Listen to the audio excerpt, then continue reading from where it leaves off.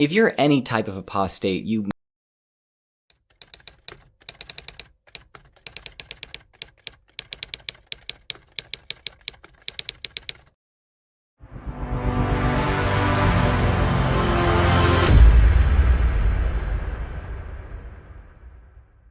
Thank you so much for organizing this event and inviting me here to the Essence Pathanamthitta unit, right? So, I welcome you all for this wonderful event. So today this topic which I'm going to present here is something about my journey outside Islam, or why I left Islam, how I left Islam, and certain aspects related to that. So let's get into the business. So it's always including a particular aspect. There is something called the ordeals. When I decided to renounce my belief and how I came to experience the problems inside or within the religion, and how I could understand what the religion really was, especially when I was a follower of that since my childhood.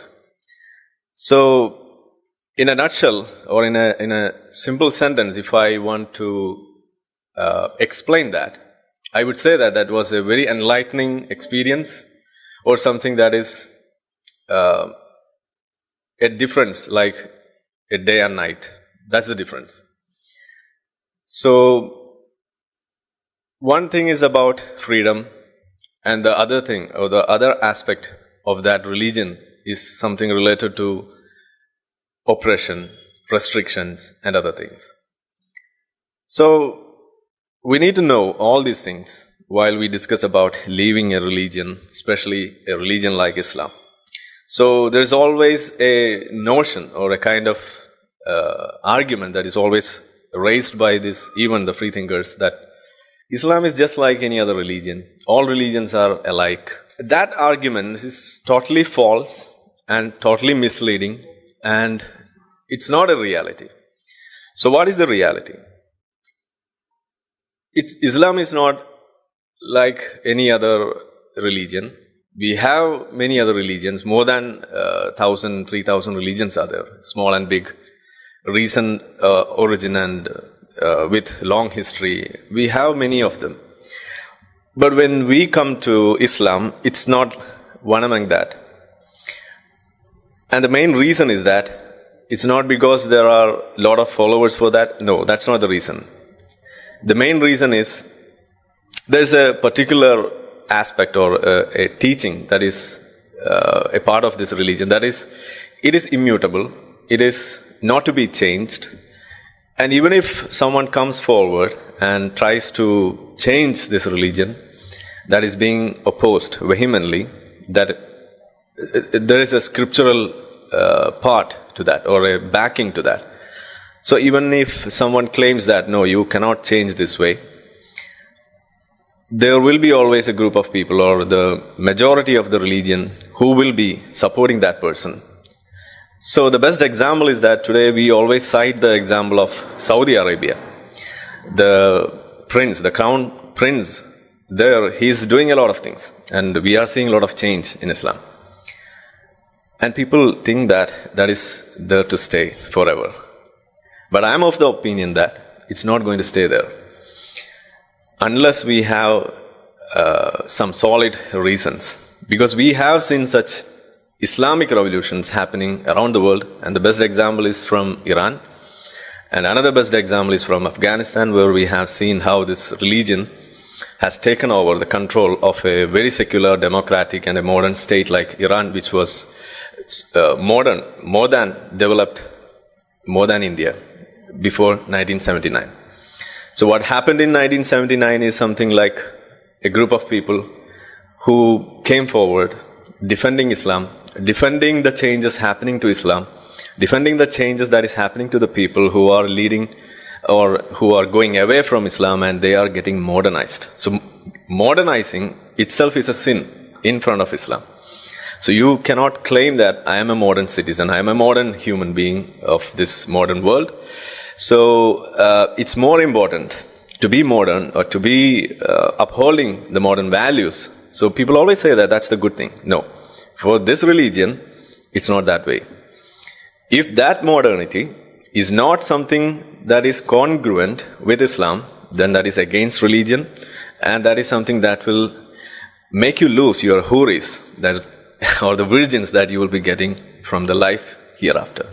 So that's how Islam defends itself from any attempt of change, even the minute attempt.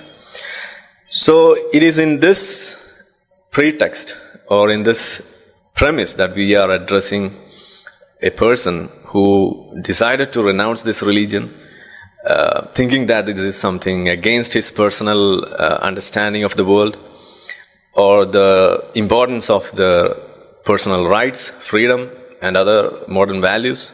Even the Universal Declaration of Human Rights, we have a lot of things about, we usually discuss about that, like equality and freedom of religion, many other things. All these things are against Islam. So that is the premise that I would like to bring into all the audience here and all the viewers here for understanding the whole process of a person who is coming out of Islam, a Muslim becoming an ex-Muslim. So this is the whole thing. So now let's get into some of the facts which we will try to explain. So I'm just giving a few points because I have very limited time. I think it's about 1 hour, right? So we'll try to complete in that period. Because I'm doing this topic for the first time, and there's a big problem in this, that is, if I'm not able to complete it as a whole topic, we cannot do it in 2 parts. That's the biggest issue. So we'll just do it that way. Okay. Maybe 1.5 hours maximum. And for that reason, I would thank Essence for that, because this is one of the topics that is being constantly asked by my viewers, especially because I have never done a video on this. This is the first time I'm talking about this in a platform like this. I've done in Malayalam and I have written a lot on this, but not a video, especially in English. So that's one reason why I decided to take this up. So the first 2 things, that is how I became a Muslim. We always say that whenever we see a terrorist attack or some problems around us, we have a common notion that, okay, if that is a bomb blast, then the first thing that comes to our mind is that, okay, that could be a Muslim. This is the common idea that comes to you. That's a wrong idea. That's for sure. But I'm asking you one question. Isn't there a legitimate reason for a person to doubt like that? That's the question. Why a person think like that?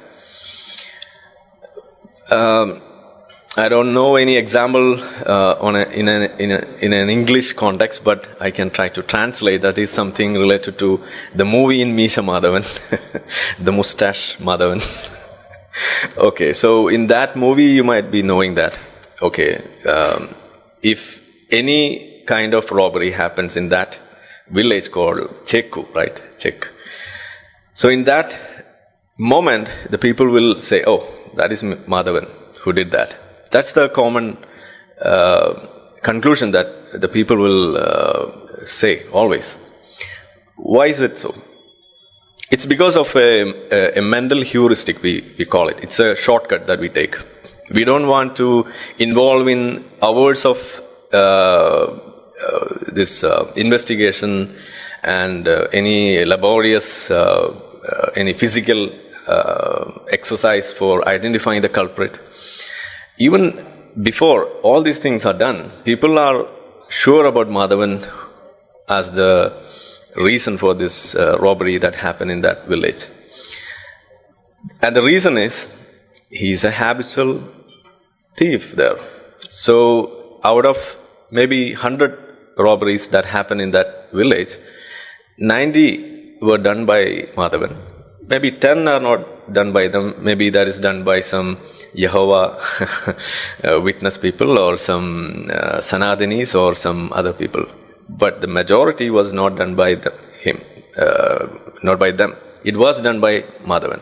So the same way, if you take 100 terrorist attack or bomb blast that happened around the world, majority was done by someone related to this faith. And there is a scriptural reason for that. There is the jihad and the reasons behind. So, when we say this way, there is an instinctive reason or an instinctive call for every Muslim to come forward and say that I am not the culprit. We are innocent. So that's a kind of need that appears in front of them. So we are working for doing all this or working in this way to cut it short, to let them free from this baggage of explaining themselves and to explain or to exonerate themselves from this crime that is a terrorist attack or something related to that kind of attack. So this is something very serious. So to understand that, there is a simple thing that we have to understand. That is, every Muslim becomes a Muslim twice in their life. One is by birth. Okay, so a Muslim is Muslim because of his birth into a Muslim family. That's one reason. And he continues to be a Muslim till a point of time. And in my personal life, it was until I came to my 7th standard, 8th standard, that in my life. At that point of time, I started relearning Islam in a proper manner. And that is the time when I became a Muslim for the second time. And that is the most dangerous thing that can happen to a person. So, what is leading me into that? So, the real conversion or the real reversion, that happened by almost 3 years. That is from 1997, I was in 7th standard. And from that, it took almost 3 years to complete or to come to a conclusion that the Islam that I knew and that I was following until that time was not the real Islam. It was something that I got from my parents, my relatives, or some other people around, and even from my local Sunni madrasa, which they always enforce this Milad celebrations. Then we are able to go for Onam celebrations, we can go for Christmas celebrations and all other things, which are okay for them. But by the time that is 1997 to 2000, that is in 3 years before my high school or during that high school period, I started learning a lot of things. And by the time I am out of my college, I came to the conclusion that yes, Onam celebration is haram. Christmas celebration is haram. So until my 7th standard, it was okay for me. It was halal for me. There was not a question of Islamic, or what you say, the ruling behind a thing that we can do in our life. We always look for that. For example, you all come from different religious backgrounds, right? Have you ever, in your life, ever thought of cryptocurrency to be something allowed by Sanatan Dharma or something like Christianity? Have you ever thought of that way? Anyone? No one. But that's a heated topic in Islam. Cryptocurrency, whether it is haram or halal. That's the kind. Now it comes a new device. That is that virtual reality device like that Apple Vision, right? Now you can see the debate whether that is halal or haram. Okay, because there's a problem in it. Very recently, you might have heard about a news where a girl was raped virtually in a meta platform, and she was so traumatized and she had to take some treatment for that. Physically, she was unharmed, but she was literally raped by her own friends who were together in the physical world, were also together in the virtual world, but she was raped in the virtual world by the friends who were with her. So just imagine, she's seeing the same people around in the real world, and they were behaving in a totally different manner in this virtual world. So this is the reality that we are facing, and this is the reason why all these things come in front of religion, especially Islam. And this question arises whether it is halal or haram. Cryptocurrency comes there. Cultured meat, that will come there. So now they will say, okay, the pork, bacon is haram, right? And why it is haram?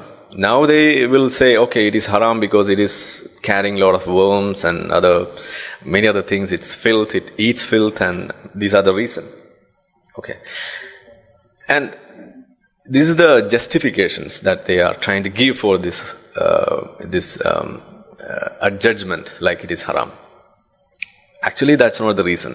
That's just a justification that they are trying to bring up. Why? Because they have to justify everything today. In the 7th century, that was not the case. If you have to say something, it is halal or it is haram, only thing is, why it is haram? God said. Why is it halal? God said. That's it. But now that's not enough. So now they come up with worm, filth, and other theories.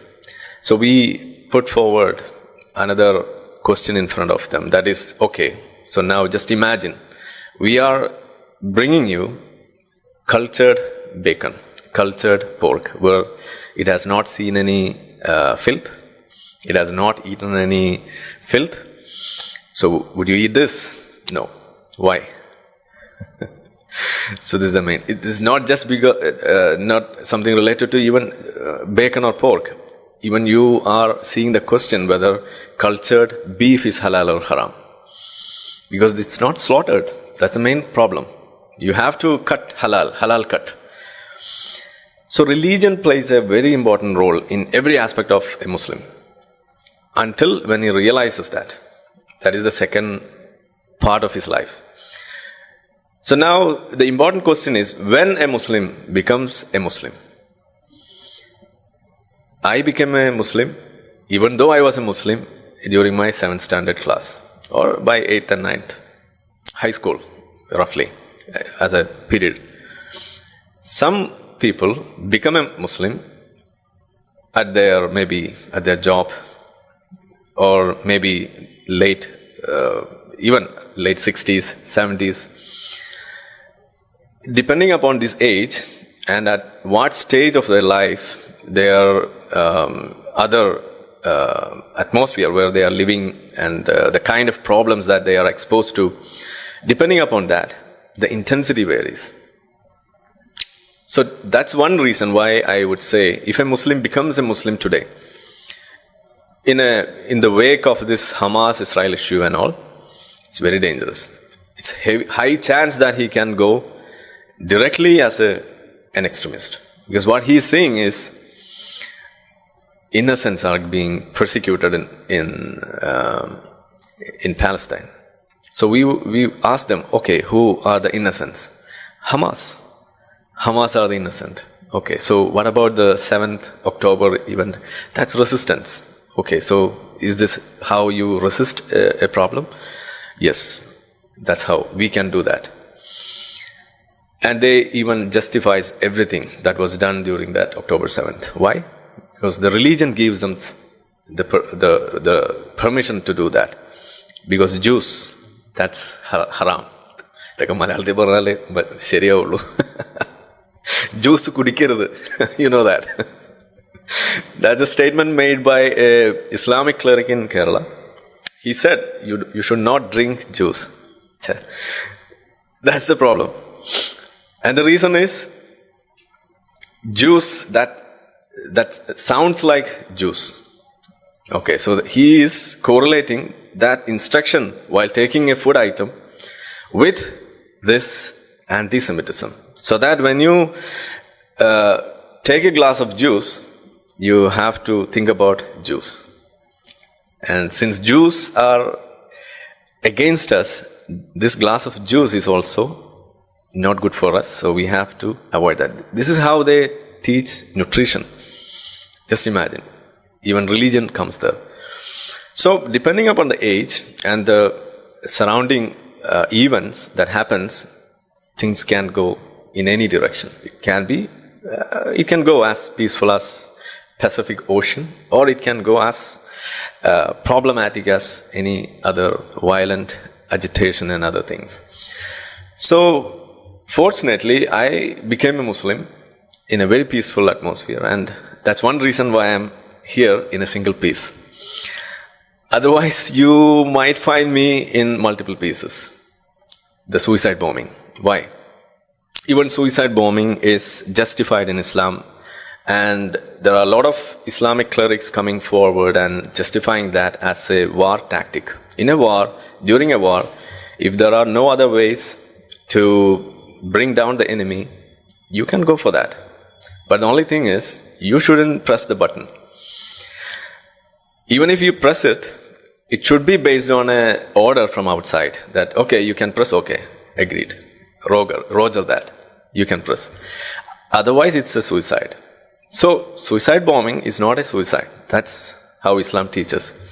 Because suicide happens when the person takes that action or commits that action based on his own judgment and his own, that without any outside instruction.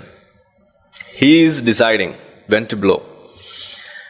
Then only it becomes a suicide. Here that's not happening. And we have religious instructions for that given by these clerics. So now the people will come and ask, okay, in Islam you won't see suicide bombings, then how you would say that that is Islamic? So the question back to them is, there's no cryptocurrency during 7th century, then how would you say that cryptocurrency is halal? And the most funniest thing is, the best currency as per Islam, which is halal, is cryptocurrency. The currency that we use today, the notes and the coins, that is haram. Because it's the value for the currencies, the fiat currencies, it is something that is assumed. It is fictional, totally. But the cryptocurrencies is something directly related to some assets. That's how they say it. Some gold and some other things. I'm not properly I don't know much about that, but this is how they say. That is something directly associated with some form of asset, cryptocurrency. The value is assigned that way. That's how they say. So that is the best currency. That's how they say it. And today, the Islamic terrorists, they use or they do all the transactions mostly in cryptocurrencies. So that's how they adopt new technologies, except some other. So the real conversion, that's one aspect that you have to understand while understanding a life of an ex-Muslim. So the life of an ex-Muslim is tumultuous, that we can say. It's jolts, multiple jolts. One is the second reversion that we call it. And that can create, even when I became this Salafi follower, that is the Salafi Dawah influence and the Puritan Islam, that's how we call it. And that is the elephant in the room which we always forget to address. Salafi Dawah influence. So they always, in every breath, what they are trying to do is that at least try to bring a new person into the religion. So that's how they are following the instructions, and that's the standing order for every Muslim. Da'wah, they call it. Da'wah means, okay, you call a new person into the religion and you proselytize this religion. That's the exact word. So now, while I'm doing this video, I always say that, okay, I'm doing reverse dawah. That's what I always say. Because since they are doing dawah, I have every opportunity to do this reverse dawah. So they always come and ask, that means the believers now, they come and ask me, like, why are you doing this? why you want to criticize Islam every day? Because I post almost 10 shorts a day and 1 or 2 videos a day. That's how I do this YouTubing. We can schedule this. So their YouTube feed is flooded with my shorts and other things. So obviously this question will come. Why do you want to focus too much on this religion? And the only reason is that because Islam focuses on da'wah activity, not every day, in every second. That's the inherent duty upon every Muslim to do. It's not upon any missionary like the Christianity do. It's not like that. We don't have that kind of proselytization for the Sanatana or this Hinduism, so we don't take that now. But for Christianity we have. So in Islam also they do it. But the difference is, if in Christianity, if it is done by a group of people or some people who is assigned for doing that, in Islam it's not like that. Every believer is bound to do that. That's how Islam teaches. And even I used to do that. My hidden agenda in my every interaction with a non-Muslim during my period as a believer was to bring that person into religion. So we'll act so normal, so beautiful, so much amicable to them. That's how we do it. And it was like in Islam, there's an instruction that if your neighbor is a Christian or a Jew, you should show rage to them, that they should find bitterness in you. That's how Islam teaches. You shouldn't be so nice with them. So, but even we overruled that rule in Islam to bring that person inside. So that's how we do it. And finally, this dawah influenced me, Salafi dawah influenced person. When I came back home, I was faced with the opposition from my parents and my relatives, because they were not Salafis or they were not the strong believers.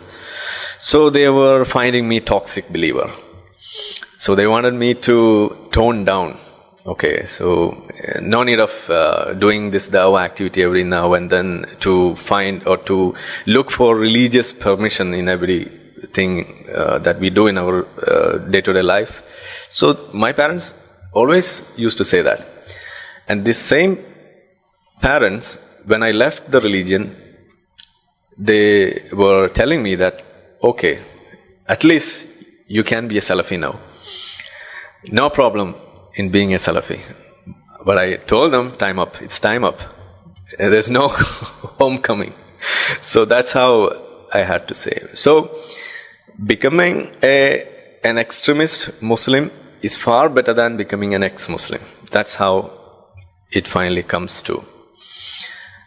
Now imagine how all these things are getting normalized in a Muslim background, in a Muslim society. And that's the reason why we see people abusing T.J. Joseph Marsh, or sympathizes with Osama bin Laden, or sympathizes with Hamas. And they don't find a problem with revert to see Palestine will be free as a genocide call. And they will say that that's something is a independence or a freedom fight slogan. That's how they see that. They don't find a problem with that. Why? Because majority among the Muslim society is not aware of the problems in that, and they are following it blindly. And even if someone comes forward and say that that's not the way, you shouldn't do that, the majority will keep defending it, and that gives more support and more inspiration to all those Muslims to become more and more stronger in their these kind of arguments, and they keep on supporting. So who is supporting the extremists here? That is the so-called moderate Muslims here. But I don't call them moderate Muslims. I call them ignorant Muslims. The word moderate Muslims is wrong. Usually we say that, okay, we have extremist Muslims and moderate Muslims. I would say that is wrong. That wrong classification. The correct classification would be Muslims who are aware of Islam and Muslims are not aware of Islam. A little more precisely, if I could say, Muslims are Muslims by birth and Muslims who have become Muslims again. And who are dangerous here? Whom we should address. If I am talking today, whom should listen to this? It's not the extremists. They are not going to come back. They are only coming back, they are going to come back only by the societal pressure. That can only stop them. But the majority of Muslims who are not aware of Islam, they should listen to this.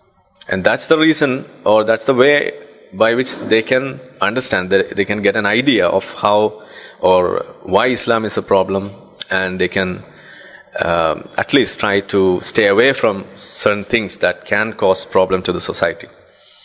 So that's the aim of all this activism, or the kind of things that we do. So now, all these things are, what I said until now is something like being a Muslim, childhood and other things. Now, how I started going outside the religion. I became an ex-Muslim, not in the first instance. Okay, it was something that happened as a second instance or a second event in my life. The first event was coming out of homeopathy. And for that, I would extend all my thanks to this free thinking movements here, Essence, and many other platforms.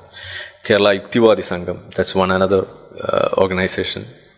So through all these videos and other things, I was inquisitive about the scientificness of homeopathy. So I was searching for the real reasons why all these people are beating homeopathy like this. Many other people are here who used to do good videos on that. And some videos that really caught my attention, and I started following that. And slowly I came out of homeopathy. And that's a big story which I have always spoken about. So I'm not elaborating that. But while doing all this learning about homeopathy and how homeopathy is wrong, why homeopathy is wrong, how we have to address that, how we can elaborate it to my fellow homeopaths and to the public, during all those process, something that got attention, something that is more serious, is this article 51AH. So I would thank for including that article 51AH at the beginning of every video. So in the first instance, I was not aware of that. I didn't even notice that. But after watching these videos over and over, I started getting attention into that. Why this is always displayed here? What is that? 51H, scientific temper. These were the words, something that was new to me. So I started learning more about, or searching for more about that. So then came Constitution of India and other things, constitutional duty and all such things. And while I was engaging with some of the homeopathic friends in some WhatsApp groups, some heated debates were going on, and I was doing all these debates against homeopathy. And at the same time, when the prayer call comes, that is the azan, or when it was Ramadan, like the fasting time, and when the time comes for the breakfast. So at that point, I would say, okay, give me a break. I'm going for my prayer. I'll come in 10 minutes or 5 minutes. So they would always ask me, what kind of free thinker is this? What kind of rationalist is this? A rationalist or a free thinker, they don't use the word free thinker. They always say Yuktivadi, that is rationalist. What kind of rationalist is this? He criticizes Islam, homeopathy. He makes all such points, and at the same time he goes and pray. So what is this? So in the beginning I just took it so casually. I was not taking it that serious. And even I used to tell them, okay, both are different. One is my belief, personal thing. This is my profession, something that I have to focus more on, because I was drawn into that, thinking that was legitimate. So I have to give some valid reasons to myself and to the public. So that's the reason why I do this. So that way I try to defend myself, not to them. But later on I lost my ground. Because this 51AH, I decided to apply the same thing even to religion. By realizing that everything has to be questioned, including Islam. That was a kind of epiphany, like a revolution. And that literally changed everything. I started looking at religion in a different manner. Then came the people like Jabbar Marsh and other people. And that was a big whole world, a universe. And I was never exposed to that before. Only all these homeopathy related videos were there. Even I have watched Sri Kumar, that chemophobia videos and all. And those were top class information, like clearly emphasizes on the problems of chemophobia. And that's the only thing on which this homeopathy is existing. Or homeopathy is being sold to the public, chemophobia. The whole of Ayush department or the alternative therapies. So that was a big change. And while questioning this, three things came. One is the problems in the religion, within the religion, which I thought was something right, and that was the power of man, and that is something true. And the example was misogyny and slavery. So we used to say this, misogyny, that is controlling the woman specifically. It's not about just misogyny. In Islam, we have every power, every right to control a woman. And that's how Islam teaches. Okay, there are a lot of verses in the Quran and in other scriptures where it teaches like men is in charge of women. That's how it teaches. So you can beat, even if you want, you can beat her if you want. So that want comes often. That's a problem. So even there were instances in my personal life where I had to look at this problem, and at one part of that life or that subjects when came forward, I was like, okay, that's something that is I can do because religion permits, because it is halal, like cryptocurrency. We can do that. So what's the problem? If you have a problem, we can't do anything. That's how Islam teaches.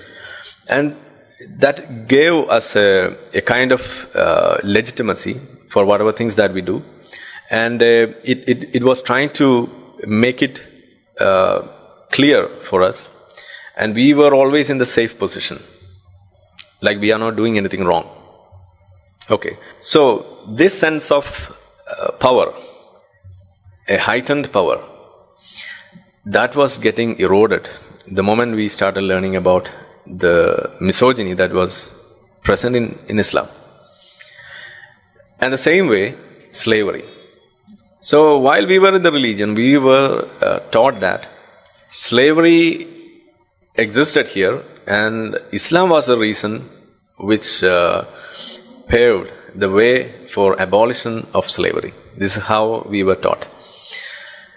And it was the exact opposite that is in Islam.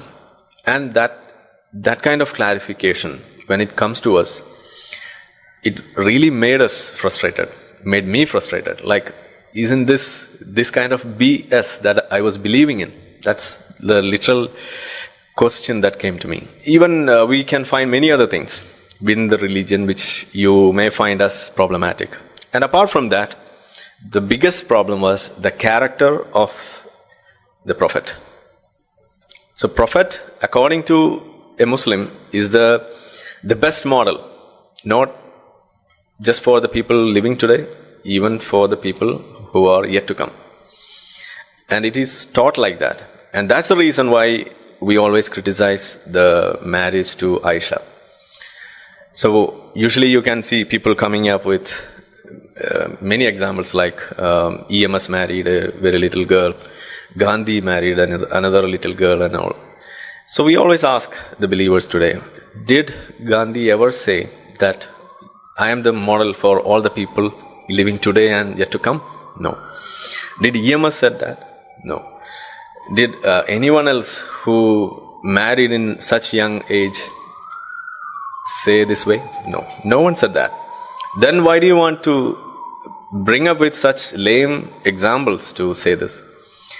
Because as per a Muslim, you are, even while defecation, you have to defecate the exact way how Muhammad did it.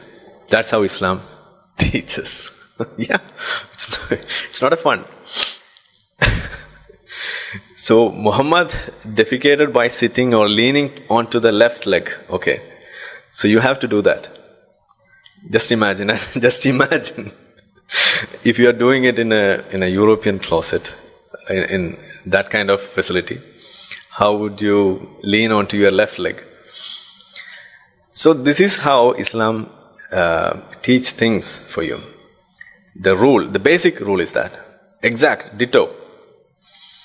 So very recently I went for a course, and we had almost 50 people in my class in that session. So I found a person, and by just seeing him, by his appearance, beard, and his 3/4 kind of pants and all, because I was one among them in my past life, I had a hunch like, okay, he might be an Islamist, okay, a second Muslim.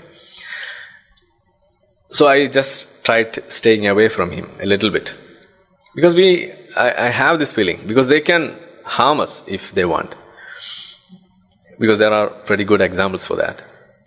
And I was watching him, and finally on my second or third day, I found a stick sticking outside his pants pocket. A wooden stick. Can you guess what it could be? We call it miswak. That's it's a miswak. It's a stick, a bark of some tree. This prophet brushed his teeth with this, and so for the same reason, I had this stick in my washroom. So after brushing with Oral-B, Pepsodent, and all such things, everything, doing all this, I would take this miswak and just do this, because it is sunnat. That's how it is. So this pediatric senior resident, he was a doctor, he was carrying this in his pocket, and it was sticking outside because he took that during the morning recess, like 11 o'clock. Because it's not just that you should do it in the morning. Whenever you get a chance, you have to do it. That's how Islam teaches. Because Prophet carried it in his pocket, and he used to do it very often like this. So it is sunnah. You can watch multiple videos on YouTube where people do this. So this is how Islam teaches you how to follow. It's word by word. And okay, I know that it's not like 100% of Muslims are doing this way. But the problem is, you agree that a large portion of Muslims do this, or at least 10% or maybe 20% of Muslims might be doing this. But the real problem is this: more and more among the rest of the Muslim population are evolving towards, or they are moving towards this 10% or the 20%. They are becoming more and more Islamic. That is the problem. And to stop them, that is the challenge that we are facing today, and that's the reason why we do all this. And now comes becoming an ex-Muslim and other things. So by realizing this, the character of Prophet, that get completely eroded, and I was totally convinced that, okay, this prophet can't be a prophet. He's not a good model. A prophet who enjoins this kind of, the rape culture, slavery, misogyny, and multiple other things. You can't call a person like that as a prophet or as a good model for the humanity yet to come. Not just who are living today. So that was vanishing from me. So that happened. And now I decided to become an ex-Muslim, or it's not about this reverse dawa that I'm speaking about, but just becoming, or to telling to myself, okay, I'm no more a Muslim. I stopped praying and other things. I still remember the first presentation that I gave was on the platform of KYS, and for traveling to that event, I was fasting. Okay, so that's how I was doing it, because I was going there for presenting about homeopathy. At that time also, I was half Muslim. Like, I knew this problem is there, but still I was not able to come totally outside that, because the place where I was working, he was a Muslim doctor there, so I have to go there. I have to convince them that I'm still a Muslim. So that's a big problem for me. So I was fasting on that day. So like that whole process, after convincing myself, I decided, still I was not planning anything about saying it openly and telling all these things to the world and other things. I was just leading my life. But slowly, all these problems which we see today, like when you leave the religion, you face this issue, kill the apostate and other things, I started finding these same issues within my life. Then I started saying, okay, we have to address this. Already I am addressing homeopathy, so just one more subject, that's it. So I started doing that. Now came the other problems, that is the real ordeals. And the one of the biggest ordeal that I was facing, or still facing, is there are different religions. Nobody calls them ex-Hindus, ex-Christians, ex-Buddhists, or ex-Jews. But why ex-Muslim? This is one reason. One question that we are facing. And another question is, if Islam is so bad as you talk always, why do you want to carry this ex-Muslim? So if you are carrying that label or that moniker, that means you still attribute some kind of worth to that, like ex-MLA, ex-MP. So there's something to that. So they are using this name to gain some attention, some fame, these are the things. So why ex-Muslim? That I already told you. Like all these reasons, whatever things that I discussed here until now, this is the only reason why we have to say ex-Muslim. Because leaving from another religion is not faced with the same problems that we face while leaving Islam. Like chasing down from your job, from your businesses, from your family, from your friend circle, these things. And finally, if there gets a chance, you might even get killed, because there's a rule. So when we say this, there's a rule in Islam, that kill the apostate rule. That rule is so clear in Islam, so clear that once a few people they apostatized or left outside Islam, and they were burned alive. So they were brought in front of Ali, I remember, and Ali was reprimanding those people who burned him. So you might be thinking that, okay, it was not right burning, you shouldn't have killed them. You might be thinking, no, that's not the reason. So he was asking those people, burned those apostates, that who asked you to burn? Prophet taught us to de-throat, not to burn. Burning is the punishment for Allah. Only He can burn a living creature. You can't burn. You only should de-throat. That's the way that you have to. So next time, be careful. This is the instruction. Clear standing orders that is being given.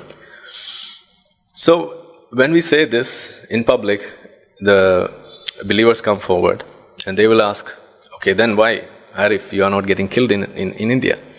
So we would say, you are living in a country like India, where if you do that, you can only do that once. Like, you can't chop the hands of another TJ Joseph in India today. Because if you do that, that will be end of Islam here. But you did it once and you proved, okay, this is in Islam. And the second time, that's not possible. So also they ask us, if you are a real man, if you have the balls, come to Saudi, come to UAE, we will show you what real Islam is. This is how they say. So that means what? They have that urge to kill. They know that rule that you should be killed, but they are helpless. So it's like their hand is tickling. Okay. So they are not able to do that. That's the only thing that is stopping them. So they are also indirectly saying that if there was an Islamic Sharia rule that is going on in India, we could have killed you. Alas, we don't have an Islamic Sharia here. We have a democracy. So we can't kill you. This is the kind of lamenting that they are doing there. So we expose them.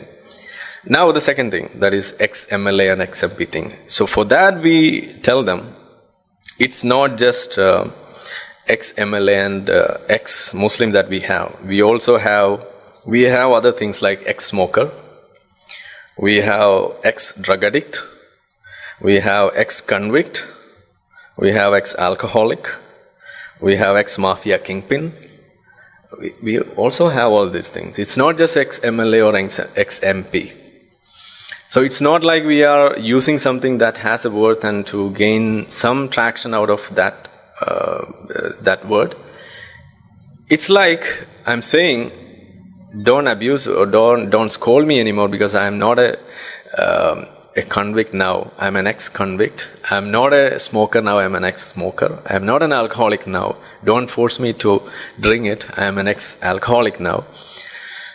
So this is it. So now comes the activities as an ex-Muslim. The majority activities that is happening today in the world is not in India, it is in the Europe. Everything started in 2007 when there originated some organizations like Central Council of Ex-Muslims in Germany. That was the first ex-Muslim organization that originated in the world, I would say. Then came in UK, Britain it came out. And number one activists behind such movements were someone like Maryam Namazi, who is an ex-Muslim from Iran. So when we say this term or use this term as an ex-Muslim, someone from in India, it's very difficult to make them understand. But if India was like a country like Iran or some Afghanistan, then it is much more easier to understand the gravity of this problem. Because now you know how this hijab, anti-hijab demonstration is going on there, and the protests and other things, and how people are getting killed and all such things. So it's so difficult for a person to live in an Islamic setting, upholding his personal rights and his freedom and other things. Because Islam, the first thing that Islam curtails or cuts down is individual rights and freedom. There's no such a thing in Islam. You can do anything only if it is allowed as per Islamic ruling. And if it is something related to a woman, it's not just Islamic ruling, your man has to allow it. For example, if we all know if our parents die, you can go and visit, or you must go and visit that, all that, you can attend that funeral. Even Islam permits that. Okay, but there's a condition for a woman. So it is being laid down to give the importance of how much value you should give for obeying your husband. And the ruling is this: you should obey your husband, and you can only attend your father's or mother's funeral only if your husband allows it. If he objects it, you shouldn't go. You are not allowed to go. This is what Islam teaches. Even the funeral of your own father and mother. This is how it is. So there is a rule. You should go there. You should attend. Everything is there. But above that, a man's permission. His man's, her man's. Like, it could be father, it could be husband, it could be the master, if that is a slave woman, or it could even be the brother. This is how it happens. So, lot of things. So Islam, basically that misogyny part is so violent and so much drastically inhuman, which if we start to discuss on that, it will take another 1 or 2 hours, like we have in different instances to explain. So I'm not elaborating on that. A few other points, like one of the main organizations, chief organizations today is the ex-Muslims of North America. And they are doing very commendable job. And something like they have taken up a website that is Wiki Islam. So even if anyone is here who needs some information on Islam, the rules and other things, the best site for that is Wiki Islam. That portal is managed by ex-Muslims of North America. And we even tried to, they were extending an offer for enrolling more editors into that platform from around the world, and we even tried from India to get into that, but some people were not so much interested into that, and they were not part of it now. But still, it is a very good platform where anyone can gain much knowledge about all these things. And in 2021, we have this Kerala ex-Muslim organization. And you know how it goes and the different things that we are facing, how the public opinion is about that, and what all things. So the main challenges that we are trying to address today are two things. One is the blasphemy law, and the another one is the apostasy law, and some other things like the exposing Islamophobia, then the Muslimophobia, combating Muslimophobia, then the information for the Muslims themselves before becoming a Muslim for the second time. We have to desensitize them, like give some crucial information about or the pitfalls in Islam which they can fall into and become a suicide bomber, or they can eventually become an ex-Muslim. So if you learn Islam, there's only two outcomes. One is either you can become an ex-Muslim or you will become a suicide bomber. Between that, there's no option. You might find an option, but it is like they are just hiding within themselves, or like we call them the closeted ex-Muslims, like they are not able to voice their conviction, because if they say that, they will be facing some other rules in Islam, like the apostasy law and the blasphemy law. And today we have this another activity that is mostly that I am focusing on is something related to repealing this sanctity of Islam as a religion, because in the beginning I told you, everyone has a feeling Islam is just like any other religion. That is a wrong notion. Islam is a political ideology masquerading as a religion. So people always think that, okay, this is just another religion, what is big deal about that? And we have to make it clear. Religion comes into play when this politics is opposed. Otherwise it always functions as a political thing, like whether it is halal or haram, whether it is okay to do that, what Islam says. This is the only question that comes always. You face any Muslim, he will be always thinking about this. If you see a woman, okay, the first thing that comes into a mind of a Muslim is that I shouldn't look for the second time, because only looking for the first time is allowed. Looking for the second time is haram.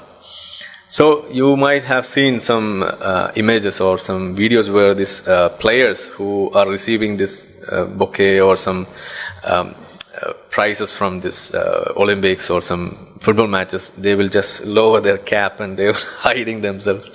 Why they're doing it? Because it's haram. So religion is playing a very crucial role in every Muslim's life. So we need to let them know that this religion can make you fall into some pitfalls which can cause bigger problems to the society and to the person. So that's the main things that we are focused on. And one of the major activity we have done is this major thing like declaring an international declaration that we try to do in 2021-22, that is declaring this March 16th, the day when Farooq was getting killed in Coimbatore by his own friend, befriending him and calling him in the middle of the night for posting some blasphemous post on some WhatsApp group, and he was hacked to death by his friend. Okay, so war is deceit. That's how Islam teaches. So you can apply deceit, lie, and all these things to save the religion. So that's how Islam functions in our society. So that's a major thing. And I think due to all these reasons including that you might even get killed, that is the reason why this ex-Muslim movement is so relevant, and becoming an ex-Muslim is an ordeal, and living a life like an ex-Muslim is a bigger problem. And I don't say that it is an eternal problem, because it will change. It will change in a day, not today or tomorrow, but eventually. But for that, we have to normalize this dissent, this voice of dissent, and this way by which leaving a religion is made a normal thing, just like leaving Hinduism, Christianity, or any other religion. Today it's not like that. But this whole activity and all these platforms, that's why we use each of them to make this voice reach outside and to get more people outside this cult, or this dangerous cult which masquerades as a religion. So thank you so much.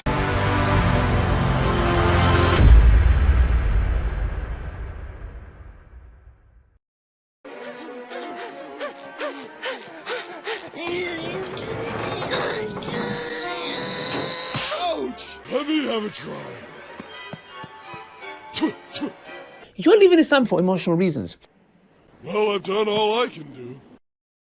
Ex-Muslims find themselves in a unique situation even among other apostates. They do share many experiences with ex-Christians like myself, but they also face challenges unique to coming out of Islam specifically. There are certain myths and lies propagated about ex-Muslims which they face constantly, and those deserve to be refuted. Here we'll take on 4 of those lies, and with each, I'll bring in a different ex-Muslim activist to share their perspective on it. They just haven't studied X, scholar, or passage. If you're any type of apostate, you may have heard some variation of this. As an ex-Christian, I hear this all the time. However, even being an activist, I can't say that this is thrown at me as often as it's thrown at many of my ex-Muslim friends. Anyone that understands Islam fully, they will find it. Never will you leave Islam. Never. Wallahi billahi. No way. I tend to think that a reason why Muslims say this is that it allows them to maintain the belief that the more one studies Islam, the truer it appears, and no one could possibly be properly educated about Islam and then disbelieve it. After all, if one can study Islam thoroughly and then disbelieve it, well, that might mean that Islam isn't true. It comes off to me as a defensive move motivated by fear. The reality is, though, that 1, plenty of highly educated Muslims leave Islam, often motivated by what their high level of education tells them about it. And 2, there are plenty of good reasons to leave Islam that aren't complicated or difficult to understand. As an atheist myself, I don't believe in Islam simply because I don't think it satisfied the burden of proof for its claim that there is an omnipotent, omniscient, omnibenevolent God in existence. A lot of ex-Muslim atheists disbelieve for that same reason as well. Other common, simple reasons for disbelieving Islam include it conflicts with science in positing that all of humanity came from 2 people, Adam and Eve. There's no proof of its supposed miracles. Muhammad apparently split the moon in half, but there's no evidence that that ever happened. Islam claims to have a perfect system of morality under which everyone thrives, but the Quran endorses a man beating his wife for disobeying him. Muhammad was supposedly the perfect moral role model, but he consummated his marriage to a 9-year-old child. It doesn't take much to understand why all of those things are a problem for a supposedly perfect religion. Finally, I'll have Imtiaz Shams weigh in on this, but before I do, let me remind you that many Muslims demand that all ex-Muslims have an extremely high level of education before leaving Islam, but require basically no education of new converts. All they have to do is say they believe it, say the Shahada. Something that I really hate is this idea that you have to have like a PhD and a certificate from Azhar University at Egypt to be an ex-Muslim. It's so common, and it's ridiculous because often what I'll say back to them is, okay, cool, let's talk about Mormonism. What do you know about Mormonism? And mostly Muslims have no clue about Mormonism, Joseph Smith, the Book of Mormon. but yet they don't believe in Mormonism. So I always say, well, why are you not a Mormon?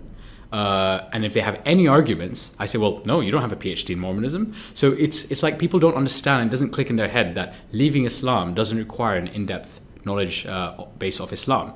That said, a lot of ex-Muslims that leave actually do know a lot about Islam. In fact, often when you speak to them, they've done more research about it than a lot of Muslims who practice. You know, you've got Muslims who kind of like were born into it, so they kind of, you know, practice here and there, they do the rituals. They don't know much about it. They don't even speak Arabic a lot of the times. While ex-Muslims, a lot of times, because it's something that's so big that you're leaving, you end up digging in deep. So in my case, for example, I grew up in an extremely religious environment. I was, you know, going to mosque like all the time. I've been fasting since I was 7 years old. So it's like, it was a big part of my life. So I didn't leave it without lack of knowledge. But that stereotype is wrong as well. Just because someone leaves it, if they don't agree with it, doesn't mean they have to have a PhD in it, you know? So I would say, if that's the stereotype you have, I'd recommend either you understand that it's wrong, or you do a PhD in every single religion in the world so that you can actually say that you're not a Christian or a Hindu or a Buddhist. They just want attention or they would leave quietly. Apparently, true ex-Muslims would never care about speaking against Islam. They would just leave it and never talk about it again.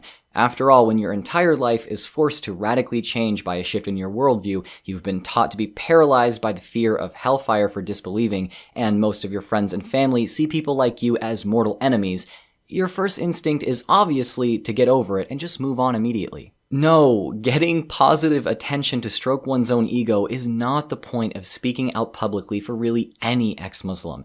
People are shunned, made homeless, imprisoned, or even killed for being apostates.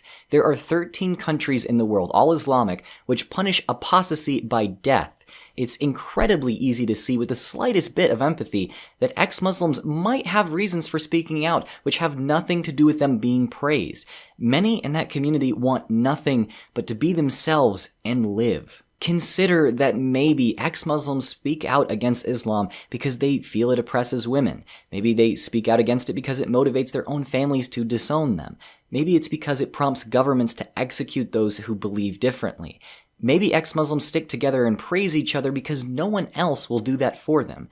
Supporting Islamic doctrine and then claiming ex-Muslims just want attention is like cheering for a family to be ripped apart and then mocking the most isolated member of that family just for trying to pick themselves up again. Now, to give her perspective as an ex-Muslim who is charged with this accusation constantly, here's Zara K.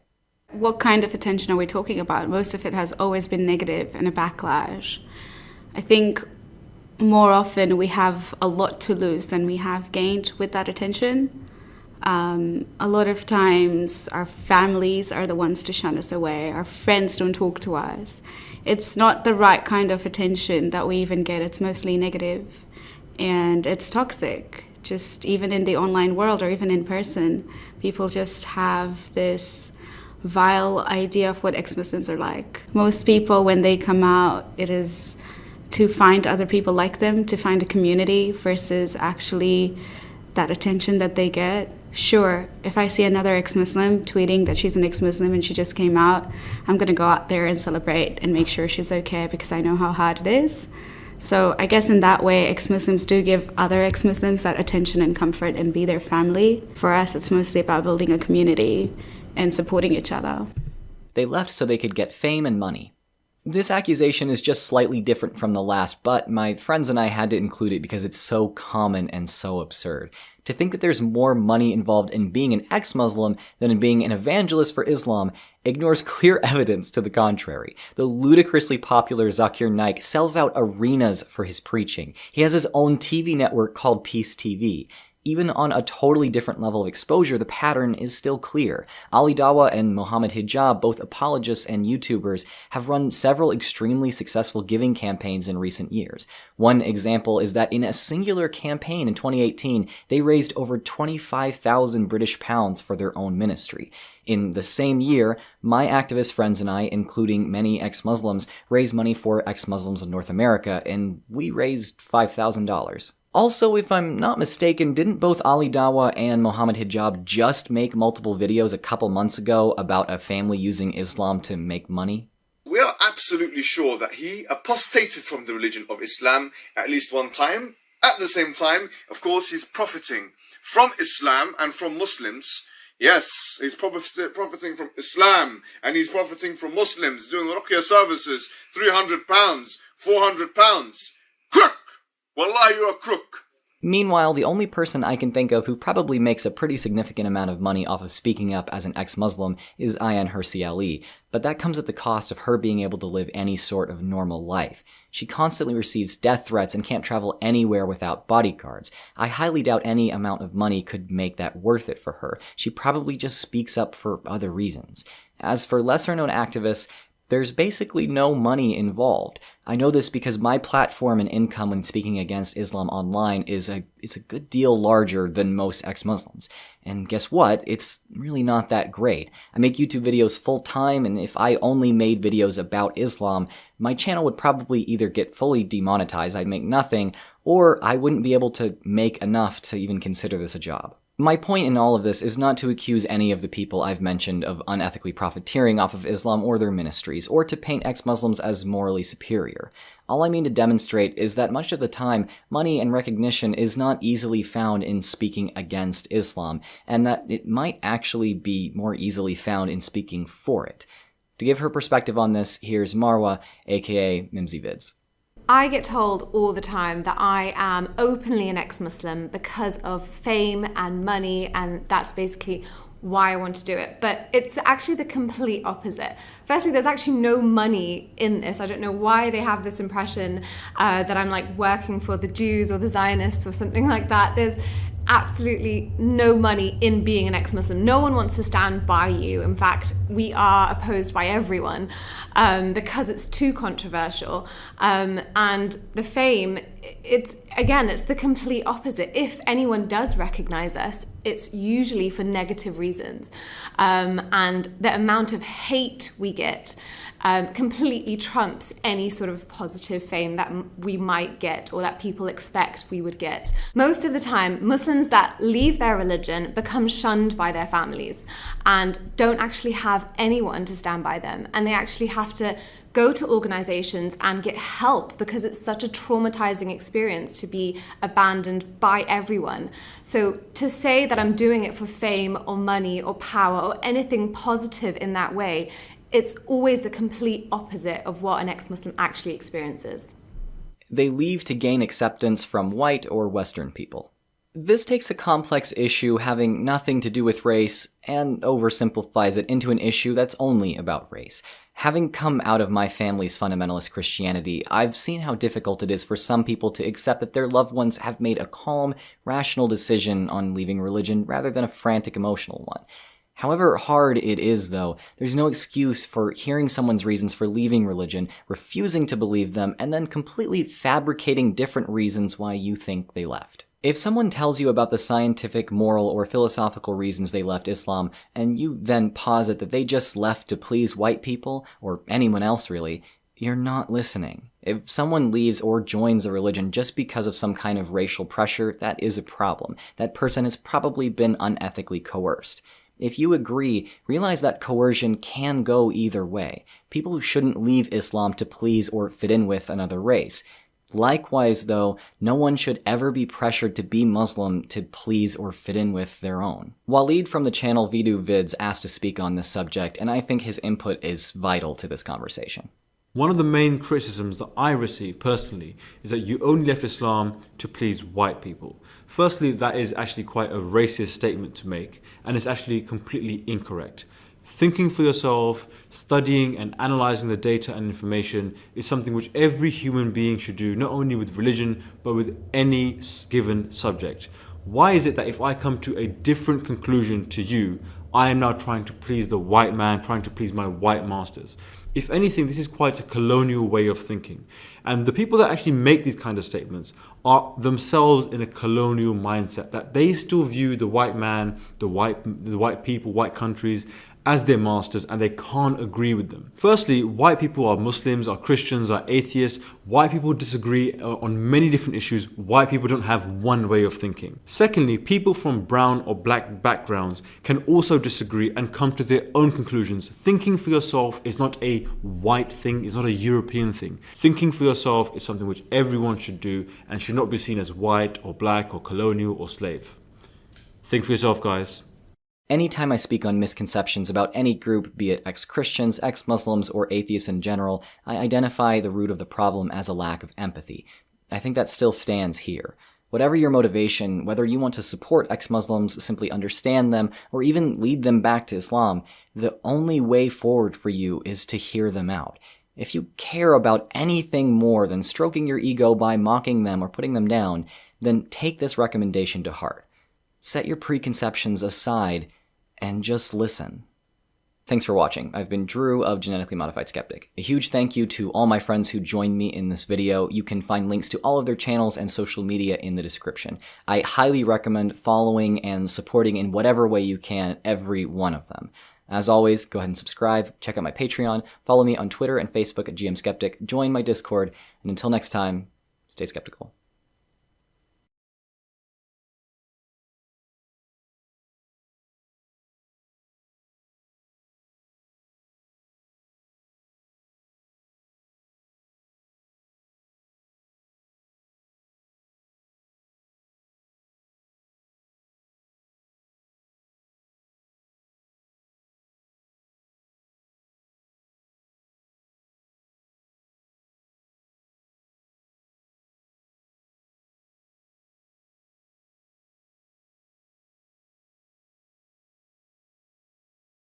I had a very rough childhood in terms of a lot of violence and FGM and control, and I always felt like the weird one in the family, the black sheep.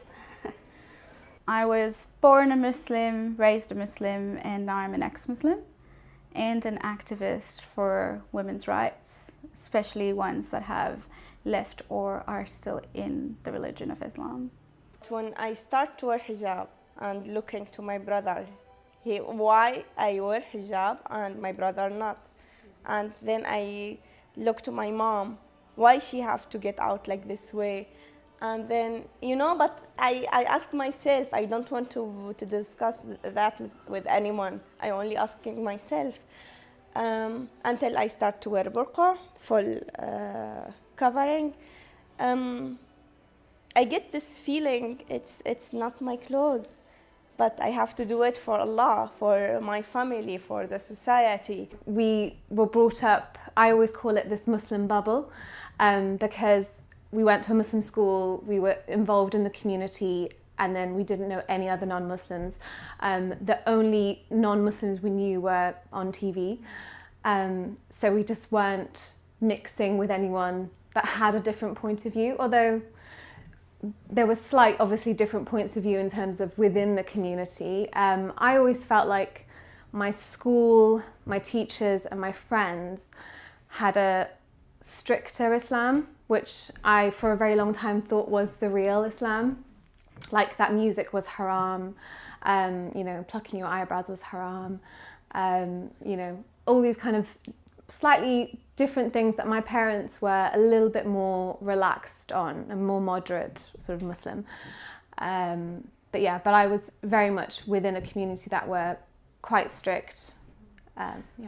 Being a Pakistani woman and being a ex-Muslim, first of all, I will say it's such a dangerous combination. It's not safe for you. If I say I'm from Pakistan, then people think you must be Muslim, because there is a tag which has been always attached to you, to your personality when one is born in a Muslim country or in a Muslim family. I was also raised in a Muslim family, a religious family, but there were always questions in my mind that why there are few things which continuously pinching my mind.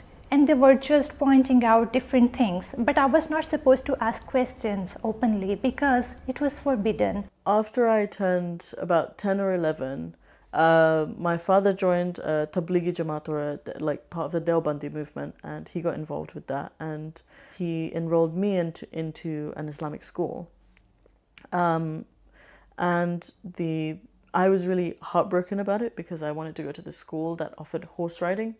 And that I was really looking forward to going to that school, but then like halfway through summer, my father was like, "We're sending you to an Islamic school," and I was like, "Okay." My family is Shia. We're Shias, and it's the Jafri Shias. So the community is called the Koja Shia Ithna Ashari Jamaat. So growing up in that community, because everybody knew my dad, they all sort of knew me. They knew whose daughter I was, and it was a big, like, I think it's over 10,000 people in Tanzania that just directly knew my dad.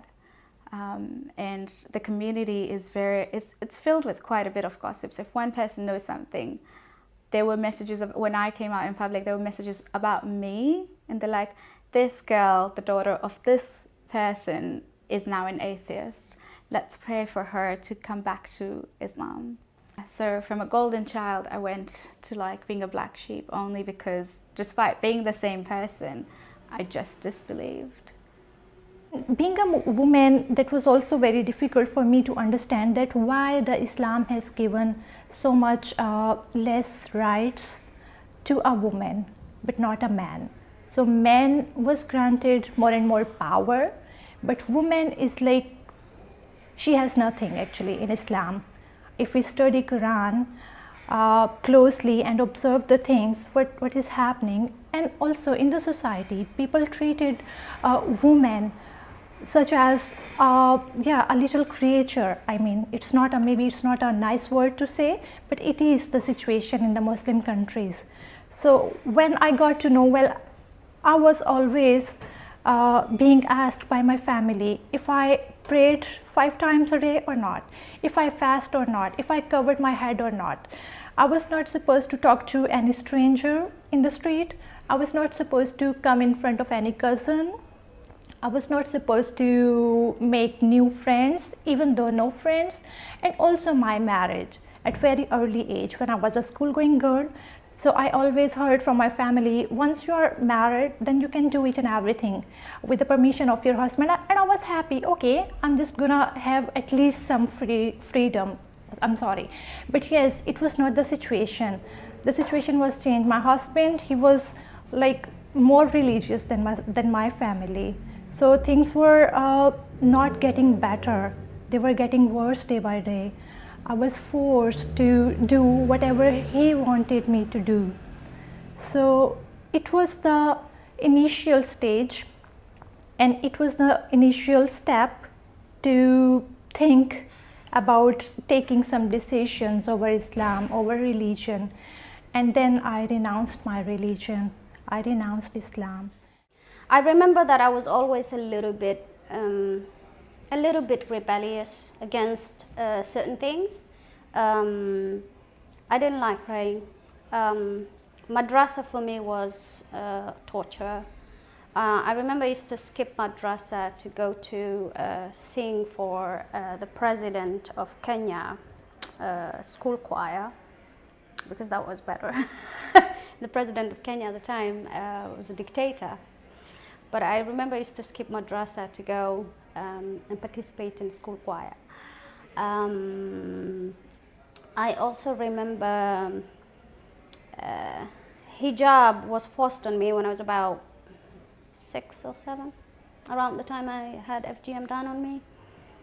And I remember sort of just pulling my hijab on door handles and just to tear it apart a little bit, just so that, you know, I didn't like it, so but I couldn't like outrightly drop it. So I was like, make sure it got on the door handle and it got torn. And so there was that streak of rebelliousness. And then there was a period where I felt like I had brought so much shame and so much rebellion to my family that I wanted to go back to believing, and so I became a briefly religious, reading the Quran and trying to understand it, but it didn't last very long. It just kind of confirmed for me what I was running away from. Islam is like part from your life, because we study it like something really important from when we are like really 7 or 8 years.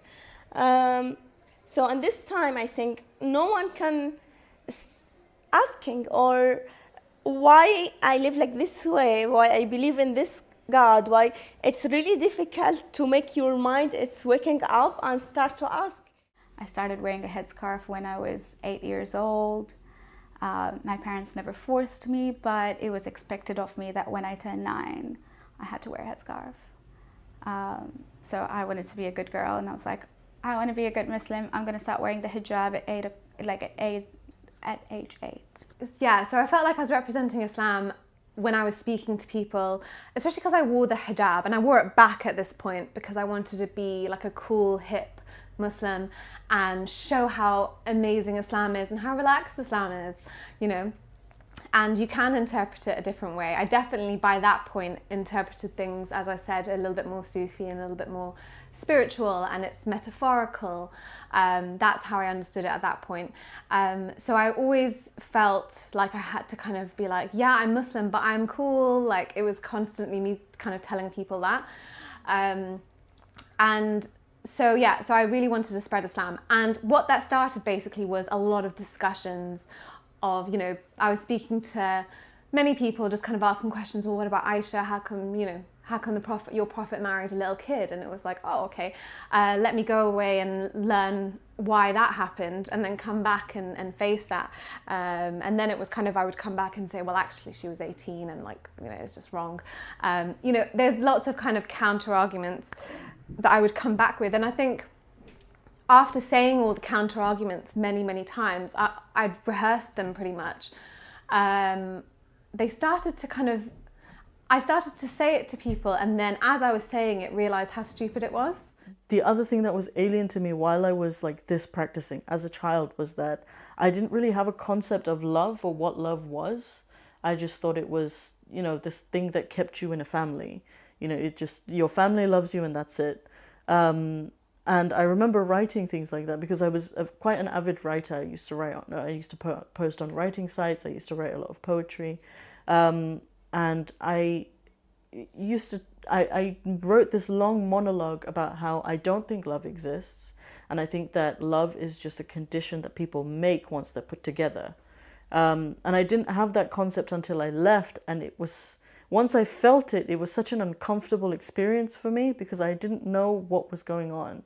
I didn't know what it was or how to handle it, or and all of my friends kind of, because when I felt it, it had visibly changed me, and all of my friends were looking at me like, this is normal. But for me, it wasn't normal at all.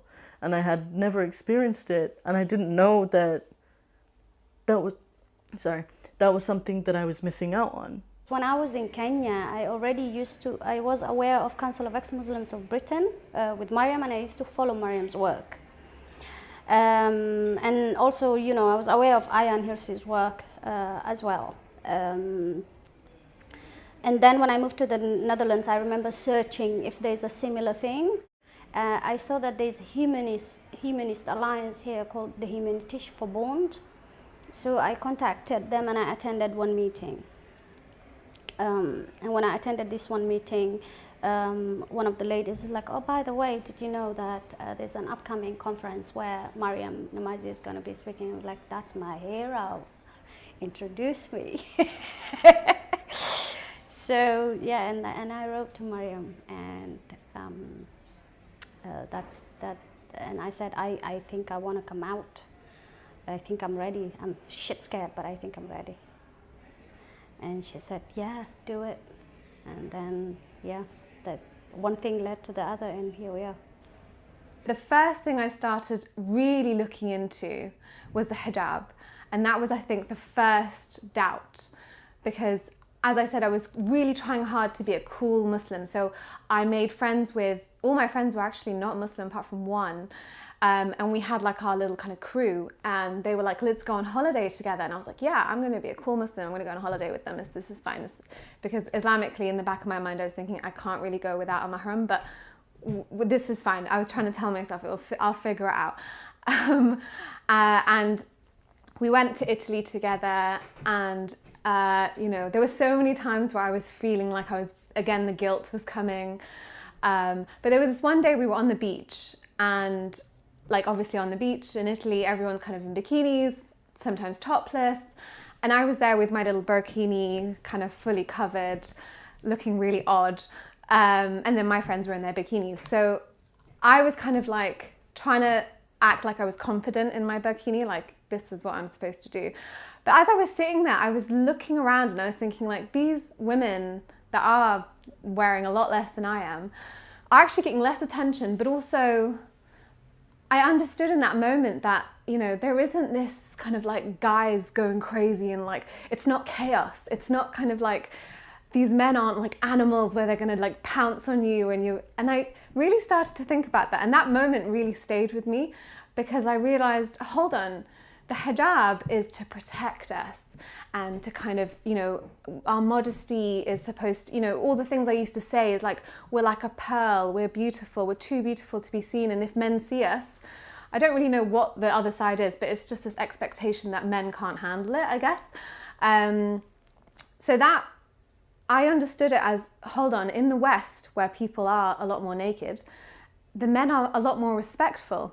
And if I were to go to Morocco, where my mother's from, or Egypt, where my dad's from, you know, these countries that I know, or any other Muslim country, really, even later on I went to Pakistan, you know, even if you just show like a bit of leg, the men go crazy and they stalk you, and it's dangerous. It's actually dangerous for a woman to go out on her own and not be hassled by these men. So the concept of hijab as a function in society to protect women and to create this kind of harmonious way of living between men and women actually wasn't working and didn't work. And that was the first thing that was my doubt, because I was like, how come it's, you know, not having it and having this respect between men and women, regardless of what the hell I'm wearing, you know, there is this respect there. So then I started to think, well, how can a concept such as hijab, that's supposedly from a god, not work? And I studied Quran closely. I observed each and everything, and I got to know, well, it is a man-made. There is nothing, I mean, our supreme power is saying in Quran, go and kill people. I mean, there are more than 100 verses in the Quran which says go and kill people, kill non-Muslims. Why? A supreme power, how he can do it, how he can say go and just kill others. So these kind of things, they just changed my mind. I was 26, 25. In this time in Saudi Arabia, you don't have anything to do, only to sitting in your room and doing internet, Twitter, Facebook, and other things. So in this time, I was completely outside this world, I can say. I don't know there is people in our world, they don't believe in God. I don't know there is people in our world, they don't have any religion. And then I was completely shocked. I feel like it's important information, why they hide it, why I don't know it. I was always taught to hate gay people, like, you know, they don't deserve to be a recipient of any dignity, but I couldn't put myself in a position to hate gay people or Jews only because the book has said so. I'm like, no, they're still people. So it all started with like an empathetic mindset and altruism, that I couldn't put myself in this position that just didn't like a group of people based on their orientation or their religion. I was really taken aback by the size of the school. It literally was like it was like ground floor, first floor, and there were like 3 classrooms, but really they were like bedrooms. There was 1 toilet, and we had like a little granite outdoor area that we called a playground. And and the school was really excited that we had one interactive board, like a whiteboard. They like even put it in the letter that they sent us, like my acceptance letter, which was I found really interesting. But I went along with it, and I thought, my dad knows best for me, so I went, and I was a daddy's girl as well, so I was going to do anything to make him happy. So I went along with it. There was no uniform except the jilbab and like a headscarf. But one of my teachers, she was an Islamic studies teacher, she used to cover her face, and I thought that was like really cool as like an 11-year-old kid that couldn't express anything. So I like looked, and I used to ask a lot of questions about it, like, is it uncomfortable, like can you take it off anytime? And she would give me answers. She'd really put up with me, because she was my Islamic studies teacher through all my phases of being as like a young Muslim. She really put up with me, because I would really haze her with questions. And some days she would just get so fed up, she would literally sit me in a corner and say that you need to just be quiet. But I used to see her wearing the niqab, and it like interested me, because I knew I couldn't take off my, my headscarf or my jilbab, but I could put on a niqab. It was an option for me. And I had said this on like other podcasts before, where people asked me like, were you ever forced to wear it? And I always said that no, I feel as though I made the choice to wear it, but not for religious reasons. I did it because I thought it was like an identity marker. Like I would have been the only girl in my school to have worn it, and I would have been the only girl in my family to have worn it. And I didn't really have like many other ways of expressing my individuality besides that. But obviously, like when I was an 11-year-old girl, I would have said, oh, I'm doing it for God, whatever.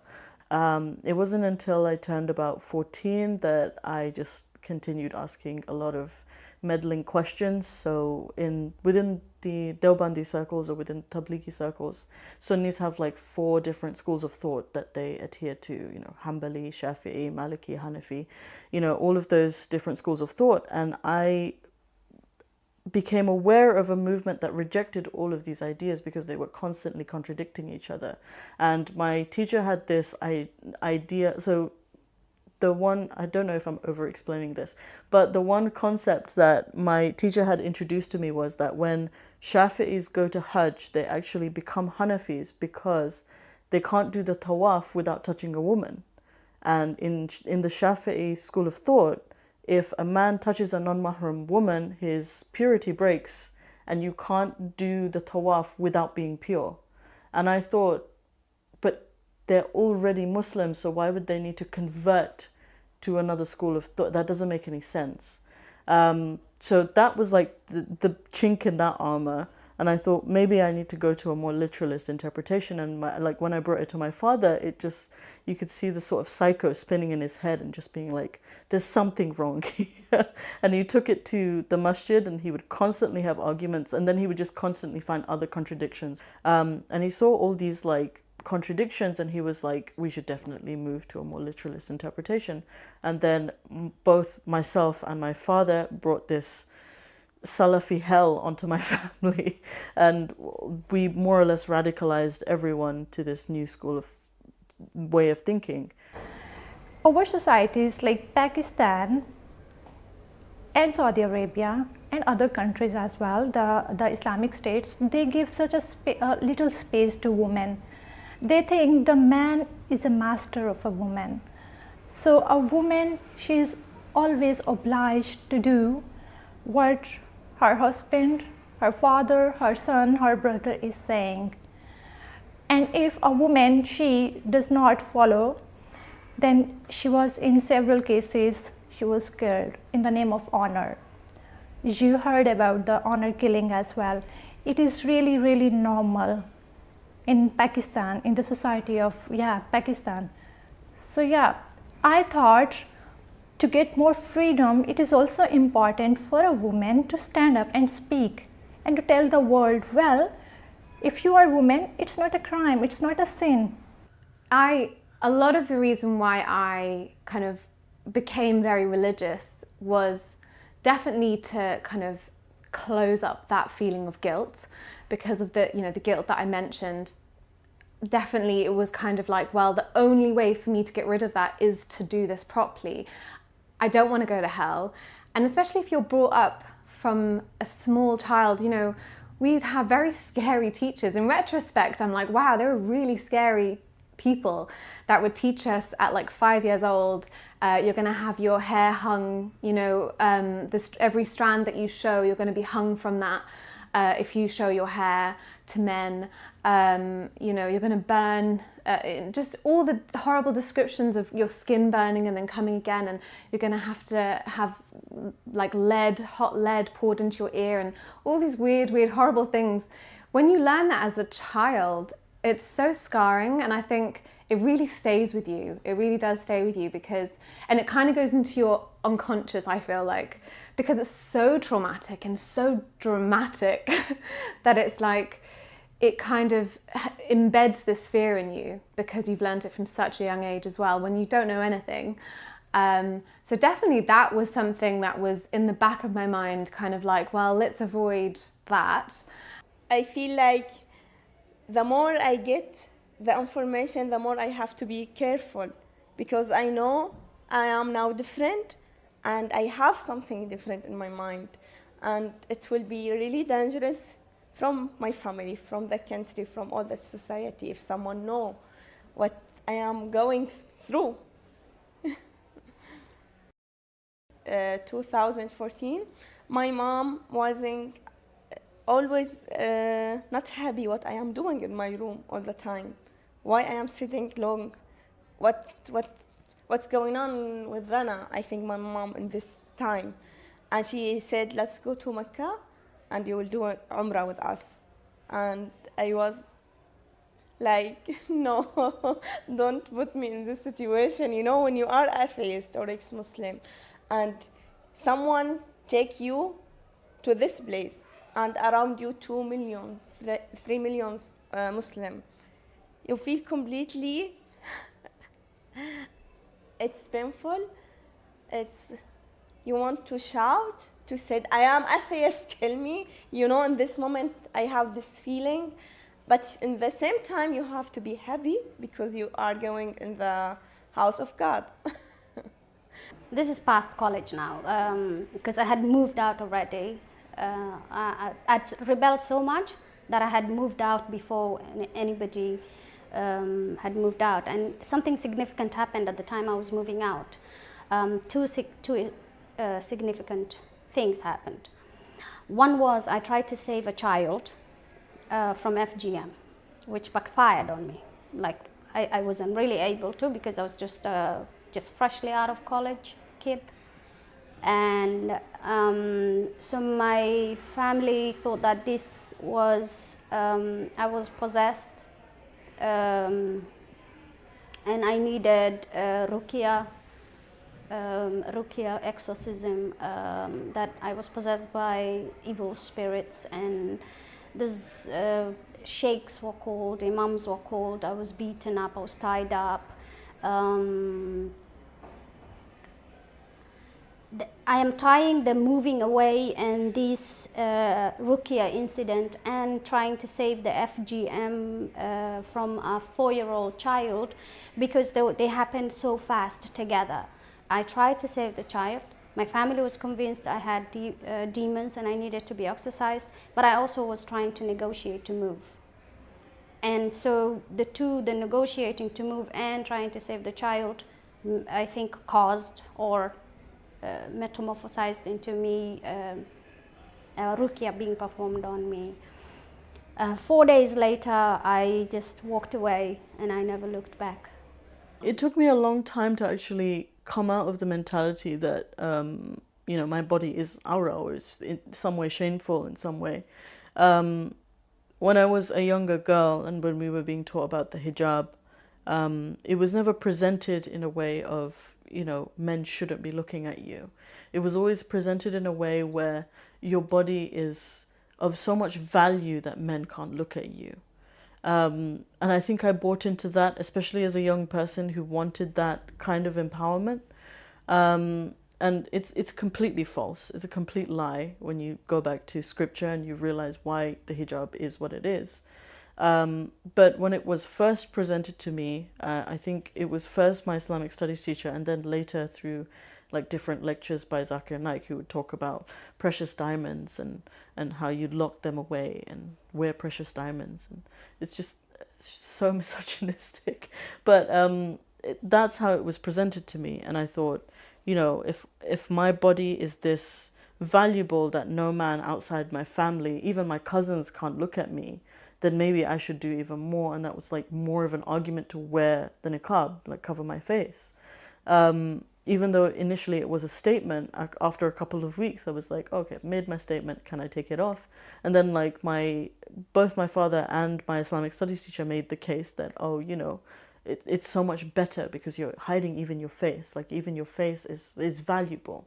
So that just made the argument stronger, and I was like, yeah, I mean, it's not hurting anyone except me.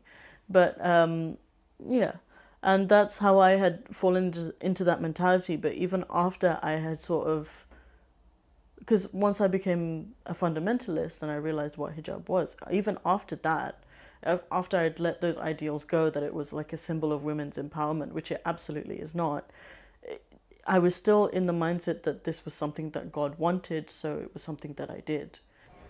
I was broke, so I went to live in a sort of slum area in Nairobi, renting one room, sharing bathrooms with other people. I had a small income of a sales job or of some sort. I hadn't really gotten into journalism yet. And then I just like survived on my own like that. And then I became a journalist for Kenya Television, Kenya Broadcasting Corporation. And I met the father of my children at that time. He's a British man who was on a holiday in Kenya. And so we just hit it off, and but my family didn't agree, so I wanted to stop the love from myself and believe in Islam. So that was the period I went back to believing. Mid-2017 is when I actually posted up something in public as a progressive Muslim supporting gay marriage. I think I was the first one in my community that I was from that posted up in solidarity with a couple that had gotten married in Canada. And I think overnight or over 2 nights, it got 500 comments and a lot of people hating me for supporting them and asking me to renounce my religion. And I'm like, wait, hold on. This is not fair. Why are you guys so lethal about, like, why are you so vile about all of this? And I, went online and I searched peaceful verses about people who don't agree with you or people from different religions. I couldn't find it. There was always a condition. There was always a condition that, as long as they don't go against you, as long as they don't mock your religion, as long as they don't do this. And that led me to think that, why am I believing in such a violent religion? I started reading a bit of the history of the battles. The only thing keeping me in the religion was my family or what they expected of me. And I'm quite blunt. So I went, when I had made up my mind that this is it, no more Islam, I went to I got on my WhatsApp group chat to my family and wrote, I'm agnostic or atheist. I don't believe in God. I don't believe in Islam and don't know about God yet, but I just don't believe in Islam. They thought it was a phase. They thought it would pass, and we kept our safe distances. We tried debating a little, and that would just end up in, all of us getting mad at each other. In terms of how I started spreading Islam, I couldn't do it openly as my father did it because he was a man. He could just stand outside, and because he used to go and hang out at Kilburn, where they do a lot of those kinds of things. But because I was a woman, I couldn't do the same. My voice is aura, my presence is aura. I have to stay inside. Aura is like your, I can't remember what it exactly translates into, but it's basically what's forbidden for men to see. It's your It's what you're meant to be not ashamed of, but basically ashamed of. You're meant to cover your body. It's haram for other men to see, and it's haram for you to disclose that to them. So what many people don't understand about the hijab is that a lot of people view the hijab as just like the head covering, and it's bad enough as just the head covering. But the hijab has conditions attached to it. Like it has to be opaque, it has to be loose, it has to not imitate the disbelievers in any fashion, so you can't be wearing like a big cross with it. It has to be, you can't have like all your ornaments showing while you're wearing it. It is meant to be a complete erasure of your individuality, which was why it's strange that I chose it as individuality. But it's meant to take away that from you in the public eye. And, you know, there are other things stating that if you're walking outside, then you shouldn't like wear loud shoes or be banging your feet, because that it draws the attention of men. You can't wear perfume outside, otherwise it's equal to fornication, and fornication is a huge sin in Islam. Your voice, you know, when you speak, if it's not necessary, you shouldn't be speaking, you shouldn't be singing.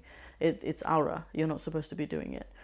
So the whole concept of hell and heaven was, yeah, definitely the final straw. I felt like that just didn't make sense. And if that didn't make sense, that for me was the entire concept of religion. And then that's when it all kind of just collapsed. And I was like, whoa. And I remember thinking to myself, I don't know if I believe in Islam. And I kind of kept that for a couple of days. And then I said it out loud to my husband. And I was like, I don't know if I'm Muslim. And he was like, what?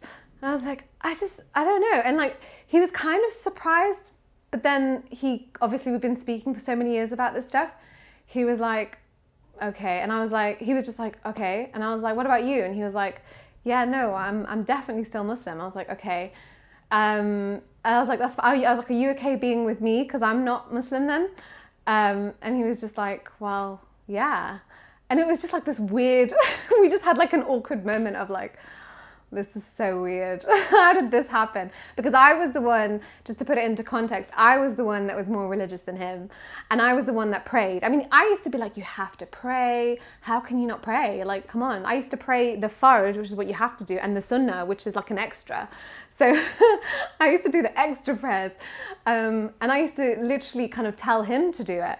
So it was such a switch that we were just like, how did this happen? And then I kind of, in my heart, I felt like he didn't really believe, because we've been talking about it for so long, but then he just didn't want to admit it. And he did admit it eventually.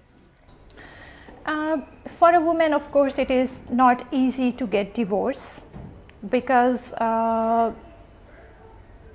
again, the religion has so many boundaries for several things, for women especially. So it is really easy for a man to say 3 times, talaq, talaq, talaq means divorce, divorce, divorce, and the relationship ends.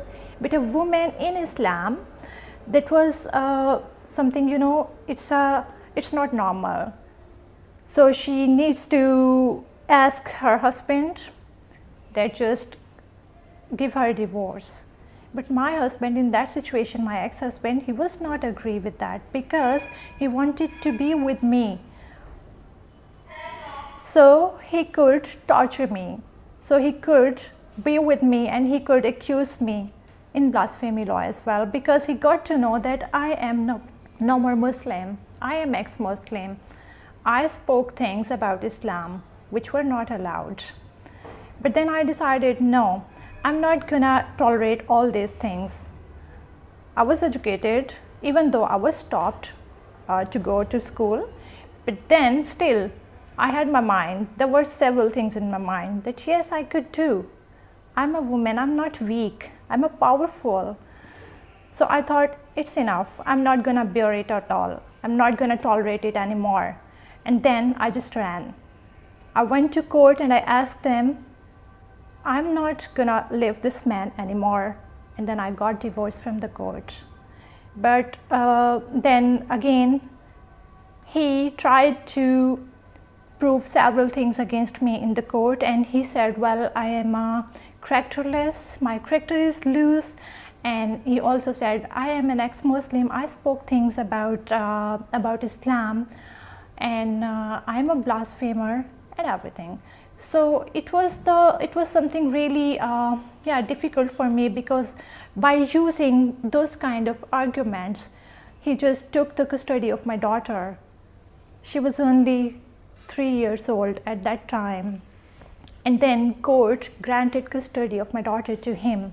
So it was a plus point for him, but it was really difficult for me, because after that moment, I was not able to meet my daughter, I was not able to see her anymore, I was not supposed to talk to her, I was not allowed because he had court orders and I had nothing. I tried to fight again, but yeah, I didn't succeed. A number of things had happened in my life that I feel as though affected my level of belief at different times. So my mother had passed away when I had just turned 18. My father kind of really broke he's like one of the only people who has truly broken me. You know, I lost my faith in Islam, and it took a long time for me to lose my faith in Islam, because I felt as though Islam was one of those things that was keeping me going through all of the things that were happening. You know, I witnessed someone committing suicide, well, attempting suicide in my house. Thankfully, I don't believe she passed away. You know, being completely ostracized by my family because I had decided to report my father because he was abusive. I had gone through several different stages of part homelessness and full homelessness, you know, losing my siblings, and that's just like the summary. There were like a number of things that affected me. And then, like, after losing religion, I had just become a walking husk of myself, because I thought I was doomed and I was just going to burn in hell. I was 6 years old.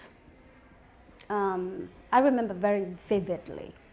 As much as later on when I read about, you know, how child development and at what points do you start developing, you know, I don't remember much else about my childhood up to maybe 10, but I really remember FGM and what happened that day and what I was told, and how you're kind of scared, but it's so normal where you live. And at that time, my 6-year-old brain, it was the normal what happens. Like nothing of the other metamorphosis that happened to my brain later had already had happened. So it was like I was only scared of the physical pinch, because they tell you it's a pinch. But I remember the emotions that went through me as I grew older, and realizing what was taken from me and why was it taken from me, and having these questions and this anger and this emotion, and saying, why the hell did they do this to me? And trying to understand it, and trying to understand whether it was culture or whether it was religion, and so many people saying, no, it's just an African culture, and finding all these hadiths and that justify it, and me saying, no, this is wrong. That I don't like a religion and a society that tells me that this is okay for this to be done to me. Yeah, so I guess that then led to the completely I remember for me, rejecting Islam was in phases of rejecting certain things that had happened to me. I rejected violence, I rejected FGM, I rejected all these things, and all of them I thought that they were wrong, and then finding that they have something to do with my society, my culture, my religion, my upbringing, and going and saying that no, it shouldn't be like that. We started this organization, Atheist and Agnostic Alliance Pakistan, in 2012. After divorce, I got to know my husband now, Syed Gilani. So we got to know each other. I was working in an office. Yes, I'm telling you the situation about after the divorce. So I got to know that, okay, there is one new colleague in my office and he's also working with me. So we interacted and we got to know each other. And I got to know, well, he is also an ex-Muslim, but we both were so afraid. I told you already, to be in Pakistan and to be an ex-Muslim is really dangerous. So he had also some reservations, and me too.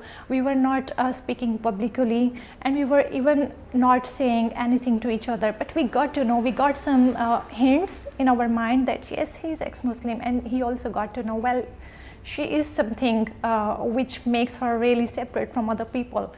Because then I was not taking hijab, I was not covering myself. I was working in an office that was an advertising agency, and I was event manager there. And then time was passing, and then we started meet each other, and we started talking over things, over random things in general.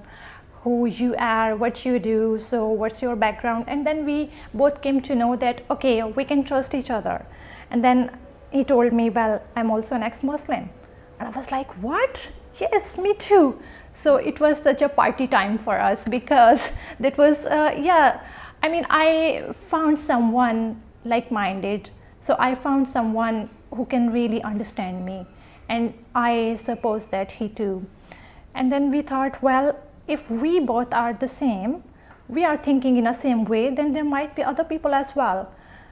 Then we thought, okay, why don't we start an organization for the people, the like-minded people, the ex-Muslims, but we were also afraid. I couldn't tell people face to face. I couldn't be like, hi, I'm like, by the way, I just couldn't do it. So I just made this video, why I left Islam, and I put it on YouTube. And then I actually put the link on my Facebook, and then I was like, let's just see what happens, which was such a weird way of doing it now in retrospect. But I suddenly got like this wave of like messages and like horrible emails and like phone calls, and it was like chaos. I mean, I actually had taken the video down about 5 times and put it back up and I had to keep making it private, because I was like, oh, what shall I do, you know? It was such a difficult kind of crazy thing. So the community, as well as the ones I mentioned before that I was very much involved in, who, by the way, were already annoyed that I'd taken off my hijab. just that was a bit like, well, what is she doing? You know, maybe she's going through a weird phase. So they just never expected that it would be I left Islam. So I had different reactions. You know, some people were thinking maybe she's having a breakdown like her dad did. Maybe she's just copying her dad, you know, because whatever.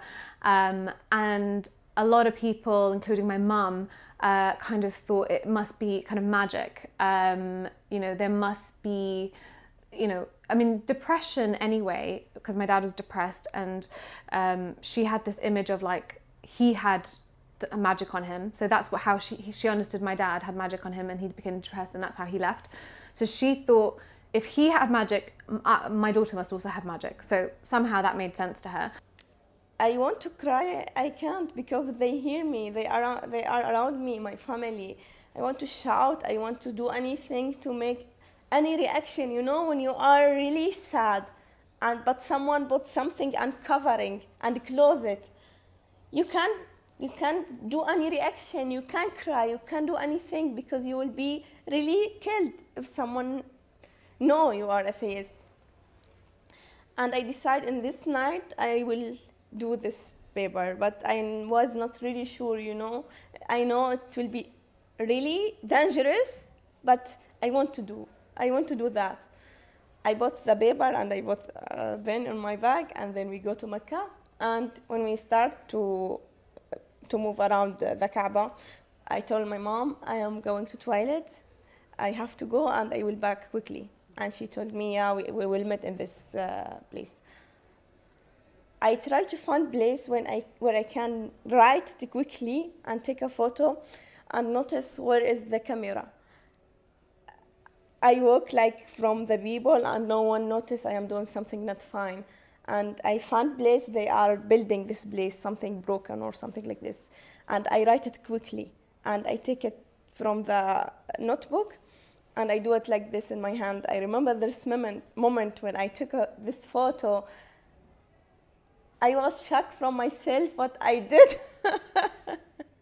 No one should have to go through the same experience as I did, you know, with the physical abuse, the verbal abuse, the ostracism, you know, the homelessness, and, you know, the constant mind games of being like, oh, you can be with us, but you can't be with us, but you can be with us, but you can't be with us.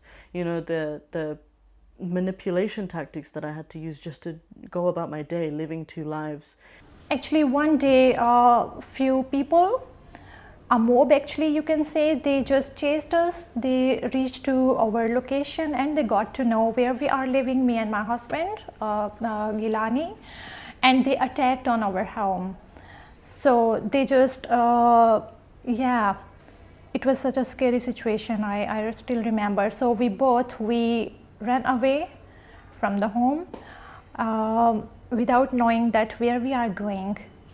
Because yeah, at that moment we were just blank, and we got to know that it's really gonna be difficult and risky for us. It's a dangerous situation, but we just ran away, and we went one of our friends' home, and there we stayed.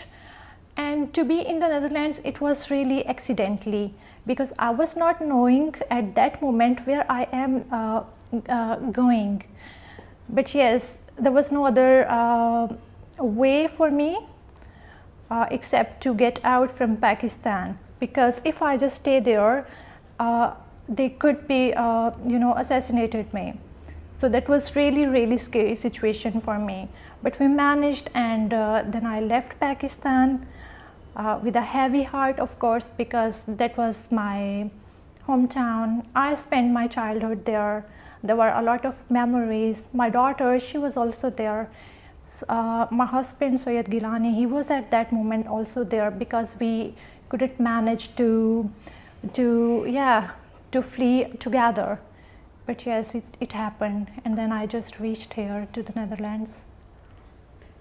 I asked my manager, and this time I work in the school, and my manager, he can give me the allowance, permission to travel.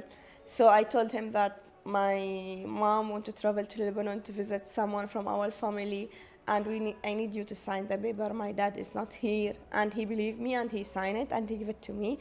And even though I did this plan, the immigration office, they sent some paper to my school, because they need also the sign from my father. And I did it, and I signed it, and I signed it. You know, I want to go to maximum. Even if I die, I try hard to get out. And everything worked. And now I have my passport, my ticket, everything ready. I remember the last week. I remember the last day with my family when my mom cooked the lovely the essence I love. It's kabsa. She cooked it before I leave, before one day. And I was sitting with my family, my father, my brother, all they sitting and eating together. I was eat and say, bye-bye, I will miss you, Mom. And then I eat, I will miss you, Dad. And then I eat, I will miss this time. I want to cry, but I have to be really normal, really someone different in this moment. Not doing anything with my feeling, keep it secret. It was hard for me, but I have to do it like this way. Because she was so beautiful, you know, she was such a cute little cuddly thing. And she was 4 years old. And they had already arranged the circumciser to come to the house. And I just couldn't put myself, I think I was subconscious, it was a subconscious decision. To save her wasn't a calculated, to try to save her wasn't a calculated thing. It was more like, I just want to take her out of this situation right now, without knowing, like, I didn't even think of like to call the police, because FGM is also illegal in Kenya, even though in practicality, there's a lot of problems. So I just took her out of the house and I went, I was gone the whole day, brought her back at around 7 p.m. Everybody was pissed off with me. The mother was pissed off with me. The entire flat, I could say, was pissed off with me. It was a big deal. I was, there was violence towards me because of that. And the child got done in the end. And that fucked me up. Because I couldn't save her. And the picture of her is traumatic for me because I don't know how I moved around with this picture, to be honest with you, but I found it in my old stuff. And she's now an adult. I don't have contact with her, but it haunts me and it keeps on bugging me, and I do beat myself about it a lot. Even though as an adult I know in the situation I was in, I really couldn't save her. But I don't know, it just has that effect and emotion attached to it, I guess. In the year of 2014, 2015, he had gotten married again. And like the first week or so, everything was fine. But I'm not sure what was the instigator, but the second week, he just constantly complained about her. And by that point, I was used to him rambling and I was kind of just zoned out of it. But he kept complaining about her, and I asked him, "You married her a week ago. Did you just think that it was gonna be plain sailing?" And he looked at me, and I hadn't realized that was the first time I'd ever like actually spoken back to him. After like about 3 weeks, he completely isolated her. He completely resigned her to one room in the house. He didn't want her on the same floor as him at any point in the day. The only time that she could come down was when he was out of the house, and I would like make her food and bring it up to her room. We actually set up a bed in my room where there were 4 of my other siblings living with me. And we set up a bed for her, and she would be crying every night. She would want to call her brother who was back in Bangladesh. And it was just like this really horrible experience. And then when he finally did divorce her, which was just a simple talaq, or that's what Muslim men say to divorce their wives, it just means I divorce you. She locked herself in the bathroom and she tried to kill herself. And he was out of the house. He didn't want anything to do with it. So I was left to deal with it. I called my uncle. I called the ambulance. I tried to get the door open. I actually climbed out of my house to try and get into the window, which was not on the ground floor. It was on the upper floor. I tried everything I could to save this woman. The ambulance took her, and I believe she got her stomach pumped and she survived. But after my father heard the story, he was making jokes and laughing about it. And I couldn't understand how one human being could be like that to another human being. Like, forget everything else. This woman nearly died in your house. And that's when I decided, like, I can't do this anymore. Like, I can't make excuses for you. And the physical abuse had started that year, so the January of 2015 with me. So he would hit me for tiny little things. Like there was one time where I was cooking fish and I'd like put too much oil in the pan, and he had slapped me so hard that I fell on the floor. And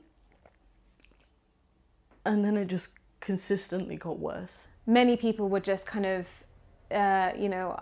just telling me basically, we need to have a conversation. I think at first actually it was, we need to have a conversation, come meet me.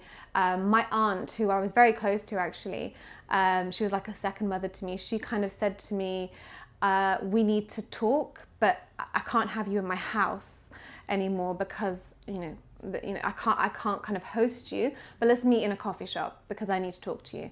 And so we had a conversation, and she said to me, actually I want to speak to you because on the Day of Judgment, Allah will ask me, why did I not kind of speak to you and bring you back? So it wasn't even for me, it was for her, for her own back. And she said, I have to, tell me what your problem is with Islam, and I'll do it right now. I'll tell you everything right now.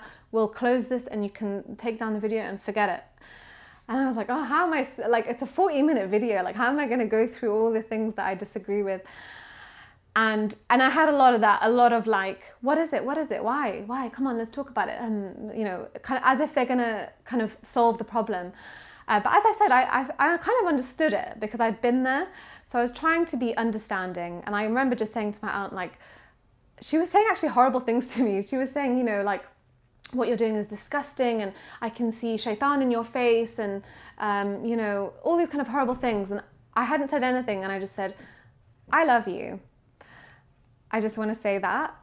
And then I was like, this is how I feel. I can't really explain it to you, but this is just what it is. I knew it wasn't going to go anywhere to have a debate with her, especially her mentality and stuff. So yeah, I just wanted to be like, love, peace, happiness. This is what I'm about. If you want to kind of be like spouting hate to me, then that's kind of on you. But then I was like, I said to her in that moment, I don't want anything to change between us though. Like, our relationship shouldn't change. Her daughters have been like sisters to me. So, and she was like, of course this changes everything. Of course this does.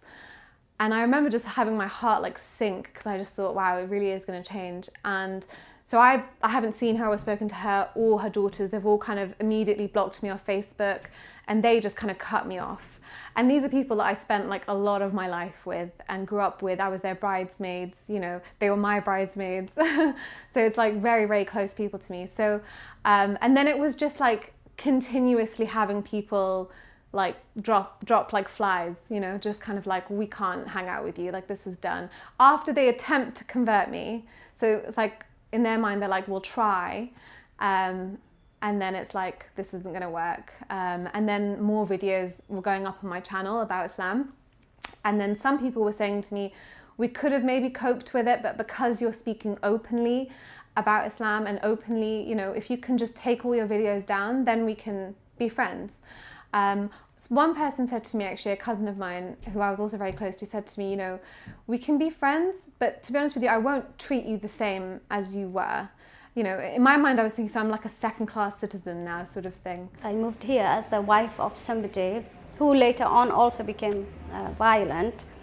And I remember having the conflict of, I thought I was running away from my background, and then I found myself in the same situation. And I wrote more poetry, and now this time I came out with the poetry. I started attending reading places, booking myself into little gigs here and there, in and out around Amsterdam. But I still wasn't comfortable to connect all my identities together. Only very recently, when I came out as an ex-Muslim here at Bali, I was like, all of this is me, so I'm just gonna embrace all of it. Yeah. I was living in the asylum seeker center. Our case was in the process. We need to tell each and everything what has happened with us, what was the situation. The asylum seeker center was also not a safe place for us. We faced many questions because at that time, I remember the asylum centers were also full of Muslim people, the religious people. They came from different countries, and they were also, if they confronted us, they asked us questions when they got to know, I am from Pakistan, then I must be Muslim.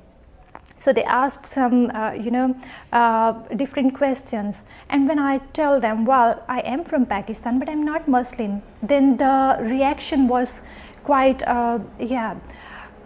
dangerous for me, because people, they just look at me from head to toe. Well, you are from Pakistan, you must be Muslim. This is the mentality, this is the ideology. So the kids were watching cartoons. I was sleeping on the sofa. There was some mess on the floor. There was like cornflakes on the floor. And I was just, it was like, I was up since 5 a.m. in the morning. I hadn't slept all night because I have 2 babies sleeping next to me. And I was just resting in the living room. And I knew my father didn't wake up very early. His depression had led him to sleep through most of the day. So he would wake up at like 12 o'clock. And it was about 9 o'clock. So I didn't think that he would just, walk in. But he walked in and he saw all of this, what I just described, and he just lost it. He completely brutalized me in front of my very young siblings. And when I say brutalized, I mean brutalized. I had pictures to show the police because it was that bad. I was bedridden for about a day, and he thought that an apology by way of making food was going to be enough for me to forgive him for that. But it truly was it truly felt like I had been stabbed in the back by my best friend, the person that I trusted the most in the world. And I reported him for that, and it was, even if it was necessary, it was one of the most difficult things that I had to do. Because to me, it felt unnatural, but I didn't know what else to do. I had told my family members, and they had just sort of been like, well, this happened to all of us. And it was something that I just had to grunt and bear. And I think that one of my uncles had tried to stage an intervention, but it was just a sham. It was completely a show. It wasn't something. It was just to appease me and make me feel better. It wasn't to actually make a change. And they thought that I would buy into that for whatever reason. But I had gotten back into contact with the social worker, and I sent her the pictures, and I said, this is what happened. And as soon as I told the social worker, I told one of my aunts that I was reporting my father, and I had, for over a few months, I had like preemptively packed a bag because I foresaw myself leaving that house. So I had like all my papers, all my necessary clothes, and I had even packed a prayer mat because I hadn't left Islam by that point. But my aunt had called me and told me to tell the police that I was emotional, and that was completely untrue. My grandma had called me and told me the same thing. And I told them that I'm not going to do that because I've done it. I've done it, and I'm not going to take it back. And so the day that I contacted the social worker was actually a weekend. So she didn't see the message until Monday. And I was saying, with this knowledge that I had reported my father, I had decided to tell my sister, who's 10 years younger than me, what I had done. And she said, what's going to happen to us? And I said, I don't know. Because I didn't know. And I was really scared that my entire family was going to be divided into other houses, but I also thought that that was better than them living in that house. And we went through so many things in that house. Like, it was never warm.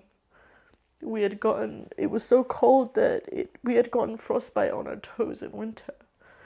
My father would cook food on one day of the week, and it would go off by the end of the week, and we would still have to eat it, and I would still have to feed it to the kids. And if the kids didn't eat it, and they were very small kids, they were, my brothers were babies, he would beat them. Like, and not just like a slap on the wrist, not that that is in any way acceptable for a baby, but he would beat them as if, they had any mode to understand what they were being beaten for. And it was such a harsh environment, and I hated every single minute of it, but my devotion to my God and my devotion to my father had prevented me from doing anything for so long, and I don't know how to overcome the fact that I allowed that to happen for so long. I miss my father too much. Sometimes I cry when I hear like a girl saying Baba, or I feel why I have to lose him, why I have to miss him, why I have to cry, why I have... Sorry.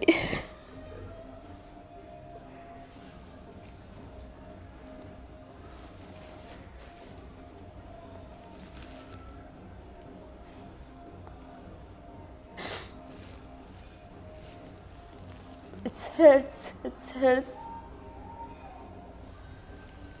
You know, my family was aware of all the things that were happening in my home, and they dismissed it. They offered me one solution, and the one solution was to get married. And I didn't want to do that because I didn't want to leave my siblings in a home where they were in constant danger. And that is by no means an exaggeration. I had grown very, very acute to the danger that was there. Like, I would be able to tell apart my father's footsteps in the street outside my house. I could hear him coming. And I don't think that that's something normal that most people do when they think about their fathers. It was just this constant dread of him coming home. And I had reported him, and on the day that the police were going to come, my aunt had decided to tell one of my uncles who had come to my house and had more or less hazed me on why I had reported my father. And I told him I did it because he had severely beaten me, and these beatings have been going on for a while, not just with me, but all of the kids. And on the day that he had beaten me as severely as he had that time, he was screaming around the house that he was going to kill all of the kids. And I reported that. And my uncle just gave me a good talking to and told me I'm immature and that was something very childish for me to do. And I told him, so I'm immature, but you think that I'm mature enough to look after 5 children? And he said, well, you're immature about the outside world. And I said to him, well, you're all mature people and you decided to do nothing and I did something. And he looked at me as though you deserved that beating. Like, this is what you've been doing in the house. Like, you fully deserved that beating. And I was like, that's your opinion, but it's done now and it's going to happen. I'm not going to change my mind on it.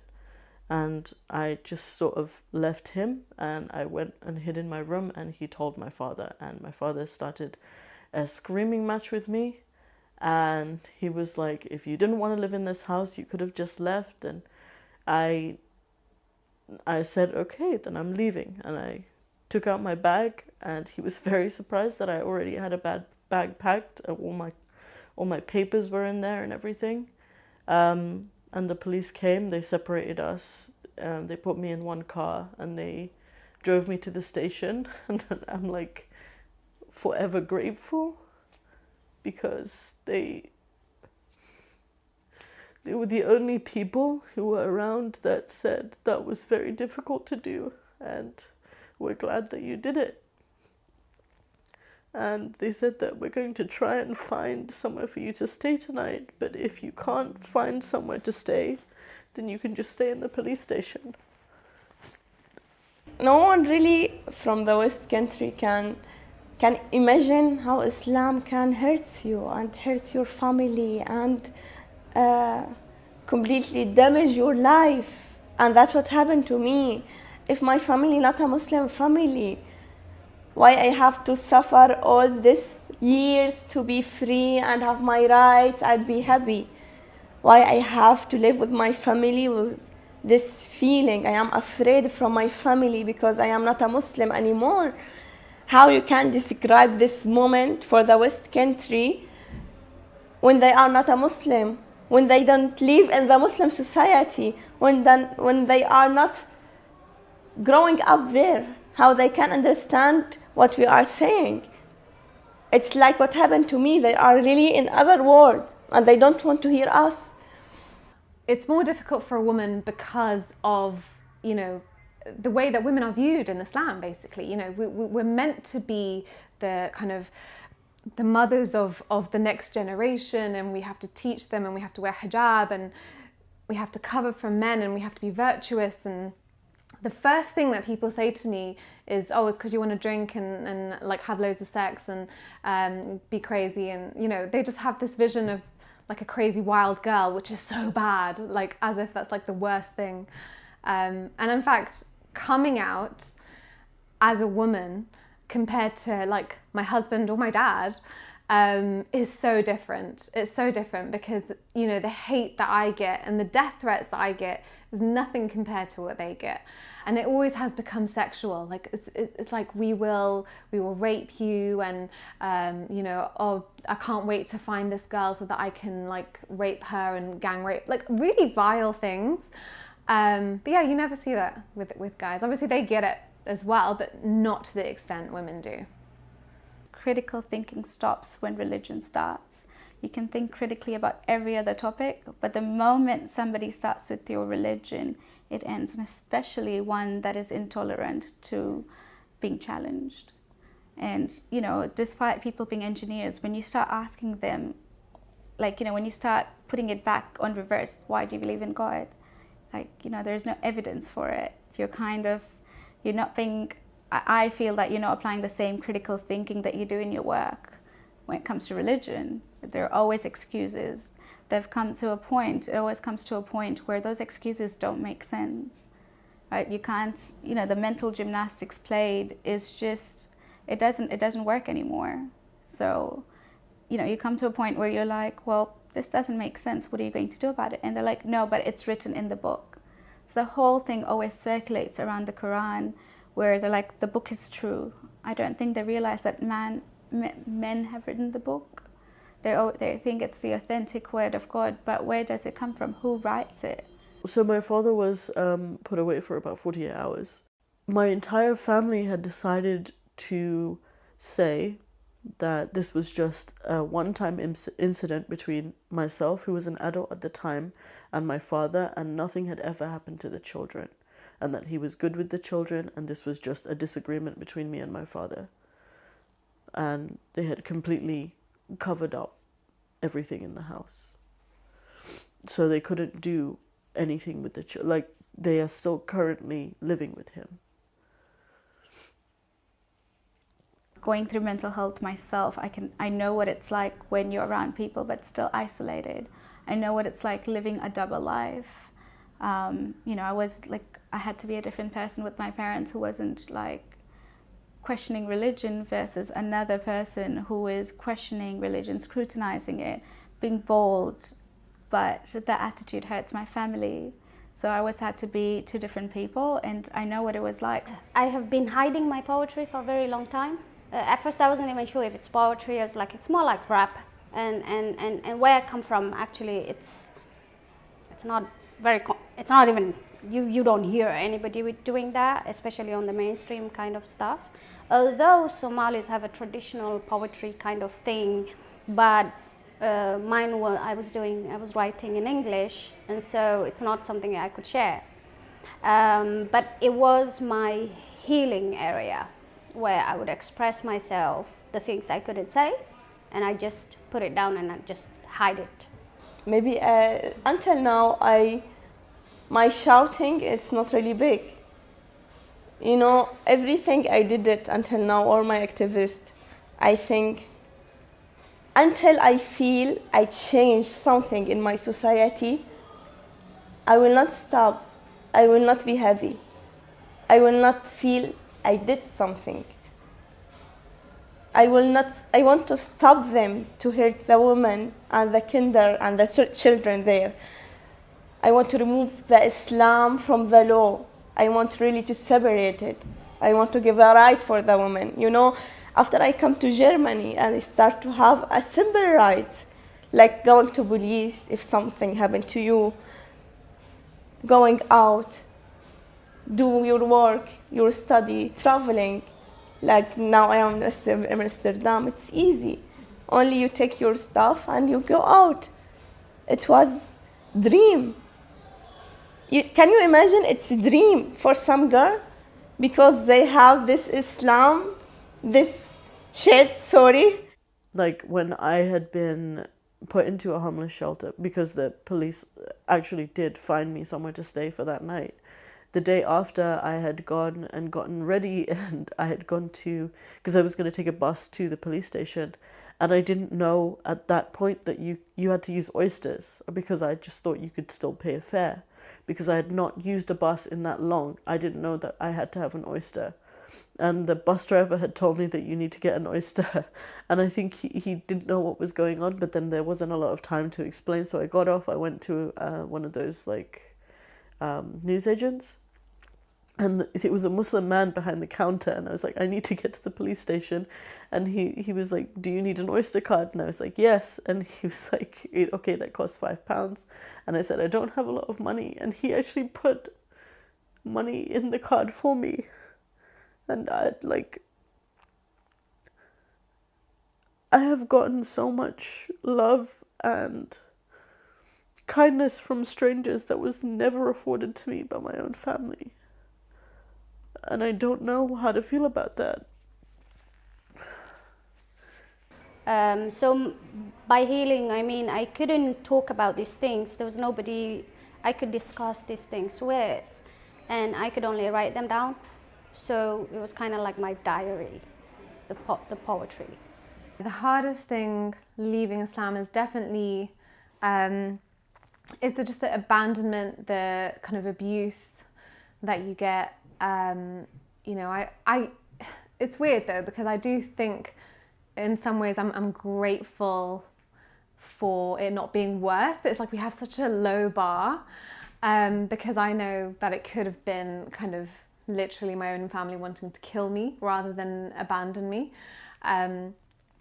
So it's weird, but I kind of have this feeling of, well, it could have been so much worse. I know that's almost a norm for many kind of ex-Muslims to kind of have severe death threats from their family.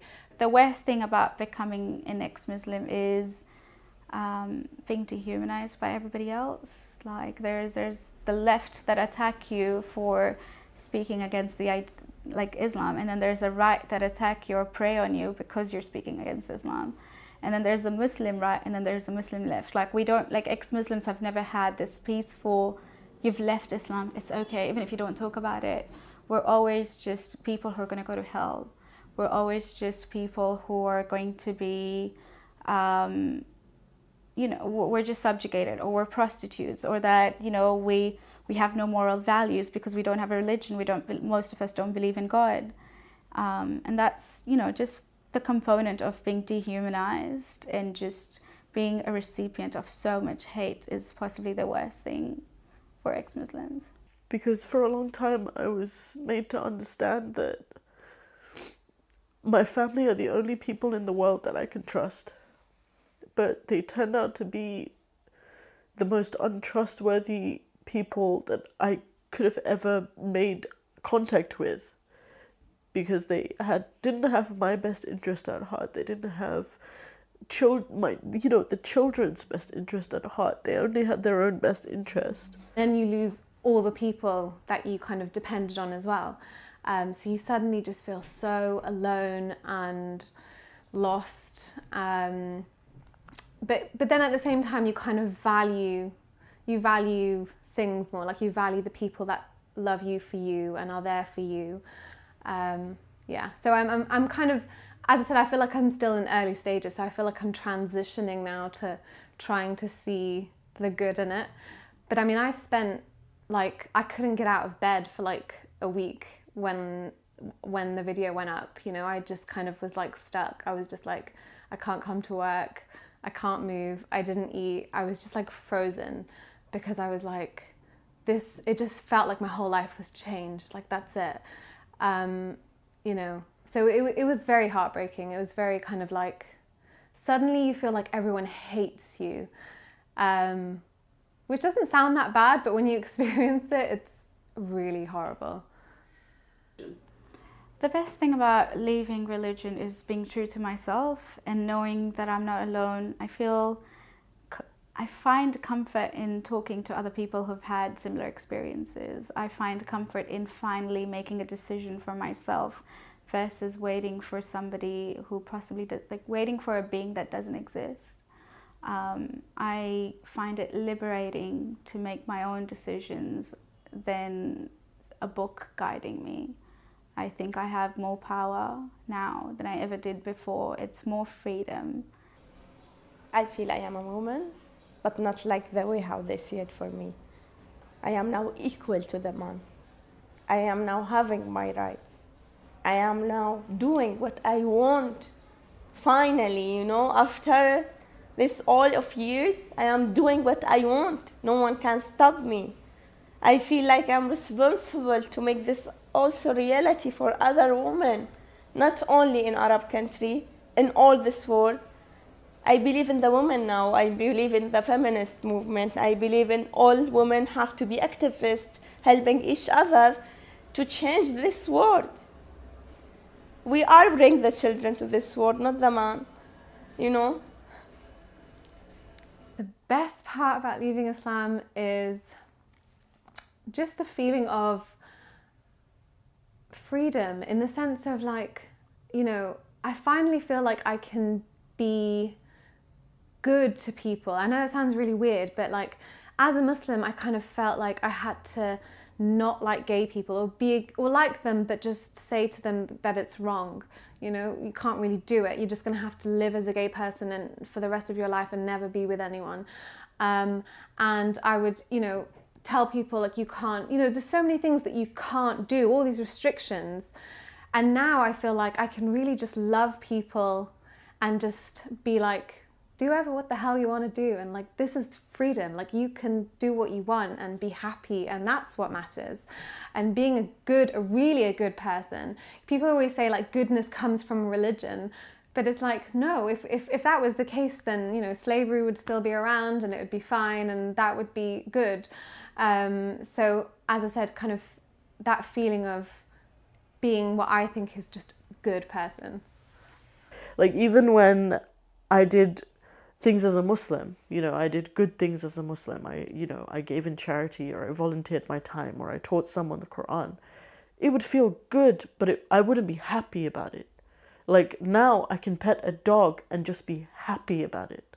And I don't know how to explain that because it's an emotion. I feel like it's very abstract, but it's just this pure sense of joy that I just never felt as a Muslim. I never felt it, not once, doing anything. And I felt aloof. I felt like I was the best possible human that I could be. I felt superior to everyone around me, but I never for once felt happy. And I think that says a lot about being indoctrinated from a young age and just not knowing a lot of the world. Obviously, if you're in a Muslim bubble like I was, you're just hearing back, you know, it's like an echo. You're just hearing back the same, they're like, yep. In fact, most of the time I heard kind of more extreme things coming back to me, like, oh, well, you can't do that, or you have to wear socks when you pray. It's like, oh, okay. It's another kind of extremist thing. But yeah, when you go to university, for me, and I've heard this actually for quite a few people, that you suddenly see all these different kinds of people. Living in Australia was quite liberating because there were people who didn't expect me to wear hijab. It was a new identity that I had formed. People had never known me to wear hijab before. They wouldn't treat me differently because I wasn't wearing a hijab. It's a multicultural country, so I was introduced to more people that I didn't know, from different faiths, mostly atheists, but different cultures. You know, even in this moment when I was in the middle of the sea between Turkey and Greece, I get feeling, even if I die in this moment, I am happy because I try to be free. I try to free myself. I try to have my rights, my freedom. I get the feeling and start to asking, but why I have to pay all this?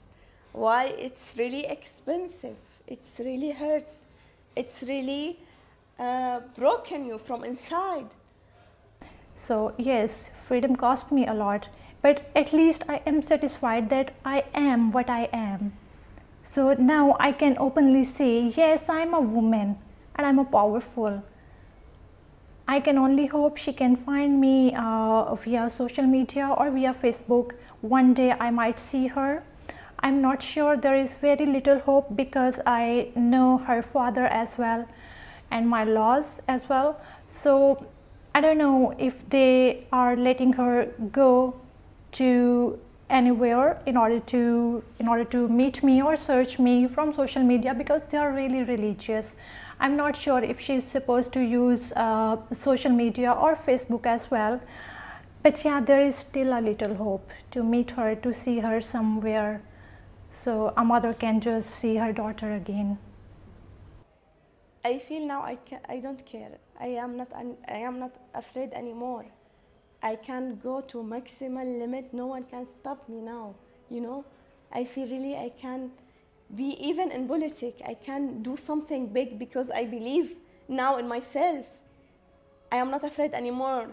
Sometimes they ask me, when you criticize Islam all the time, you're not afraid to be killed? I told them, if you get afraid for 1 year, 2 years, 3 years, it's come the moment this feeling it's dying from inside. And that's happened to me. I don't have any regrets. No, I'm okay with how I did things. I'm obviously okay with leaving Islam. I have my many reasons why, and I'm happy that I'm able to be a voice for people that aren't. As I said, I feel like, I feel grateful in a way that I'm kind of not having people in my family who want to kill me. So I feel like because of that, I kind of have a duty to speak for people who do have that situation. I think it's made me more happier than I have, but it's always challenging. So I've been more content, and I find that to be more valuable than a temporary happiness, because when you receive all the vile attacks, it always puts you down. I'm currently doing my bachelor's degree, so I'm currently studying and working and doing all my activism. Again, 0 to 100 or nothing at all. But I'm doing my degree currently in social psychology, and I really, really want to work with young people. And I think my ideal role would be to work with either young Muslim girls or young Muslim boys. And I don't know how far I would get with young Muslim boys, but I also want to try my hand at de-radicalization. Like, I want to know how that works, because I mean, my process of de-radicalization, I feel like, wasn't conventional, even though that's not a conventional thing, but it wasn't conventional because it was just strangers asking me the right questions and making me think. First of all, when you realize, when the guilt drops and you realize, okay, now I actually don't believe in it and there's nothing wrong with me not believing in it, then it has a freeing effect. And then that's the time now you want to do activism and you want to do something about it. I was already a journalist, and so when I came to the Netherlands, I'm like, I'm going to find out.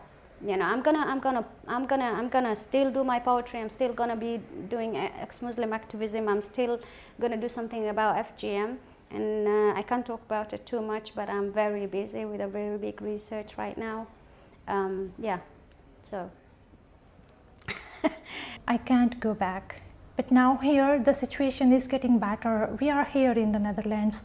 I'm studying now. I'm studying international and European law. And I'm in my second year now. And my husband, he's working. He's a IT consultant. So he's working. We have a daughter now. We are getting back to the normal life. Things are getting better. Even though we can't forget our past, that's still there.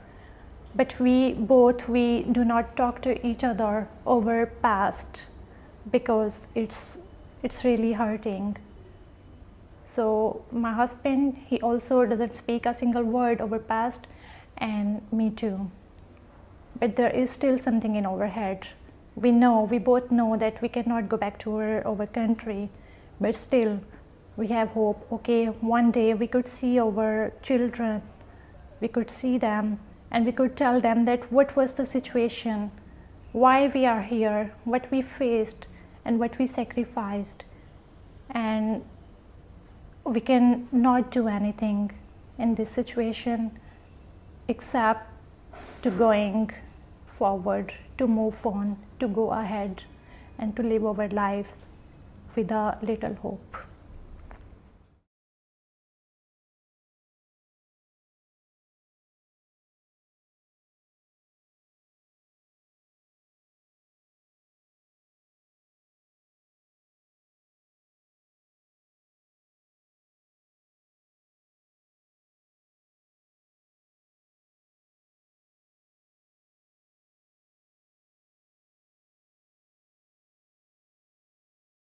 All right, let's dive in. We're looking at an opinion piece today, and, well, it's a bit of a hot potato. Oh, this one. Yeah, I saw this. It's all about freedom of religion and freedom of speech, but specifically when it comes to criticism of Islam. Yeah. The author's kind of throwing down the gauntlet, asking if we treat Islam with more sensitivity than, say, Christianity when it comes to criticism. Right off the bat, they bring up this hypothetical situation. Like, imagine growing up in a strict Shia Muslim family in Iran. Okay, yeah. You know, a place where even questioning your faith could get you into some real legal trouble. Whoa, hold on. So they're not just talking about hurt feelings here. They're talking actual legal consequences. Oh, yeah. In some countries, abandoning your religion is a straight-up crime. It's called apostasy. Apostasy. And it's, well, let's just say it has a long and complicated history. Hmm. For some, it's about maintaining social order, but for others, it's a total violation of individual freedom. So if this person in the author's example actually spoke up, said, hey, I'm having second thoughts, what could happen? It really depends, but we're talking fines, imprisonment, and in some extreme cases, even death. Yeah, that's intense. It's a stark reminder of how closely religion and law are tied together in some parts of the world. Yeah, for sure. Which leads to the author's big point. Criticizing religious beliefs, even mocking rituals or traditions, shouldn't be something you can be punished for. Mm-hmm. It's like they're saying ideas, even religious ones, should be able to stand up to scrutiny. Right. The author's argument is, if your belief system can't handle a few tough questions or even some satire, well, maybe it's not as solid as you think it is. I mean, I get that, but I can already hear some people getting riled up, especially those who are deeply religious. But doesn't challenging established ideas, isn't that how we grow? That's exactly what they're getting at. Think about it. We encourage debate in so many other areas. Right. Science, for example, advances by constantly testing and revising theories. And politics, well, politics thrives on disagreement. Exactly. So why should religion be any different? Shouldn't the free market of ideas apply to all systems of thought? Okay, I follow you, but wouldn't that open the door to a whole lot of hate speech masquerading as criticism? That's the million-dollar question. Hmm. And that brings us to the whole issue of hate speech and incitement to violence. Yeah. Where's that line between a healthy debate and speech that actually causes harm or threatens others? It's something legal systems and societies everywhere are trying to figure out. So the author's kind of walking a tightrope here. Absolutely. On the one hand, they're all for criticizing religious beliefs, but on the other, they acknowledge that it can cross the line into something dangerous. And to their credit, they make a really important distinction. Criticizing ideas versus attacking individuals. Ah. Like dissecting a religious concept is one thing, Right. but launching a personal attack on someone just because of their faith is a whole different ballgame. I see. It's like the difference between critiquing a movie and like going after the director personally. Perfect analogy. You can hate a movie, tear apart the plot, the characters, whatever. Sure. But that doesn't give you the right to attack the director's character or their life offset. Yeah. The same principle applies to religion. Gotcha. So it's all about targeting the belief system, the content, not the person, and definitely not using like derogatory language. Right. And this line isn't always crystal clear. What might be fair criticism to one person could be deeply offensive to another. It's tricky. This needs empathy, understanding, and a willingness to really engage with different perspectives. Okay, now here's where things get interesting. Oh, yeah. The author draws this comparison between the historical persecution of those who criticized the Christian church, you know, especially back in the Dark Ages. Mm-hmm. And they compare that to what they see as a lack of tolerance for criticism of Islam in some parts of the world today. I can see how that's going to ruffle some feathers. Yeah. A bold comparison, that's for sure. Yeah, it is. But they seem to be suggesting that while Christianity has, for the most part, evolved to a point where open criticism is accepted, even expected, Right. some parts of the Islamic world haven't quite reached that level of tolerance. So are they saying there's a double standard? Like we're more hesitant to challenge Islamic beliefs than, say, make a joke about Christian traditions? It's definitely the question they're posing, and it's a valid one, especially in a world where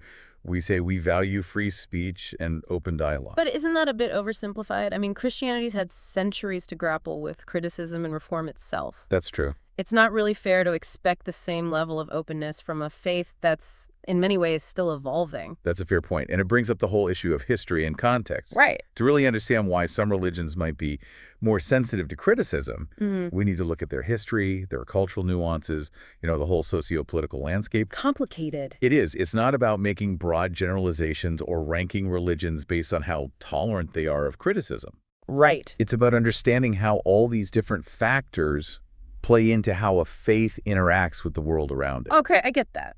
Now, the author also points to what they see as hypocrisy, specifically in Western societies. Oh, here we go.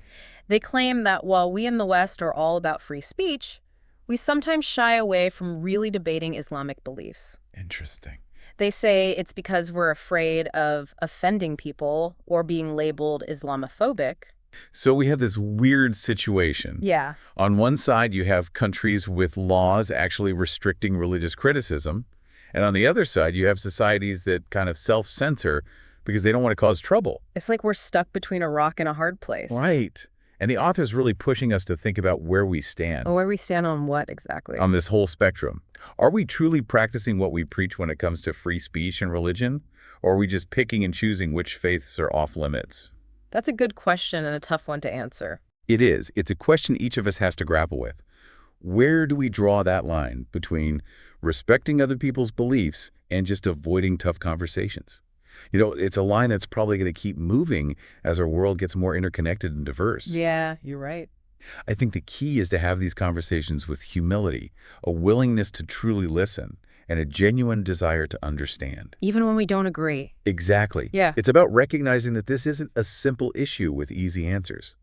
We're talking about history, culture, and deeply personal beliefs all tangled up together. Yeah, you hit the nail on the head. This needs nuance, sensitivity, and a willingness to just sit with the complexity of it all. And that's exactly what we try to do here, right? Dive deep into these messy, challenging, and often thought-provoking issues. Absolutely, and that's exactly where we're headed next. We're going to dig into that personal anecdote about the Shia Muslim wrestling with their faith in a society where that's not exactly welcome. We'll look at those psychological and societal pressures, and we'll unpack the author's claim of hypocrisy in the West a little bit more. We'll also take a closer look at that crucial difference between attacking individuals and criticizing ideas. Yeah. It's an important concept to help us navigate these sensitive waters with respect and a real desire to understand. So buckle up, listeners. We're going deep. Okay, let's go back to that thought experiment with the person questioning their faith in a place where that's super risky. Yeah, it's really makes you think about the pressure, right? Like, how free can you really be to explore your own beliefs when just asking questions could get you into trouble? It's a heavy burden, no question. You've got the inner conflict, fear of being ostracized, and then the legal stuff on top of that. And it shows how deeply intertwined religion and identity can be, Yeah. It's not just a set of beliefs. It's about belonging, tradition, family history, all of that. Absolutely. And when those things are challenged, it can feel like your whole world is being shaken. That's why the author uses this example, to highlight their point about criticizing ideas versus attacking people. Right, like you can question the concept without condemning the person. We were talking about that before. Exactly. And that's where empathy comes in. Even if we totally disagree with someone's beliefs, we can still acknowledge their right to have them and respect their journey. Yeah, we all come from different places, different backgrounds, experiences, and we're shaped by different cultures. Absolutely. And understanding that helps us have more productive and respectful conversations, even about tricky topics like religion. Okay, so we've talked about the personal struggle. Right. Now let's look at the author's critique of what they call hypocrisy in the West. Okay, yeah. They argue that Western societies, even though we're always talking about free speech, we sometimes have a double standard when it comes to Islam. So, like, a Muslim in the U.S. could criticize Christianity without getting arrested. Right. But if you did the reverse in some Muslim-majority countries... Not so much. It's a sharp observation, and it raises some uncomfortable questions about our own tolerance and commitment to free speech. Are we really walking the walk? Are there certain beliefs or religions that we're just more careful about criticizing? The author suggests that our fear of offending or being labeled Islamophobic might be leading to a kind of self-censorship. Like, we avoid those robust debates about Islamic beliefs, even when those beliefs have an impact on our values and policies. It's like we're tiptoeing around, afraid to say the wrong thing. And that hesitation, they say, well, it hurts open dialogue and intellectual honesty. But isn't there a legitimate concern that unlimited criticism of religion could fuel bigotry and discrimination? It's a valid point. We can't just ignore that. Words have power, and they can definitely be used to spread hate and violence. So how do we find that balance? Open and critical dialogue on the one hand and protecting people from harmful rhetoric on the other. It's tough. There's no easy answer. It requires considering the context, the intent, and the potential consequences. And being clear about the difference between genuine criticism and hate speech, right? Right. Criticizing a belief or practice is not the same as attacking people for their faith. Like, engage with the ideas, not with insults or bigotry. Exactly. And that line can be blurry sometimes. It takes nuance, empathy, and engaging in good faith. I think it's also important to remember that free speech isn't absolute.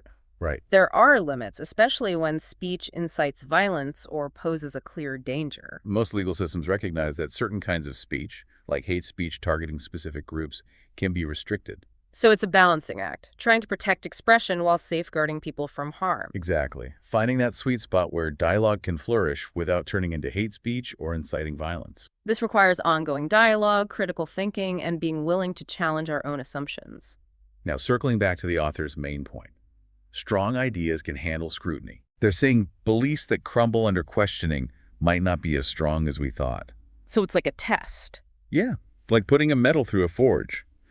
The heat and hammering seem rough, but they make the steel stronger and more resilient. Instead of fearing criticism, maybe we should see it as a way to strengthen our beliefs. Exactly. It's about recognizing that our beliefs, even our deepest ones, aren't set in stone. They can evolve and adapt as we learn and grow. It's about approaching them with humility, admitting we don't know everything. Right. And being open to the possibility of being wrong, or at least not having the whole picture. That's tough, though, being willing to question the things that mean the most to us. It is. It takes courage. But that's where real growth happens.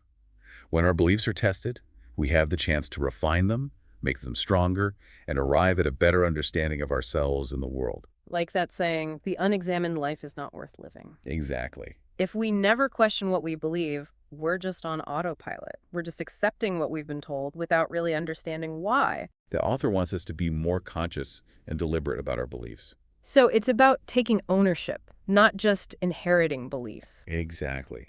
And that process of examining and refining your beliefs, it's actually empowering. But it can also be hard, right? Even a bit unsettling. Oh, for sure. But through those challenges, we grow and become more resilient and intellectually honest. You know, I bet some listeners are thinking, hold on, are you saying it's okay to make fun of people's religious beliefs? Isn't that a bit much? That's a good point, and it's worth clarifying. Ah. The author isn't saying it's okay to be hateful or attack people. Okay. They're suggesting that humor and satire can be good ways to challenge dogma and expose hypocrisy. So it's about using humor to make us think, to question our assumptions. Exactly. Sometimes laughter can be the best way to approach serious topics.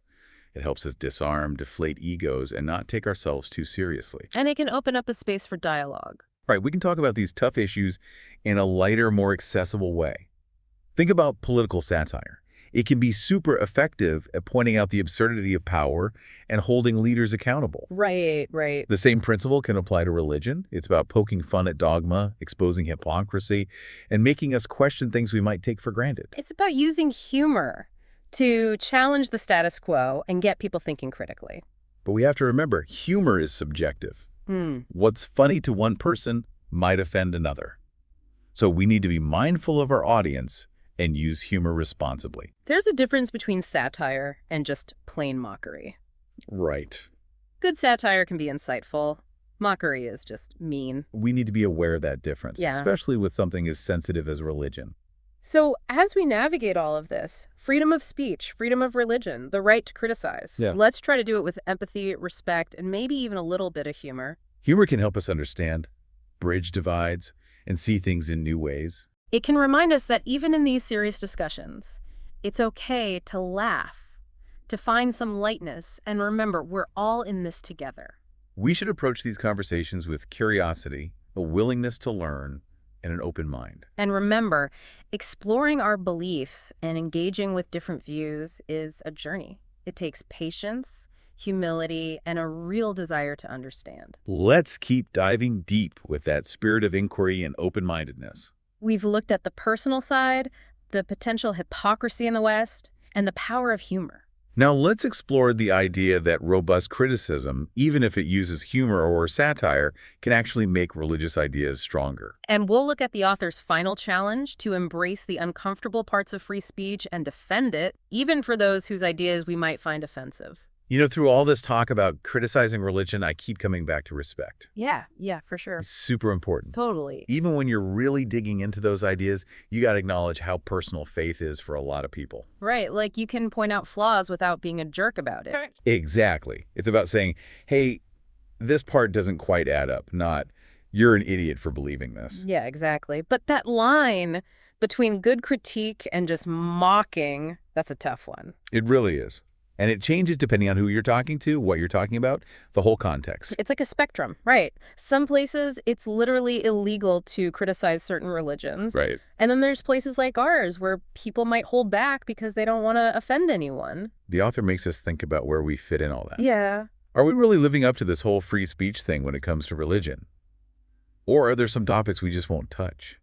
That's a tough one. It kind of ties into how we deal with disagreements overall, you know? Oh, totally. It's so easy to just write off people who see things differently, especially these days. And that's why it's crucial to remember what the author said. Criticize the ideas, not the people. Mm. They're real people with their own experiences behind every belief system. It's like you can disagree with someone's beliefs without making it personal. Exactly. And when we can disagree respectfully, listen to each other, that's when real growth happens. That's where good dialogue comes from. Now, the author goes even further, saying strong ideas shouldn't need protection from criticism. They even say criticism can make those ideas stronger. It's like that blacksmith thing again. The forging. Yeah. You hammer and heat the metal, which seems harsh, but it makes the sword stronger. So maybe criticism is like a test for our beliefs. If they hold up, they come out even stronger. And if they don't, well, maybe that's a sign to rethink things, learn something new, maybe even change your mind. That's a big ask, though, right? Admitting you might be wrong about something so important. It's definitely not easy. It takes humility, admitting you don't have all the answers. But the author says the humility is key for growth, both for individuals and for society as a whole. It's about being comfortable with not knowing everything, with questioning, with being open to being wrong. And that's where the real learning happens, when we challenge our own assumptions. Okay, here's the big challenge the author leaves us with. They say we should be willing to defend free speech even for ideas we hate. Wow. Even for stuff we find offensive or, like, blasphemous. Yeah, even then. They're saying we should be intellectually honest and stand up for open dialogue no matter what. So it's not just about criticizing ideas, it's about protecting the right to criticize. Exactly. They're saying that right is essential for a healthy society, even when it's hard. But, like we talked about, that freedom comes with responsibility. We got to be respectful, engage in good faith, and remember that we're all human. It's like we're all trying to figure this whole life thing out together. We're going to have different beliefs, experiences, different ways of seeing things. Yeah. But through honest conversation, even when it's tough, we can learn from each other, challenge our own thinking, and hopefully build a world where understanding and empathy win out. That's a goal worth fighting for sure. Keep questioning, keep the conversations going. And keep diving deep. We'll see you next time on The Deep.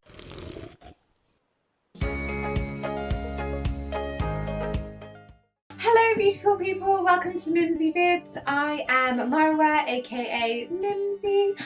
Welcome to my channel. I am doing a video on why I left Islam. As you can see from the title, a lot of people actually asked me this question, as you can imagine, in my last video when I talked about my hijab story. People really wanted to know why I left Islam, and that was kind of a big question. If you haven't seen my hijab story though, please see I have linked it down below. Please take a look. Also, we have so much more coming up. I know a lot of people want to see me with VD Vids, who is my husband. If you don't know who he is, do check out his video, I'll put it below. But we will have some challenges and vlogs and tags and all kinds of videos coming up with me and VD Vids. But also I've got some kind of beauty, makeup, lifestyle kind of girly things coming up as well. So loads more to come. But for now, let's get into this video. So as I mentioned in my last hijab story time, I grew up in a very Muslim environment. I went to a Muslim school, everyone around me was Muslim. I was pretty much in a Muslim sort of bubble. You know, the only non-Muslims I knew were like celebrities on TV. So very much, this is my reality, this is life, this is everything I know since I could speak and understand. So I didn't really think about Islam. Islam wasn't a thought, it was just my life. But there was a point where I really wanted to learn about Islam and really wanted to kind of be strong in my deen and understand things better and be a stronger Muslim. So it wasn't just an identity thing, it did start to become, I want to know what I'm doing and believe in it more. And actually that was when my dad left Islam. So my dad left Islam and he kind of had a conversation with us and said, you guys do whatever you want to do. By us I mean his kids, and actually it was only with the two eldest, which is me and my elder brother, and he said, you know, it's totally up to you what you want to do, this is my decision. And I was just kind of thinking, because my background, unlike my dad's, was only with Islam in it. You know, my dad kind of came to Islam at a later stage in his life. So for me, it was just an utter shock. You know, it was kind of like, there's no way that Islam isn't true, because this is life. Like, you know, you're basically saying the truth isn't the truth, is how I understood it at that time. And actually, you know, I just need to bring him back, and Allah will bring him back, and I need to be a better Muslim, and I'll pray, but also I'll learn more about Islam so that I can give him the answers that he needs. It was something that really upset me more than anything. It was never at that point something that made me doubt Islam. I didn't doubt Islam, I just doubted him, which is quite sad. I just thought, you know, he's just going through a tough time, poor thing, you know, I'll support him there, I'll still be there for him, and I will eventually bring him back, was the plan, basically. That plan didn't go accordingly though, it went wrong. So I kind of delved deeper, and actually what happened to me was the opposite happened. The more I learnt, the more I had questions, the more I couldn't understand. I don't want this to sound like it's a short period of time, because it was over a long period. It was over many years of me kind of, you know, from the age of, like, to give you an idea, from the age of like 14 to 22, 23. So during that time span, I was questioning, trying to understand, following different madhabs or different ways of understanding Islam, so that I could almost, I was almost adjusting it to fit, you know, kind of my understanding of the world, because there were questions I had, which I'm going to go through, and that didn't make sense to me. Eventually they just didn't make sense to me at all though, and hence why I left, and realised, to me this doesn't make any sense, and I don't believe in any of it. And what it is like for me, it's kind of like a wall, and you know, when the kind of, I imagine it as kind of blocks coming out of the wall, eventually the wall just collapses because there's just too many holes, that you just can't believe it anymore. I know a lot of Muslims will say to me, oh, it's because, you know, you doubted Allah, that's why he turned your back on you. And they have this mentality of, if you know, ask too many questions, or if you really doubt it, or if you're kind of going in from an angle like, oh yes, I want to be a non-Muslim, I really want to not believe in it, I really want to be analytical in that way, then Allah will turn his back on you, and he'll actually put a wall in your heart, so you can't even, so you're blind to Islam, so blind to anything. You know, I've had relatives say that about me. They're like, there's no point in talking to her because she's got the wall up. Allah would have put that wall, Allah would have put a shield. She's not going to be able to see now because Allah turned her back. But I just think that's so cruel, because actually it was the opposite for me. My intention was to learn more about Islam, to not only bring my dad back, but to help me and make me a better Muslim. So it was to better myself in the religion. So, and you know, Islam's all about intentions as well, because you know, you can even get a good deed from an intention, is what we believe, or what they believe. Oops. I still include myself sometimes as like, oh no, that's not me, I'm not included anymore. But yeah, so it's you know, and then it was my intention to always be Muslim. It was never my intention to leave. So as I said, it was quite the opposite. But the opposite did happen, of course. So it started off with petty things, you know, things like just little things here and there. There were so many, but I'll give you a couple. One is plucking your eyebrows. I thought it was so ridiculous, and I know people are going to be like, oh, that's what you love Islam, because plucking your eyebrows. I'm getting to all the points, just hold on. But it started off with smaller things, that's what I'm trying to say. So also music, you know, music's haram, music's not haram, music does this, music does that. Little things like that, which I thought were pathetic, to be honest with you, and their reasons were just non-existent. And that's when I started to kind of follow the more Sufi understanding of Islam, actually, because they kind of gave much more you know, kind of spiritual, metaphorical meanings to things. And you know, I mentioned that in my hijab story, that even my hijab evolved because I kind of had a more spiritual understanding of it. So that was fine, but that could only go so far. The questions that came up later that were really bugging me, that I couldn't understand, that didn't make sense, even Sufism couldn't reconcile them. You know, it was just the whole construct of Islam that I didn't agree with. So for example, Sharia law.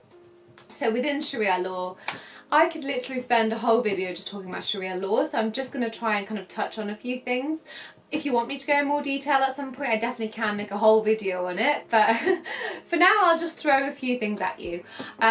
Women's rights in Sharia law are, to me, quite ludicrous. The fact that a woman's testimony is much less than a man's, it actually aggravates me. It's something that I can't kind of understand why that would be, and I feel like it's just so belittling to women who are just as smart as men are, and you know, we know that men are just as smart. Their IQ levels aren't any less. You know, basically within Sharia law, for example, if you were to get divorced, one example, if you were to get divorced, a man can literally say, I divorce you 3 times, and Islamically you are divorced. A woman can't, because women are passionate. You know, they may say things in anger, so men won't say things in anger. Okay.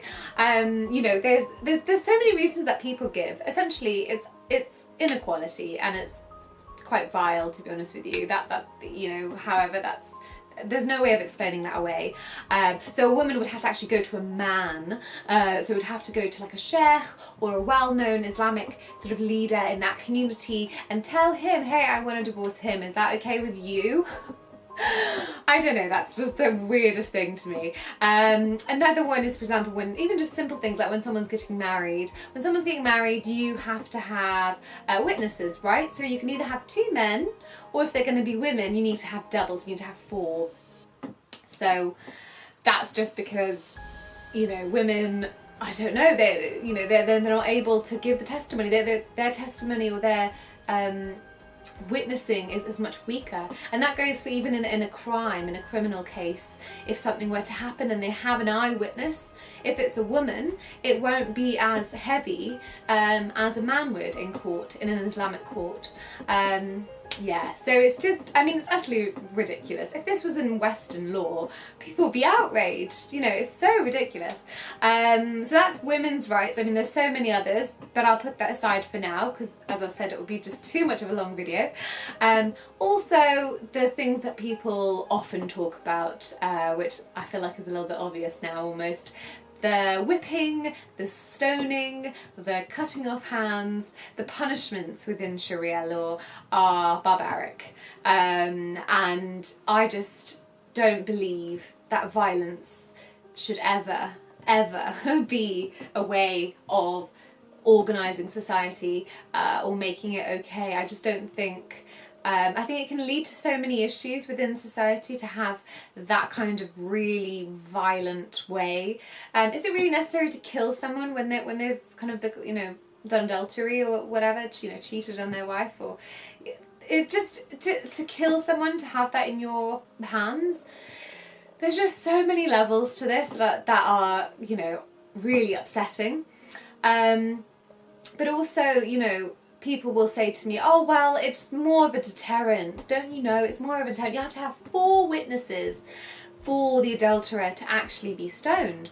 4 witnesses. And realistically, who's going to go sleeping with someone in bed and who's going to have 4 witnesses that were in the room? That's never going to happen. So everyone's always saying to me, you know, when I have asked people about this and kind of, you know, asked why is this there, you know, it seems a bit harsh, people have been like, oh, it's fine because, you know, it's not really going to happen. But then it just seems even more ridiculous. If it's not even going to happen, why is it there? It's kind of putting violence into a person's psyche, that actually there's, you know, you can punish someone violently if they do something wrong. I just feel like it could lead to violence, which obviously if you look at ISIS, if you look at whatever's going on in the world, it's, you know, it's very obvious that those things in there will lead to someone thinking that actually violence is okay in certain circumstances. And stoning someone to death, what a vicious, horrible way to die. It's just never okay, and that's never going to be okay in my mind. So the punishments in Sharia law, definitely something that disgusted me and I could never make okay. This also leads to what I found out about gays and lesbians. So gays and lesbians in Islam, their punishment in Sharia law is to be dropped from the highest building in that town or village or city or wherever they are, dropped from the building. If they've dropped and they've happened to not die by the drop, then they must be stoned to death. So as you can imagine, I was absolutely, I mean, that's shocking. I don't know if no one's shocked by that. I almost feel like they're maybe desensitized to it, because that's shockingly disgusting, like shockingly disgusting for that to be done to any person. And I never really thought about gays and lesbians, to be honest with you. You know, growing up, obviously in my Muslim bubble, it was just, yeah, that's bad. I never deeply thought about it. I just thought, well, you can't do it because it's not natural and because you can't have children and whatever else that was kind of fed to me, basically. As I grew up, you know, I did really, and I met obviously some gays and lesbians kind of as I grew up at university, and I just thought about it more. You know, when they're in front of you, it's quite different. Obviously, in my bubble, I didn't really meet any. Well, not that I knew, but yeah, when I went out into the real world, I was kind of like, gosh, you're a really nice person. You're like a lovely ass person, and if you are going to be, if I as a Muslim would have to punish you that way, I would never be able to do it. How could I, you know, I just envisioned men just being like, yeah, that's why women don't do it and men do.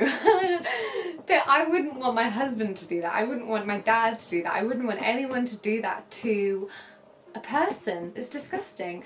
So it really, really upset me. And the more I thought about kind of, you know, I love people, and if they want to love, you know, another, you know, the same sex or another sex or whatever, that's like their decision. And the fact that really bugged me is, you know, they are born that way. I know religious people love to have this idea of they can be cured, and also, you know, that it's because of something. It's not, you know, a lot of the time they're born with it. They are born the way that they are, and it's a natural thing. You see it in nature. There are animals that are gay. You know, there's been gay and lesbians since the beginning of time. People always say that as well. They're like, oh, they're just recent because it's fashionable. No, it's become, we have become as a society much more accepting, and that's why you see them more often, which is amazing, which is great, which is people should come out. And I love all these kind of coming out videos on YouTube. I always watch them and I'm so proud of them, and I like cry with them. And yeah, so that was another thing that kind of really bugged me, and that made me think actually maybe Islam is just not in with the times, and love is love and everything's everything's good and you need to be accepted. So another thing that really bugged me is the spread of Islam. There is a slight theme here, actually. I've just noticed it myself. It's all coming down to kind of violence, violent things that kind of turn me away, because there's a lot of violent things in Islam. There really is, and I obviously don't find a need for it. So the way that Islam was spread was by the sword. As a Muslim, you don't really ask questions too much, you know, you're in your bubble, in my bubble. I know a lot of religious people have those bubbles. You kind of, oh my heart, you kind of just think, you know, this is the way it is. You know, you fight for spreading your religion, or yeah, you fight for the land. It's normal, and it was back in those days, it was fine.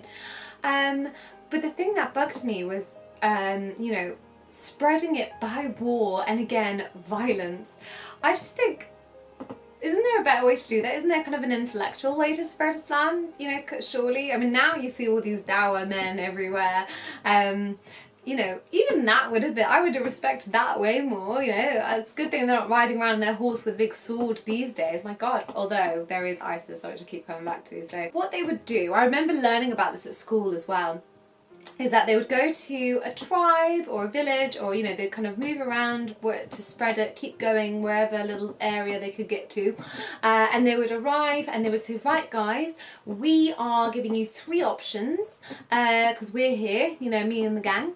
The 3 options are, you can either become a Muslim and join us, or you can keep your religion if you have to, Christian, Jew, whatever the hell you are, keep it, but you have to pay us a tax, or you die, because we're going to go to war with you basically and fight you.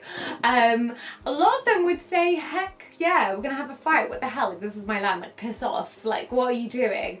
You know, if someone came into your house and was like, hi there, nice house, yeah, cool, I'm giving you 3 options, you'd be like, what? Get out of my house, what? I find that so bizarre, and I remember learning about it at school, and like my teacher being like, see, like the Prophet was so nice, you know, he gave them options.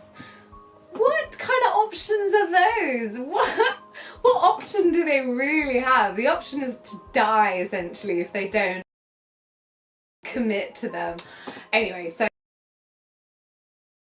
that I was kind of like flabbergasted by. I was like, how is this okay? You know, if this is a message from God, you know, who's above societal structure, who's above social norms, a God who is pure and, you know, loving, for a God to be like, yeah guys, actually just go around, kill people that don't believe you, I was like, there's no way that if there is a God that he would, you know, be like, this is okay. It gets worse as well. I haven't even got to the biggest part that bugged me. That wasn't even it. That bugged me.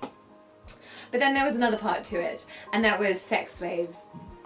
So sex slaves in Islam, and I've mentioned this on BD Vids' channel before, was definitely something that almost kept me up at night. I was kind of like this, how is this okay? How is this okay? This is something I could never make okay. There's nothing that anyone could have told me that made it okay. I was disgusted by it. So basically what they are is that you go to war, often it was at war, but essentially I don't know how it works really. I mean, maybe if they're just a lonely ass woman that doesn't have like a lot of stature, or she's just whatever on the street, you could be like, yo, you're gonna be my sex slave, come on, let's go, come on, chop chop, let's go, taking you home. And basically those women would, the Quran describes them as being the possession, so it's what the right hand possesses. So that's just one kind of reference to them, but there's quite a few all over the hadiths in the Quran. There's many references to these sex slaves. So basically men are allowed to have up to 4 wives.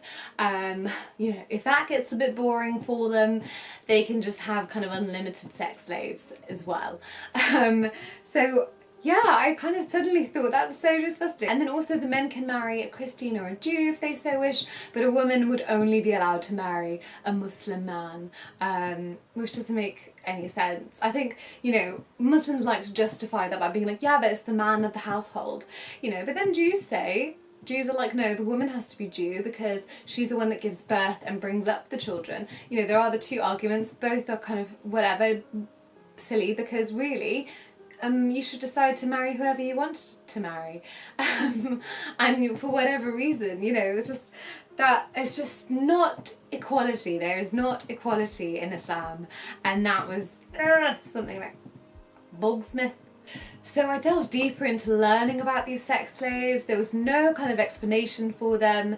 You know, sheikhs are just like, ah, well, it was those times. You know, if you have a servant, she's under your roof. Men would sleep with her, whatever, you possessed them. What? It's like, how does it make any sense? It's like, what do you mean? Like, these women are possessions? How is that okay?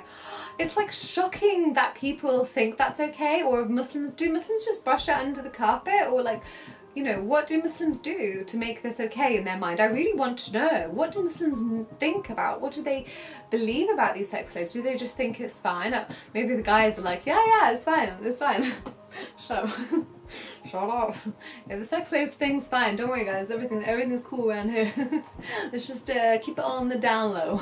Maybe if you took them in, did you have to sleep with them? Do you have to? Couldn't they have created like a women's club and like had all the women that needed help? Something, anything. The money that you provided to feed her, couldn't they have put it into a pot like all the guys that had these sex slaves? Couldn't there have been another freaking option other than taking them to your house and possessing them and then sleeping with them? Yeah, it's just something that was really weird to me. The Prophet had a few sex slaves, of course. He had quite a famous one. I think he really cherished this one. She was supposed to be absolutely stunningly beautiful. Her name is Maria, Mary in English, and she was Christian actually. So anyway, there was a really interesting story that I read so he had 4 wives basically. The Prophet had 4 wives, and he would kind of have a schedule of when he would have a night with them. So he kind of ordered his week according to which wife he would be with. And there was a night where he was supposed to have been with the wife Hafsa. So he was supposed to be with her that night. She was like, oh, my mum's not feeling very well. I'm gonna go to my mum. Is that okay? And he was like, yeah, you go ahead, you go be with your mum. Don't worry about it. But obviously the Prophet was feeling a bit like, oh, I need a girl, I need something. I'm gonna hit up my sex slave. You know, gave her a call. I mean, I do this. I don't know how he got in contact with her back in the days, but somehow, like, you know, sent a pigeon or whatever, and she came over and they slept in Hafsa's bed. To which Hafsa returned and found them there, and was like, what the heck? Who's that? Get her out of here. I mean, I kind of envisioned like an almost cat fight, but that's probably not what happened, but who knows, okay? But she was like, oh my god. She was really upset, and you know, this is the tafsir, you know, describes it as she was very upset.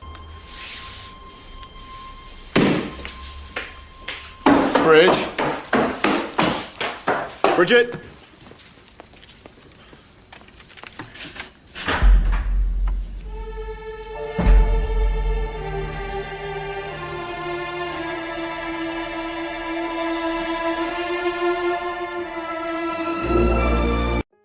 So also what made it obvious that Hafsa was really upset as well was that the Prophet was really trying to kind of reconcile with her and was like, I'll make Maria haram for me, I'll make a sex slave haram for me, please don't be upset, you know, please, like, you know, you can just imagine him just kind of begging like, no, I'll never do this again, no, kind of really grovelling in that sort of way, which obviously showed how upset Hafsa was.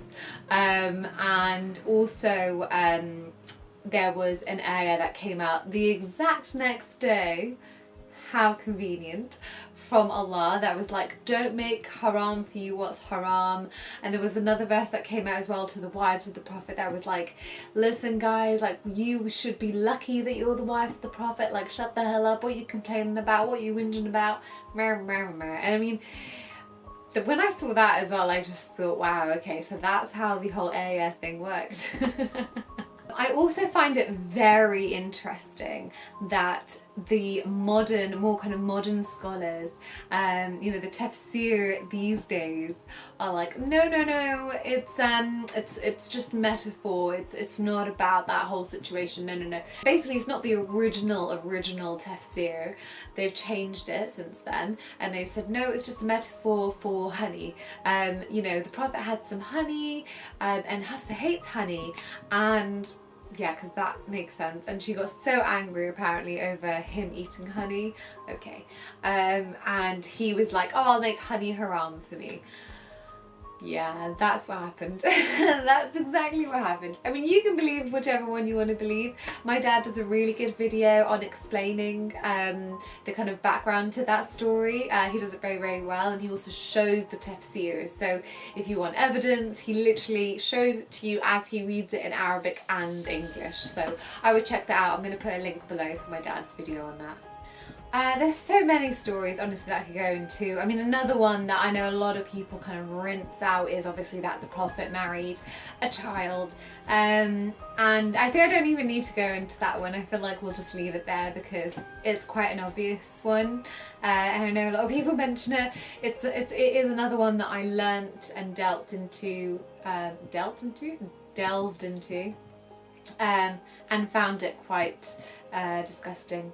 And I just think if these messages are coming straight from God, you know, even just about the societal things within their society, you know, there were many transformations that the Prophet made, but also, you know, there could have been so much that he could have not done that were unnecessary in that society. He could have said, actually, I got a message from God who's above societal norms and above all of this, and he's saying there's no need to do this. Actually, it's better to do it this way. I know the arguments, you know, that kind of people lived not as long in those days, all kinds of arguments, but essentially if a person is a child and brought dolls into your house, there is also the hadith about how he kind of masturbated in between her legs before he slept with her. How nice of him, you know, he didn't sleep with her because she was too young and he just did that instead. A lot of people reject that hadith. They don't think it's authentic. Yeah, so I mean, say what you will, there was some weird funky stuff that happened that he did and that he was part of and that he kind of made happen. So yeah, it's very, very strange. It's funny because I went to a Muslim school where I learned about the prophets and I learned about all the nice stories, but then it's like when I did my own research, there's actually a lot within the hadiths, and there's a wealth of stories out there, and there's so many crazy ass stories. Like, you're like, wow, that's not a nice thing to do. You know, when you look at it from like a normal perspective or not a bubble perspective, and actually Waleed Video Vids does a very good video on the story of Abraham and how he smashed the idols. So that's kind of a very famous Muslim story. I'm not sure if like Christians or Jews have the same story. It'd be interesting to know. But essentially that he kind of smashed some idols, and yeah, I mean, check out my husband's video Vids. I'll link that one as well below. So lots of links below for you to check out after. But he you know, talks about how Prophet Ibrahim actually was very rude in doing that. These are the people's beliefs, people's gods, and how disgustingly rude and outrageously, you know, violated those people must have felt by him doing that, and so disrespectful. You know, Muslims are like, oh, we respect other religions. Do you? So yeah, so when you kind of look at the same stories even from another perspective, which is what I did very often, I was kind of like, hold on a second, when you look at that story, that's a horrible thing to do. That's not something to be proud of. You know, that was always the story of like, haha, look what Ibrahim did, you know, isn't he a champion? La da, he's so smart. No. That's not a nice thing to do. So there was a story about, again, in a war scenario, so obviously I really don't like the war scenarios, where the Prophet went to war with a particular Jewish tribe. He, you know, as usual, 3 options, la-di-da, killed all the men. He actually went and killed the kind of main treasurer of the tribe, so he was kind of the leader, you know, cut his head off, and his son and his son-in-law. There was a woman now involved in the story. So there's a woman called Sophia, actually, and she must have been some really hot chick because he was like, I don't just want this woman to be my sex slave. I want to make her my wife. I need this woman my wife. Like, he was on it. Like, he obviously likes the hot ladies, so he was like, yeah, I got my Maria, but this one is like, dang. So he was like, right, I'm gonna make her my wife. So he had literally just killed her entire family, all the men in her family, and then he obviously must have made some amazing proposal that she couldn't say no to. I mean, yeah, exactly. So how do you think that proposal went down? Do you think she really wanted to marry him at that point? They actually got married that night and consummated the marriage that night. And I think what's so interesting about this story and the hadith, you know, go check out the hadith for sure, because it's actually really the real traditional hadith, because the whole description, because it actually explains that one of the companions of the Prophet was really worried about him and was really like, oh, dude, like, are you sure you want to do that? Like, you know, are you sure?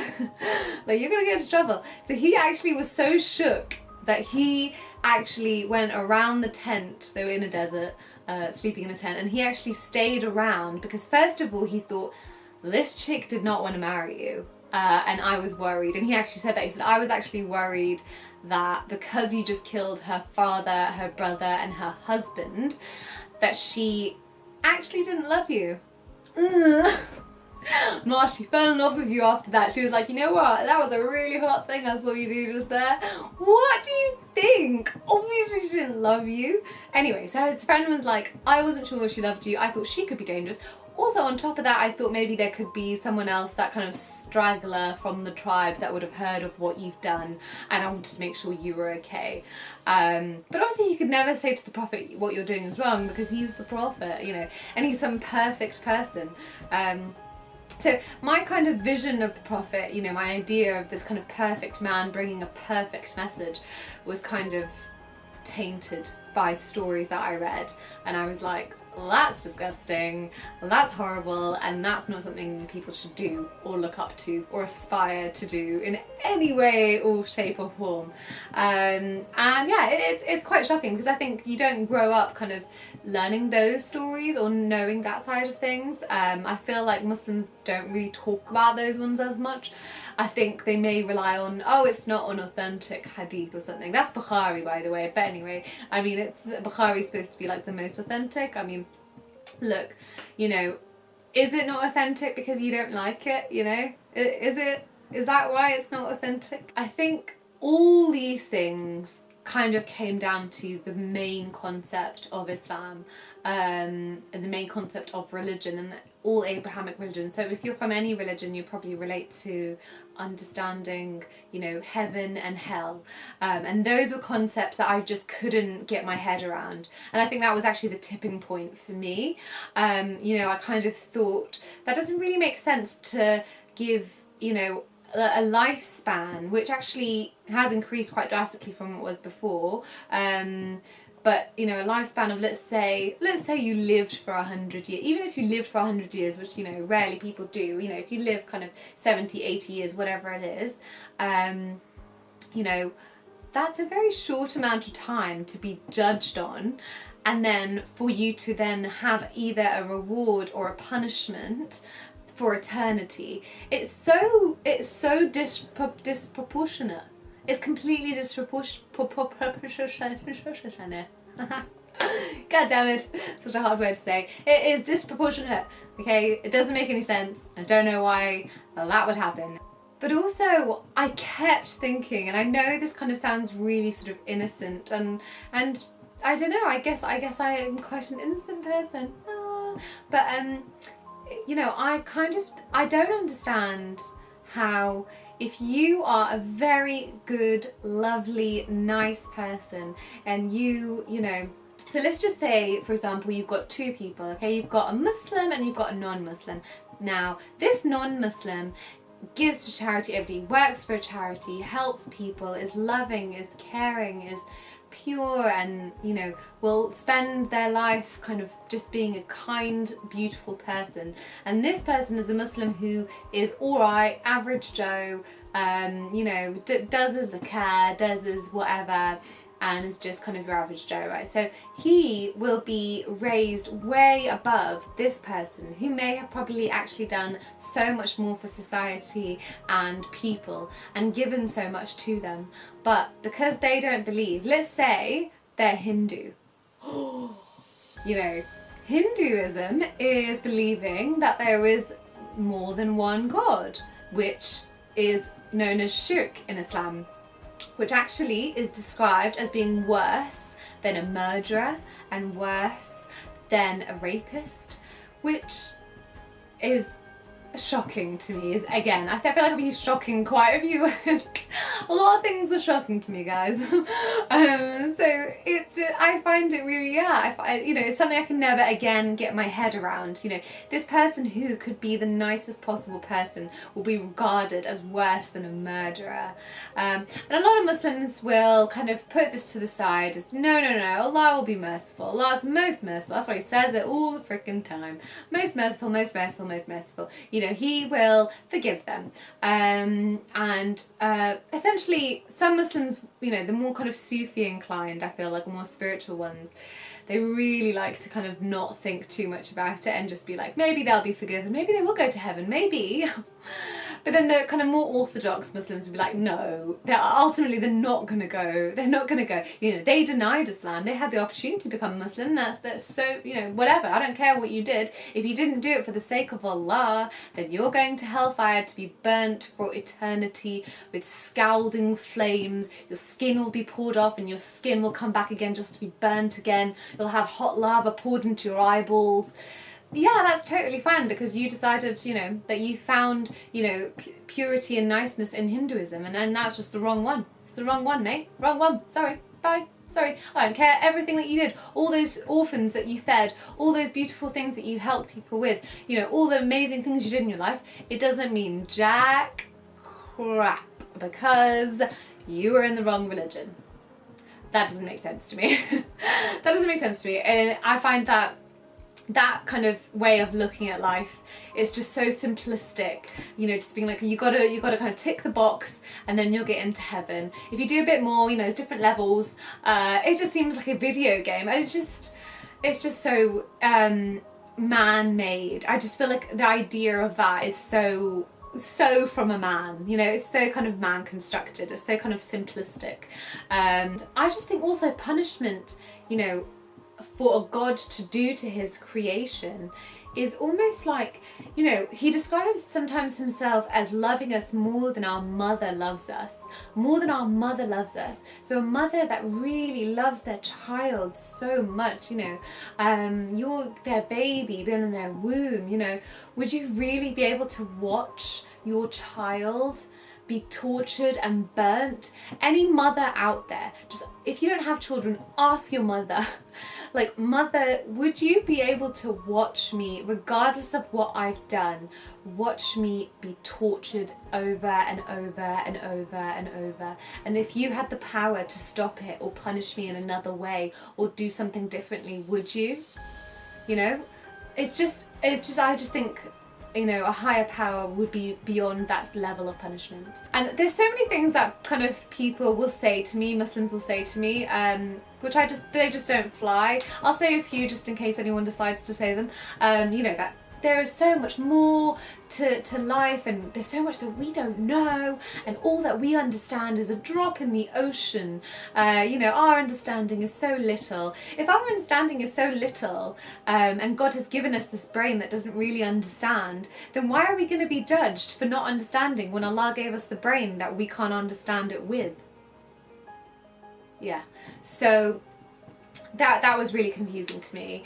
But also that, in kind of science, we know a lot more things. We know that, for example, a psychopath has a gene.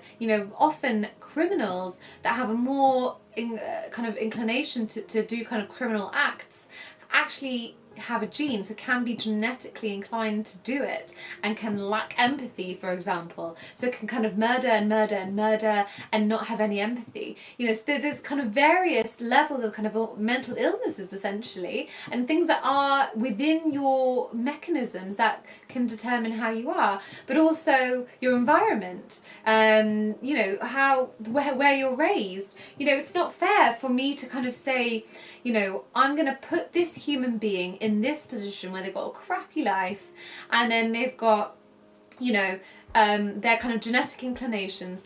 How much free will do you really have? Whereas if I had put that same person in, you know, we'd given them nicer genes and put them into a kind of a normal life, whatever normal can be, you know, not a kind of crazy, non-loving, kind of happy childhood or whatever it kind of a normal is, you know, not put them in that situation. If I did, then actually maybe they wouldn't do the things that are considered bad, or maybe if they were in that other circumstance they would have been Muslim, or, you know, it's just the circumstance that people are in, or the religions they are born in, is not a choice. And so there were so many things. Also, I touched on kind of the genetics and the science. There were also things, evolution was a big one, you know, just general kind of scientific errors in the Quran, for example. A lot of Muslims have this idea of like, oh, the miracle of the Quran is there's like science in it, and that, oh my god, look at the fetus is, you know, in the Quran. And how did they know at that time? They knew because the ancient Greeks had already had this understanding of the fetus. The ancient Greeks were amazing. You know, I'm pretty sure they weren't Muslim. I'm pretty sure they didn't have any messages from, you know, angels or anything. And they were, you know, having all these kind of scientific observations and, you know, doing these experiments and finding out so much. And the reason that actually, if you look at the kind of understanding of the science, it's actually not always exactly correct. It's kind of a gist. So people be like, oh yeah, but they were just giving you an idea. How would they have even known that little part? But they did know a little part because of ancient Greeks, and also the ancient Greeks weren't 100% accurate. That's why they have the same errors in the Quran. So it's the same similarities and same sort of errors that actually shows that it came from that exact time. So anyway, there's so much I could say about kind of, you know, the science and the miracles, and there's so much I could go into. Honestly, this would be literally like the longest video ever. So I kind of just wanted to give you a taster. I think a lot of Muslims are Muslim because they're born Muslim. You know, they're born, as I was, into a bubble. Sometimes the bubble doesn't burst. Sometimes you're in the bubble for life. And then when you get to a certain age, there's no point of bursting a bubble because that is just your life and you've created everything around that. I just can't understand the judgment, you know, essentially the meaning of life doesn't make sense. Even the idea of kind of life is a test, it just seems so cruel and again, man constructed, you know, man-made. It doesn't. I personally am now agnostic, and I do think that if there is a God, that he's just way above this kind of simplistic idea of like hell and heaven and right and tick a box, tick these boxes and then you're in. I think it's so much deeper than that, and I don't think there's just you know, one way of being a good person, or one way of, you know, doing the right thing. I'm not too sure, you know, as I said, I'm agnostic, so I'm not too sure kind of how it'll unfold. I just don't believe in the concept of heaven and hell at all. I don't believe that violence in any way, even in hellfire, should be the way to handle things. You know, it kind of reminds me almost of, you know, when parents used to think it was okay, I hope people still don't think it's okay to hit children, and you know, you would hit children and you would think that was the best way of handling it. But you know, now that we've come to understand, actually violence is just reinforcing violence, and actually you're just teaching the child that it's okay to be violent. You know, there are other ways to kind of teach people and punish people. I'm not saying that you know, for example, punishment shouldn't happen in our society, for example, because someone asked me, you know, when I was discussing this with someone, I said that I think we don't have a lot of free will because of our genetics and because of our environment. And they were like, well, then should there be no prisons? Absolutely, we should kind of have people separate, you know, if they're not well. But I just think if there's something above this world that can kind of, you know, is a god, essentially, they would see beyond kind of, you know, beyond the social constructs, and they would be able to know that that person isn't well, and so they shouldn't be burnt for eternity. There's so many reasons why it's just wrong, basically, to have that understanding of hell, and why I don't believe it. So I hope that gives you a picture of a few of the reasons. As I said, I kind of really tried to kind of put them as concisely as possible into a little box for you. If you want me to elaborate, if you want to know a bit more, if you have any other questions, please comment below. I'd really like to know. And as I said, I've got loads more to come, so do subscribe, like this video, and yeah, let's stay in touch, guys, and I'll see you guys soon. Bye.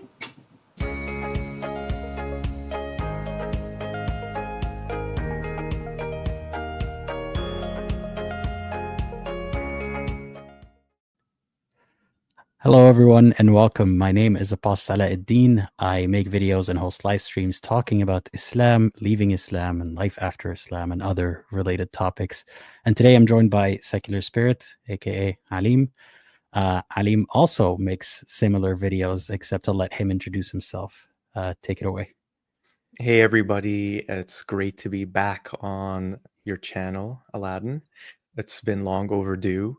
And yeah, I mean, we had a lot of similarities in our motivations for talking about Islam. And I think both of us just wanted to come at it from a place of more empathy and understanding with not just the issues that ex-Muslims face, but the issues that Muslims face because of the religion. And this is something I talk about often, how Muslims are actually the biggest victims of Islam, even when they are causing so much harm to ex-Muslims and others around the world. So yeah, that's what my channel is mostly about, but I also talk about spirituality and organized religion in general, and talk about how we can have a meaningful life beyond organized religion. Yeah, that's a great introduction. Thank you. You recently, you live streamed, I think, like a week ago It wasn't now? a live stream. Okay.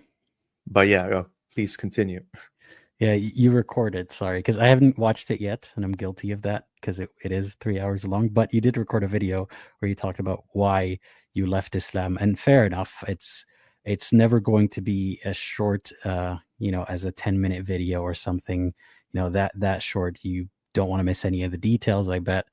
And today, I suppose I want to talk about some aspects of that story, maybe part of mine, and also answer the question, you know, why haven't I made a video called Why I Left Islam? And whether I'm ever going to make such a video, I don't know. So we'll find out by the end of this conversation, I suppose.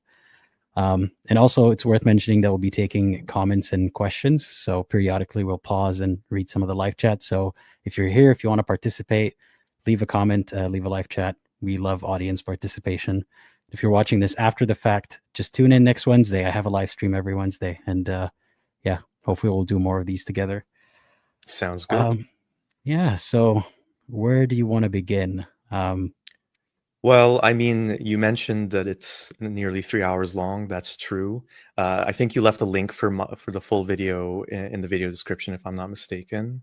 Correct. So yeah, the idea was to just have something that's like a comprehensive full story, just in case anyone who doesn't know about me, or anyone just, you know, stumbles upon my stories, or is looking for similar stories to their experiences of leaving a religion, whether it's Islam or Christianity or whatever, can find it and can watch as much as they want. I try to go as long as Return of the King, the last Lord of the Rings movie. I couldn't quite make it past the 3 hour point, but I got close. Yeah, I didn't watch that either, so maybe I'll do a marathon. 6 hours. I'd recommend watching that one before my video. Okay. I'd say the same thing to anyone watching as well. Yeah. But no, you're doing yourself a disservice there. Go watch this video if you want to kill some time. Have it in the background, that kind of thing. Yeah, I guess I'll start by telling you about why I don't have one of those videos, and I am Sure. reluctant to. Because the answer to the question, why did you leave Islam, when that's directed at me, it's because it has not been proven true, and it's safe to assume that it is not true. So the reason I'm not a Muslim is because it is not believable to me. That's as simple as that. Of course, I could talk about how I got here. That's a whole different answer. But I don't like to sort of justify my leaving. That when people say, why did you leave Islam? I don't want to feel like I have to give them my whole life story to then qualify to leave Islam. I left Islam because I don't believe in it. That's as simple as they should require the answer to be. Now I'm thinking, I suppose, about an adversarial voice that will be nitpicking my story about why I left. And I guess that's where I'm coming at it from. But I understand that there's value to other people who are curious to know, how was my life with Islam before I realized that I don't believe, or before I finally accepted that I don't believe anymore. And that is difficult to cram into just one video. I mean, I'm sure, as you have discovered, 3 hours is how long it took you. I worry it would take me even longer than that. And in a sense, I feel like everything I do on my channel, if I'm talking about an experience that I've had, or if I'm talking about a topic that I relate to, I mention a lot of my story in it. So, I have a video about my fear of hell. I have another video about, how my life went in terms of sex and religion. So it feels more beneficial for me to focus on a part of my story that I want to talk about than to just dump it all somewhere and tell people to, go figure out, which part resonates the most with you, or which part you think is the reason that I left Islam. Because I don't think that any of those are really reasons why I left. They're just parts of the story of how I got to this point. So I hope that answers the question, but I'm happy to answer any questions about, parts of my life that have to do with Islam. Yeah. What do you think about all that I said? I think what you're saying totally makes sense. You obviously can't really distill the full thing even in a 3-hour video. And I'd only say that I think it's good to give people options. So for people who want to just go into the weeds, go in depth on specific things like the fear of hell, the fear of Judgment Day, which are things I talked about in my video, you can have those separate videos. But maybe some people do want to have just that long form kind of thing to listen to and experience. So I would say, if you have the chance to do it, the time to do it down the road, I highly encourage you. If anything, I would say for me, it was kind of cathartic to just let it all out there. It was emotionally exhausting. And the best part, I think, from the whole thing for me, and we're going to get into it later on, I guess, is how many of the comments from people showed that while I felt so alone in these experiences, my whole teenage years, my young adulthood, there were a lot of people who went through a lot of the same exact experiences, including my never nude phase, where I guess we can talk about that in a little bit too, where I was afraid and embarrassed about being naked before God, because as most Muslims are raised to believe, God is watching you at all times, including when you're taking a shower alone in the bathroom. Right. Yeah. Let's talk about that for a bit. You want to start with that one? Sure. Why not? I mean, that's the reality of it. That was one of the first parts of your video. There was something that obviously happened to you at a young age. So yeah, I mean, let's think about it. The part that when you mention nudity and God, what comes to mind to me is the day of judgment, when everyone will be summoned and everyone will be naked and kind of put on a platform, essentially. I don't You're know if it's literal, but exposed. yeah, you're exposed to the world, and we're supposed to not care about seeing each other naked because everyone's so stressed out about the day of judgment that It no one sounds really so lovely, cares. doesn't it? Yeah, and even if you've done a lot of good deeds, you're still stressed out because you don't know it could go either way. But the point is that you're going to be naked in front of God and everyone, and all of your sins and deeds, and good deeds and bad deeds exposed. So that was my first encounter with the idea of God and nudity. How was it for you? How did that idea get into your head? I really don't know. And it's one of those things where I don't really remember why or how it started. It's almost like the idea just came in my head of, so to just back up a bit for those of you who might not be familiar. So what I was taught was God is watching you at all times. Of course, he loves you as he's doing this. And there's also these two angels that watch you at all times and record your deeds. So I can't remember their specific names right now, but one of them watches you and records your good deeds, logs them, and then the other angel does the same thing for your bad deeds and logs them. And the whole idea is that if you have more bad deeds than good, according to whatever calculus or equation goes on there, it determines whether you're going to hell or heaven.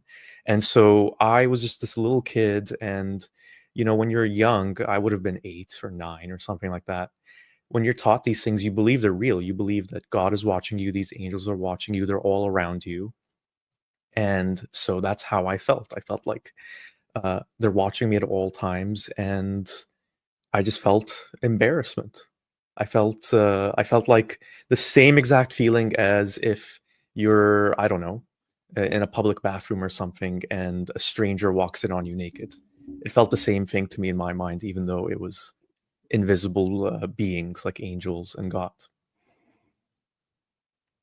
Yeah, I hear you. That the image of the two angels is kind of stuck in my head. I can't remember if there was a sort of delineation where one writes your good deeds, one writes your bad deeds. I'm not sure of that detail, but I remember that there were two of them, and I remember the names from the verse Raqibun Atid.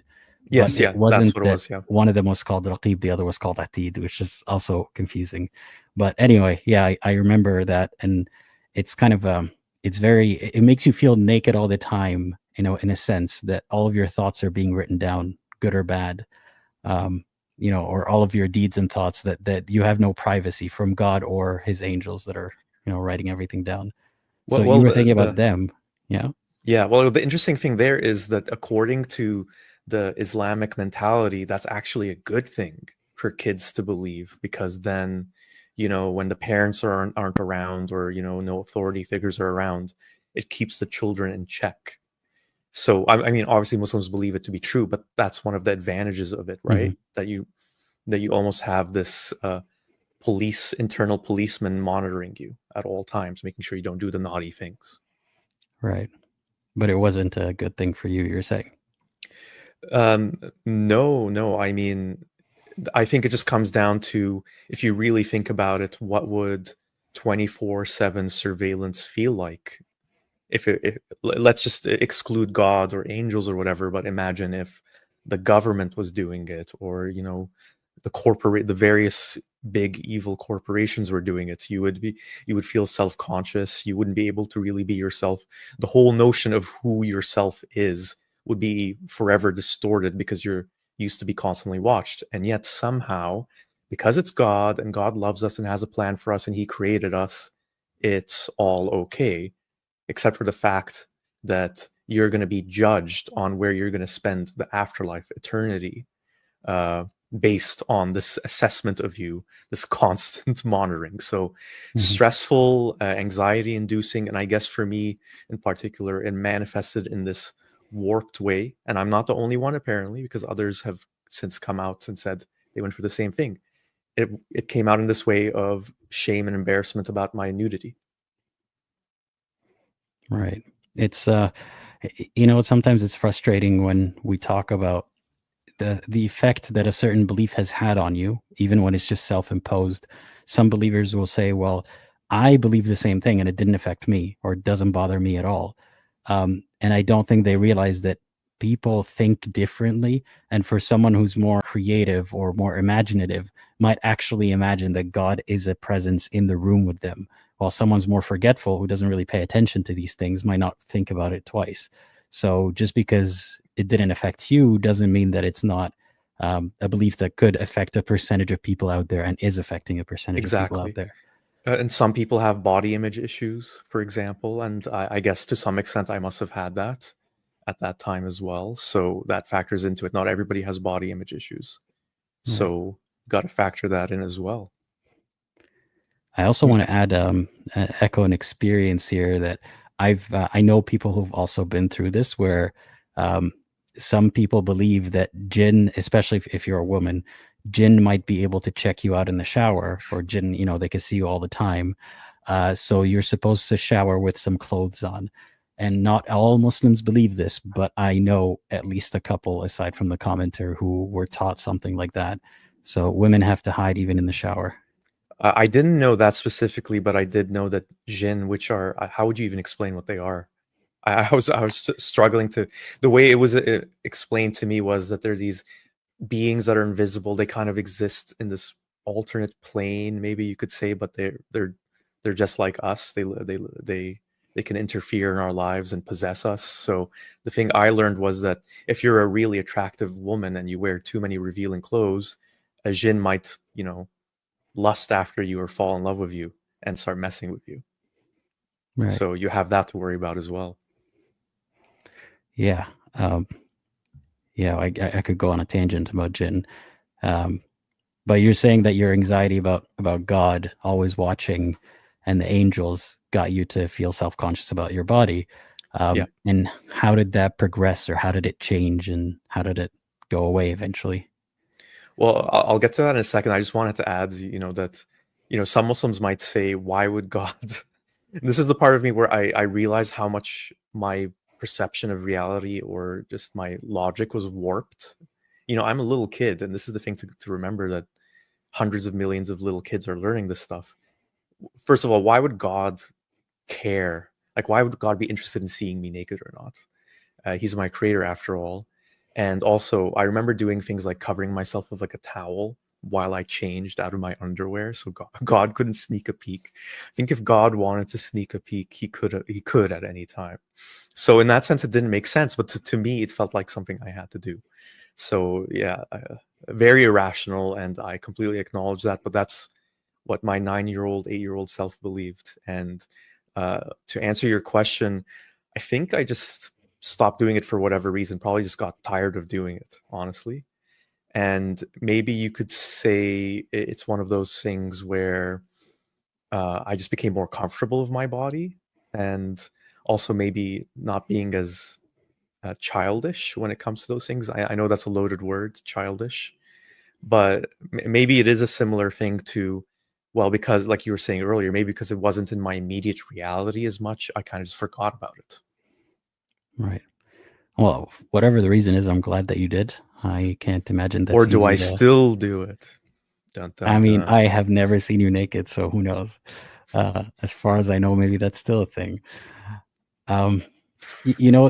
We joke, but there is a version of that still remains with Muslim women to some extent, to varying extents. That when a woman is supposed to pray, even if she's at home by herself, not in front of anyone, she still has to dress in the way that Allah wants her to dress. Even if she doesn't wear the hijab outside of the house, she has to wear a hijab and cover up, as if, because she's in the presence of God in that moment, even though God is always seeing her anyway. But in that moment, it would be disrespectful to have her hair down, or like not be covering up her arms and her legs and everything and her entire body. But why? If by the same logic that you got out of it, that God shouldn't care about me getting naked, or God shouldn't care about looking at my body, God also shouldn't care about what a woman looks like while she's praying to him. I mean, the excuse that we hear about the hijab being for societal benefit so that men don't check out women, all that kind of stuff, that's all, one thing. The other would be that God, the way that God sees you also matters. So you're kind of naked in front of Allah if you don't have your hair covered while you're praying. And that's not something that you grow out of. That's something that they're supposed to keep doing, till they die. So I don't know. I saw a parallel there. I definitely can see that. And I think it reveals a few things, about how ultimately Allah is this ultimate, parental male authority figure. So in a weird way, it actually exposes how there is this sexualized component to Allah, because if you think about it, like you said, like it shouldn't matter, and yet it does.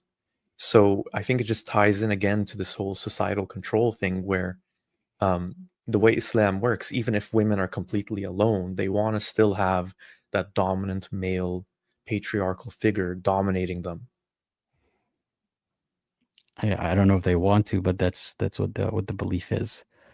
Yeah, but you're out of that phase, thankfully. You Yep. you can you can enjoy the freedom to change your clothes without a towel. So I'm happy for you there. Small improvements in life, yeah. Yeah. I was wondering maybe if we could talk also about, because you mentioned it earlier, like the whole fear of hell and day of judgment phase. So for me, that is something that for years, again, this is from when I was first taught about it, I'd say like around 12, 11.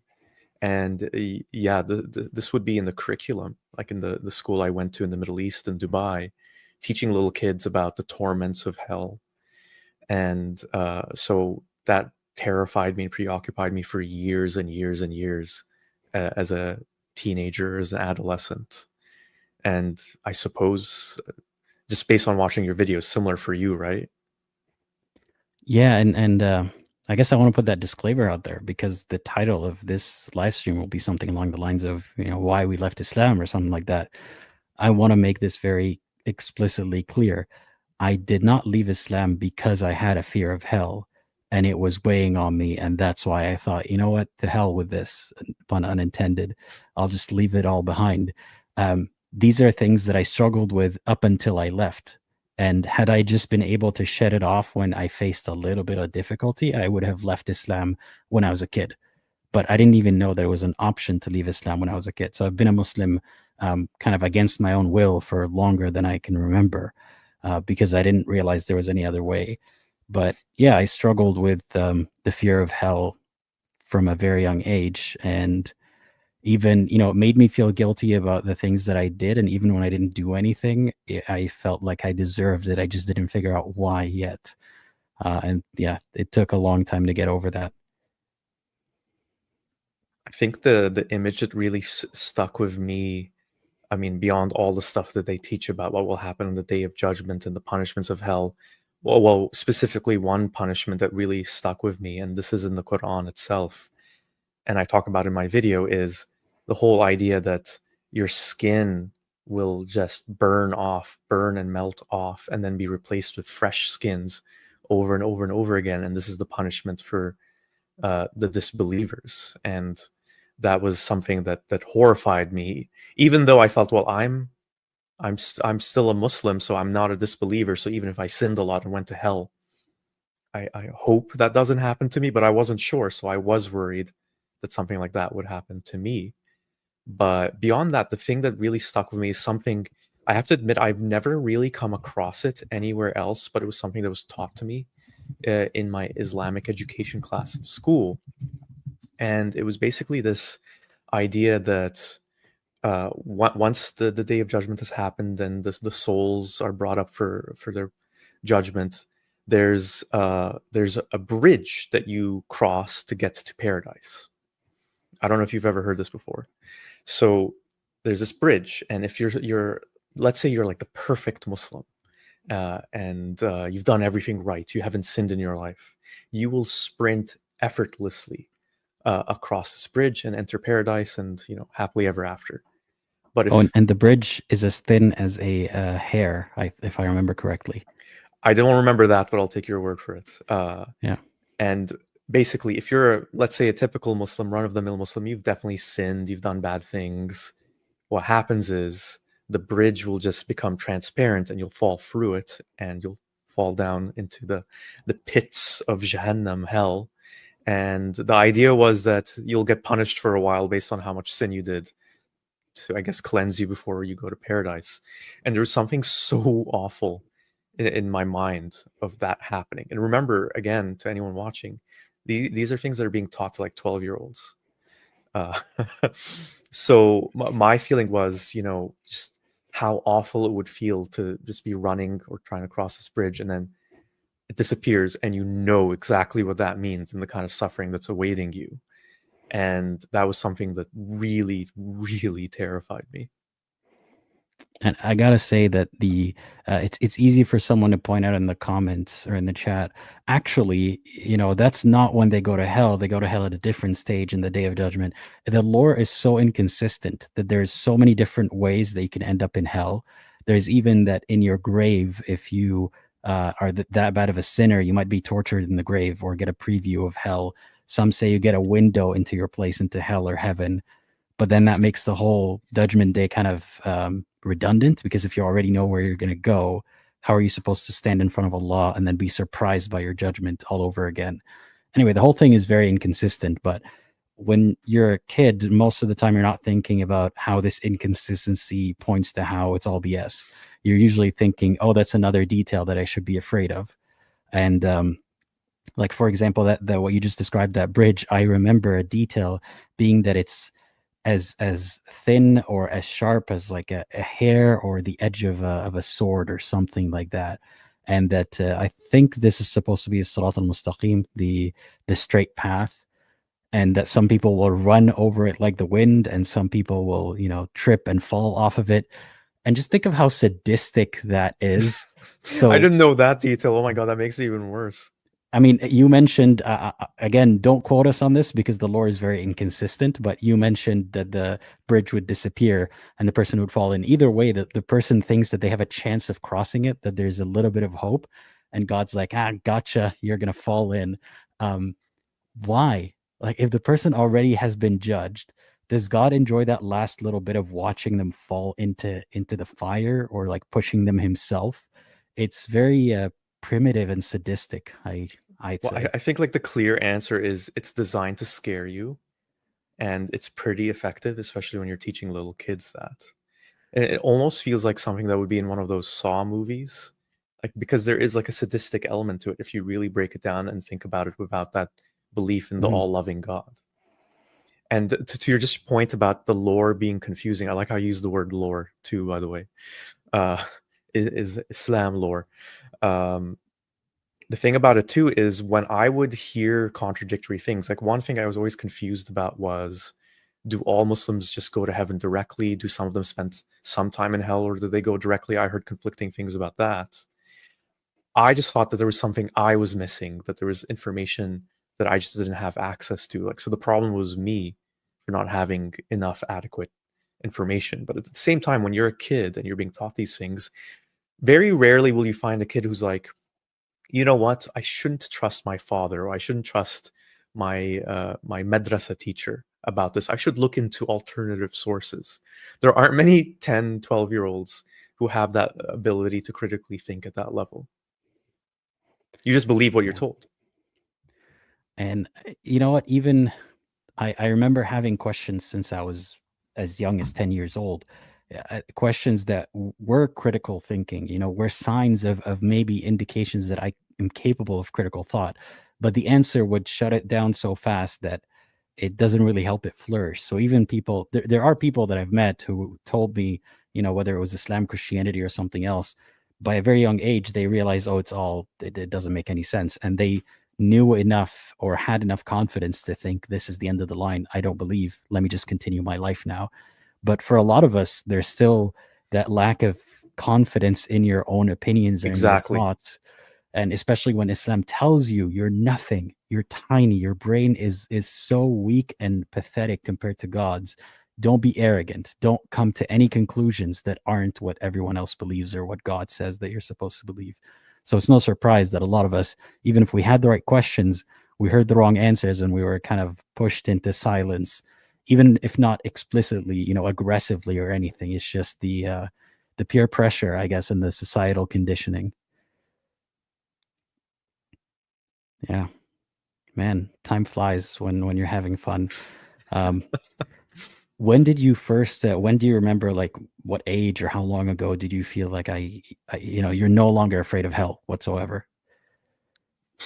It would be when I left Islam, so much later, when I was 18. Basically, when I stopped believing that it was real. As long as I was Muslim and I believed it was real, it was something that kept me afraid and that kept me feeling guilty. And that was especially true once I hit puberty and I started having as Muslims would describe it, unclean, sinful thoughts about women, and having desires that were not supposed to be done by a young Muslim man, and acting on those desires. I think you know in which way I'm talking about. So like something like masturbation, for example. I know that there's some variations on how Muslims are taught about masturbation. So some, I don't know if you'd call them schools of thought, but I've heard some sheikh saying that it's not actually a sin as long as you're not, for example, watching pornography as you do it, as long as you're not harming anyone else. And then there were others, and this is what I was taught as a Muslim, where it was just a sin. Touching yourself was a sin. And so I definitely had a lot of guilt about that. I had a lot of guilt about feeling desire towards, let's say, female teachers in my school, or, like women in movies I'd be watching. And that definitely amplified my fear of hell, because I felt like I was sinning constantly when the day of judgment could happen at any time. Mhm. I think my fear of hell remained for a long time, because I didn't officially really leave Islam or face all my doubts till, not that long ago, maybe like 5-6 years ago at most now. And it was only then that my fear of hell dissolved, when I realized that not only do I not believe and have not believed for a while, but I have no reason to be worried. When I dug in, the deeper I dug in, the more I thought, wait, that's it? And I kind of got angry at myself, almost like, why did you let this fool you for so long? This is actually, the more you read about it, the sillier the lore gets. And the more you read about what the most learned people say, the more you kick yourself, in a sense, for not learning this sooner and leaving sooner. But obviously, everything needs its time, and you can't just regret not having left sooner. Things happen the way that they happen. So I was just glad that I finally left. But ever since then, I haven't had an inkling of fear whatsoever that, what if Islam is true? What if I'm going to hell? It's been a while that it doesn't even cross my mind as a possibility. I mean, I still feel guilt. I still feel a lot of other feelings that are associated with how I used to feel when I was a believer, but not for the same reasons, and not the fear that, what if all of this plot is real and I'm going to hell forever? It is beyond possible in my mind. Like not even a thing. I can relate to that feeling of anger with myself, for like, how could I be so stupid? And it still happens to me sometimes, I suppose, when I just remember things I used to say or do when I was Muslim. I think the thing that was a really good switch in my mentality towards, the doubt, the uncertainty, what if there is a hell or not, is something that I just heard from, I couldn't tell you the specific name, but from one of the popular atheist public speakers, content creators. And their point basically was, what about all the other things that could possibly exist? I don't know if this is just like a spitballing example, but the hell in ancient Egyptian religion or Norse mythology, so on and so forth. You're not worried about these other hells, and you're not worried about all these other things that could hypothetically exist. So what's the point in worrying about this thing? You could worry about all sorts of things. And I think once I looked at it that way, I think it really, again, showed how, I wouldn't use the word silly necessarily, but how it was a waste of my energy to fear those kinds of things, because you could just fear any kind of hypothetical thing that you can't imagine, like that you can't actually see or experience tangibly. Mm-hmm. I remember trying to pose this analogy to someone. There's a chance right now that there is some kind of spy or agent, government agent that is spying on you in particular out there. The chance is very, very slim, but it is something that's within the realm of possibility that we've seen happen before. But you don't live your life, hopefully you don't live your life in fear of such a possibility. And I'm not saying that you should.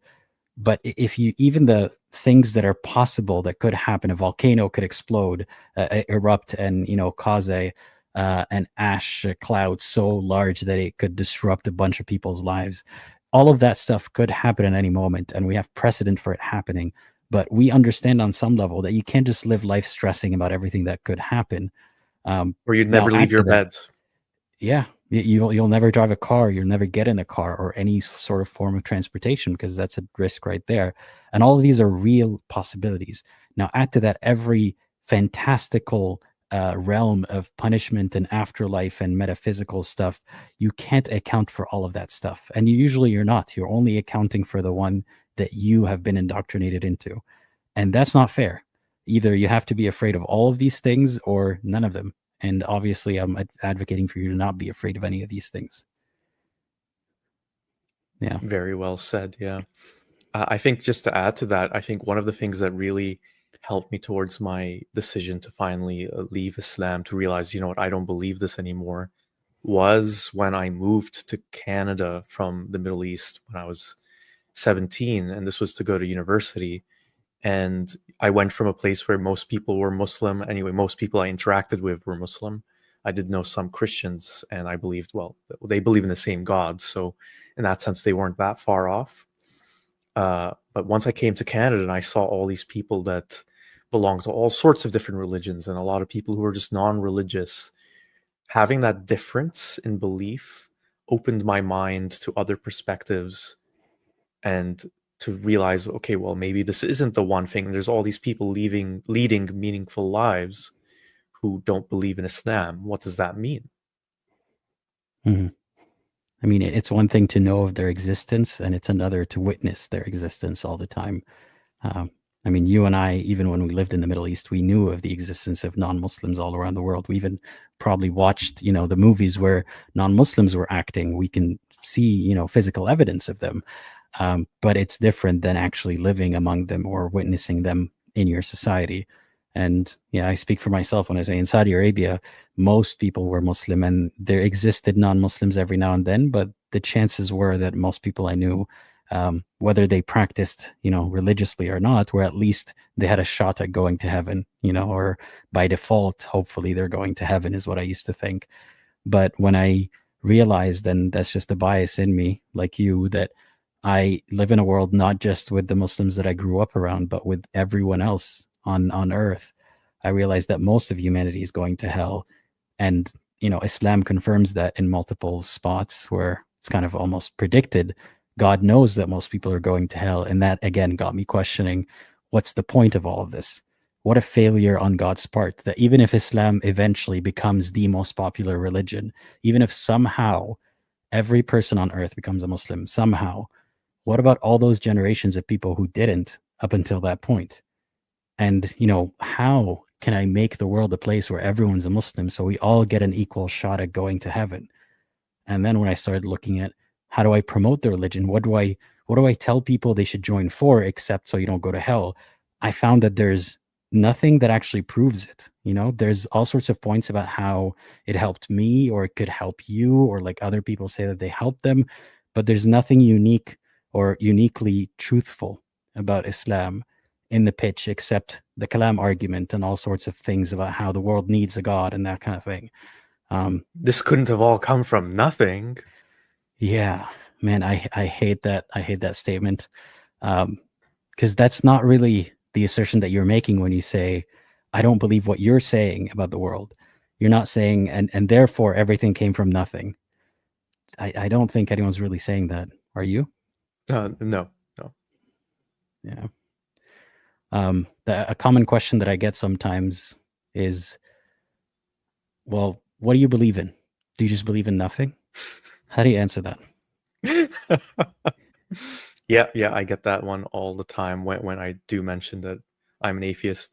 I answer that by saying, I believe in a lot of the things that matter to you, that matter to me, the well-being of others, trying to make the world a better place, trying to find fulfillment through those things, the things that I value. And of course, then the question is, well, if you're just going to die and everything's going to stop existing, why bother at all? And there's like a really good, I haven't used this with anyone, but I always think about this really good way of looking at it that Matt Dillahunty of the Atheist Experience fame, an atheist in the US, said, that just because you have a car and the car is eventually going to break down in 10 years and you're going to have to sell it, or it's going to become a scrap, that doesn't mean that you don't get benefit from the car in those 10, 15 years. So just because we might cease to exist, or it seems, as far as I can tell, that we'll just cease to exist, that doesn't mean that the things we do now don't have value. I would say, if anything, that actually adds to the value of the things we have, because this is all we've got. Yeah. It's like I gave the analogy before of a pen. If this pen is not refillable and at the end it runs out, does that mean that it was not useful for the There you go. period? Yeah. Which, I could show you the words that I wrote, and even if this paper burns, and all of everything here is gone, it used to be useful. When I existed, when the pen existed, when it worked, it was all useful, and it's no longer useful, and that's okay. And we need to be okay with this. We don't have to feel so selfish that we all individually have to exist forever. That is such a selfish idea when you think about it, that you are so important that essentially God will be creating an infinitely lasting version of yourself that is immune to deterioration, immune to death, immune to all of these things. And I guess that is part of the loss that people are afraid of or feel when they leave religion, that you used to be an immortal being or have that promise of someday being an immortal being, and now you're just a human, you're just an animal that's going to die eventually, and that is probably the end of it. But that's okay. That's not a bad thing. It just means that, like you said, it's more rare, so it's more valuable. It's like having a limited edition, I don't know, vinyl that will degrade every time you play it. It doesn't mean that it's worthless. It means that it's super rare and a collectible item, and it's actually more valuable because that's the last one or whatever. So there's only one of you. Make it count, is what I'm saying. No, that's the kind of thing that got me also on the path of questioning Islam and looking at it from the perspective of, what if this isn't true? And I started thinking about, if it wasn't true and it was man-made, what would be the motivations for creating it? And I think you just tapped into a lot of those reasons that I think occurred to me when I was 17, 18. And that was, this is something that addresses human fears, and it comforts the human ego, because it's a tough pill to swallow, to think that, when we die, that's it, and we can all die at any time, and that the injustices that happen to us in this life might never be addressed properly. Like, let's say someone, a drunk driver kills your loved one, that there will be no, and they get away with it, and that there will be no justice to make that right. I think it's like a real tough hit on the ego. And then religion comes in. It promises us all of these things and makes us feel better. And when I started looking at Islam that way, it really lost its divine, special, fantastical aspect. Mm-hmm. I want to read a few comments, and I guess we could comment on them. Sure. T-Rex, thanks for the super chat. Basically echoing what we were just saying, the fact that our lives are finite and short doesn't make them pointless. It makes them more precious and worth savoring. I agree. Agree completely. Mariana says, honestly, we don't know where the world came from, and that's okay. I agree with the sentiment, but not the wording. And I'm going to be a bit nitpicky here, because by saying that where the world came from, that we're implying or assuming that it had to come from something, from somewhere. Yeah, from somewhere, that there's a process of the world coming instead of the world already being here. It's a loaded question that I don't think the commenter intended to be loaded, but they may not realize that trying to answer the question itself, just don't fall into the loaded question. Just be aware that this question has some premises built into it of where did the world come from, implies that there's a place that the world could come from and that it's not already here. So we don't know if there was a source or an entity that has any will in the creation of the world, or if it just is. And yeah, but we're okay with that. I don't think I'll lose any sleep over that. And I'm okay with people having theories or hypotheses about where the world came from, or anything of that nature. It's just that when these theories then become the basis for how they want you and other people in their life to live their lives and die, that's where it becomes a problem. Yeah. That's exactly it. Yeah. The thing to remember too is that this whole thing of I don't know feels like such an unacceptable thing. Again, I think just for the ego to think, well, how can I just live my life not knowing all of these, the answers to all of these important questions? And I think part of the acceptance of life and to be able to lead a more meaningful life is to have that acceptance of your limitation. And I think Muslims try to get out of it and claim, well, look at us, we're submitting to the will of Allah. Look at how modest and humble we are on our own weakness. But it's actually a false modesty in a lot of ways. And I speak this to how I felt about it as a Muslim, because I felt, well, I'm aligned with God and he has all the answers, so all will be well. So it's actually the complete opposite of that. It's claiming you know all the answers without even having them. Yeah. I guess I want to answer this question. I'll let you go first, though. Chris, thank you so much for the super chat. Says, do either of you read much academic historical work into early Islam and or the Quran? Have you done any of that? I had a phase where I did. The one thing I'll mention is it's really hard to find that in English, like a really good academic historical work in English, unless it's been translated from the Arabic. I have had phases where I looked into Arabic historical work because that's something that also interests my father. And so we always had those books around the house. It has been a while. So a lot of it came from that initial phase of exploring the religion and trying to learn more about it. How about you? Not really, because to tell you the truth, it got to a point of researching that I started to be bored of the topic, and I'm more interested in, I guess, how people are affected by religion, what people think about it, how they believe, and so on, than I am in the facts about it. So I'm trying to kind of recharge and then get a renewed interest in the academic work. But I have picked up a book recently, or a while ago, and I started reading it recently, called Conquests and Cultures by Thomas Sowell. I don't think it's not explicitly about Islam, but it does mention obviously conquests that have to do with Islam. So that's interesting. If you have any suggestions for things that we should check out, please do leave them in the live chat. Please do.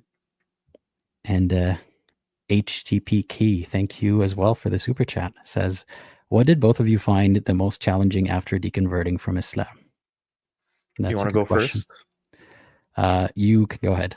Okay. Or are you still thinking of it? Oh, no, I know what to say.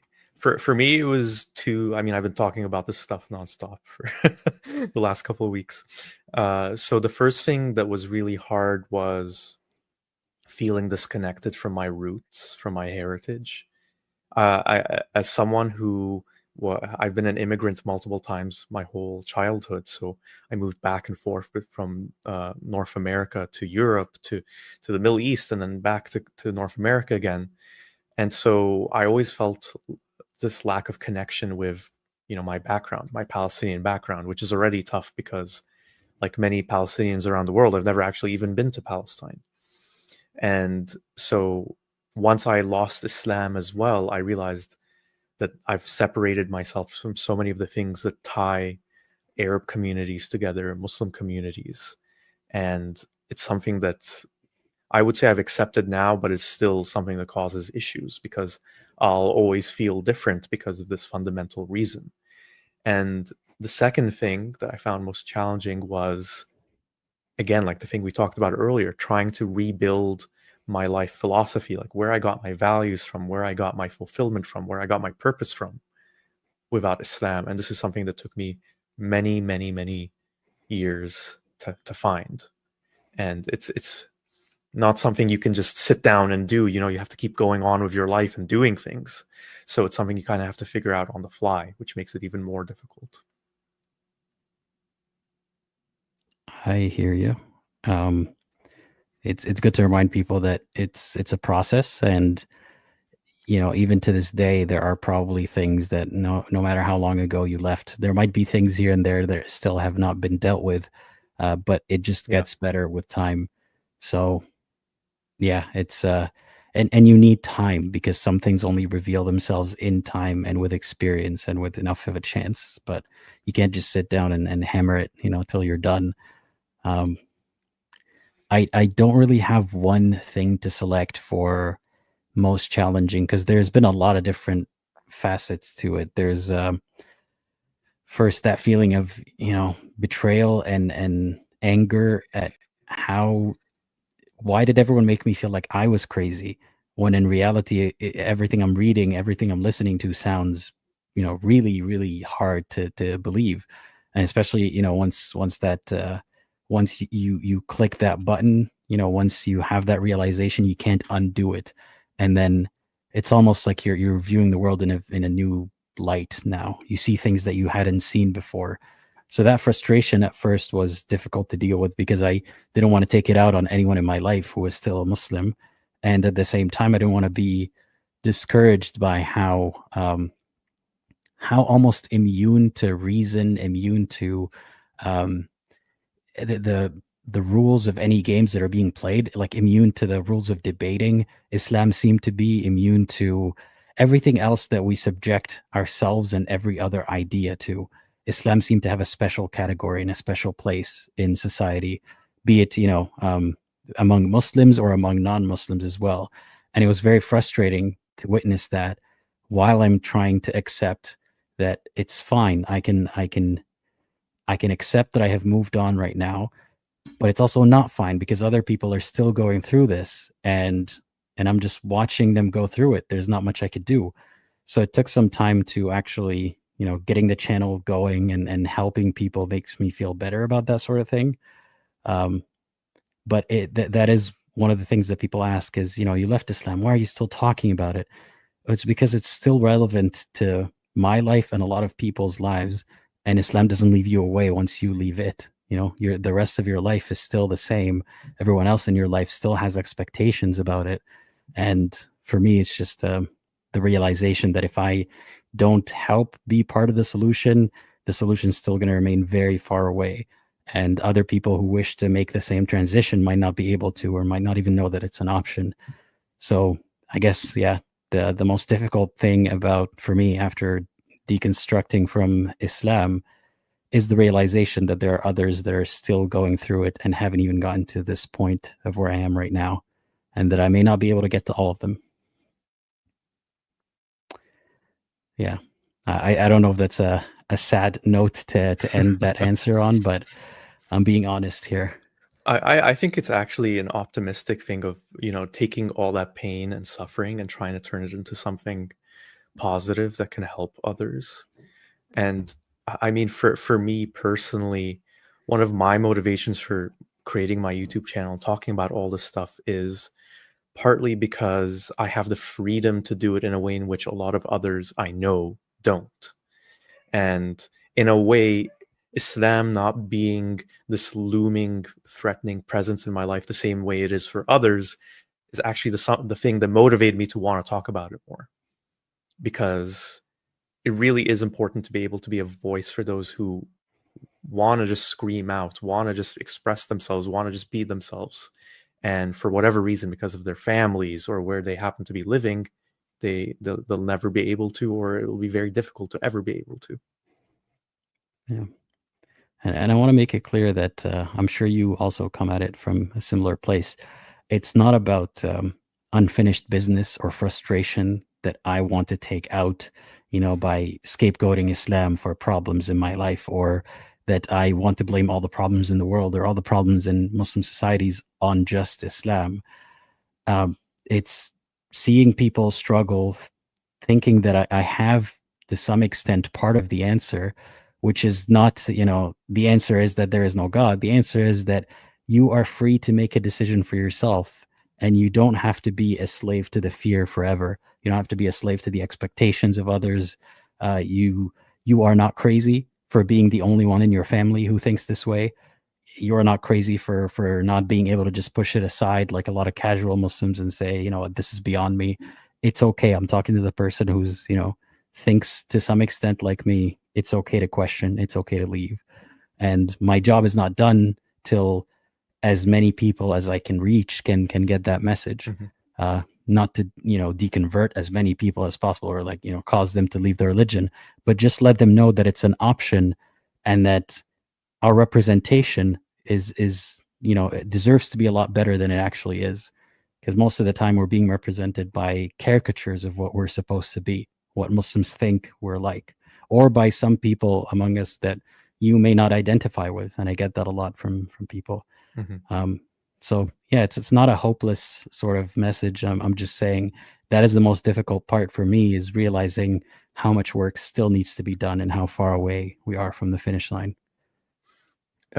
Yeah, I mean, I think you can speak for yourself there. I see myself as like a purely motivated by revenge. If anyone wants to take anything from this video, Secular Spirit is basically John Wick seeking revenge against Allah. Allah got your dog. Allah got my dog. Yeah. Let me read a few more comments, and then we'll get back to whatever I it did is we were see talking about. a good question from someone, Sure. actually from Homo sapiens. Should I highlight it? Sure. Okay. So Homo sapiens asks, how do you deal with people assuming you're Muslim? It happens to me Oh, all the boy. time. How about you? Depends on the setting I'm in, but most of the time I tell them, no, I'm not. I used to be, and I'm not anymore. And I don't just say I'm not, so they assume, oh, so he might be Christian, like he's from an Arab country. It's the other option. I tell them, I used to be Muslim. I'm not anymore. Unless the situation really doesn't call for it, and I could just, let it slip and move on with my day. But if we're going to continue interacting, I kind of make that clear.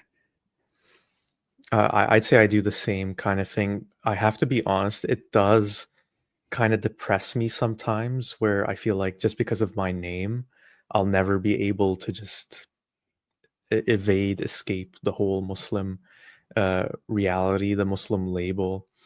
And I think it's from a lot of people, it's kind of not like they're not intending to do any harm or anything. They're just assuming that, and they in some cases actually want to be respectful.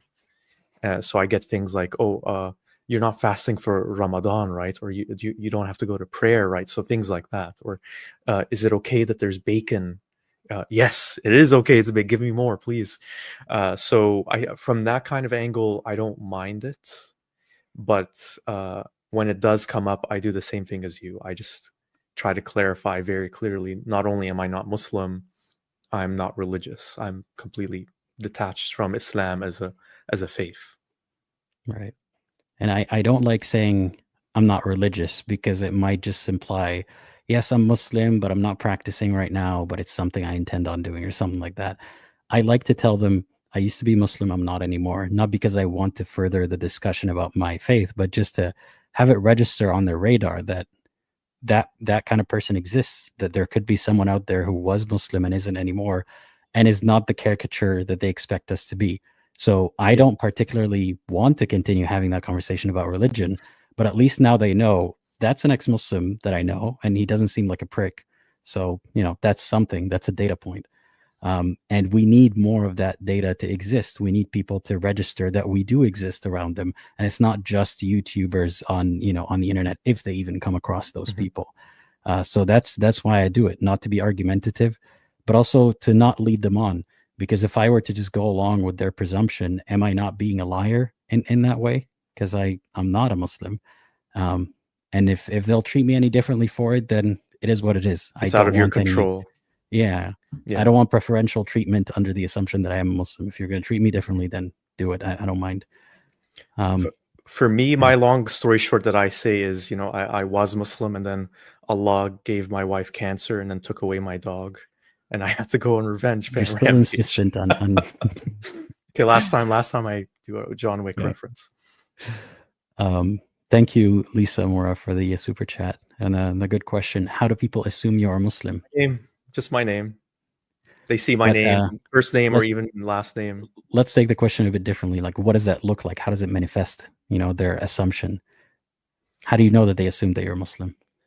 Well, they'll just ask. Honestly, they'll see my name, or I'll introduce myself, then they'll hear my name. Oh, and they're like, "How are you, brother? Oh, you're Muslim." Or they'll just ask questions like, "Oh, do you know a good mosque in the area?" Or usually what it ends up being is they'll talk to me in Arabic right Mhm. away, and if and unchecked, it's amazing how many times this has happened. The conversation will go, and let's say I haven't mentioned that I'm no longer Muslim or anything like that. It's astounding how quickly the conversation could go with a complete stranger from "How are you? Oh, you're Muslim," within minutes to "Can you believe these gays in the Pride Parade?" or something like that. It's shockingly quickly. Or "Can you believe what Yeah. these women are wearing in this country?" Yeah, I mean, sometimes it manifests as a question, like, they want to make sure first, are you Muslim, by the way? And sometimes they don't necessarily mean anything, I guess most of the time they don't mean anything nefarious by it. They're No. just like trying to relate to you. And when that has happened and I said, I, used to be Muslim, I'm not anymore, that's still something we can relate to. That means I understand Islam to some extent the way that they do. Like it's not context that I'm missing. If they said I'm fasting, I'm not going to be like, oh, what's that? So there's still something we can relate to here, And that's but what people also are without looking the, for. They're looking yeah, for connection. They want to connect with you. exactly. And sometimes like they're not even bothered by it. They're just more curious. Like, what do you mean? What, you left? What? So you're a Christian now? That's usually the second question that I get. Um, and I don't blame them, because that's the only other possibility that they imagine That they can someone leaves Islam compute. for. Yeah. And that's fine. I tell them, no, I'm not. And then we can continue talking about something else that just establishes that such a person can exist. And you'd be surprised. Sometimes they start asking me questions about my life, and maybe sometimes because they wonder what their life would look like if they're not Muslim. Would they be doing all these things that Islam tells them not to do, and do I do those things? And sometimes they just assume by saying something to you, a greeting in in Arabic or "Assalamu alaikum" or something, that's their assumption. So it happens in different ways. It doesn't really bother me. It's just that I wish that we get to a point in time where that's not a safe assumption to make. Just like you can't just walk up to a guy called Chris or Christopher and assume that he's a Christian. Yeah, You can't do exactly. that. Yeah. I will also mention for work. So for those of you who don't know, I'm a journalist in my day job. I will get assigned articles from time to time by my editors who aren't Muslim. I will get assigned to Islam-related articles because I think they're just thinking, oh, he's our he's our go-to Muslim guy. We'll let him do it, or it'll be easier for him to do it than for someone who's a non-Muslim. Right. And I mean, at least you're more familiar with the language and with what to look up if you need to The find more culture. information. Yeah, Yeah. yeah. Or where to start, I guess. And thank you, Lissa, again for the other super chat saying mahalo to both of you for taking the time to talk with us. I appreciate it. I mean, we can keep answering questions. There are still good ones. Or was there anything else that you wanted to continue about your story out of religion? Oh, I mean, we could go on for hours and hours. There was one thing I wanted to ask you about, just Mhm. from your own experience, and this is tied to the Islamic lore. So one thing I talked about that really had a big, as I'm sure people watching can guess, I'm a bit of a movie buff. Can't help but reference a movie every 10 minutes or so. And I had a really one really big influence in my life was this movie about Islam that was shown to me when I was in school. It's called The Message in English, El Risala. So Mhm. that's a movie from the 1970s. And it basically is like this big biopic about the origin of Islam and how the first Muslims were able to triumph over the non-believers around them and turn Islam into what it is today. So I think we may have discussed this before, so I'm sorry if I forgot, but have you seen this movie? Are you aware of it?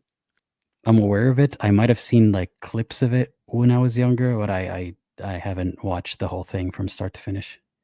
Yeah, Calo Repo says Anthony Quinn was in it. Yeah, they somehow managed to get like a major Hollywood actor to be a prominent character in it. And the only thing I really wanted to add then was, I think, especially for kids, when you believe these things are true, the way I described it in my video was, It's like, imagine Lord of the Rings, except it's real. It's like human beings. It's not orcs and elves and stuff. It's real human beings, just like you and me, fighting for the forces of good against the forces of evil. And my belief was that this didn't happen in some book or some fantasy realm. This actually happened in the real world, and it just blew me away that those people. It's really like the ultimate underdog story if you look into the details of what Muslims are taught about Muhammad's life, how he was all alone and he was abused and reviled, and his followers were beaten and they had to run away, and then they went. Good one, T-Rex. Wait, you mean Lord of the Rings isn't real? Sorry to blow up that bubble for you. Yeah, Santa Claus isn't real too. And so yeah, anyway, so for those Muslims to go from such a small standing to the biggest religion in the world at that point, or one of the biggest, was something that was awe-inspiring. And seeing the footage of the battles that the Muslims fought, all that kind of stuff just made it feel even more real in my mind. And it just goes to show, people ask, why is Islam so big? Why is Christianity so big today? They have really good stories that really resonate with people across the world. Yeah, that's something that I've said before, is that unfortunately there isn't a story, and I don't think there ever will be, for not believing in religion. Yeah, Because, try pitching that story to Hollywood. yeah, I mean, unless the story is pitching the explicit position that there is no God and this is proof that there is no God, and I don't think, most atheists don't actually believe positively or assert positively that there is no God. So there isn't a compelling narrative there. I mean, we could tell a narrative of a atheist, or one particular person's story, or we can make up one, but it's still not as iconic as having the one guy, the symbol of that story, be present in every story, or every other one's. So narrative is always more appealing than facts or truth, or just straight up analysis of something. And I don't know how to fix that. I mean, there's storytelling. I guess we can start writing our own stories about the little atheist that could, and the little atheist that thought really hard. But the religion has the advantage, of course, of having repeatable stories that kind of create a lore around it. But it is what it is. There still will always be people who interpret these stories as stories and realize that it's there's nothing that special about these stories. I mean, this is something that's frustrating me right now. I'm working on a video where I had a bunch of conversations with sheikhs in the Middle East, and I'm transcribing them now, and I'm trying to write a script about something along the lines of pitfalls in conversations with religious scholars. And it's so frustrating how their thoughts are so unrefined compared to Christian apologetics. Like, for example, one thing that we argued about was that the sheikh was convinced that the method of transmission of a tawatur, I don't know how to translate that into English, but essentially that a bunch of trusted, honest people are transmitting a piece of information to a bunch of trusted, honest people, and you can kind of trace the chain all the way back to the source of information, which is Muhammad. That should be proof that Islam is true somehow, or that your trust in the elders of your community, or your trust in scholars or people that we deem honest or informed, that is something that everyone should have. And if you don't have that, that's because you're arrogant, and so on and so forth. So we're dealing with cultural assumptions that are theirs, and they don't realize that they only exist in their little world. Officially, that you can't just go to a scientist and be like, trust me, all the people are trustworthy up until Muhammad, therefore we have truth of Islam.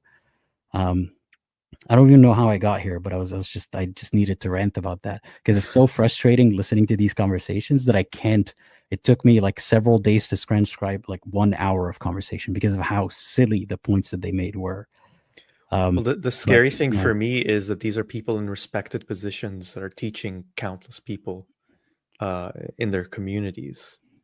And I think the thing that really sticks out to me from what you said was this blind appeal to tradition or authority which I think is where Islam gets a lot of its power from. It's really hard to challenge these ideas or to innovate new ones, things that are so crucial to the scientific process that we all benefit from. Imagine if science had that same kind of idea of, well, this is the way people are always doing it, so let's just do it this way because that's what all these old dead people said. Yeah. And I guess that goes back to what's the most frustrating thing about deconstructing from Islam is how unworthy it even feels of people falling for it, of how simplistic it is once you strip away all that pressure from society, once you strip away the conformity, everyone's saying the same thing all around you all the time. If it's just you with a clear head, you'll see how silly it all is, really. And that's the frustrating part about it. But, go ahead. Well, like the thing that we have in common, again, if I was to distill why I left like the whole 3-hour video into a sentence, it would be I realized that the reasons I believed Islam was true weren't good reasons to believe. And that's all it really comes down to. It was a lot of things that I was just told were true by the people that I trusted in my life, using really faulty logic or just emotional thinking. So the combination of both those things, I would say, like faulty reasoning and gullibility due to emotional reasons. And it really just takes looking at it from a different perspective to be able to see it. And I don't know how to do that. Let's say I'm talking to a Muslim, how to get them to see it that way. I think in many ways it has to really be this process that comes from within, this willingness to accept that Islam might not be true. And speaking personally, it took a long time. It was really hard for me to have that willingness. Mm-hmm. I think that putting yourself in other people's shoes, which might also be called empathy, is what got me out of religion. And it was the thing that was kind of holding back the believers that I spoke to, where it's not like they were unempathetic people, but specifically when it came to having empathy or putting yourself in the shoes of someone who doesn't believe already, and then trying to approach the religion from that angle, they were clueless. They could not, for the life of them, think, if I didn't believe this was true, that first step was so difficult for them to do, because if you just assume for a second that what if I believe Islam is not true, you're kind of committing kufr, you're committing disbelief, you're letting room for the devil to wiggle in and make you doubt. So they were incapable of even thinking, if I didn't believe what I already believe, how would I arrive to this point? But I was capable of doing that, and I realized if I didn't believe it already, I most likely would not be here, because I can't chart a path for someone to get to where I am right now. I don't even know why I am where I am right now. It's mostly because I was indoctrinated into it. But if I were to start from scratch, knowing all that I know and even gaining more information, there's no path to get me to this belief. This belief, to be clear, not disbelief. This disbelief, yeah. This particular belief. Yeah. Okay, well, I have a question for you. What would you say if someone was just asking you, first thing that comes to mind, well, what is the weirdest, most outlandish thing that you believed when you were still Muslim? Man, that's tough to think of them as a list and pick one. I thought of a lot of little outlandish things, but adding them all together, like hasad or evil eye, essentially, I somewhat believed in that. I wasn't exactly sure, but the more that people around me acted as if they believed in it, sometimes when it served me to believe in it, I did. Like this idea that if someone sees what you have and envies it, they can give you an evil eye and then you no longer have it. Or, say you bought a car and it's nice and people don't say, mashallah, they don't invoke God's protection when admiring the car, then you might get a scratch or crash it or something worse. And that applies to every facet of your life. I somehow believed in that a little bit. So when something bad happened to me, I would think, who gave me the evil eye? I don't deserve this sometimes. But yeah, that's one thing. What about you? It's a tough one. Again, like I should have thought of this before I asked the question. It would probably be the stuff that I believed about the day of judgment, like the stuff that I believed would really happen one day. And one of the things that terrified me the most was, I think in English they're called Gog and Magog, if you Yeah, know Juj them. and Majuj. Yeah, Juj and Majuj. So to summarize quickly, these two evil, corrupt tribes, they're right now, supposedly, they're trapped amidst these mountains somewhere in Central Asia. They've been trapped there by God. And this is what I was taught, that No, by Dhul Qarnayn. Oh, sorry. Yeah. I'm mixing up the details. So basically what matters is that they're trapped. But what they do every day is they try to dismantle the wall that keeps them trapped. So they dismantle, like they take it apart brick by brick or whatever it is. They go to sleep and then all their work is undone. So the wall comes back up. But one of these days, they're going to wake up that morning and they're going to find that their work isn't undone, and they're going to be unleashed into the world to cause mayhem, to cause destruction, and just murder innocent people like me. And I was constantly terrified about this, like wondering, oh my God, are they going to be released today? I hope the wall is rebuilt. And to imagine that to truly believe that this was something real, to this day, it blows my mind that I didn't question it. Yeah, I remember I learned about it around the same time that Google Earth was a thing.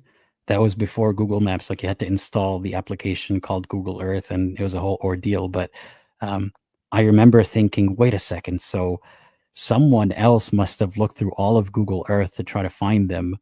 And even back then, I knew if Google Earth is for the civilians, then I wonder who, whoever they are, the ruling class, they must have access to satellites and they can see everything. So if that is real, why don't they show proof of that and then tell people that Islam is true? Like, I was so conditioned to think of Islam as the center of the universe, that everyone is pondering the question of, is Islam true or not, that there are conspiracies to hide its truthfulness, all that sort of stuff. And I even thought, I've been to in Medina and I prayed in front of Muhammad's grave, as people like to do. And I thought to myself, why don't they just uncover his body? And that will be proof for the entire world, because we believe as Muslims that prophets' bodies don't decompose, or the earth doesn't take them or something. Yeah. And I was told something along the lines of how it would be disrespectful to his corpse. But screw disrespectful. If that was me, I wouldn't give a crap. If I was Muhammad, I would think, yes, display it as evidence. Why wouldn't you want most people to join the religion? Even though that's not really evidence, it's another non sequitur that we don't know how this happened, that a body didn't decompose. But by the way, there's never been proof of that. There's always been stories of bodies that don't decompose, and supposedly that's evidence for Islam being true. But there's never been definitive proof of a body that doesn't decompose ever. But I've always had these questions, even as a little kid, but they were quickly answered by someone in my life or another. You know why at Juj and Majuj their wall wasn't demolished? So this was also a question that I had. If every day they get so close, they're about to demolish the wall completely, can't one of them just like jump over? Like, why do they have to like completely demolish it? Or are they just, it's just out of reach, but no one can seem to get over the wall somehow? No, they don't have ladders in that universe. The thing to add to is, I think they were giants as well, if I'm not mistaken. Like, they were supposed to be like super tall. So that adds to it as well. Yeah, maybe. But the reason why the wall would construct back, or like that they wouldn't be able to get to it, is because they need to say inshallah. Yes. I we'll get to that it tomorrow, now. inshallah. By the way, there's a bit of a delay between your video and your audio. Might want to. Should I try removing myself and then adding myself again? Yeah, do that. Let's do that. Okay. Okay, it's a bit trippy. I thought Gog and Magog were little minion-sized folks. Yeah, we'll steal the moon together. Yeah, I don't remember the details about their size, but I remember asking questions from a young age. I'm like, that doesn't make sense.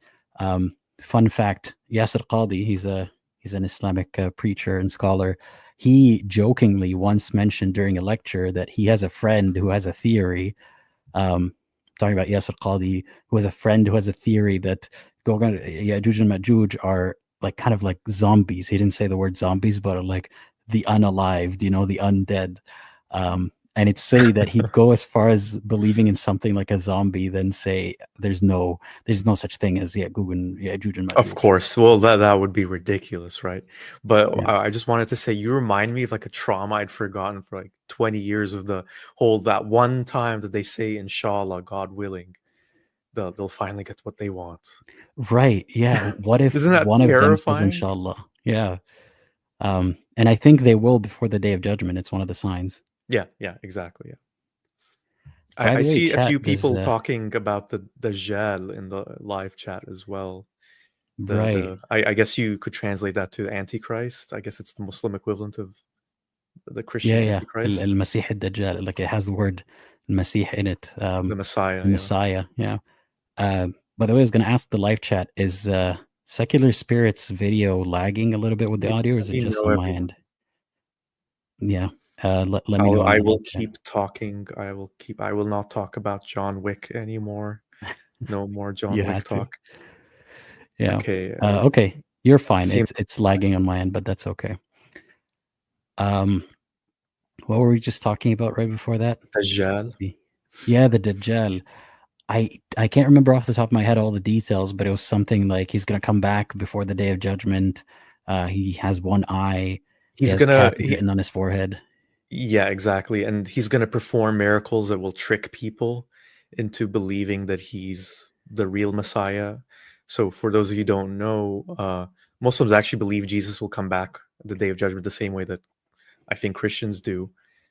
They just don't think he's the Son of God. But anyway, so this false Messiah will trick people, and the followers this is what I was taught as a kid, the followers that believe him will go to hell with him. So I was terrified about that as well. Like, what if I am tricked by the Dajjal? And I remember just in my childhood, different people were alleged to be the Dajjal. So I remember George Bush.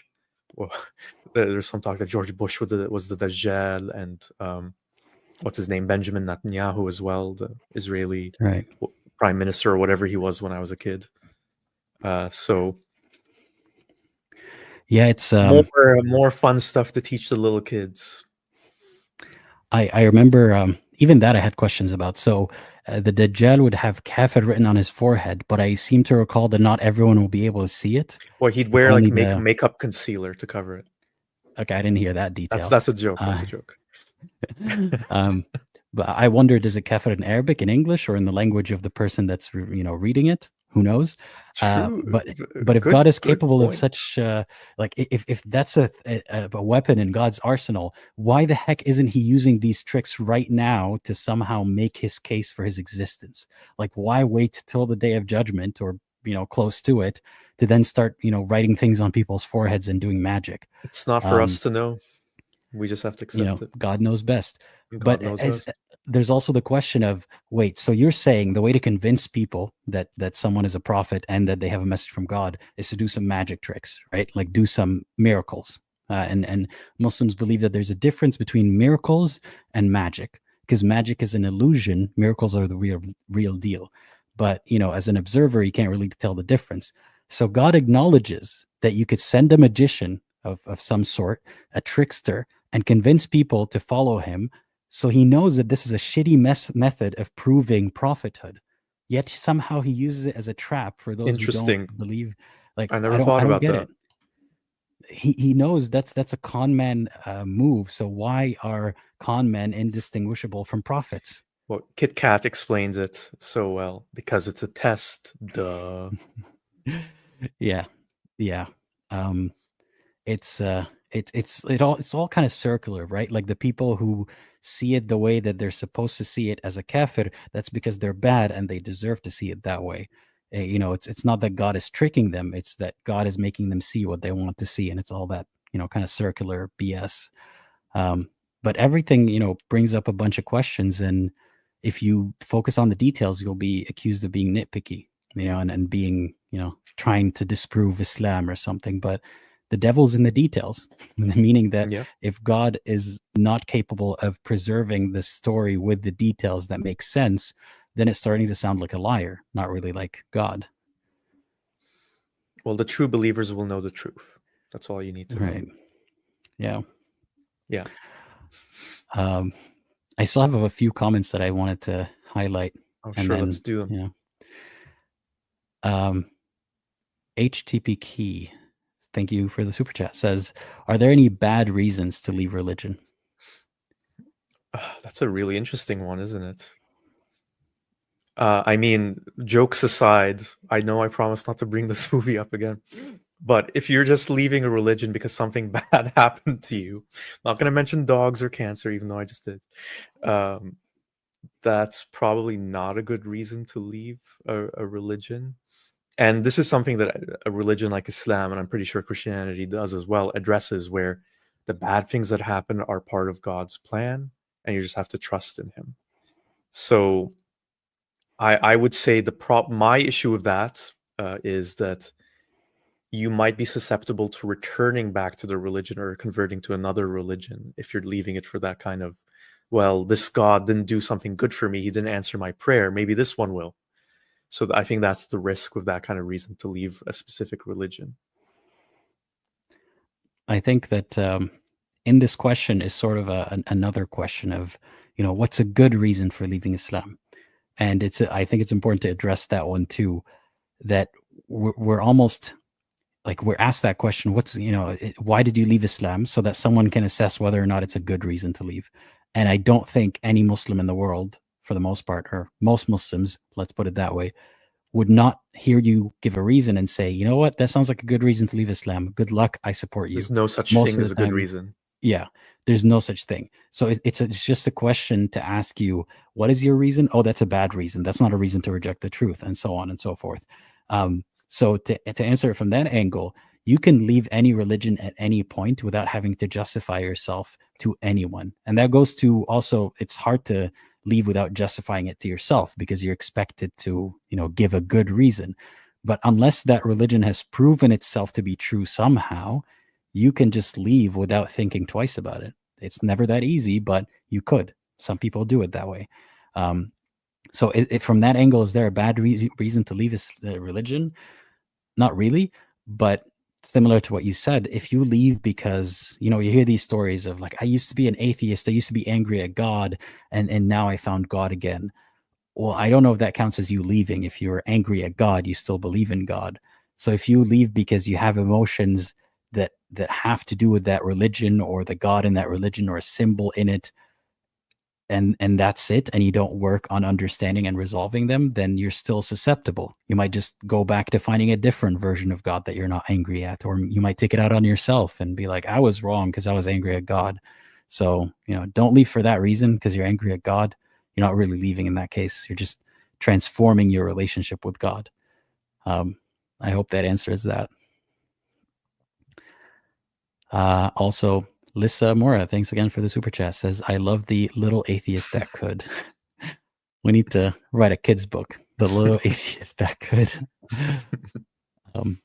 It sounds a bit scary, like, oh, they're indoctrinating the children, but aren't there religious books for children already? Well, because that's okay, because you're teaching them the truth. Yeah. That's the thing, asserting your position openly and proudly as a non-believer or ex-believer is seen as problematic or calling for attention, or, just leave the topic alone. But if you were to assert it in any other way, that's okay. That's understandable. That's self-representation.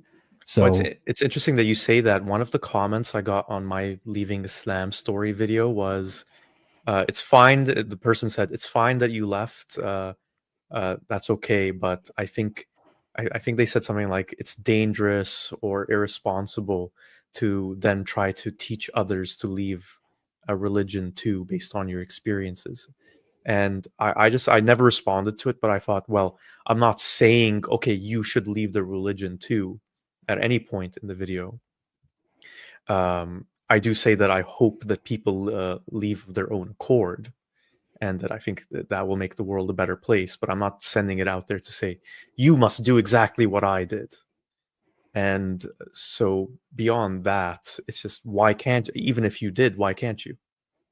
Yeah, I mean, I don't think such a person would object to a Muslim making a video saying, this is how I converted, or this is my story with Islam. They don't seem to mind that. They'd be like, yes, use your experience to justify why Islam is true and why people should join it. But you're not even doing the same thing in the opposite way, and yet you're being chastised for it. So, no, people are allowed to say whatever they want to say, and because whether or not I had a bad experience with Islam, I have the right to talk about it. Even if for me, it wasn't, again, this is why I don't like answering the question, why did you leave Islam, with a video detailing everything that went on in my life that has to do with Islam. Because a lot of these are not why I left. They're kind of things that happened while I stayed, or why I stayed in some reasons. So yeah, someone having negative experiences with Islam might be a reason they left Islam. In my case, it was never a reason I left Islam. It was things that happened because I stayed. So yeah, it's we have a right to express what we think and how we think, because if we don't, the only alternative will be all the lies told about us and about how we think that Muslims have grown up with and continue to hear in their everyday life and in their lectures and so on. Let's see, read a few more comments. Cherno Jallo, Aladdin, Islam left you long before you left. And I don't see any reason of justifying. I bet you will not give any reason to condemn the faith. I don't even understand what that means, to condemn the faith. What does that mean to you? Maybe they meant to say you don't have any good reasons to Reasons condemn. to condemn the faith? Like, what does condemn the faith mean?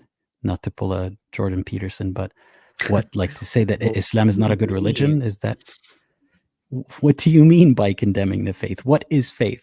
Like, not a good reason to condemn. Like, there are a lot of things that I condemn about Islam. Watch all my videos where I talk about how these things affect people and how they're harmful. Just all the ideas that Islam has about women, for example, or your own relationship with your sexuality, or your thoughts on guilt and your actions and accountability, and torture being a something that God really craves for some reason, or retribution or torture or revenge being the same as justice. So many things to condemn Islam on. But one does not need to justify themselves to you or to anyone else as to why they don't believe anymore, or why they're not a Muslim anymore. I thought you were going to comment on the Islam left you long before you left part. Wait, Right. so Yeah. what does that mean exactly? That, oh, God decided, you know what? I don't want this person to be Muslim anymore. I want to condemn him to hell. Yeah, it's also kind of a bit of a sour, sour rejected boyfriend trope. Yeah, Of, like, we don't I didn't even want you. you anyway. Yeah. I rejected you first, okay, so God decided that I should leave before I decided that I should leave. So much for free will. Yeah. But yeah, I think I've been very clear about my thoughts on Islam, and I continue to be. General Skeptic, thank you as well. Thank you so much for the super General chat. Skeptic. Hello, gentlemen. This stream is a vibe. It was great seeing both of you in Oslo last year. #CD24. What's the one thing you believe that makes you cringe now for believing in it because of its absurdity? Care to answer that? I mean, so many things that I mentioned just in this stream alone that makes me cringe. Do you have any thoughts? I'm going to think about mine for a second. The one that comes to mind, and when I was 18, I used to have conversations with my first atheist friend. I actually had a live stream with him a while back on this channel, and I remember him asking me, not as a challenge, but because he wanted to understand how come Islam allows a man to marry more than one woman. And I don't remember if I heard this somewhere or if I was able to come up with it on the spot, but my brain went to, well, this was during a time of war where, a lot of women would be widowed. And because of the societies that they lived in back then, a woman couldn't survive on her own. So it was made permissible because there were more single women or women in need of a man than there were men. And it makes me cringe because I know I wasn't actually, like, that's not honestly the answer. The answer is because Allah allows it. and I'm just trying to find a way to make it make sense. But why would God allow it with no expiration date if it was just about wartime or something? I've heard so many horror stories of women being forced into a dynamic where there's another wife that she never consented to, or a dynamic where she has to convince herself that that's okay, and she loves sharing her man with another wife or more than one. So even back then, I felt like this is BS, but it sounds rational, and I'm kind of cringing at the fact that I said that. Were I'm you sure there's ever other stuff. were you ever Yeah. taught that in paradise Allah would remove the trait of jealousy from women? Yes. Yeah. Yeah. And they'll be more beautiful than the heavenly sex maidens that their husbands are plowing. So that's going to be fine. Mm. Yeah. For Can you think me, of another yeah, one? I did think of something. Maybe I wouldn't use the word cringe, but I am embarrassed by it, especially, uh, learning so much more about people and human nature now. Just thinking about how homophobic I used to be, and how, let's say I'm watching a movie or something and two men kiss, I would be repulsed, and like, I would literally be mock puking and be like revolted and disgusted. And to think that I used to just genuinely believe there was this abomination, this sin, this horrible, disgusting thing that I couldn't even bear looking at with my open eyes is incredible to me. It just was a way that I had such shocking lack of empathy that I almost can't believe it. That I just couldn't see the humanity in those people. Right. I mean, I'm going to take a guess here, but I don't think that back then you would have been disgusted by two women or the thought of two women. No. Okay. Yeah, it was specifically the thought of two men, and when you Yeah. think of gay, that's what comes to mind. Yeah, isn't that revealing? Yeah, I think Yeah. it's kind of indicative of something, and like to some extent, I get it. Men are not that pretty, but it's one thing to be like, From our ew, I perspective, wouldn't. anyway. Yeah. Like it's one thing to be like, ew, I wouldn't do that because I don't find men pretty, and to be like, ew, someone else is doing that. I can't imagine a single reason in the world except that they're choosing to disobey God or choosing to go against the grain or something. It was only when I met, gay people and became familiar with how they're just, just like the belief thing, they're just doing them. This is not a conspiracy against my God or against my belief system, that I realized, oh, it's me with the belief that's a bit stuck up, so yeah, I feel you there. I'm not surprised. There were some other good questions, like this question from Dison. I wanted to go to Oslo last year. Will there be another one this year? I don't know, but if there No ever idea. is, yeah, we will make sure that you know. It was really nice meeting people, so I hope that there's Yeah. another one. Yeah, I would love to go again to another Yeah. celebrating descent. Yeah. Random asked me, did the threats from Muslims end for the time you revisited Islam? So there were a period of a couple of weeks where I tried to practice Islam again. To be honest with you, it's not like I get a recurring frequency or like a stable amount of threats all the time. It's very, here and there. And for the most part, aside from mean comments here and there, I don't receive a lot of threats these days, thankfully. It had no effect, whether or not I did that video. I think there were people who were saying, I hope that, this brings you closer to God and brings you to Islam and so on. But they're, didn't really change the general tone. I think that a lot of people are nicer than we give them credit for, but it's just that there are people who are in it for everyone. So I don't always get threats. I do every now and then, but the frequency hasn't changed. I am often surprised by how many Muslims don't mind me. And I like that. I just wish that I could trust all of them, so then I wouldn't have to wear this mask. Another question from Erasa. Do either of you attend any Islamic talks, etc.? I find myself attending a few out of curiosity and a sense of community, but it just feels like looking into a cult from the outside. My question is, what do they mean? What does Raisa mean by Islamic talk exactly? So I watch things on YouTube all the time from, Amr Sulaiman or, Yasser Qadi or whoever it is. Or does Raisa mean in person? I don't know. Yeah, in person, I guess. Have you been to any religious talks in person? No, I just don't want to be in that environment, to be honest.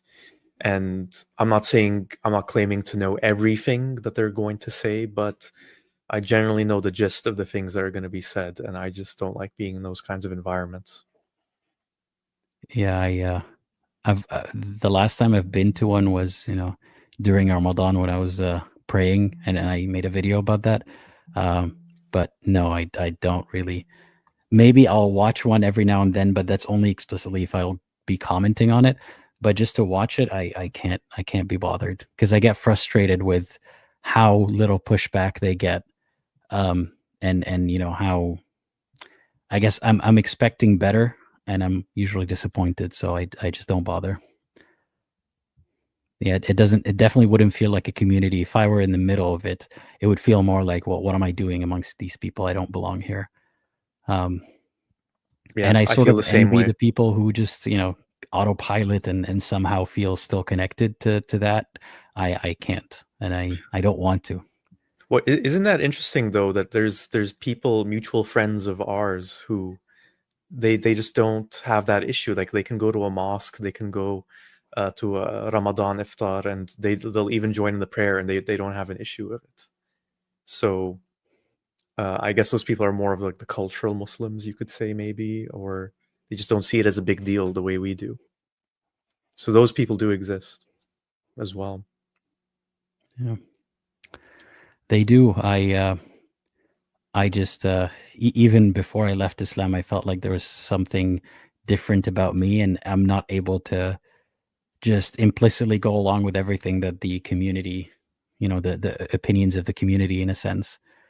Um, so yeah, it is what it is. Different strokes for different folks. Why doesn't this host ever talk to other Muslims? All I see is the homie using the victim card in every live. I have a long backlog of videos of me talking to Muslims, and if you want the honest answer of why I'm not doing it more often, is because of sabotage attempts. It's not easy to make sure that I'm talking to an honest person and not someone trying to ruin the live stream. So I'll get back to it eventually, but again, to I guess going back to that point, we don't need to validate ourselves by getting permission from a Muslim or making sure that a Muslim is present for the conversation about Islam. Otherwise, it's not valid to talk about it. Like when two Muslims are talking, you don't even if they're talking about ex-Muslims or Christians or kuffar, you don't expect them to have a kafir on the panel every time. They get to just talk about their experiences, their thoughts, and their dehumanizing ideas. But we're not doing any of that. We're just chatting. So we get to do that. You know What which else? Muslim I liked that he came Mhm. on your channel many times, and he was on my channel as well. Friendly Muslim, if you remember him. Whatever happened to him? I haven't heard of him in a while. Yeah. Hope he's still friendly. Hope he's still fine. Oh. Cool Apple. Thank you for the super chat. Says, I wish some Muslims didn't stop at the, well, I'm not a scholar when they discover obvious issues with Islam, all part of the indoctrination, sadly. Or they'll say you should talk to a scholar. Yeah. It's one of those two things. Either like, I don't know and this is beyond me, but I choose to ignore it, or I don't know and this is beyond me, but you should talk to someone who knows this stuff. I'm sure they have the answer, even though I don't know it, and I'm not going to think about it, which is frustrating. Like, how are we not both going to the scholar right now and having this conversation with the scholar? How are you okay with just dumping it and being like, that's not my problem? God knows best. Yeah. The answer is out That's there. You just have to find it. not that there aren't any inquisitive believers out there, but I find that for the most part, it's just the, kind of want to put it aside type of person. Yeah. And the more inquisitive you get, the more likely you are to leave. So, yeah. Let's see what else. Jennifer is asking, do you have any thoughts on Islam being easier to denounce because of the moral inconsistencies of Muhammad and his teachings versus Jesus, whose vibe is more palatable and uniformly good? That is a good question. What do you think? I'm not 100% sure that it's easier to denounce Islam because of Muhammad compared to Jesus. I guess the one thing that really stands out to people is the the big elephant in the room that Muhammad married a 6-year-old, and Jesus didn't do that, as far as we're aware, anyway. But if you look into the stories in the Bible and the New Testament, there's plenty that you can find that kind of shatters the palatable, uniformly good vibe of Jesus. There's a lot of things where Jesus seems kind of cruel, capricious, violent, even. And I think it's one of those cases where if you just really look into either figure and what the respective religions teach about them, you're going to find inconsistencies. I'm going to take a stab at it from a different angle.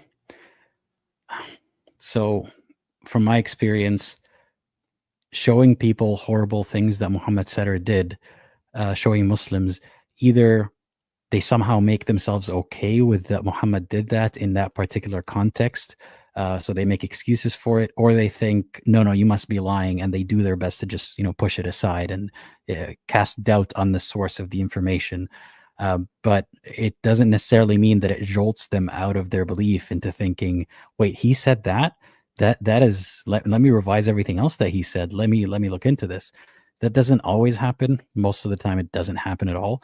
And it's sort of sad to see when they go the route of justification. It's worse than if they didn't know about it at all.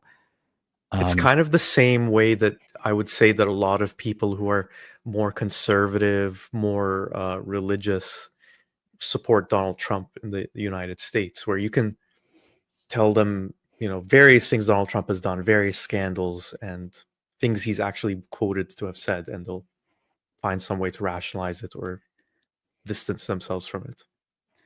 Yeah, it's not the end all be all, but it is something that gives at least like cannon fodder to people who, again, I don't exactly know what their goals are, but people who are commenting stuff like, Islam is this, Islam is that, your prophet did this, your prophet did that.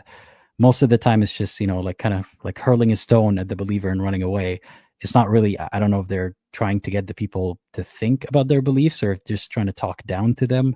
But it gives a lot of ammo to those people because Muhammad has a lot more scandals than Jesus. When Muslims try to do the same thing, there's a lot less ammunition to do it with.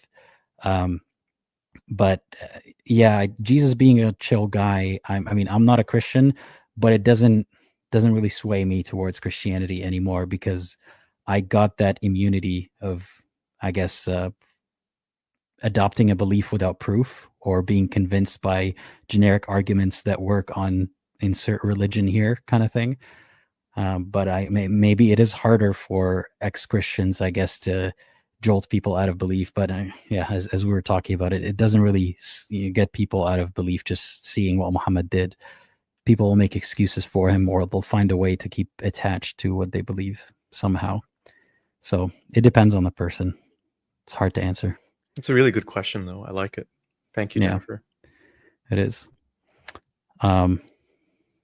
I can read a couple more unless you have anything else that you want to add. On that point, no, I think you covered it pretty well. Yeah. Let's see what else.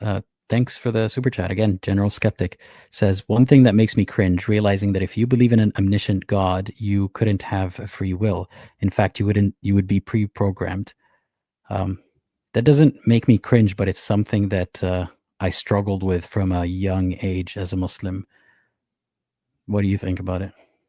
Well, this was basically explained to me even when I was a kid. I can't remember when exactly, but the idea essentially is that just because God knows exactly what you're going to do doesn't mean that you aren't freely doing it. So you're still, that's the way the Muslims who tackle this will look at it. Yeah, sure, God knows everything, but he's not making you do it. But I think when you use logic, you'll see how that doesn't really make sense because you'll always be destined to pick option A over B if God knows you're going to do option A. So given that he's the creator, it really is an illusion that you have an actual free choice in this. Yeah. And aside from the question of do we actually have free will or not, if we pause for a second and think about it, God knows what will happen, whether or not your free will led you to do that. God knows it anyway. This whole act seems almost kind of useless. Why are we living out an act that God knows how it ends, and God knows that it ends with most of humanity going to hell? Who designed a world knowing that most of humanity is going to hell? What does God gain out of all of that? Just to sift through the believers and to get the believers out and enjoy them praising him till the end of time? He can achieve that without any suffering. So just this process of filtration, like, whose fault is it that most of created humans are destined to hell, if not the creator, who knows that they're destined to hell? It just brings into question, what's the point of this test? Why is God what's the doing any of point? this? Because the thing that we're also taught as Muslims is that God doesn't need anything. Need isn't a word you would use with God. So I guess the only thing you can inevitably be left with is, I don't know, but I trust in Allah anyway, or that God wants to do this for some reason. And is he sadistic? Is it for fun? Who knows? Like, there's an explanation here that's in Arabic, but let me translate it. It's the theory of the time machine. Imagine that I went to the future and saw a football game between Barcelona and Real Madrid, yeah. and I found out that Real Madrid won, and then I came back and I saw the players playing.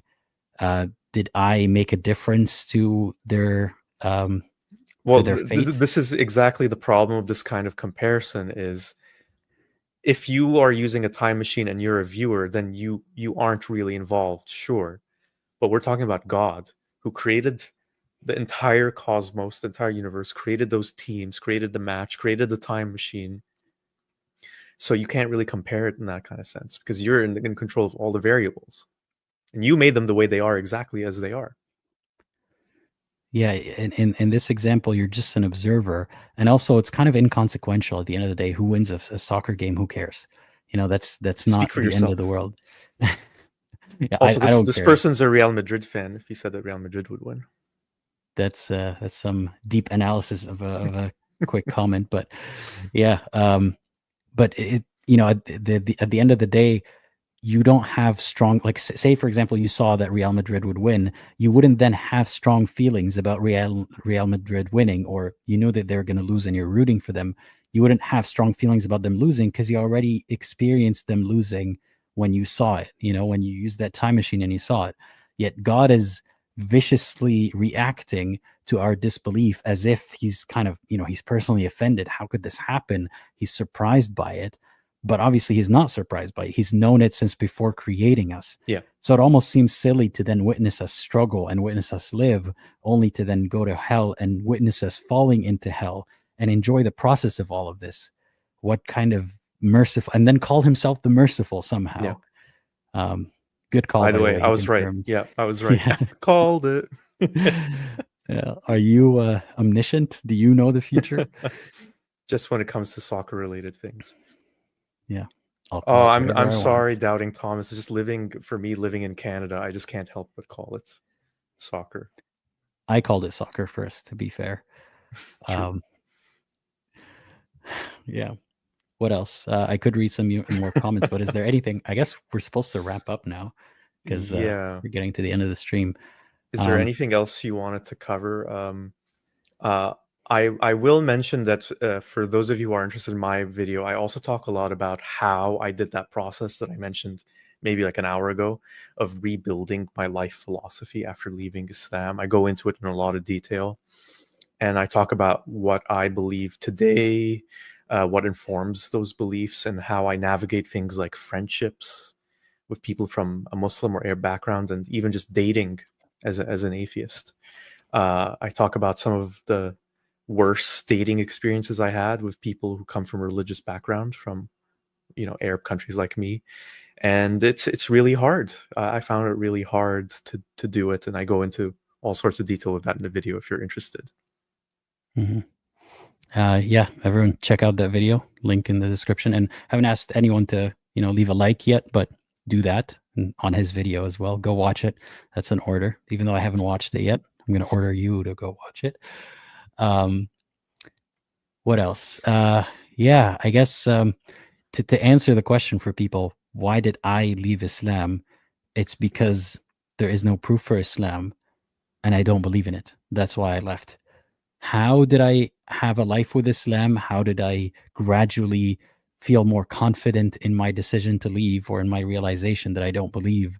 That is a story that I tell through all of my videos, and I focus on parts of it in every, in any particular video. So I hope that answers that. And I don't want anyone to feel pressured to give justification for why they left Islam. Um, your reason could be, some people are, some people don't even consider themselves ex-Muslim because they never really consented to be Muslim to begin with, or never really practiced or felt the belief, and they feel like maybe the label doesn't apply to them. You choose whatever label applies to you, but there's no need to even justify that, I used to be a good follower of the religion, so I am valid in my reasons to leave. I know all the facts about the religion, therefore I should be allowed to leave. You can leave for as simple as a reason as I don't want to follow it, and you're valid. So that's just a general reminder to everyone. That being said, I don't like it when all of what we say, all of our observations, all of our, some people say reasons, all of our thoughts about it are just ridiculed and reduced to because they want to sin or something that silly. That's not unique to Muslims that do that. And I guess in the sense that kind of shows people that other religions, other high control groups do the same thing. So it's a common tactic. It's not just Islam. So don't fall for it, is what No. I'm trying to say. I definitely did not leave Islam for alcohol or casual sex or bacon or casual sex. Did I say that twice? Nope, that was not me. Yeah. And you could do all these things and continue to be a Muslim. Yeah, I know Muslims who do all those things. So do I. Yeah, it's funny. I met a Muslim who thought that I told her that I help people who left Islam, and she assumed that I meant help them return to Islam, which was a funny misunderstanding. I guess some of them might return to Islam, but most people that I help them be reassured in their decision, whichever way they want to go. And most of them end up not returning to Islam. But yeah, it's everyone sees their religion differently, but we just do our part, I guess. Yeah. You happy about the live stream today? Did we cover everything we wanted to cover? Always more to cover, honestly, but yeah, I'm pretty happy with it. Yeah, it was good to. The one thing I'll say is I think it was really beneficial for me to have some time, some years between the experiences I talked about and doing the video, because you just have that perspective, and I think it helps to see things more clearly than when you're closer to being in the midst of it. And I honestly would recommend to every ex-Muslim, not saying to record a video and post it on YouTube, but to even just like write something or record something for yourself to, just channel and process your own feelings for yourself. Yeah, even writing it down, Yeah. Whatever works. If you prefer, I know some people prefer just, recording something to like a voice message to themselves. Yeah, that works as well. Whatever works best. Yeah. And I know that it's something that I've been reminded of in the last few days, is that as a believer or as a Muslim, you have constant reassurance that what you're doing is the right thing, or the way that you believe is the right way, or just by virtue of the words that people use every day, alhamdulillah, inshallah, assalamu alaikum, and just attending prayer, listening to a lecture, all of that is positive reassurance that you're on the right track. But when you doubt, when you don't believe, when you deviate from the path, you don't have any reassurance most of the time. You don't have conversations with other people like you, where you are just, patting each other on the back about how good you are about your disbelief. But, believers do that all the time. So remind yourself, if you're feeling anxious, that how come I feel like I'm the only person, or I'm doing something wrong? It's because all the reminders in your life are pulling you in the other direction, and you don't have any equivalent for it, as an ex-believer. So ground yourself, talk to other ex-believers, remind yourself that you're not alone. If you need a ritual to replace your previous rituals, go for it, if that's something that you need. So yeah, it's understandable to feel that you need reassurance. And, it's not fair for yourself to have that reassurance your whole life and then lose it and expect to be just fine without it. So reassure yourself and find other people who reassure you. And I guess that's all I want to say today. Very eloquent as always. One thing I'll mention Stalker you. is one ritual that I started doing just this past December. Instead of celebrating Christmas or Eid, I decided to celebrate winter solstice, which is December 21st, and it marks the point when the days stop getting shorter and start getting longer. When you're living in a country like me, like Canada, where the sun sets at 4:30 p.m., that's something to celebrate, the days starting to get longer. And I think that's something more worthwhile of celebrating than anything in those religions, Christianity or Islam. See, the challenge is to get other people to celebrate it with you. Otherwise, it doesn't You're mean just this anything. crazy person who's celebrating it by themselves. Yeah. Oh, or just like that's the Seinfeld thing, where if any of you are fans, where George's father tries to celebrate Festivus. I think that instead of a tree, it's like a steel pole or something. I might be misremembering that, but hard to get other people to adopt new traditions. That's one of the reasons why religions are so sticky and how they linger for millennia. Right.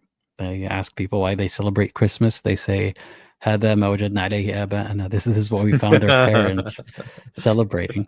So,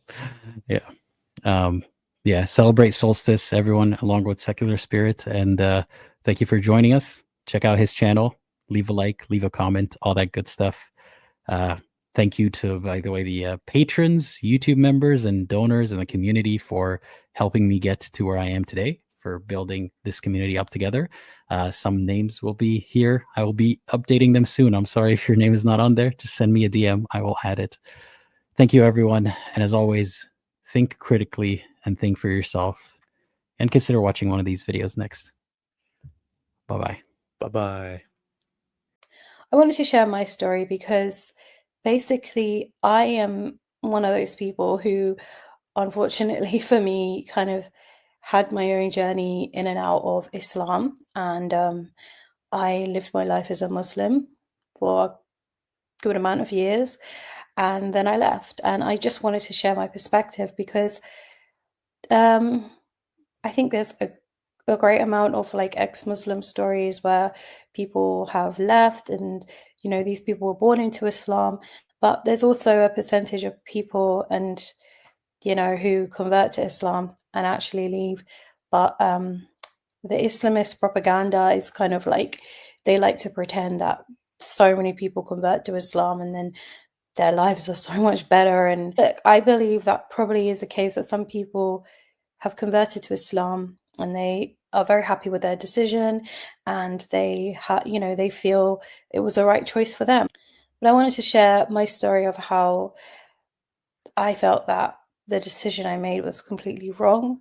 And it did negatively impact my life. I didn't find peace in it and I ended up leaving. And I just want to share my experience really and the reasons why I decided to leave, but also the reasons how I entered into the faith, because that's also important to discuss, because not everyone enters into a religion for the right reasons, and it's something that I think should be avoided. So I'll quickly document my story and I will try my hardest to explain kind of what happened to me and whatnot. So long story short, I grew up Catholic, and I actually grew up in a really tight-knit Catholic community in London, and I basically didn't really have any other friends of other faiths or family members. So it was just, everything was just Catholicism. As I said, I went to Catholic schools, and then when I was like, I think I was 16, I actually left the Catholic school system and I went to just a normal sixth form. And that's the first time I was ever introduced to Islam, because before then I just knew about it from like the news, unfortunately, just like that kind of classic media coverage, especially growing up, in the kind of in the wake of 9/11 really kind of colored my view on Islam from that perspective. So I just thought it was something quite scary. And I didn't mix with Muslim people, so I had no idea what it was about. I just thought it was something that was quite controversial. My family had no issues with Islam, but all we knew about, the only time we'd hear about it was like when there was a terrorist attack, which sounds terrible, but that's just how it was. Yeah, so I actually studied religious studies for my A levels, which is like kind of the education you do just before you go to uni in the UK. I ended up taking a class called religious studies, which I thought was religious studies, but it was actually just Islamic studies. I don't know why they just didn't write Islamic studies, but I guess because of the UK curriculum, they had to label it as religious studies. So I ended up in this class, and it was just basically, there was only like 5 non-Muslims in a class of like 30 students. And to be honest, I had never experienced the Muslim community before, and it struck me as being absolutely supportive, just so together. Like, they just had this strong identity. And in my case, it's quite important to note that I grew up in a household where I had a lot of issues. Not that I can really go into them here, but I had a lot of problems growing up. And I had issues around my own identity, and I didn't really have a happy childhood. Definitely didn't have happy teenage years. I mean, my teenage years were really bad for me, like I said, for a multitude of reasons. So I didn't feel like I really belonged with my own family. And as anyone who understands trauma and abuse would know, that that's going to create issues around identity and having a stable sense of self. And that definitely happened to me. I had no true sense of self. Discovered when I saw the Muslims in my class, like, we would have discussions on things like euthanasia, and they would all have the same opinion. Like, nobody had different opinions, which I found really, at that age, because I didn't have a lot of knowledge about the world yet, I thought the fact that they all thought the same way and they all had this wonderful like sense of togetherness. Like, when we talk about euthanasia in class, they would all just say like it's wrong because Allah says it's wrong. And that was just the genuine sentiment, and there was no wiggle room. Everybody thought the same way. And I was really impressed by that in my young, impressionable mind, because I was used to, in my Catholic school, we had atheists in our class. Like, not everyone thought the same way. And all of this was building this really strong profile in my mind that this is like almost like a kind of gigantic family. And it was so attractive to me. Another thing was that I'd always been taught by society that the hijab was like something that they were forced to wear, and like, those typical stereotypical tropes you just think. But then I saw the girls in my class were like, they were like fashionable with their hijab, and they were actually wearing it, and they encouraged each other to wear it. And once again, it was that strong marker of identity that I was so attracted to. My teacher, who actually was a very, very lovely woman, and I would say she was one of the nicest people I ever met. And yes, she was Muslim, and she was, I'd say, a very spiritual Muslim. Like, she was definitely not political at all, but she was very spiritual. And I had not been shown much kindness by people in my life. I had friends that I knew, but from adults, I didn't really have anyone I could look to. And she was one of the first people who just showed me kindness, and it made such an impression on me. And with Islam, everything good obviously comes from Allah, according to Muslims. So when you meet such a wonderful person, they will attribute that to Islam. When you see the togetherness, when you see the community, they attribute it to Islam. Now, I was too young, I guess, to really understand the multifaceted reasons why somebody is such a nice person. It makes someone a good person. It's not just one thing. But at that point, I don't think I was old enough to really understand that.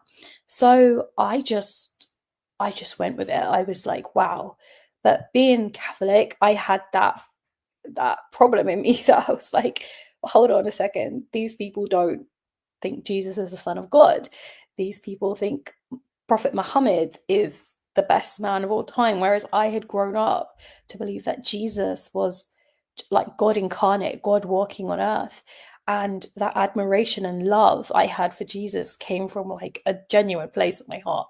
Growing up Catholic, any Catholics out there would understand that. Literally in school, they would we would cry every Easter over the crucifixion. You know, we would do passion plays. And I would say the love and admiration Catholics have for Jesus, for Mother Mary, for the saints, wow, it's powerful. It kind of held me back. And I was like, no, I can't abandon Jesus, but Islam is looking really good. And then they would teach me about things like, you know, the Quran is being perfectly preserved. And I was actually learning about this on my studies. Like I was learning so much about Islam. Once again, those classic arguments that the Dawah people put forward. You know, the Quran is perfectly preserved in comparison with the Bible, which is just, you know, in their opinion, is just a mumbo jumbo. Nobody knows what's real. Nobody knows what's not. And these kind of things, before you've really done a deep dive inquiry into it, seem quite logical. So not only that powerful emotional thing was going on in me, now the logical side, or so-called logical, was starting to play on my mind as well. Like maybe they're right. Maybe this is the verbatim word of Allah, you know, of God. Maybe this is true. Maybe this is God's actual speech via Angel Gabriel to Prophet Muhammad. And then it was, you know, it's never been changed. And now I understand how that's not actually an argument for something being divine, but back then it kind of started making sense to me. And then there were just things like the kind of, you know, that when you're a woman and they tell you that, you know, like Prophet Muhammad said that, you know, heaven is under your mother's feet. Women are so venerated. There's a whole chapter in the Quran called Mary, which, as I said, being a Catholic, they know how to hook you in. Mentioning Mother Mary, that's going to hook you in. And all of these little things. And looking back, it was like breadcrumbing. Like they kind of give you these little bits. And they know the selling point to reel you in, but then obviously it's not. There's always that kind of Islam sprinkled over it. Like they'll always attribute all these lovely things back to Islam. So anyway, fast forward, I went away with my class. We went to Turkey, Istanbul, for a couple of days because we were learning about. Actually, I don't know why, but anyway, we went to Istanbul and we visited like all of the wonderful buildings there. It was actually a fantastic trip. It was amazing. And once again, what we were being told was, this is wonderful because, you guessed it, Islam. And I came back from that trip. I think Istanbul's a really lovely city. I was actually shocked because it was quite modern, actually. The European side where we were staying was actually pretty modern, but it had it's just a wonderful place to go. And I came back and I was just like, you know what, this to me is just wonderful. Like, I love it. But I wasn't ready, really, because I knew I was going to university, so I kind of wanted to enjoy university. So I looked into other things and I came to the conclusion that I was an atheist because I couldn't decide between Islam and Christianity. And the more I looked into it, I kind of just saw that, like, the more I researched religion, I started seeing holes in the logic of believing in a God. So I just left religion altogether. And I spent the years of my university, pretty much just having a great time. moved abroad, came back, and I had a wonderful time. I worked while I was abroad, and then I came back because I had to for my university. So I should really explain that I have issues with all my trauma from my childhood and everything. For so long, I was just like on go, so that I didn't think about it. And when I came back to the UK, I had a complete like just breakdown, and I just was in a really bad place. I was very lonely at that point, and I couldn't go back to my family home for many reasons, and I was just desperate for a sense of family, a sense of belonging, and I started just going on dating apps to try and find someone. Very common thing to do when you have unresolved trauma. I ended up meeting someone, and this person happened to be Muslim, from a Muslim background. They told me that Islam was the answer to all of my problems. Everybody kept telling me it's because of the West why I had all these issues, and I decided, you know what, I'm gonna go for it, because I had worked so hard to like study and live the life I wanted to live.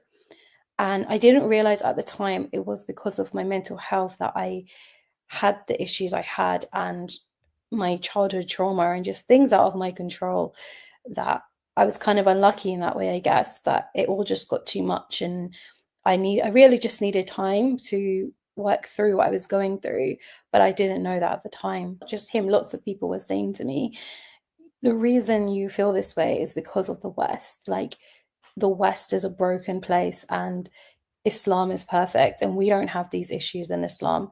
And all I could think of was those days when I kind of felt appreciated, wanted, the kindest people I'd ever met, the wonderful holiday in Turkey and everything. And I just thought, you know what, maybe they're right. And I was desperate. So I just said, okay, maybe this is from God, because I feel so at home with these people, with the beliefs, everything. So yeah, I just decided to give it a go. And at first you get this kind of rush of acceptance, and you just feel like, wow, like I've never felt so admired before. Everybody would just be congratulating me when I converted. Like, they would be saying, wow, like you've made the right decision. And I really just felt appreciated for the first time. So like, just now I finally had a family. Now I finally had people to call my own. And very quickly, that all fell apart, because the same community that welcomed me with open arms then decided to start judging me like crazy. And I think when you convert to Islam, you convert for all the reasons I described. You feel like, okay, this religion is perfect, it's perfectly preserved, all these things you're taught. But then when you start actually living the life, you realize that, oh, this is not what I was kind of sold. This is so much different to what I thought it would be. And I mean, my life actually got even worse at this point. So I ended up kind of just blaming myself. And I was like, but if the religion is perfect, then it must be me, and I was just doing things on a surface level. I wasn't actually looking into the religion. I was just saying, it's me. It must be me. This religion is perfect. It's me. And very soon people started saying stuff to me like, you should be wearing the hijab, you should dress modestly, you shouldn't be talking to those men. And I just started to get really judged, and I felt like I just couldn't do the things I used to enjoy. But then I'd say, well, I need to get closer to God, because that's obviously the shaitan, that's the devil whispering to me. So I did just that. I tried my hardest to get closer and research, but the closer I got and the more research I did, I started to uncover some really horrible things. maybe I should go back a little bit. There was always one thing that never sat right with me about Islam, and that was their kind of bad attitude towards dogs. Like, obviously, you can't keep a dog in the house in Islam because there's a hadith that says wherever there's a dog in the house, angels will not come in. So that really used to kind of irk me because I'd always grown up having dogs. I love dogs. My dad had a chocolate Labrador, and she was just she really, really, helped me during that depressive stage I was talking about earlier. She was literally the only thing that would get me up and out the door every day, like taking her for walks and stuff. So it really never sat right with me, but I guess I kind of, as all things, I did cognitive dissonance and just convinced myself somehow that no, there must be a logic behind it. And then I'd always say, well, at least you can keep a cat, but that's a different story. But at some point, I guess I got brave enough to kind of sit there and say, hold on, let me actually look into this. Because sometimes when you're like, I don't know, when your mind is telling you something isn't right, it's usually because something is wrong. I kind of just got brave enough to ask myself, like, is this actually true that, like, dogs are some sort of bad thing that prevents angels from coming in? And I found myself kind of going down this rabbit hole of researching it and seeing that this was, I guess, a sound hadith, and it was the genuine consensus that dogs cannot live in the house. So something happened in me, which was like, I had two conflicting beliefs and I couldn't hold both of them at the same time in my mind. So on one hand, I had this life experience knowing that dogs are life-changing, like they actually make people's lives better in so many ways, and they have helped human evolution. They were the first domesticated animals. So that was something I actually knew to be true. I had experience of that. And then on the other hand, I had the kind of so-called verbatim word of God and the example of the best man ever telling me that these animals were not to come in the house because they prevent angels from coming in. And at this point, I guess I had to give up one belief set. And if I gave up that belief about dogs, and there were many things like this is just one example, but if I gave up that belief on dogs, it was almost like I was lying to myself and I was deluding myself, like gaslighting myself. And I thought, you know what, I can't.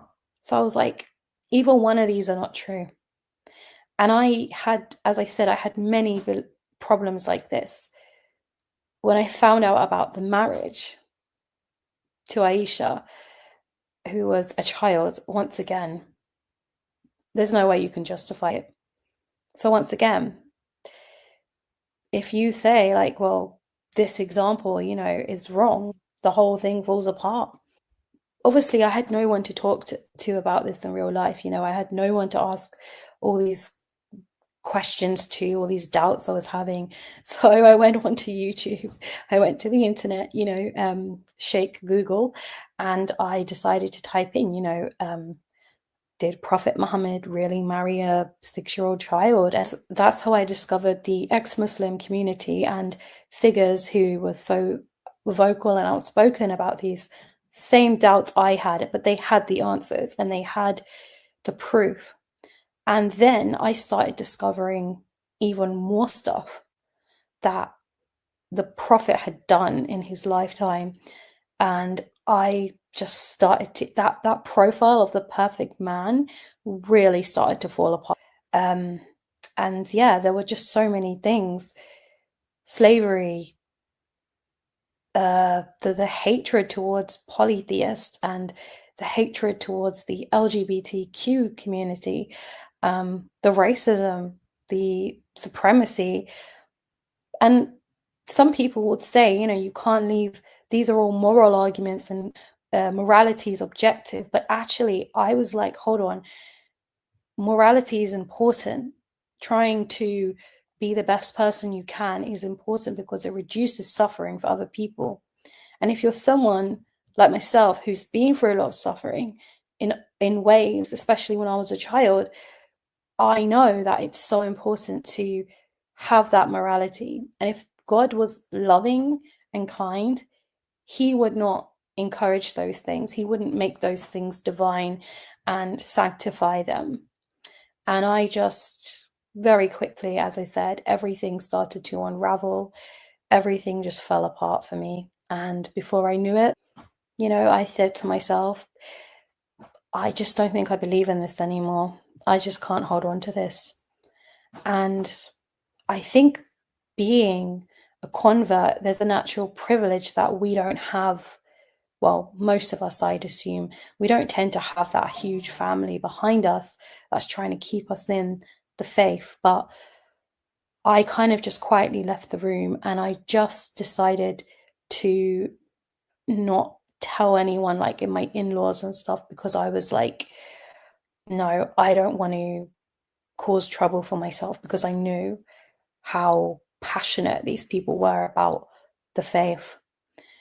And I'd say as well, so many other reasons for me leaving were down to, I guess, the way I was treated, because people were being racist to me because I'm white. They were literally, because I look white. I got sick and tired as well of hearing people say that like Western women are basically immoral and they wear basically no clothes and we're so wonderful because we're modest. And it really started to offend me at some point, because I was like, but hold on, I grew up in this culture. Like, my family dressed like that, my friends dressed like that, and I don't think they're any worse than me or you.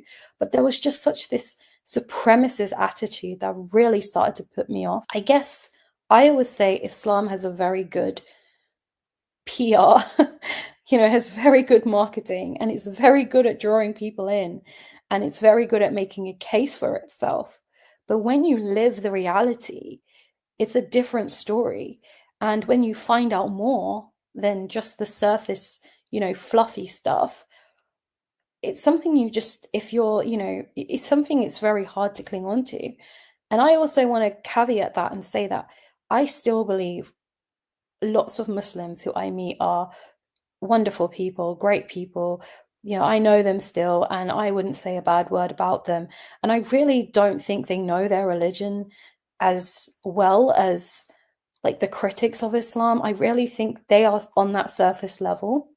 And I think they're taught to not follow their doubts from a very young age. So that stops them from that further inquiry. And that's why the internet has literally just changed the game, because now things that people didn't know about, and I generally don't think people do, now these things are becoming more common to know about, and just so easy to access and research, all the negative things.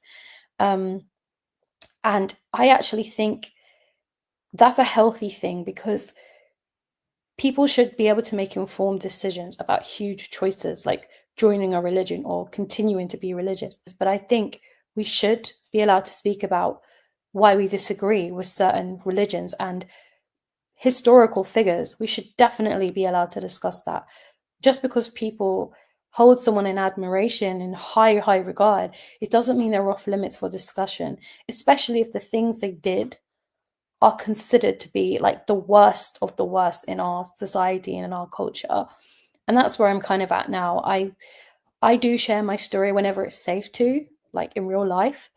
I would never encourage anyone to because it's actually dangerous. That's the thing. It's dangerous to speak out about these things in so many places in the world. But wherever you're safe and able to do so, I think the discussion should definitely continue, and actually should go to even a more public place, because we need to be able to criticize like any religion, any ideology, and share our experiences, whatever those experiences might be.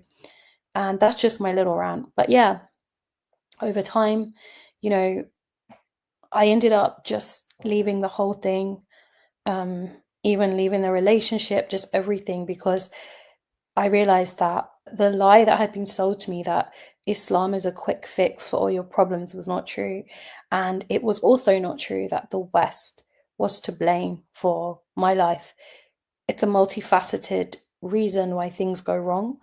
And through leaving Islam, I was actually forced to do the work on myself and to go inside and try to introspect rather than try and make it about something else.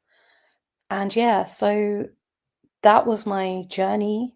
This is a very quick summary of it, but that was my journey in and out of the religion. And I guess a quick summary as well of as why I don't believe in it and what caused me to stop believing in the belief system. I hope this was informative. This was just a very brief reason about why someone like me, what drew me to Islam, but what also caused me to leave. And if you watched, thank you so much for watching. And I wish everyone the best. For me, it was utter and sheer anger and humiliation. I wasn't embarrassed that I had a period. I was humiliated that I was considered less than or not good enough just because my body was doing what it was meant to do. The law does say that a woman's value is that of half of a man. And this is Islamic law according to the interpretation. We are temptations to men. It is the woman's fault because she is providing that temptation.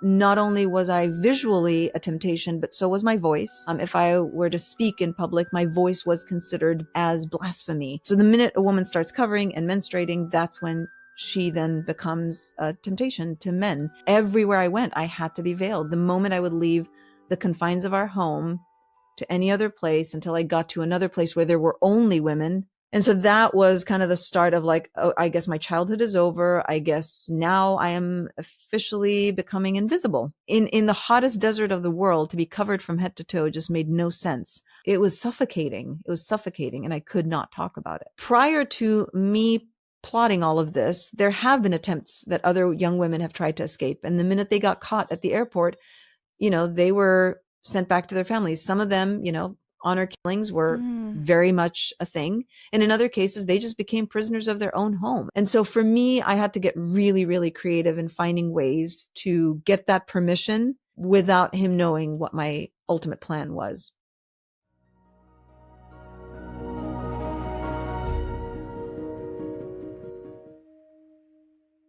Hey, my name is Shalise Ansola, and this is Cults to Consciousness, where we discuss leaving high-demand religions or organizations and finding healing and independence through awareness and true individual sovereignty. If you're only listening and you want to see our faces, go to our YouTube channel. It's so awesome when you guys can like and subscribe and interact with the post. It really helps boost it to more people so others can become aware of these stories, your survivor stories, become advocates as well. And we just really appreciate seeing those words of encouragement for our guests who are sharing their stories. So today's guest, she reached out to us through our Jot form, which you can find in our About section if you are interested in becoming a guest on the show. She has written a book called The Last Sandstorm, which is a memoir about her life growing up as an Italian, Arab, and now American in Saudi Arabia, and how she was the first documented woman to escape Saudi Arabia without legal ramifications, and we'll get into more about what that means. So we are going to talk more about her life and everything that she had to endure growing up. So thank you so much for joining us, Jasmine Falk Dickerson. Thank you so much for having me. I appreciate being here. I'm excited. Yeah, we have so much to talk about, and your book was so beautifully written. Well done. I'm kicking myself for not being able to finish it before this recording, but we wanted to get this recorded sooner than later, so I'm definitely looking forward to going back and reading all of it, of course. Basically, what I find really interesting is how you kind of grew up with this dichotomy of cultures, and we're going to get into what that meant for you growing up, but essentially your mom was or is Italian, and then you have your dad who grew up in Saudi Arabia. And so I'm curious about how they came together and how this culmination happened. Yeah, so definitely complex. So I always preface and say that I am the lucky or also challenged child of the first generation of children in Saudi Arabia who were products of non-fully Saudi marriages. What that means is when my dad was born, the recent iteration of the Kingdom of Saudi Arabia was just pretty brand new. And prior to that, there were, lots of historic context. I won't get into that, but a lot of different areas and tribes and regions. And so for the united part of the kingdom, it was really recently founded right around the time my dad was born, which was late 1930s. When my dad was in his early 20s, late teens, early 20s, he and a group of other very bright, intelligent Saudi men showed promise for building the country and sort of creating this new generation of very highly educated Saudi young men. And they were sent abroad to educate themselves and to kind of bring back everything they've learned from different parts of the world and build this brand new country. And this was before oil was, or right around the time that oil was found. So there was wealth coming into the country and this huge promise. And so my dad, along with a group of other friends, based on the choice of their field of study, which for my dad, it was architecture and interior design, was sent to Italy, of course, the capital of the world of art. And so there he was sent. Some of the other young men went to India to study medicine. Others went to the US for technology, and France and England. I mean, depending on the area of the field of interest that they were exploring, that's where they were sent. So my dad landed in Florence, where my mom is from. My mom was raised in Florence, grew up in Florence all her life, very Italian young woman of the 1960s. And at a party they met, and my mom was not supposed to be at that party either, because my grandfather was a very strict Italian man. And so they met at this party, fell in love, and I say the rest is history because I do go into details in the book, but basically their decision was to my dad to finish his education, then go back to Saudi Arabia and basically start a family there, not ever imagining that there was something kind of odd and bizarre about it, because there was no standard or any example for them to look up to, or for us as children to look up to, of who had done it before and what that looks like to be children of a very, very modern, liberal, basically capital of the world, a country like Italy, and from Europe, from the old world of so much rich history and so much progressive democracy. And then Saudi Arabia, not only a newly founded country, but also a very deeply conservative, traditional, religious part of the world that up until that point, not many around the world knew anything about. So that's kind of laying the foundation of what that looked like growing up. Yeah. And you talk about in your book how at one point your mom almost said, never mind, because she's like, wait, what am I getting myself into? But was it just the love for your dad that kept her going and had her decide to officially go back with him? Yeah, so I think my mom has more of an adventurous spirit than she will ever want to admit. I think she had a curiosity to explore, different parts of the world, and she's very, very intellectually bright and curious. And so I think there was part of that a challenge for her, but also there was kind of an intrigue and a curiosity. I'd like to assume that, the love that my parents had for each other was the reason why she felt really drawn to committing to this adventure.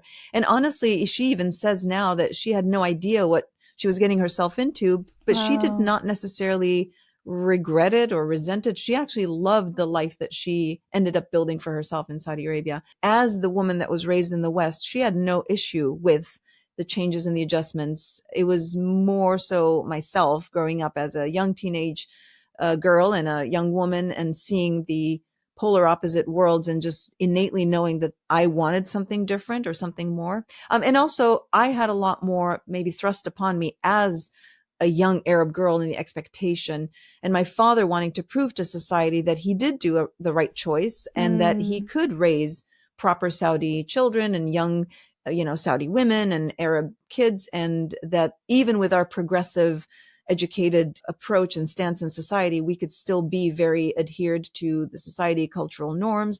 And so my mom did not necessarily have the same pressures I did. That makes sense. So I know something that we wanted to discuss so that we're not also blanket statementing or putting blame where it shouldn't. We wanted to discuss the difference between culture, race, religion, ethnicity, and everything that surrounded your childhood and your mom's life as well. Yeah, that is one particular topic that I never thought I'd be talking about perpetually and nonstop, and that I would actually have the need to explain so often.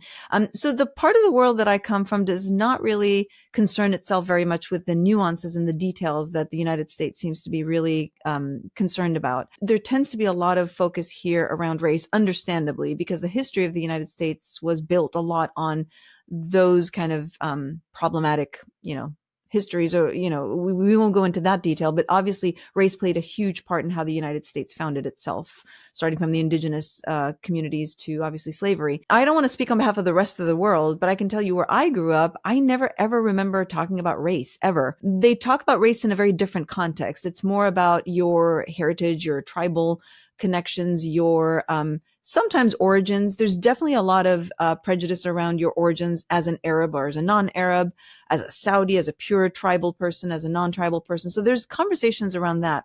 But what I do know is that, again, growing up and studying, and my mom is deeply educated and, raised us with a lot of really strong knowledge and did not just depend on what we were learning at school. But race, ethnicity, and culture, and now we add religion and, citizenship, those are all very, very different things. Race is really what you identify based on your, I guess, race. Growing up, there was like either African or Black, European or Caucasian, which that also stems beyond Europe, includes also a big part of the Middle East. And then you have Asia, which, is both East and Southeast Asia. And then now we also have an awareness around indigenous and tribal areas. So my racial identity was never in question. My parents both belonged to the same racial identity, which my dad was Middle Eastern, or was, because he has passed away, but was Middle Eastern, my mom Italian, Southern Italian. But racially, we did not look like biracial children. We looked like bi-ethnic children. We came from two different ethnicities, i.e. the Arabs, and within the Arabs, there's lots of ethnicities. Within Europe, there's lots of ethnicities. Within really any kind of large community, there are different ethnicities. And then there's, of course, tradition, which impacts, what history has done with travel and with trade and all that. And then there's religion, which religion can change. It has no ties to your origin of nationality, of your racial or ethnic background. And so that was a shock to me when I came to this country, where people really wanted to pinpoint my racial identity. It was never anything I ever thought of. I have a strong connection to my ethnic background.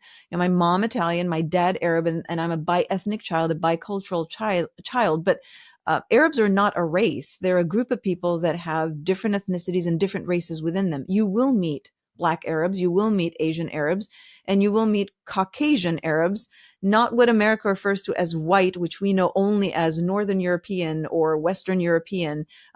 White falls under the category of the larger umbrella of Caucasian race. So I find myself having these conversations very often, because there is always this like either light bulb moment or aha moment where people are like, oh, and I appreciate and validate the need to really understand people so that we can, address discrimination and all that. But I've never had a problem with racism growing up, ever. Quite the opposite. I was too white maybe for being in an area that was a lot more tan or a lot more olive. And I'm very olive. But my coloring actually comes probably more from my mother's side of the family, the Southern Italian heritage, as opposed to my father's, which is Northern Arab, and they are definitely a lot fairer than most Arabs that are in the central or southern part of the peninsula, if you will. Okay. Yeah. Thank you for explaining that. And I think we wanted to kind of differentiate that because we wanted to talk about your upbringing in a way that doesn't discriminate or doesn't create, I don't know if Islamophobia is the right word to use here, or doesn't create bigotry, because we don't want to blanket statement a whole group of people. We just want to talk about the ways in which you grew up, talk about the foundation which you were a part of, the culture that you were a part of, and how that impacted you. So do you have anything else to add before we kind of get into those specifics? Yeah, thank you for highlighting that. That's really important. And that's the reason why I bring this up. It's not because I'm attached to any particular identity. Truly, I don't care how people see me or how they label me or how they identify me. That does not concern me to the least. What I do worry about is how it does paint that very broad brush. When people hear that someone is either Arab or Middle Eastern or Muslim, they immediately assume that they fall under this exact same category of labels, and it is not like that at all. It's actually quite the opposite and far from that. And so thank you for highlighting that.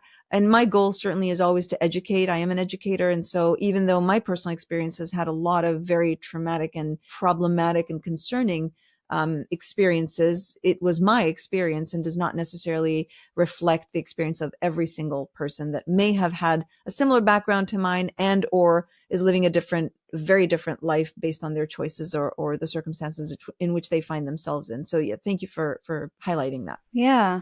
Great. So then let's talk about what your specific upbringing looked like. What was the fabric of the culture that you grew up in specifically? Yeah. So when I was growing up in the 1970s, I was a young child. And even though I was feeling like there was something weird and odd and different about my life and about my upbringing, I could tell my mom did not belong to the area like most of the other women. I could tell, and my mom learned how to speak fluent Arabic, by the way, but I could tell that when she spoke Arabic, she didn't sound like all the other women. And my dad was fluent in Italian. At home, we spoke Italian, but outside of the home, obviously, it was mostly Arabic. And I knew there was something different about us. My parents never brought it up. They never talked about it. They never sat us down. It was just who we were. And we were also in a pretty solid group and community of other families like us, you know, a lot of Saudi dads married to Italian moms. And so we had our little community as well. Since most of us were far away from our Italian families, our grandparents, our aunts, our uncles, our cousins. And so when we were in our little bubble, I felt like, okay, cool. Like we're all the same. But when I went out in society, I could tell that there was a huge difference. And so as a child, it didn't trouble me as much as I always worried that I was going to lose my mom because she didn't belong there. Totally irrational. But again, this is a child that's trying to reason with something that did not seem like the norm. And so I always worried about this. Any moment around the corner, I was going to lose my mom. This was until I hit my tween years, right before, you know, becoming a teenager. Then I started to really see how differently women were treated, what the laws were saying, what the expectations were, and just slowly started to notice that my existence was very, very obviously being kind of isolated and closed off and hidden. And there was no place for me to be out in public. And this is, again, as a tween child.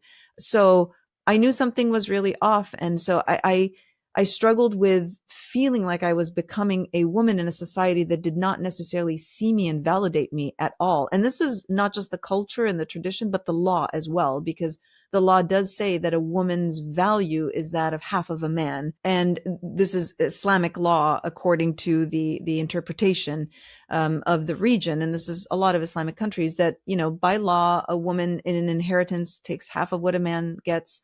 That if there was a crime and there was a witness, one man is the value of two women. So and this was said to us just very casually. This is just how it is. It wasn't like I'm schooling you and teaching you, or can you imagine this is how it is? It was just like, this is, and everyone around me seemed to be okay with it. I had a really hard time processing that. Yeah. And you mentioned that the first time that you were told to do something that was specific to the culture was around 9 or 10 years old, right?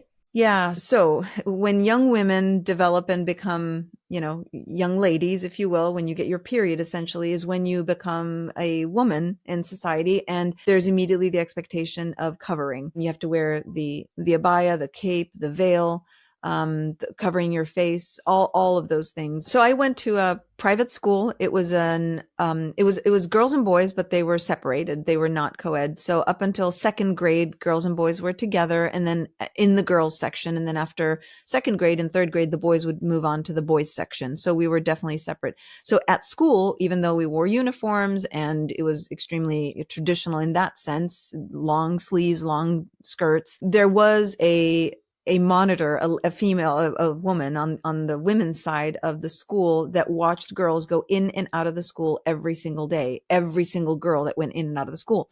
And she would assess when a girl started to look like she was developing or developed or a little too womanly. Whoa. And she would immediately point to the girl and say, tomorrow you come to school veiled, covered from head to toe. Like you are ready. Didn't matter if she got her period or not.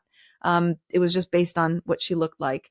And so every day I would go in and out of the school, and my mom taught at the school. She was an English teacher at the school, and my sister went to school with me. And so I would always try to go in and out of the school, sort of hiding behind my mom and my sister, even though I was tall, but I was skinny. I did not want to be noticed because I was terrified that I would be called out. During this time, I also got my period. I was about 10. I got my period, and I did not disclose it to anyone because I knew that the minute it was out, I was now a woman. And even though, again, my parents have a very different kind of perspective on how they raise their daughters, they still have, an obligation to society and an expectation. And this is during a time when society knew everything about everyone. So I did not disclose.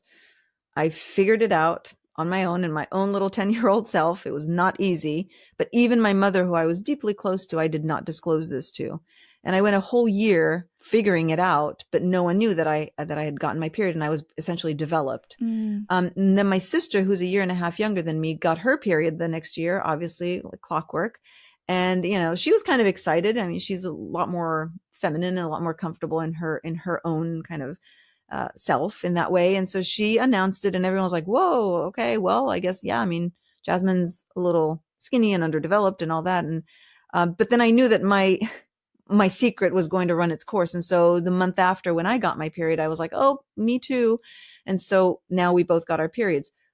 That same month we went to school. And that monitor lady that was watching all the girls going in and out saw my sister and pointed at my sister and said, okay, tomorrow you come veiled. She said nothing to me though. And I'm a year and a half older than her.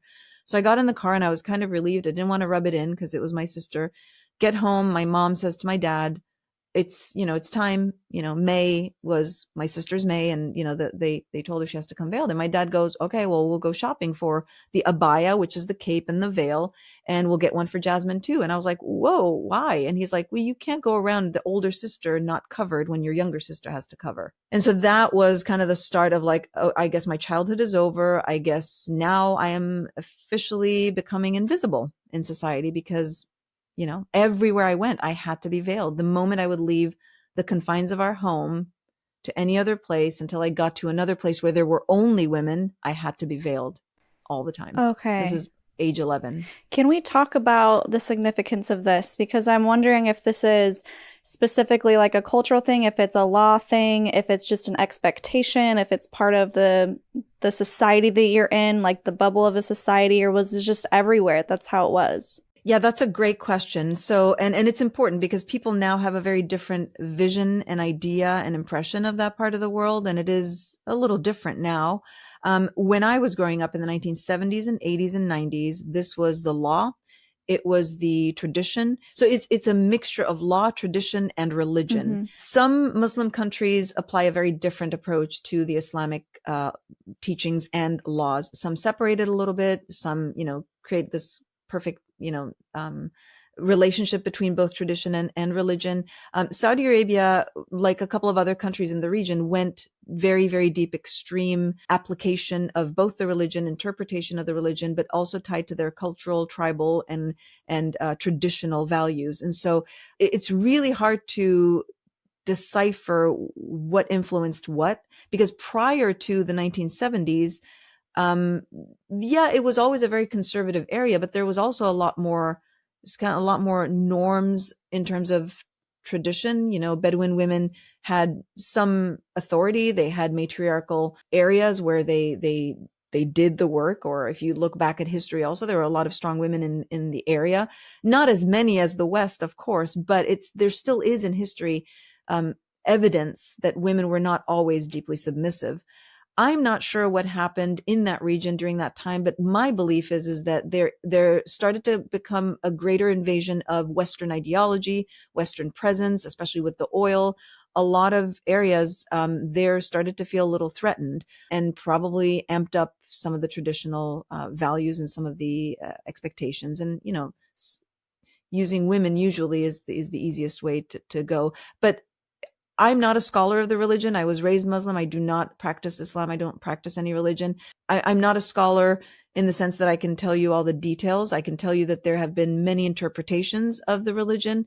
I'm very well versed in how it was taught where I grew up, which was fundamentalist. Mm-hmm. And so that's what I would think would be the closest reasoning behind, differentiating what that was. Was it tradition? Was it religion? I think it was just a combination of all the things that then tied very much to, obviously, politics and power and all of that, which we don't necessarily need to get into, but they do definitely intertwine very, very comfortably. Right. So is the purpose of this veil to keep you from the gaze of men? Is it to keep you invisible, like you said? Or what was your interpretation of that as a 10-year-old?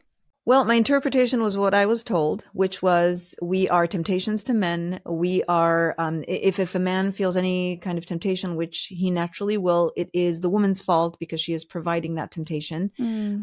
Not only was I visually a temptation, but so was my voice. If I were to speak in public, my voice was considered by the, again, religious interpretations as blasphemy.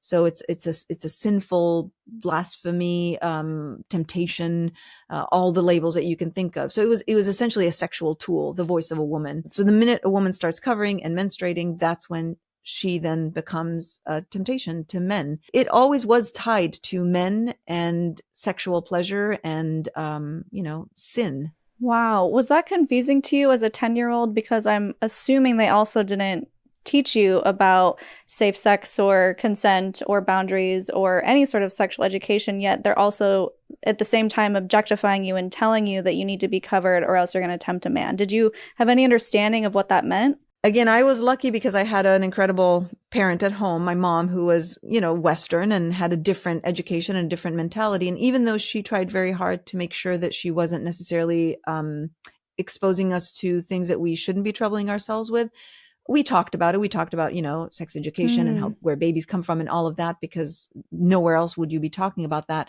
No, society only told you that you basically, your goal was to grow up to be a proper woman, a virgin, extremely pure. And then, when you're blessed with the perfect husband, that's where you just kind of give yourself to that husband purely and fully and committedly, and then, have children and raise a family. That was pretty much what was inculcated in my mind growing up, was this is what the goal, and this was not from my home. And I will say, I think the hardest thing for a lot of people is where they grow up in these types of societies.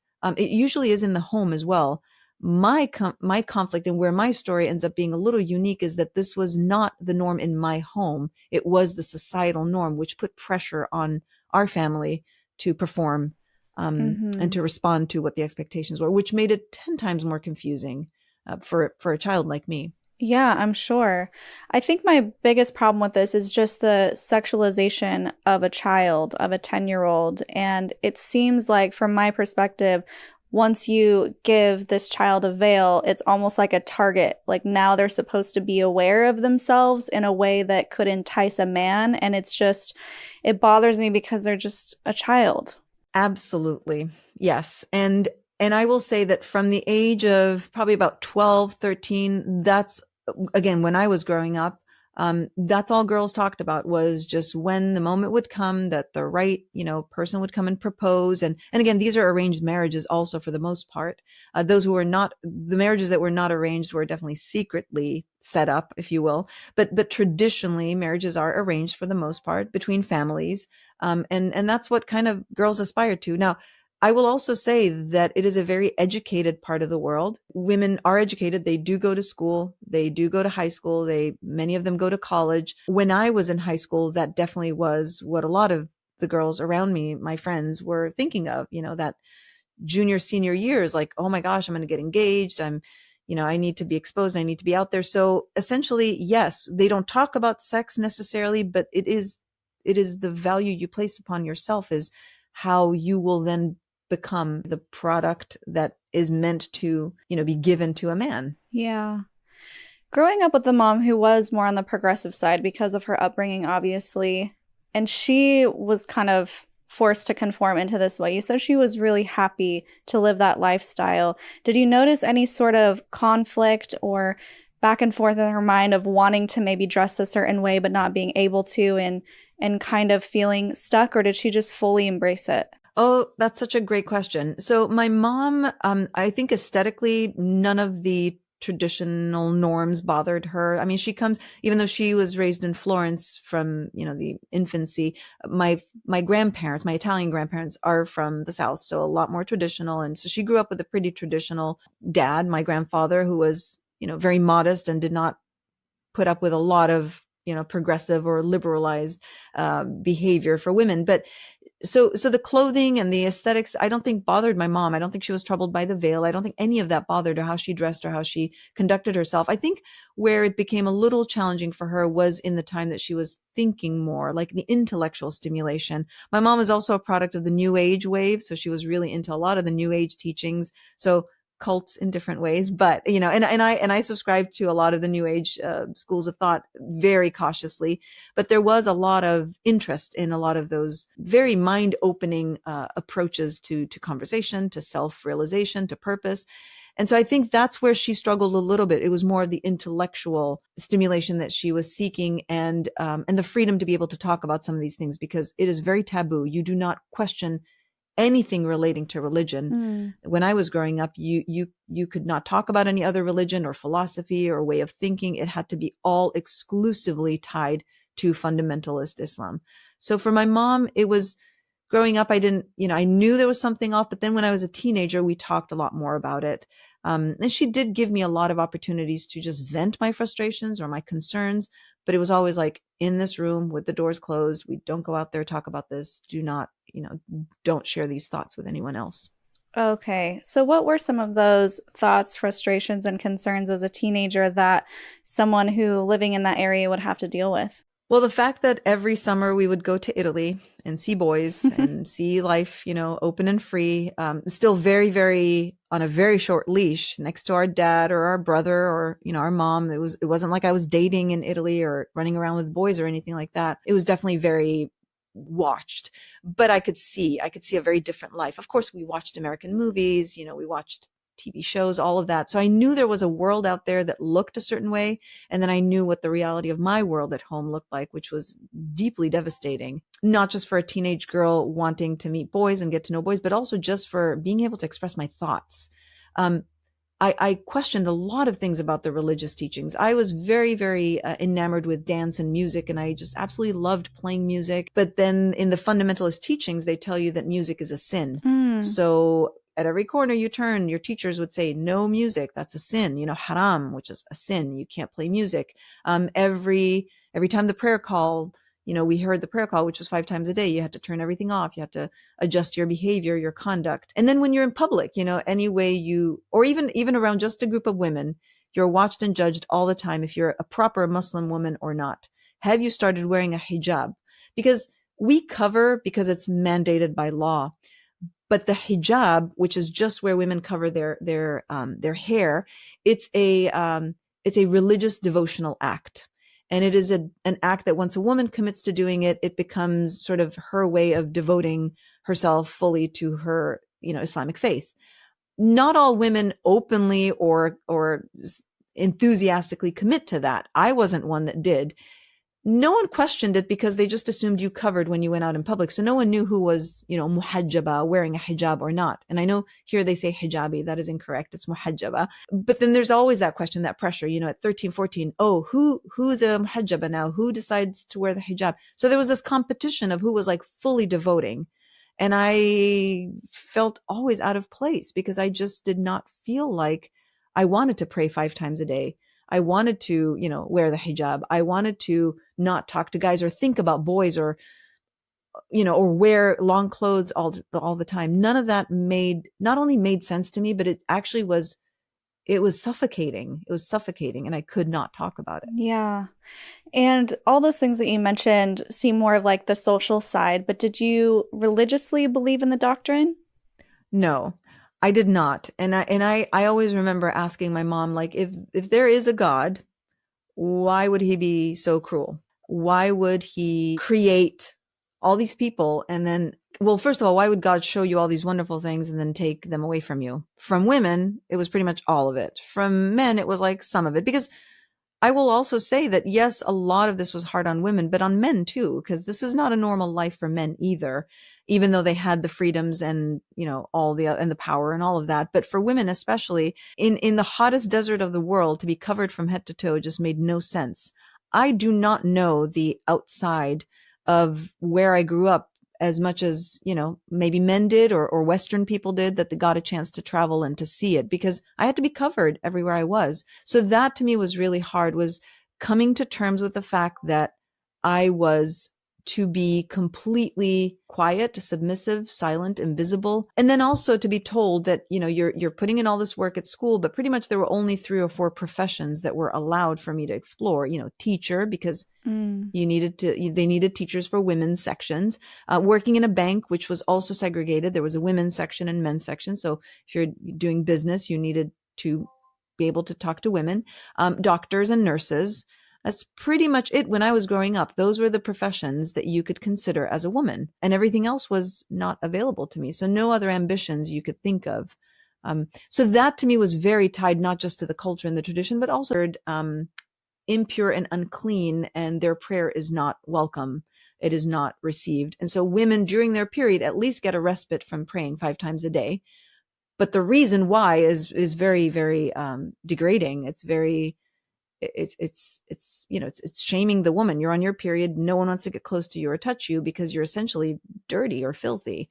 So during your period, so if women have their nail polish on, it's because they're probably on their period and they can't pray. They can't touch the Quran either. You cannot touch the Quran. I remember being in the classroom and we'd have to all study, we had a subject, we all had to study Quran. And all of a sudden I would see some of my friends grabbing the Quran with tissues because they couldn't touch the Quran. And we immediately know, oh, she's on her period because she can't touch the Quran. Wow. Going as far as to saying you can't even touch a holy book, that must feel so isolating and degrading, like you said, and also embarrassing, even just as a teenager growing up in regular American schools. I would say that it was embarrassing. You didn't want anyone to know you were on your period, but when there's such an outward expression of what you can and can't do when you're on your period, that must have felt so embarrassing as a teen. Yeah, embarrassing was probably the least emotion I was concerned with. I know that that's what some of my other friends who were a little more liberal like me, my sister, I think there was more embarrassment attached to it. For me, it was utter and sheer anger and humiliation. I felt so humiliated because I felt like I wasn't embarrassed that I had a period. I was humiliated that I was considered less than or not good enough just because my body was doing what it was meant to do. Yeah. So these messages are really hitting home for you. They're really sinking in a way that is creating so much shame and guilt within your persona. 100%. Because at the same time, your mind is thinking about other things. Your mind is thinking about, what if this world is the world that I lived in? What if I just had the freedom? And, I will say there was a lot of sexual frustration, social frustration, all the things that normal teenagers feel, all of those were felt around me. I knew many of my friends felt that way. I knew that they made choices that were not the wisest, got themselves in trouble, whether it was, dating secretly or meeting boys or losing their virginity. I mean, there were some very, very concerning, corrupt and scary behaviors that were going on around me. I have no problem to confess if I ever fell into that, but I never did. I had zero temptation because I felt like I owed my parents to be, better than that.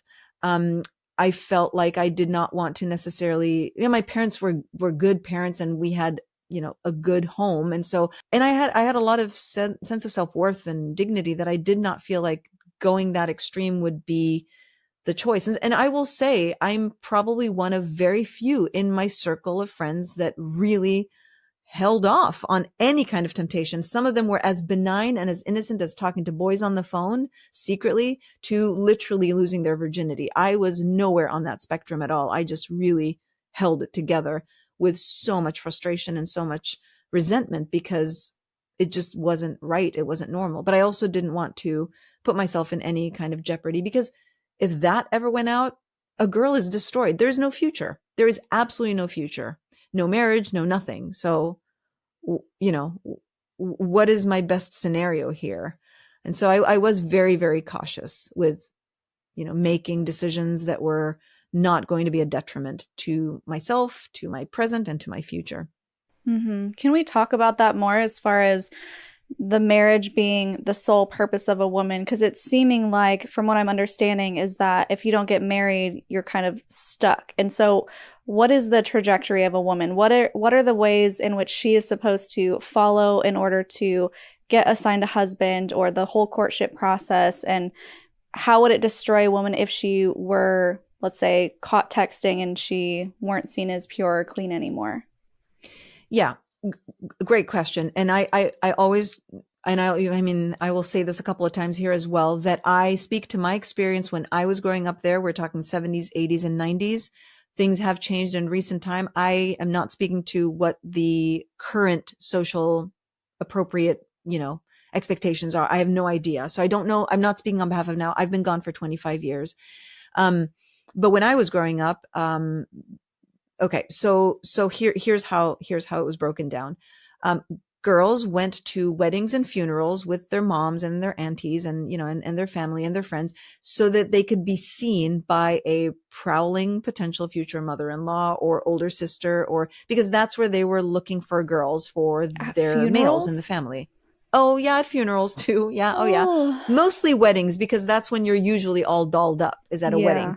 And then young girls who are not married tend to have, there's a time during the wedding where, and again, these are segregated, everything is segregated socially there. So there's a moment where, music is played, it's live music, it's very traditional music, and young women will just dance just to be seen. And usually it's the hair. The hair has to be really long and really flowy, and you really show the best of your essentially aesthetic gifts. That's how, girls are seen. So a mother-in-law, a future mother-in-law, a mother of a boy would see that, and she'd be like starting asking questions. Who is that girl? Who's her family? And so step one is, okay, is she aesthetically pleasing? Step two is, who's the family? Are they a family we're wanting to associate with or not? And so if it's like, yes, we do, then okay, great. Well, step two, is she engaged? Is she not engaged? And then the formality of proposal happens. Usually the mother goes and speaks informally to the mother of the male, speaks informally to the mother of the female, pays them a visit, and, just says there's language around it, but essentially it's like, we're interested in, maybe considering this pairing. And the moms don't say yes or no. They just basically take the information and then share with the dads, the husbands. And then if it's like, okay, everything is aligning, then the males have this kind of formal meeting where it's like the formal asking of the hand. If all goes well, in very traditional families, the girl and the boy never see each other, not until the night that they are going to sleep together. Whoa. This is in very traditional settings. And all of my cousins got married that way. In modern families, a little more progressive families, then the parents will allow for the bride and the future bride and groom to meet, to get to know each other, to have an engagement. During that time, though, they can only see each other and be together with a chaperone, either the mom of the boy or the mom of the girl. And so for them to be alone and be able to basically go shopping and buy rent a house or buy a house or whatever, and buy furniture and build a future together before they get married, they have to essentially be legally married. So they have to sign a contract called a milka, which means now we have transferred ownership of the child, of the girl, from her dad to her husband. And the word milka literally means ownership. The word melik is king, which means a king owns his kingdom. And so the word mulk comes from owning. And so this ceremony is called the milka. Some people make a big deal out of it. It's a huge party. Other people don't. It's just this legal piece of paper. And it's also very regional. Some areas do not do the milka at all. They just do it all at once. And during this time, they can kind of be together, but they do not sleep together. They are just legally together without being, in the eyes of God, sinful, because they're alone. And so then after that is the big wedding. But that's kind of the traditional path that was around me. All of my friends pretty much followed that path. I followed that path. Every young woman looks for that for different reasons, but that's pretty much the trajectory. I would say for the large majority, that trajectory is just what they're excited for, what they're looking forward to. For me, it was the only way that I knew I would gain some sense of freedom and independence, even though it was very minimal in comparison to the independence that I really wanted. But for the most part, I was able to at least have some say based on who I was choosing to marry. Yeah. Something that stood out to me as you were telling that story is how at weddings there's music, dancing, and your hair is out. And I was like, wait, aren't those all against the rules? And so is that kind of the one exception where you can be seen, or where you're expected to be seen in some sort of beautiful, maybe even sexual way to attract a partner? I am so impressed that you caught that, and I'm so grateful that you did, because music in and of itself is sinful only if there are string instruments. If it's drumming or vocal, it is not a sin. But any other instrument that is considered, I guess, Western instruments is considered a sin. Now, that's not to say that it's not available, because I don't know if you're familiar with the oud, but that's a very traditional Arabic instrument. It's very similar to the lute. There is music there. There have been, TV shows and movies and musicians and very famous singers, mostly men at the time. Now there's some women, but they played instruments. If you hit a wall with an Islamic scholar or a devout Muslim, they will tell you all of it is sinful. You can only use a drum and you can only use your voice. So at weddings, it was pretty much only vocal and drumming. Oh. That's the music that was there live in traditional weddings. Now in modern weddings, they also had, recordings. So there was also more music, and it was all recorded. It was like, on stereo or DJs. At the time, DJs were a thing, and they were all women. So you would hear modern music played in modern weddings, but it was only women.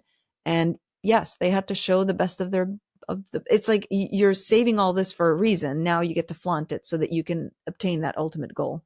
That's so interesting, because I would imagine growing up in a society that from the age of 10, you were told that you are a sexual being and you can't tempt men, it would be a little bit scary to kind of take off that mask and to present yourself in a way that's opening you up to the gaze of men that could potentially be dangerous. Did you feel that way at all? Yeah. So I personally did not feel that way, because my parents had a very different approach to that circus, if you will. So my parents didn't necessarily put that kind of pressure on me. They did not necessarily make me feel like I had to perform or go out there and be found. Not at all. My parents actually were not of the idea that women should get married very young, that definitely not marry our cousins, because all of my cousins were marrying their cousins and all of my friends were marrying their cousins. So that was a line that my parents drew. So no cousin marriage, no getting married super young, fresh out of high school. So I didn't feel that pressure. That's not to say that during that time, from the age of 15, 16, people were not knocking on the door.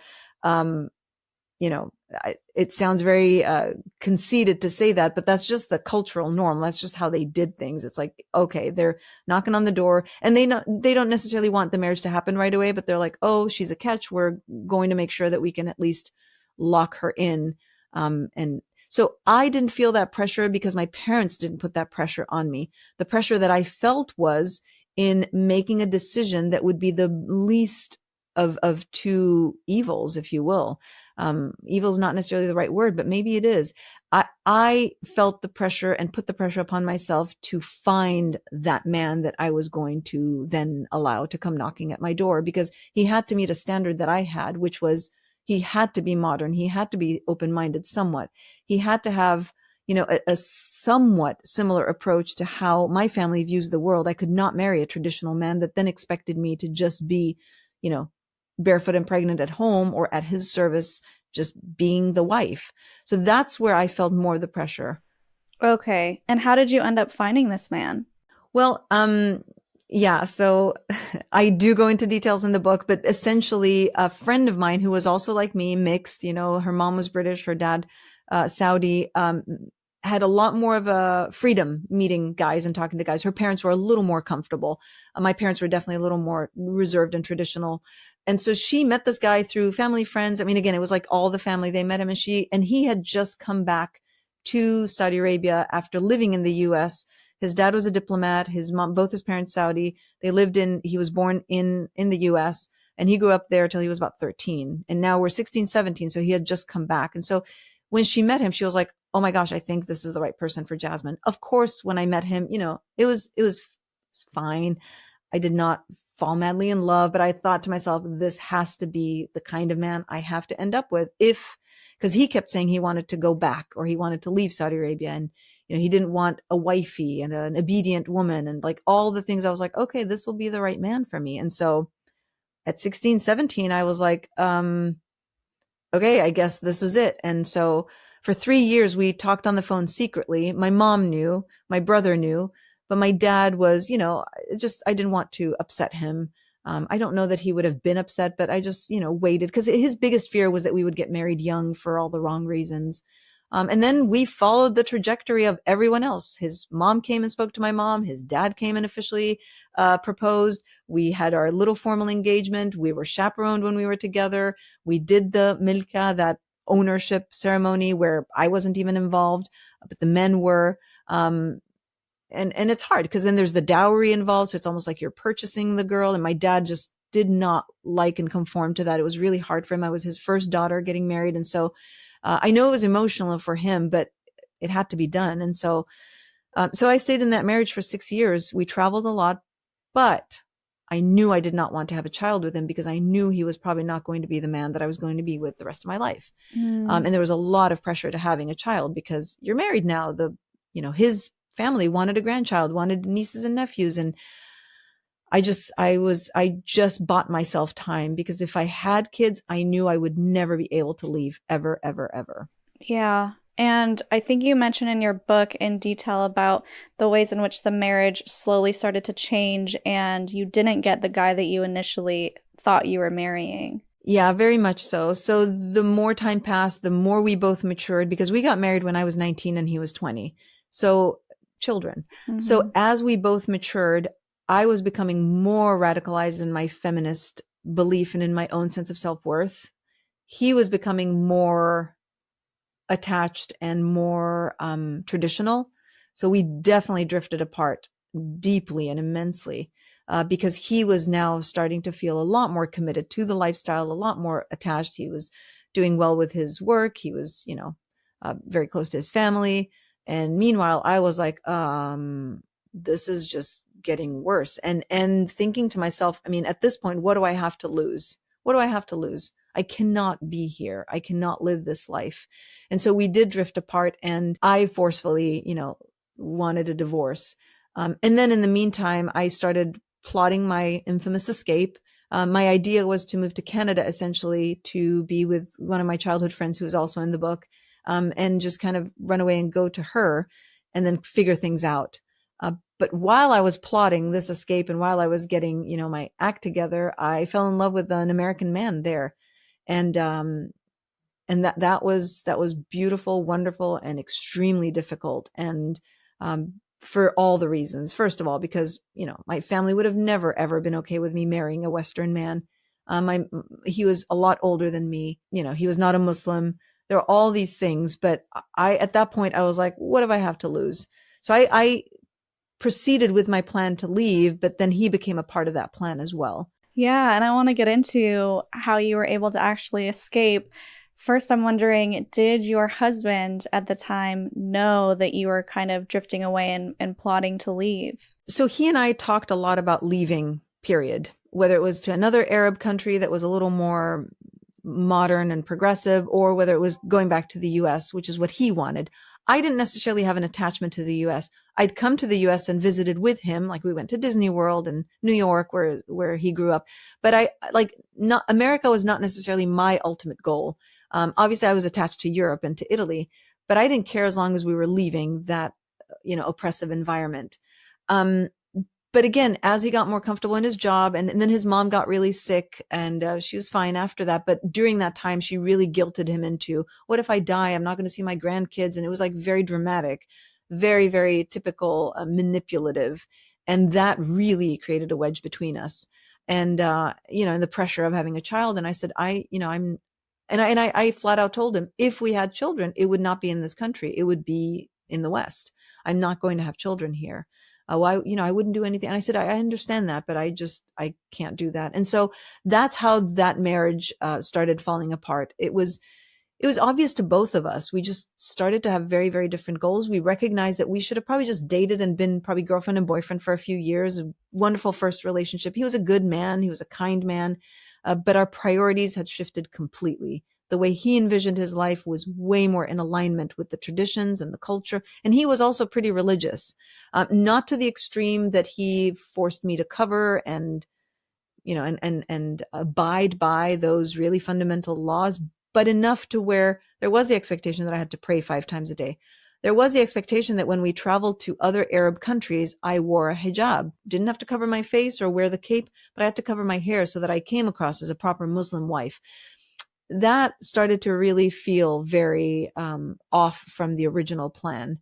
And I just, I could not continue with that. And I look back and I think, wow, as young as I was, I'm kind of grateful that I had a sense of clarity that I did not lock myself in with having a child or really succumbing to all of his expectations. Yeah. And I want to get into why it's such a big deal to essentially escape the country and the laws around that and why it's so difficult. Because as I was reading your book, I was thinking, oh, wow, there's a lot to this. You can't just get on a plane and go. So can we talk about that? Yeah, absolutely. So women did not for the longest time have their own ID. My ID when I was growing up was always under my guardian, whether it was my dad, whether it was my husband. I did not have my own ID or my own passport or any of that. Eventually, I was able to get my own passport, but again, always under the premise that it is tied to my guardian's, legal status. So that's that. So based on that, women can't just up and go. There's no way for them to legally exist. Women didn't drive either. Didn't even start driving till 2018.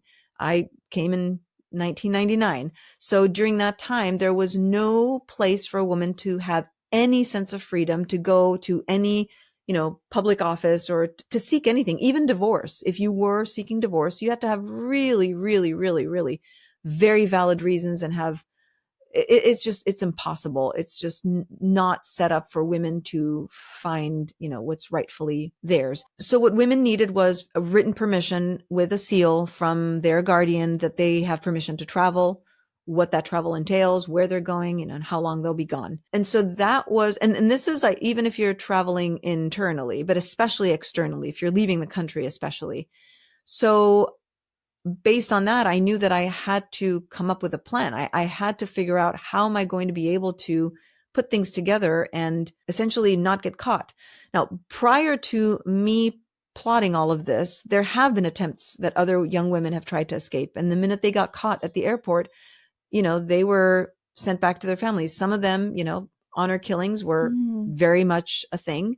And in other cases, they just became prisoners of their own home and they became bound to a life of servitude in the home and never be able to leave, not even to go to school or work or anything like that. So that has happened. It's been, it's been documented. It's happened. It's practiced. It's happened to lots of women. So there's always some kind of risk in putting yourself in a situation where multiple sources will come down hard on you. Now, in cases of women that have families that are somewhat progressive or, really invested in the well-being of the daughter, they will not kill them. But it is a huge shame for the family. Like the family then has to live with that shame, with that. So there are very few cases where some of my friends growing up, their dads were a little less concerned than my dad was. And they were like, whatever, we will send our daughters abroad to go to school. So they would sign the permission, send them to school. Many of them were educated in the US and they, they lived a fairly, normal life, if you will, as normal as can be, going back and forth, but still having that freedom. But that was sanctioned by the dad, by the guardian, by the family. And it was frowned upon. I mean, those girls definitely, society talked about them. And so my dad always was afraid of being the butt of people's, not just joke, but criticism and ridicule. And so that was never, ever, ever an option that I could have ever entertained. Can I go to school abroad? No, absolutely not. This is your life. This is what we're doing. And so for me, I had to get really, really creative in finding ways to get that permission without him knowing what my ultimate plan was. Right. So what did that look like? How did you, I know because I read that part of the book, but how did you trick him? So essentially what I did was I took advantage of the fact that I have family in Italy And my oldest Italian cousin is like my brother. We're very close, still are today. I told him everything. I told him what was going on, that I was planning to run away, that I wanted to start a new life, that now I'm divorced from my Saudi husband. So I'm essentially damaged goods. No Saudi man is going to want me unless I'm a second or third or fourth wife, because polygamy is still alive and well and practiced there.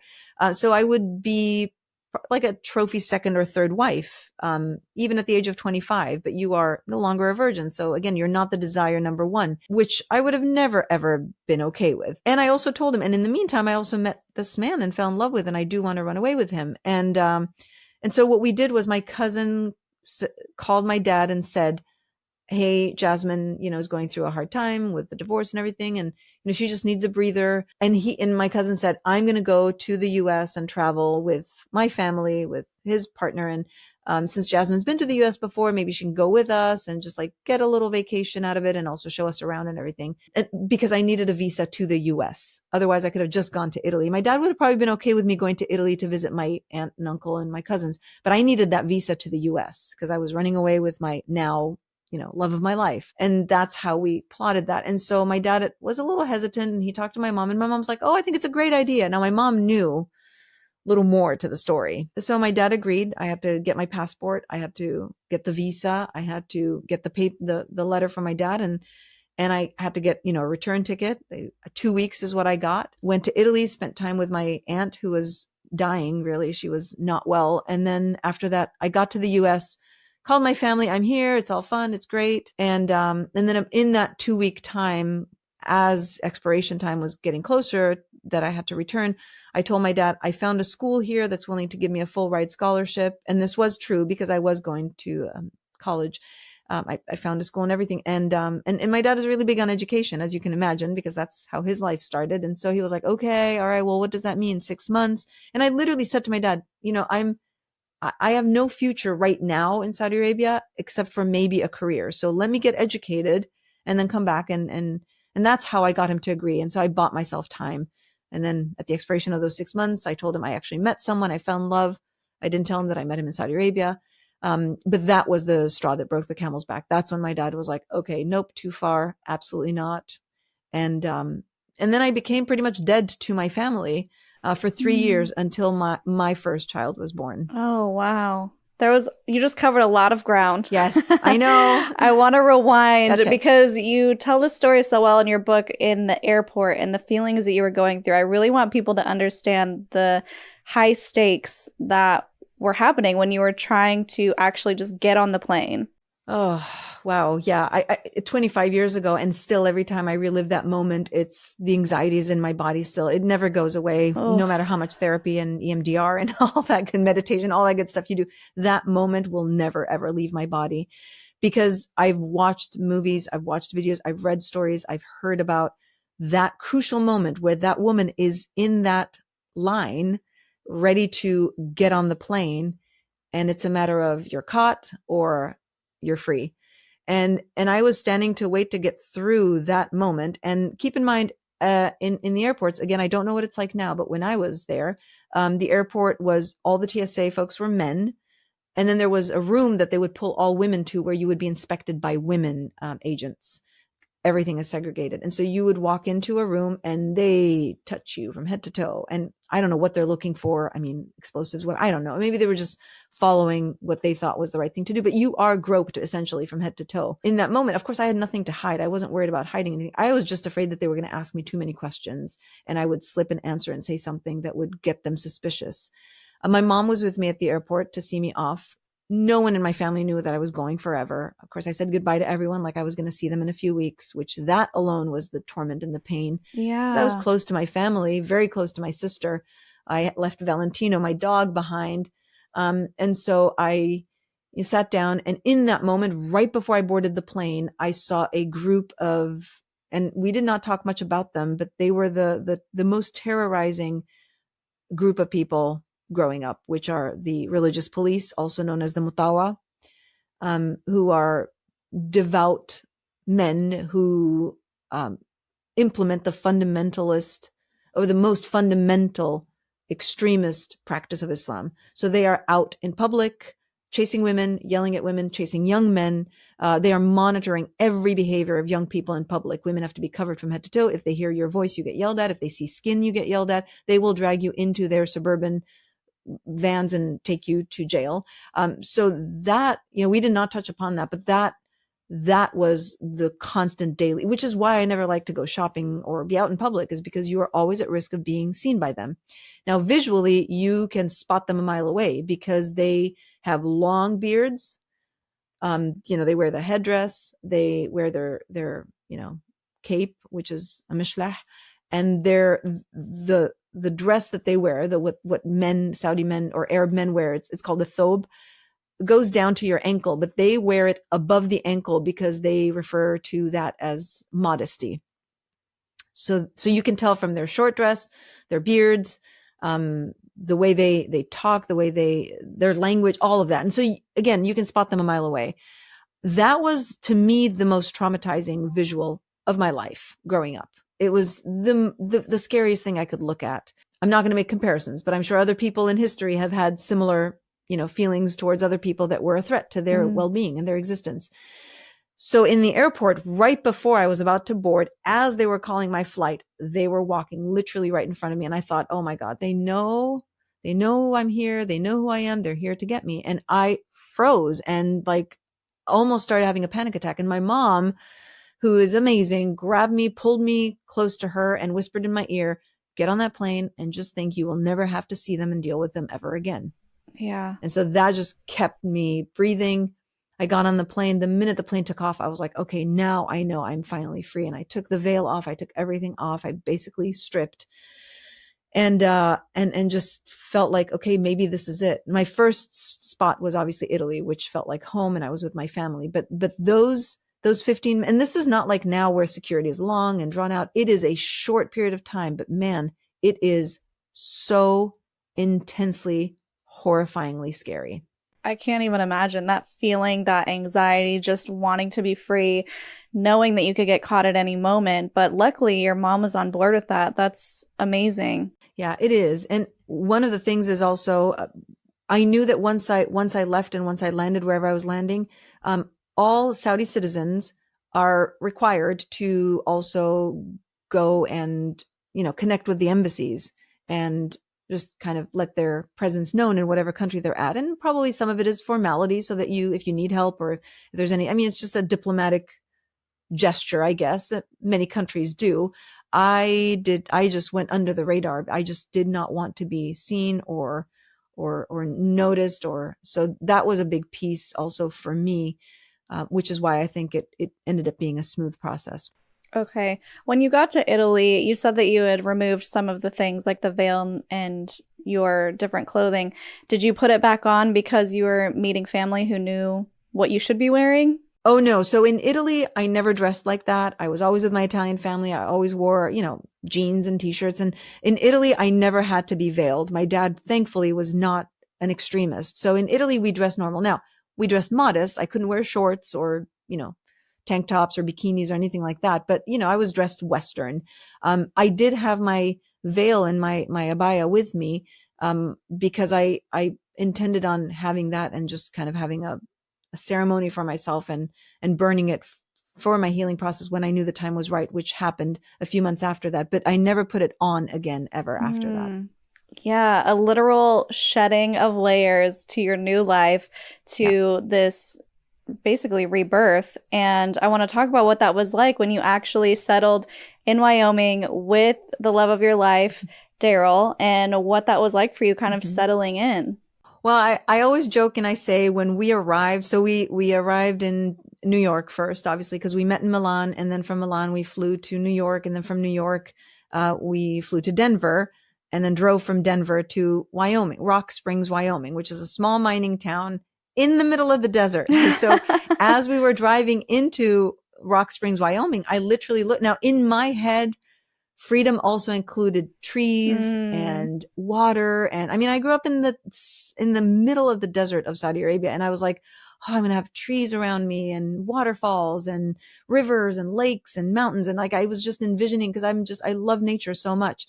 And we're driving into this drier desert than even Saudi Arabia was. I literally looked at him. I was like, "You took me from the desert to bring me to the desert? Are you kidding me?" I mean, that was the big joke. But it was great. We landed in this fabulous little mining town. We were there a few years. I went to college there initially, community college. He worked there, and then we moved to Laramie, which is a lot more progressive and has the university town and everything. But I think that I would say the hardest, most unpredictable process of adjusting was that I arrived in 1999 and I thought, okay, this is it. I'm going to be able to slowly, but I also had so much shame, and I was so embarrassed to tell people what I came from, what my life was like, the fact that I ran away. I just wanted to be normal for once. So I really struggled with how curious people were and the questions that they asked and how intrigued they were. And so I treaded very, very lightly, also because at that point,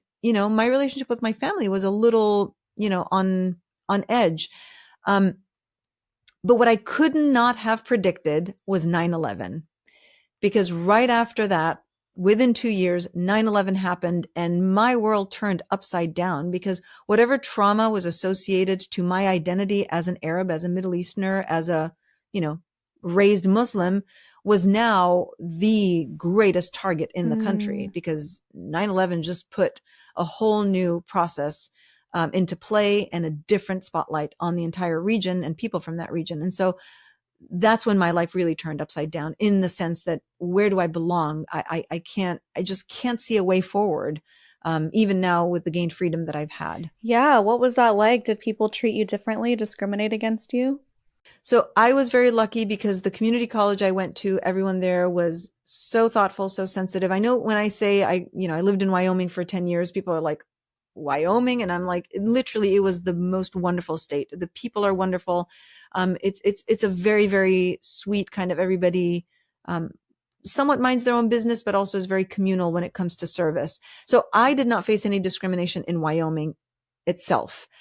However, there were a lot of people around me that had no idea what was happening, what that part of the world was. I mean, there is a lot of ignorance, unfortunately, in the United States, in many regions, that I felt obliged to come out of my secret dark cave and talk about my experience, to make sure that I was helping people differentiate between the people of the area, the Arabs, many Muslims. These are normal, kind, nice people, and all the other, problematic fundamentalist ideologies that take up so much space and create victims, not just in the region, but outside of the region. And so it was a really, really tough position to be in, to be able to advocate for a part of the world and an area that I just left and wanted to leave behind, but at the same time felt guilt in just allowing so much hate and so much prejudice and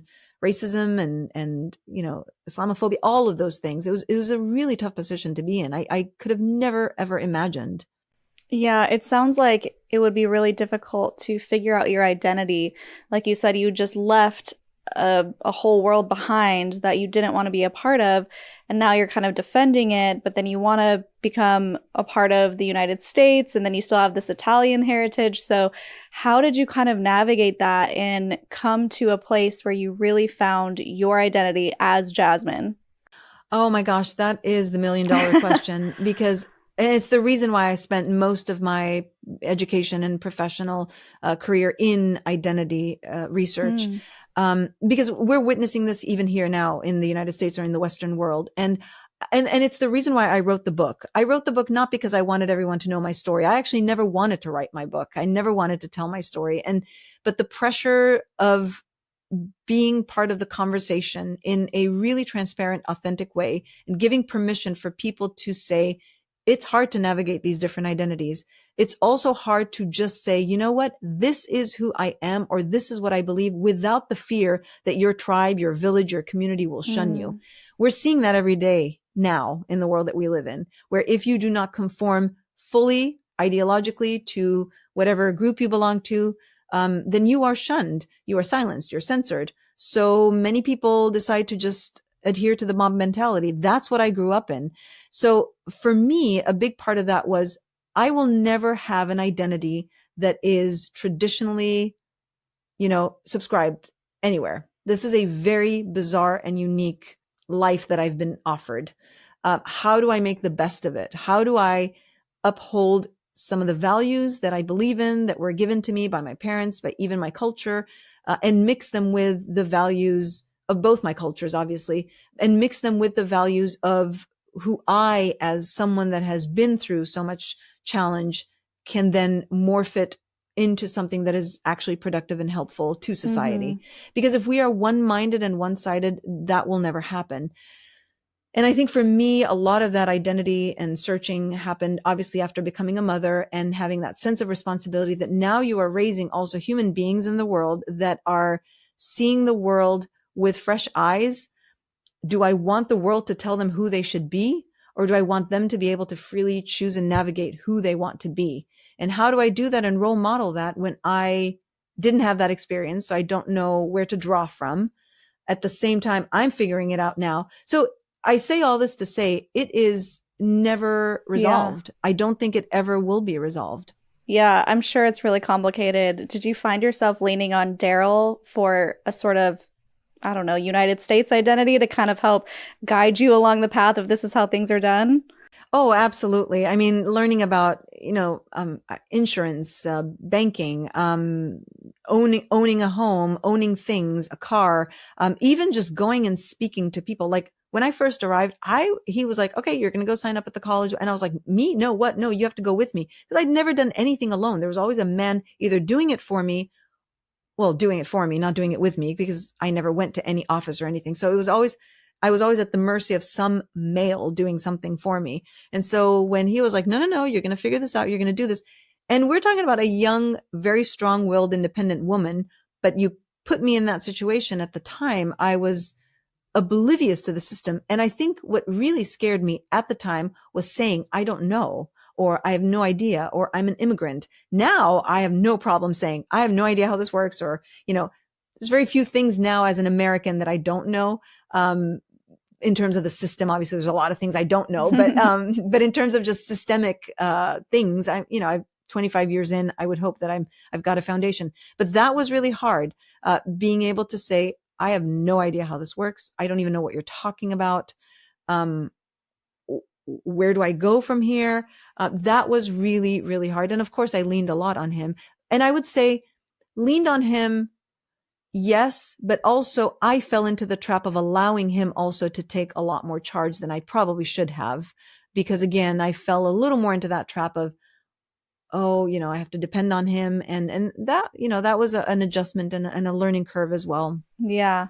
So when you left and your dad found out, you said he was upset that you weren't coming back. He's like, oh no, this is too far.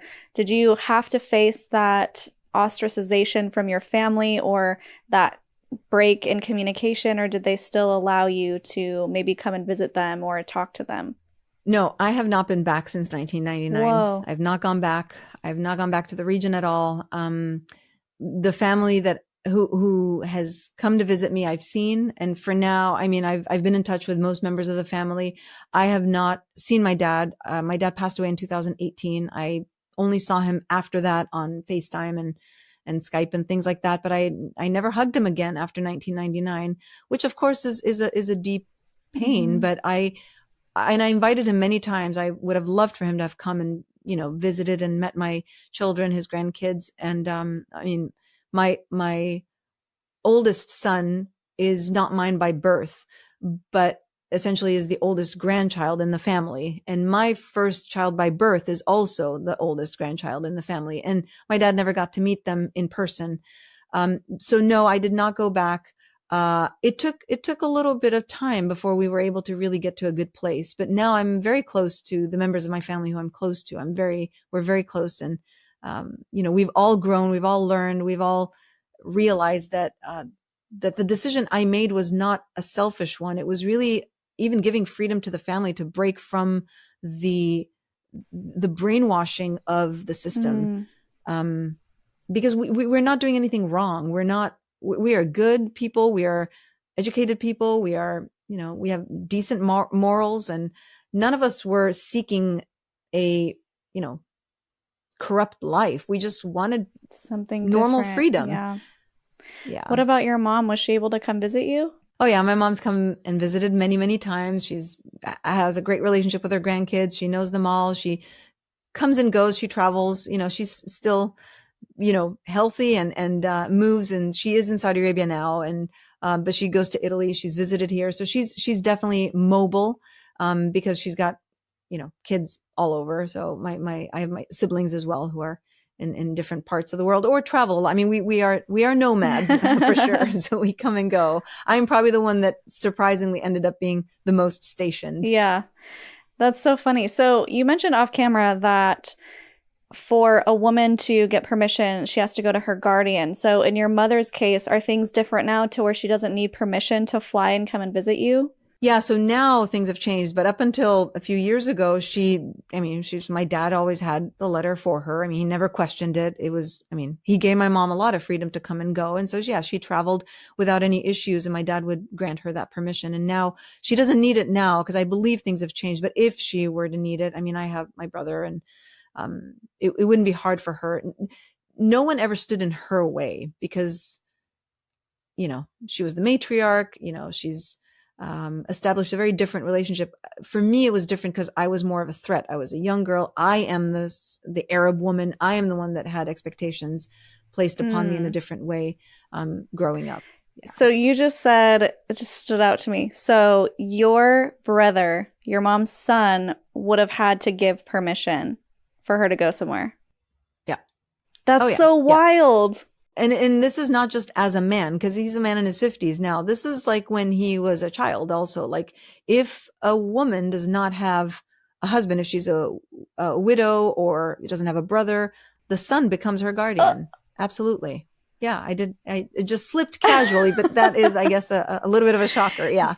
So a woman's guardian is whoever the male in her life is the closest to her, who is a legal male. So essentially a male that she is either married to or cannot marry, like a father, a grandfather, a son, a brother, an uncle. Those are the men who would be her legal guardians. Okay. So if you don't have any men in your life, you just can't travel. Well, at least back then. Well, the court will appoint one to you because you do need a male guardian to do business. Okay. Wow, that's so interesting. Like I said, at the time, anything a woman needed done, whatever it was, required, you know, some level of interaction with society. And that interaction with society had to be done by a male. Okay. Yeah, so it makes sense that when you got married, you were still kind of reliant on that. And that's all you really knew or all that you've seen and witnessed growing up.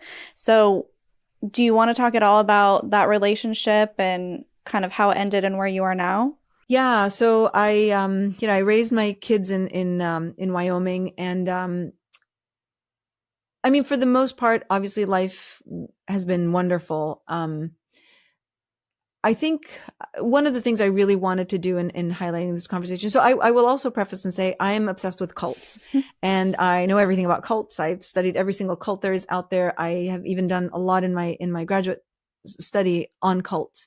And someone brought your podcast to my attention because they knew how, and they were like, I think you really need to have a conversation here. And the reason why is because I love how you address the conversation.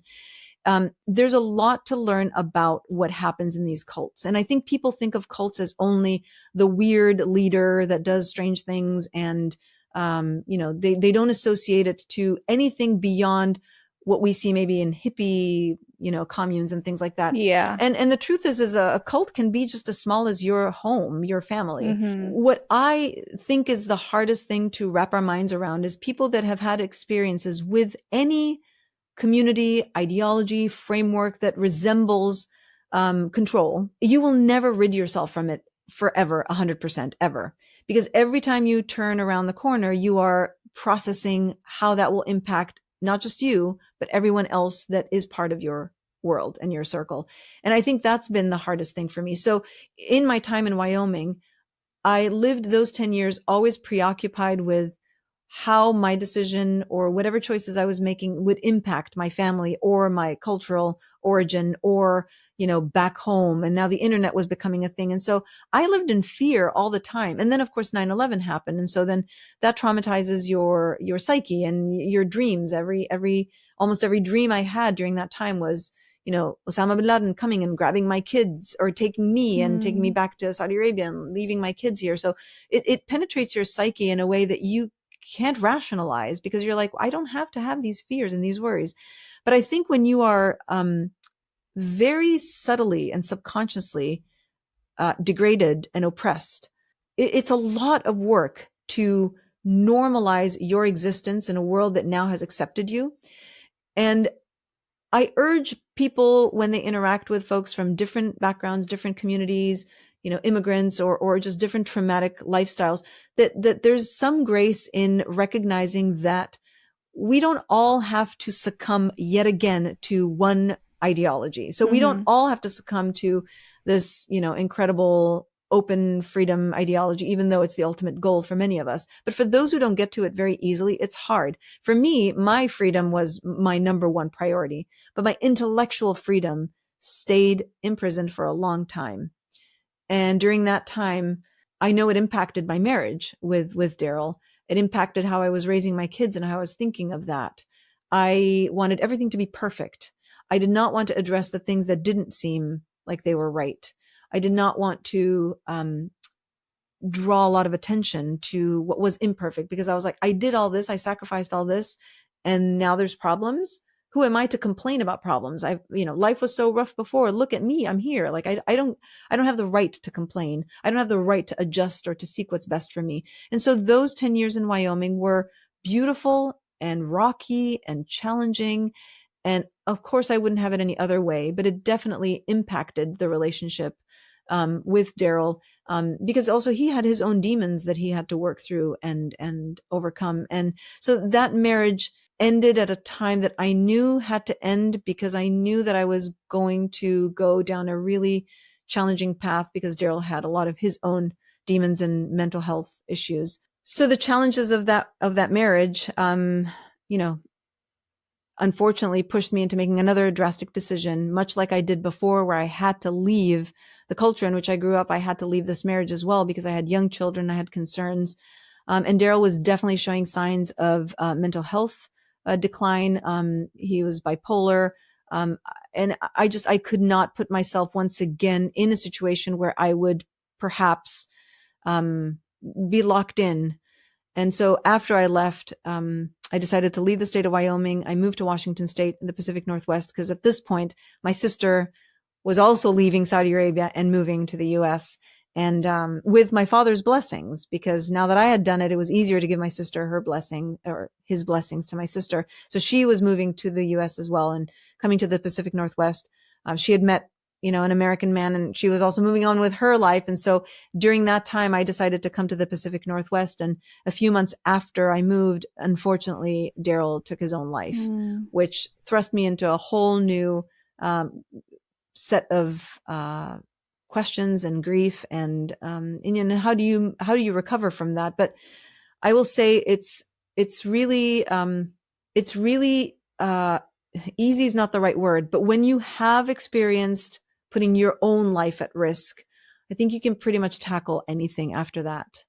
And that was, and then you become a mother, which I know you know a thing about that. When you become a mother, then everything in the world disappears and becomes transparent and pretty much non-existent. Your focus will only be the well-being of those children.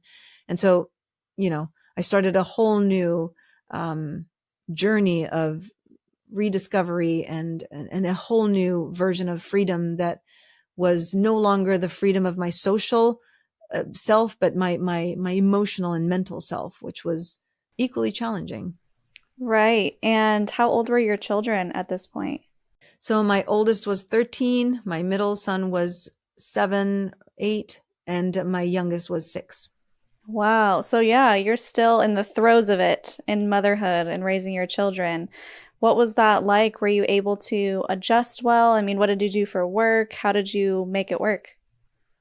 Yeah, so I moved out here, and at the time, this was several months after I had separated from Daryl. I also met someone who also was here, and it's someone I knew before, and we kind of just reconnected. It was a sweet friendship. It was a very supportive relationship, and neither one of us had high expectations of what this could look like, but we're like, might as well give it a try and just see how that goes. And he is my husband now, and a wonderful man, and the greatest partner, and wonderful parent to my sons, and has been a great anchor.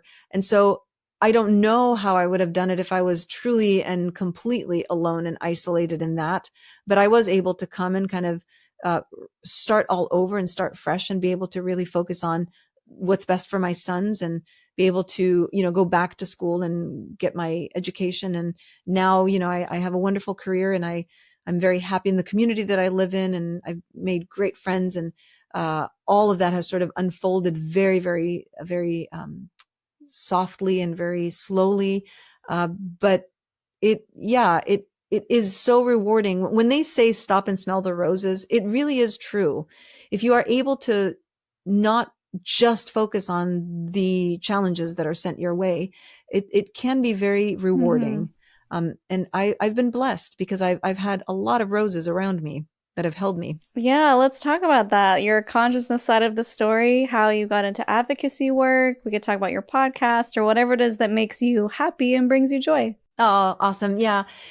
So I think, so of course, what brings me joy is my children. And I know you know that, and that is very, very common and almost cliche, but I will say what brings me joy is really being able to have conversations with people where there is a beautiful spark of aha moment for everyone involved in the conversation. Even when I'm teaching or when I'm advocating or when I'm doing talks, I never leave just giving. I always leave receiving, keeping that open heart to be able to have that conversation flow in both directions.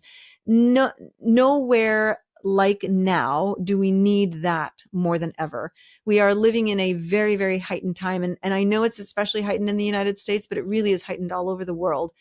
Thanks to social media, because it's done great things, but it's also created a space in which people have a lot of agitation and insecurities. And we talk about cults and ideologies, and the internet has only made that way more of an issue for a lot of people, because you can jump into any platform and get sucked into a mob mentality. Yeah. So part of the work that I do that gives me pleasure is to deconstruct a lot of that, is to work with individuals, both in organizations or in, on one-on-one settings, and really work through the process of deconstructing some of those very set, firm ideologies.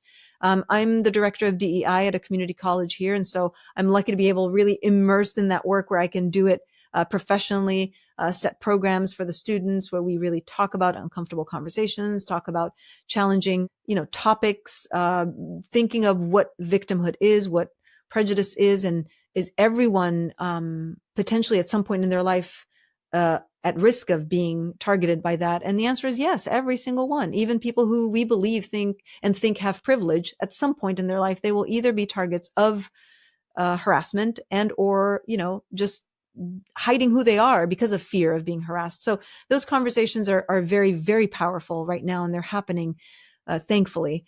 I use my podcast, which currently is on hiatus, but I have a really big library of wonderful episodes that I have interviewed. The podcast is called I Want You to Meet.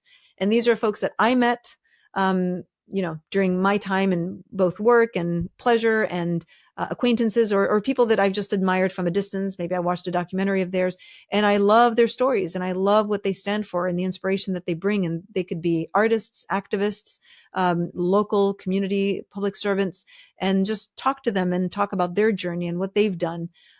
So that's my podcast. And whenever I have the opportunity, I'm traveling, either offering some of these workshops at conferences and talks. And, I'm very, very available right now. It does keep me very busy, but it's very hard for me to say no, because I really believe in this work. I really believe that it's time to build bridges and to really have a space in which we can show up as ourselves, no matter what our belief system is, and validate that other people and their belief systems exist. I think the isolation of ideology and believing that it's the only right way is what's potentially going to be the demise of democracy in the world. Wow. Jasmine, you're incredible. I bet it would be so great to learn from you. You're such a great teacher. You're so compassionate, well-spoken, and empathetic. And I think it's so awesome that you found yourself, that you did come into this identity that you've created for yourself, and that you're able to share your wisdom and teach and inspire through your book. So everyone go check it out, The Last Sandstorm. We'll put the link in the description. You have a website under your name, right? Jasmine Falk Dickerson. Your Instagram, jasmine.falk.dickerson. Again, it'll all be in the description if you want to reach out. I've so enjoyed our conversation. Thank you so much for coming on and sharing. Thank you so much for having this platform and for inviting me, or for welcoming my invitation of myself. Thank you so much, Lisa. I really appreciate it. Yeah, absolutely. So the last thing we need is your Linda Listen moment, your sassy statement as the viral video with the toddler goes, or something inspirational. Okay, I love that you have this segment. So my sassy moment is never stand in the way of a woman that has her own identity and self figured out. Never, ever, ever. Yes. My sassy statement is, feminism is not a threat. It is the way to a balanced society. Ooh, I will also add and say that, if you belong to an ideology that tells you that you are right and others are not, and your sole goal is to not only impose your belief system on others, but to 100% spread it as the only ideology, run as fast as you can, even if it's just you. Mob mentality is really dangerous. We as creatures seek that community. We want to be together, and it's a wonderful thing when we come together for the good, and the good should be open and inclusive for all to exist. The moment that community starts to tell you that there's only one way of thinking, get away as fast as you can. Absolutely agree. It's so much more empowering, and it gives you so much more possibility to just stay open-minded, to accept new information, to just be open to listening to new information. You don't even have to accept it, but be open to learning and growing and hearing other perspectives.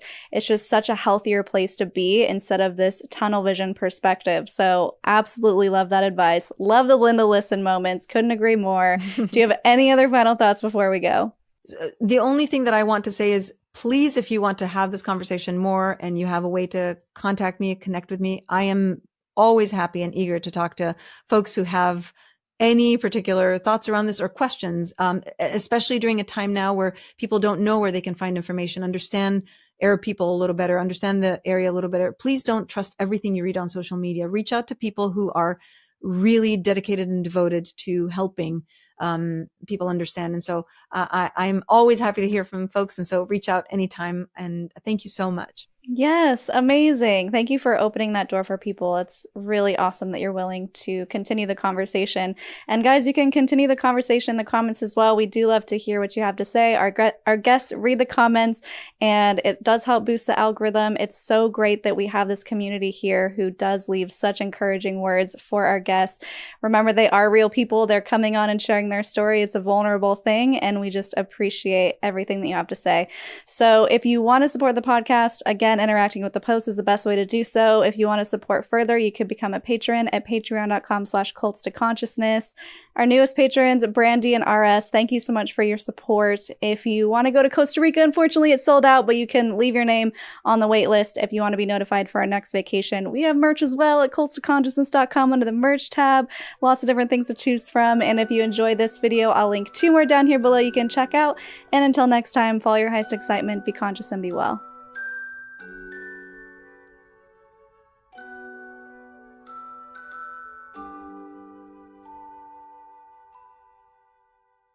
And yes, I am also in time going to talk about this more, because now I'm going through all my older pictures, and this was also part of my life.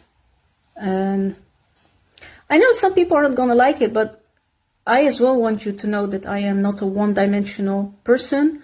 My presence on the social media is not one-dimensional. I'm not only here to show my bald head. That's not in my nature. I'm a multifaceted person with life experience. and with certain type of beliefs. As you know now, I am history teacher in nature. I have certain experiences, and being a Muslim and now an ex-Muslim is one of them. And I know most of the people don't want to hear that, but that is my truth, and I will talk about it. And I see more and more people talk about it. I am so happy. I see more and more people speaking out as ex-Muslims to show to the world what Islam is really like. And there are majority of them actually are born Muslims, people who come from Islamic cultures. Last time, when I was on social media, I as well was very vocal when it comes to Islam, migration into Europe. You will not believe how many people as well messaged me saying, I agree with you. However, I am now in a country where I cannot speak my truth. Really a lot. Egypt, Tunisia, Kazakhstan, and it warms my heart so much. I am so happy to see more and more people. You see, I was a convert, yeah, right? And so I'm a convert, right?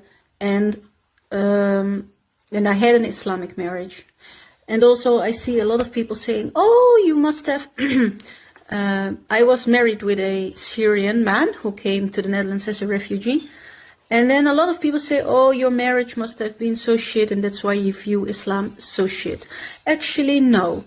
It wasn't a bad... It was a marriage in which I did not fit.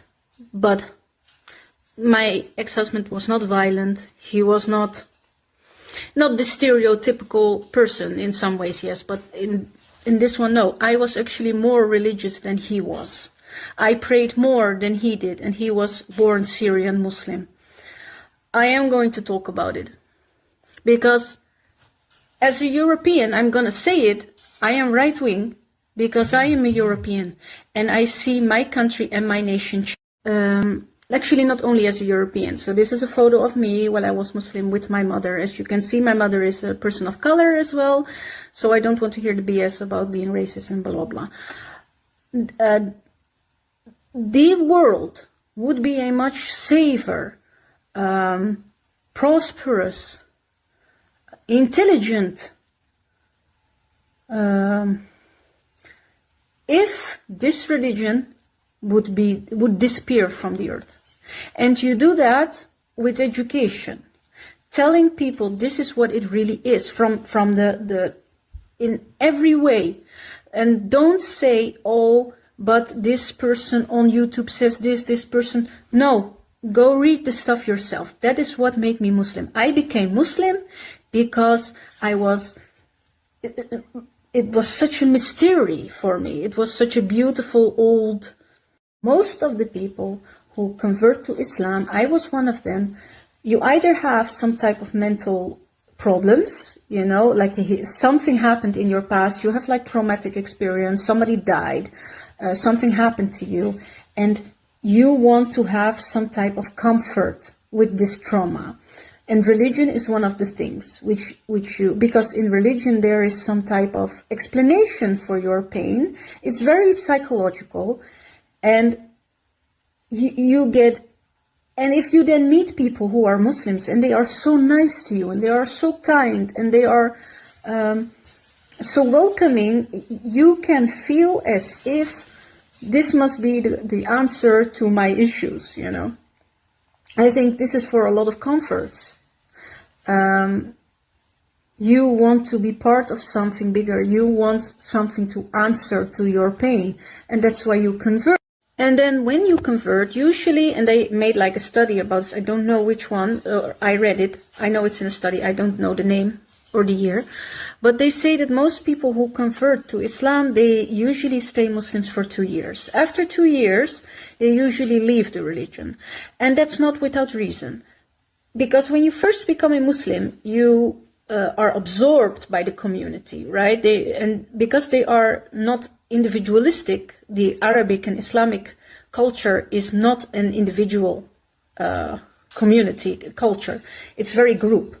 So you feel, especially if you convert from a place of pain or loneliness or feeling that you are misunderstood, you are suddenly in this ocean of, how do we say, this ocean of family. You are part of the Ummah now, right? You're part of the Islamic community, and that makes you feel very happy. And then you actually, after that period, you start really studying. You start learning how to pray. You start learning prayers. You need to learn the Arabic language because you want to learn the book of God. That's why I am still, so many years later, I still have quite an affinity with the Arabic language. I don't speak it fluently, but some words I recognize, right? Especially like Islamic terms, I usually still know them. But after that period, when the group high wears off, you want to actually know what your religion is about. And then you start studying. You start studying the Quran. You start studying the Sunnah. You start studying the Hadiths. You start learning about the Sahaba. You start learning about the life of Muhammad. And then you can see like, wait a minute. This was not, I didn't know this before, but it looks a little bit off. And then you start reading the Hadith and really certain things about Muhammad. For me, that was the deal breaker. I did not have any problems with prayer. I also had no problems with the head covering. All these things made sense to me. I began having problems with Islam when I started studying about Muhammad and seeing that Islam prided itself so much on the morality. The more I learned, the more I thought, how is this morally okay? How is it? Okay, you first begin with, why does Muhammad have 12 wives? He had 12 wives, and a regular Muslim guy can have 4. Why, when a person dies, a man dies, he needs to have 72 huralain, which are like some type of angels, sex angels in paradise. But of course, the biggest issue was, why does Muhammad, a 53-year-old man, need to marry a 6-year-old girl? That is the biggest issue. There are more. I already opened the floodgate now of this shit. But of course, if you know already these 3 things, and then the biggest problem was you cannot, and then when I was a Muslim and I learned about all these facts, I learned a bit about all these things from Muhammad's life, which I could not say are morally great actions. How am I going to reconcile it with discomfort? This cognitive dissonance is the beautiful word, apology. Then you start saying, okay, but maybe we can leave Muhammad a bit, maybe I can pray to God. I can be a Muslim, I can still pray, I can still be a good person, I can still follow the simple Islamic things, and I'm a good Muslim, right? But then with everything you do, when you pray, at the end of the prayer, you send blessings to Muhammad sallallahu alaihi wasallam. You cannot avoid Muhammad. And at the time, I was 3 years Muslim already. My children went to like Islamic schools. My husband was from Syria, so we learned Arabic. My children started learning Arabic. All my life was surrounded by this religion. Everything I did was for this religion. My time was spent at it. You see photos now. This was actually a party where I just wear the head covering, a hijab. But I actually, in my daily times, I used to wear a jilbab. A jilbab is this longer. I had a niqab as well in my house. I did not wear it yet. Islam was very serious for me because it was my belief. It was everything. But the more I read about Muhammad, I thought, no, I cannot. This man is not the perfect man. He cannot. So I experienced a lot of cognitive dissonance. I felt uncomfortable. I do get personally a lot of peace and happiness from this religion. It gives me purpose, but how can it be so bad? So believe me, it's not that I don't understand Muslims. I understand very much why people are Muslim. I was one. I know it. It comes from a place of love. It comes from a place of wanting peace. That's all fine and great and good. Yeah, that if you personally find peace, that's great. There is, however, the basic, there is a part of Islam, which is actually not the base, it's the core of Islam, that it wants to submit and subjugate and control and dominate. And that's what you see by Muhammad's actions. Muhammad was not a man of peace. Muhammad was a warlord and he wanted to dominate. And that is... So one of the things I did was watch on YouTube more videos. You know, of course I read the stuff myself and it gave me such an uncomfortable feeling like, no, this cannot be true. So I started watching on YouTube a lot of videos where Muslims would talk with Christians or with atheists and they would exchange ideas. And actually the more I did that, and I especially started listening to ex-Muslims who are of like Islamic origin, born Muslims, because I think they have the most experience with it. They come from those countries. I'm just a Dutch girl, basically. And the more I got more and more the feeling like I have to say that I agree with the atheist. I have to agree with the Christian. Islam cannot defend itself properly, because you cannot defend something which is morally wrong. You cannot defend that the Prophet Muhammad married a child.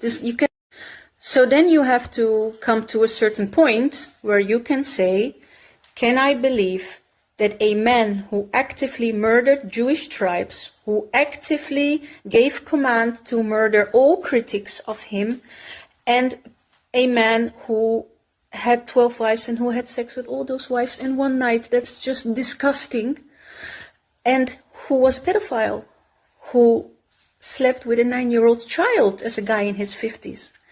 Can I accept that this guy was sent by God? I cannot accept it. And what a lot of Muslims do, they come up with all kinds of coping mechanisms. Yeah, okay, yeah, we know he slept with a child, but God allowed it. You know, because they cannot let go of it, and I understand this, and it's painful.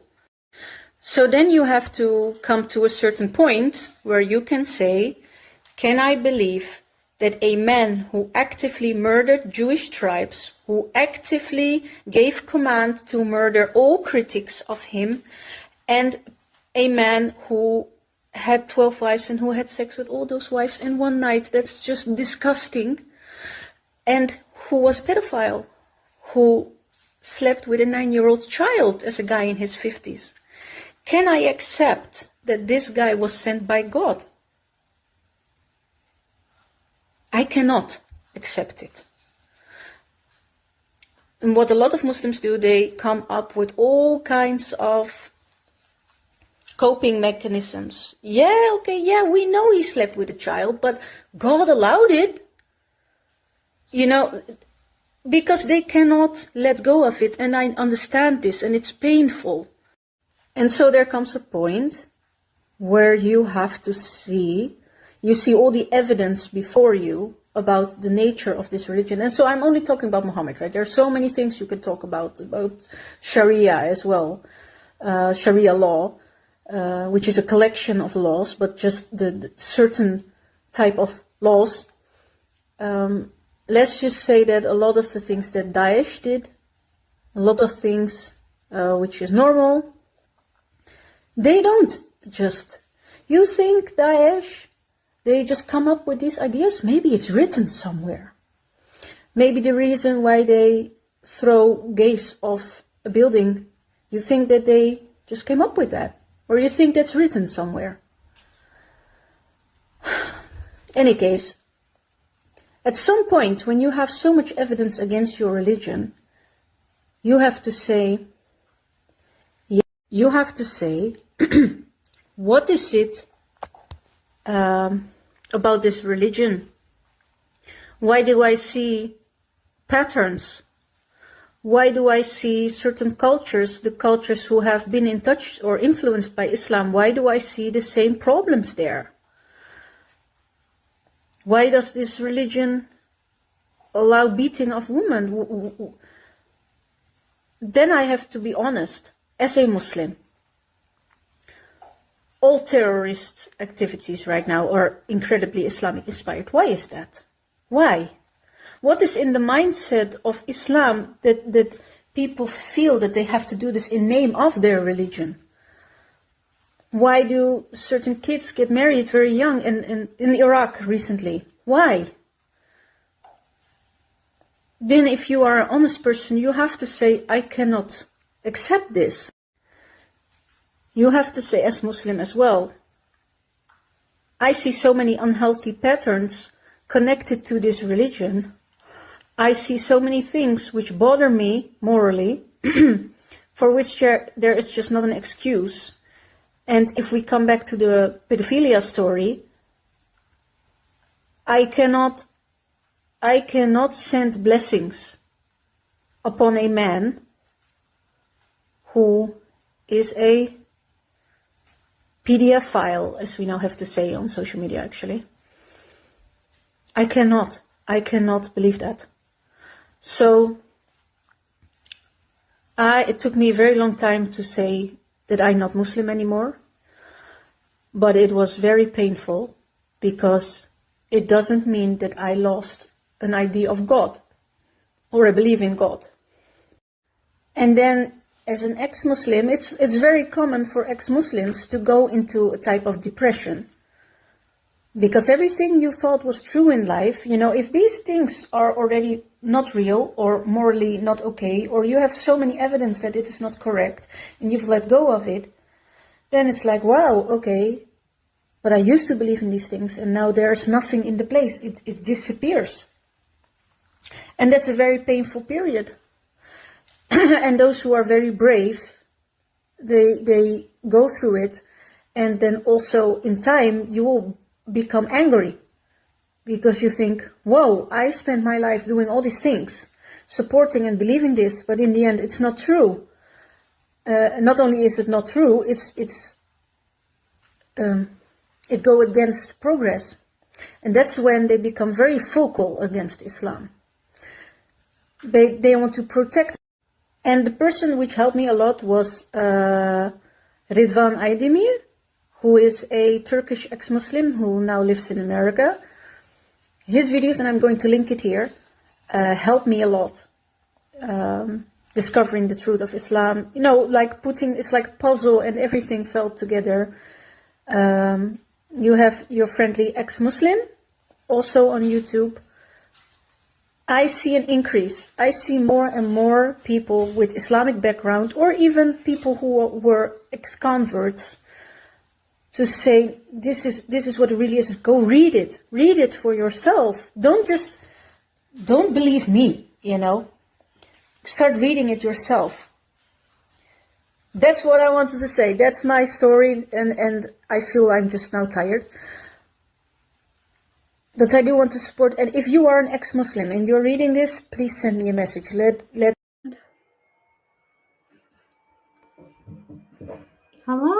Oh my god. Hello. Oh my gosh, I look crazy. Hi guys. Hold on, I need to fix the camera. Sorry, I had to set up another video, so I hope you guys can all make it to this one. Sorry, I should put that up slightly. Oh, there is a bit of a thing with my glasses. There we go. If I look down, it might be okay. I'll just wait for a minute so people can join. Oh my god, this is like curly girl hair problems. Like, even when you straighten your hair, it wants to be curly. Hello. Has everyone figured out to come to this video? Sorry guys, technical difficulties. We live in the middle of the countryside, and yeah, we've just been having a few problems with our internet. So I don't look so, oh my god, I'll be disheveled. I'm like on soccer mum duty today, so oh dear, everything's shaking. I've got my tea, by the way. I love how everyone in the chat was like, I think she's probably gone to get a cup of tea. Apparently I'm world's greatest dad today, but I couldn't find my mummy mug, so hi ¿cómo está? Did I say that right, Mimsy? Driving and heading to the gym. Oh my God, take me to the gym with you. My bestie likes to listen to my live streams, who is Jimmy, Jimmy really wanted me to mention him. Also, I have multiple besties before my besties will come for me. But yeah, Jimmy likes to listen to me at the gym. So this could be like a new thing. You guys could just, put your headset on and, oh my God, I think I just got a message from Jimmy. Is he watching? That's so funny. He got upset with me when I was talking about my OG fans. He's talking about something else. Right. He's probably going to watch this later. But anyway, I just wanted to say he really wanted me to mention that he is my biggest fan. And yeah, I do appreciate him. And I appreciate all my lovely friends. Guys, I always talk about like especially when you're an ex-Muslim, but just generally in life, like you need your people. And like I kind of, yeah, do you know what? We had a really big bonding experience over, oh my God, why is this such a, I don't know how to, the glare is a bit intense. Maybe if I don't know. I don't know how to stand or sit even. Sorry guys, I might just have to be a bit glare so I can see. Or should I just take it off? Then I'll do a lot of this, but maybe I should just do that. I'll just be like, all right, I'm just going to squint, guys. It's going to happen. Anyway, yeah, I was just going to say, it's really important to find your people because life is hard and there's so many ups and downs. And I feel like I've had a lot of difficulties. I think my hardest points in my life were probably my childhood, and then around the time, well, it's difficult to like put them all into, but yeah, so different things. And then around the time that if anyone doesn't know, I had like this massive mental breakdown before I started YouTube actually. So that was a really hard point. And then I kind of felt like after that mental breakdown is when I actually went into the world of mental health and became a counselor and a coach. And that's what really kind of opened up my eyes to a whole other world. But also I had like dips of moments, like for example, when I was just about to have a baby, I was really worried because if anyone doesn't know, I didn't really have a good relationship with my own mum. And I was raised by a single dad. And I was really scared about being a mum. And that was like a big deal for me. But obviously I've got the most amazing, supportive, beautiful human being that I'm married to, which is my husband. But also, by the way, can you guys hear me okay? But also, these friends like that came into my life, like, Jimmy Bangash and Zara Kay and Ali Malik and Kieran Nawaz. Honestly, they're amazing. And I just don't know what I'd do without them. And like, even just like my friend Zara and her boyfriend literally flew from Sweden for my son's birthday party. And I was like, this is love, guys. This is love. But yeah, I just think anyway, I'm kind of going on a rant, which has nothing to do with this live stream, but Jimmy was just making a joke, as he does. If anyone knows Jimmy, what he's like, but he was just like, you didn't mention me in your live stream, and I'm like your biggest fan. So apparently he was a really big fan of mine before we became friends, which is really funny. But yeah, so honestly, guys, your people is everything. They will help you through, like, no one has got their shit together completely 100% of the time. You can have your shit together for like a good 90%, 80%. That's if you're like really, you know your stuff, you've gone through therapy, you've gone through all the journey. But like whenever you have those dips of like scary situations or a new situation, having your people and that support is like, there's nothing like it. And I just really appreciate the people in my life, those people that I've mentioned, and my siblings as well. And yeah, I would say those are the core people, and obviously, and my husband. So yeah, those people got me through a lot. So Anywho, moving on. Hi, people. I hope you guys have made it over here. Sorry about the delay. I asked you guys, what should we do a live stream on? And I kind of wanted to do something like something new, something hip, and I'm joking, something different. And then everyone's like, leaving Islam. Like, really? Okay. I guess that's what my channel has been about primarily. So I guess everyone wants us to be talking about it still. So hi guys. Sorry, I don't know what language I'm speaking in right now, but okay. Oh, I've already got some questions. Okay. Okay, well, let me see those questions and then I'll get to the questions that I got from Instagram, okay? So what was that first one I saw? If you could, sorry, I don't have my glasses, so now I'm doing this. If you could magically make any current Muslim an ex-Muslim, who do you pick? That's a funny question. That's a really interesting question. Ooh, someone like really, what would be really helpful for the ex-Muslim movement would be someone really prominent, like a big sheikh, like a Hamza Yusuf kind of guy, or like, but to be fair, I feel like a lot of Muslims already disregard him because he's Sufi. They're already like, well, he's not even a real Muslim. Yeah, but somebody, I don't know who, to be honest, there's not a great answer, but somebody, I would just say somebody really prominent in the Muslim world, even like Muhammad Hijab or like Ali Dawah. That would be insane, right? Wouldn't that be funny? So, hello. Why did you name yourself after the South Park character? I didn't, and I found out after that I'd called my channel Mimsy Vids that there was this like reference in South Park, and I was like, oh my god. No, Mimsy was like a nickname I had. Literally one person in my life. Now lots of people call me Mimsy, but one person called me Mimsy, and I was trying to think of all the nicknames I've had. What kind of maybe has a ring to it. But yeah, now everyone just kind of knows me as Mimsy, so that's quite funny. Big up Voodoo. How do I get out of this cult? Tell me, please. Wow. I mean, that's a big question. So what do you mean in terms of like, what's your situation? Do you already consider yourself an ex-Muslim?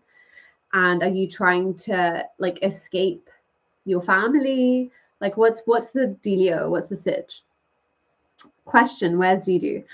Where is Voodoo? Like where is he right now? Like he's downstairs. I don't know what you mean. I'm joking. Do you mean on the internet? Honestly, we spend a lot of our time, like our time, I guess, either with the kids, or doing rain coaching. So if anyone doesn't know, my husband Voodoo Vids is also a life coach. He primarily worked like with companies. So he was kind of like a corporate life coach. He would come into a company and like change all the systems and everything they were doing, but also help the employees to be better at their job. And he would tailor that to whatever their needs were, basically. So he very much comes from like a life coaching world as well. And now we've kind of joined our sort of specialities, and we have Wayne Coaching, which is our organization essentially. So that keeps us really busy. So yeah, it's hard doing kind of a lot of things, you know, especially with kids. I think when the kids are a little bit older, I think we kind of juggle a bit more. But our priority will always be our kids. So that's why you don't see as much of us. Or Mo Saleh. Who's Mo Saleh again? I feel like I know who that is. Is that guy? Is he like Yemeni? The Yemeni guy? I think I know who you're talking about. Since when did you become the world's greatest dad? I know, right? I've changed my pronouns, guys. Listen, I just grabbed the first mug that I could find. Can you tell us a bit more about your new venture, life coaching? Oh, of course. Let me just take a sip of tea. Also, I love you guys. I love you guys, the ones that know me. I feel so, it's weird. Do you know, sometimes, like, I remember watching YouTube videos, and like when YouTubers would be like, I love you guys, I'd be like, yeah, right. But like now I kind of get it. Like there's this weird connection you have with people that regularly like interact with you even online. It's really strange. It's like I don't know you guys, but I kind of feel, I don't know, I feel the energy, you know. Anyways, sidetracked again. So yeah, so essentially the main thing that we're doing at the moment is our big workshop. So yes, I am a counselor and a life coach. I really love the life coaching, to be honest with you. So that's kind of more of what we do. You know, counseling is very structured and there are very sort of rigid rules on, you know, counseling and general therapy, that kind of weekly therapy that you guys might be used to. That's nice if you just kind of want to like have a vent, like a regular vent, which I do as well, with a few people still. But over the years, you know, I've been doing it for a long time now. I know I don't look that old, but I'm kidding. But you know, I've been doing it for a long time, and I found that actually the structure that you can give to people as a life coach. So life coaches are a little bit more kind of like, okay, this is your trauma, this is your past, this is what's been holding you back. We break that down, we understand it, but then we create a roadmap. And that roadmap is what a life coach does, and not necessarily a counselor in the same way. And that's what I think is so helpful. And I found that really helpful. And I was seeking that for such a long time. Like, okay, now I understand everything that's happened to me and why I've been thinking this way and feeling this way. But now what? You know? And so the way that we kind of help people is that we give them a structure to their literal life. Obviously, we tailor it to you and your life and what you can do and what you want to do and what your goals are, your ambitions, who you want to be, all that stuff. We kind of actually break it down. It's very, very structured. So it's hard to describe to you because the workshop is 6 hours over 2 days. And we literally break down every part of your life. It's so detailed and it's so intense. And everyone that's done it feels like it's like 20 years of therapy just in these like 6 hours. So it's very intensive, but you come out of it being like, oh, now I know which direction to go in. Now I know who I want to be. Now I know so much about myself. But the main thing is it saves you that time as well. Like the time that you would have had doing therapy, like week by week by week, over maybe the same amount of breakthroughs you could maybe have in a year, sometimes 2 years, depends on your circumstance. So we really kind of, you know, solidify those things for you in such a short amount of time, which is really helpful. So that's to answer the question about the coaching. Oh gosh, I don't know if I'm going to get through this. Should I start on these and then okay, let me just quickly, while there's not a lot of people here, let me just quickly go on Instagram because I've got a lot of questions from Instagram, and I did, to be fair, ask one. By the way, if you don't follow me on Instagram, please do. So actually, one of the questions I got kind of goes in line with what I just said about what we do. And I really think that this person that asked the question, you know who you are out there, I won't say your name, this would be really helpful for you. And I've seen a few of your questions before. I do remember you. And I know, hold on, I've got something come up on my screen. Why does it do that? I do remember you. Thank you for always kind of asking questions and being interactive.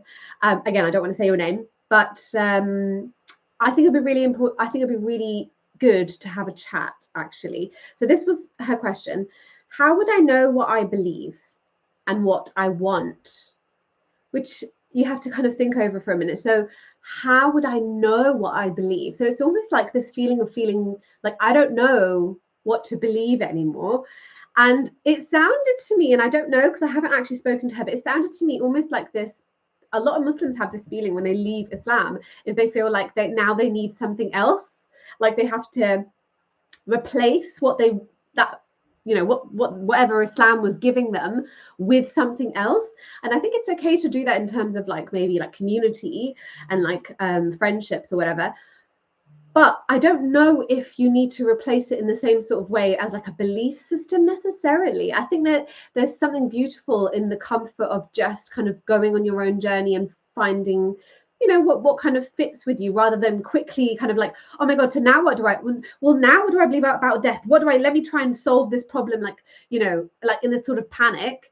So I'm wondering if there's a little bit of that, but I'm very familiar, and I talk about this in my webinar, which I'll talk more about. But in my webinar, I literally give an example of different sort of toxic families, basically, and different setups of that children are brought up in that cause problems later in their lives. And one of them is when your parents are so involved and there's no boundaries, like as in, like, I tell my child what to wear, what she can do, if she can listen to this, if she can watch that. And I'm not talking about like a 3-year-old. I'm talking like even when they're an adult child, you're like, the parents are still so involved with what that child does, where that child goes, with everything.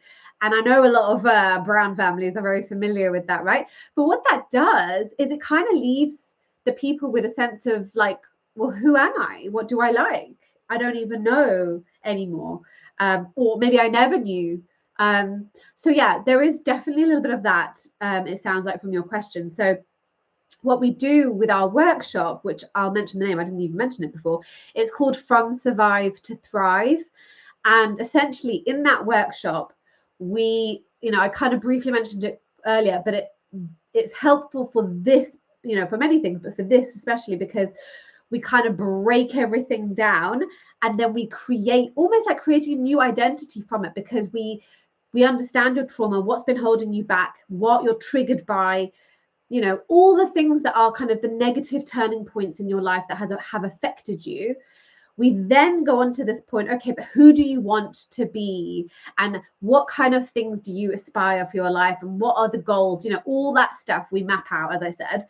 And that is where we go in really deep to find that in you. And so there might be things that you don't even realize.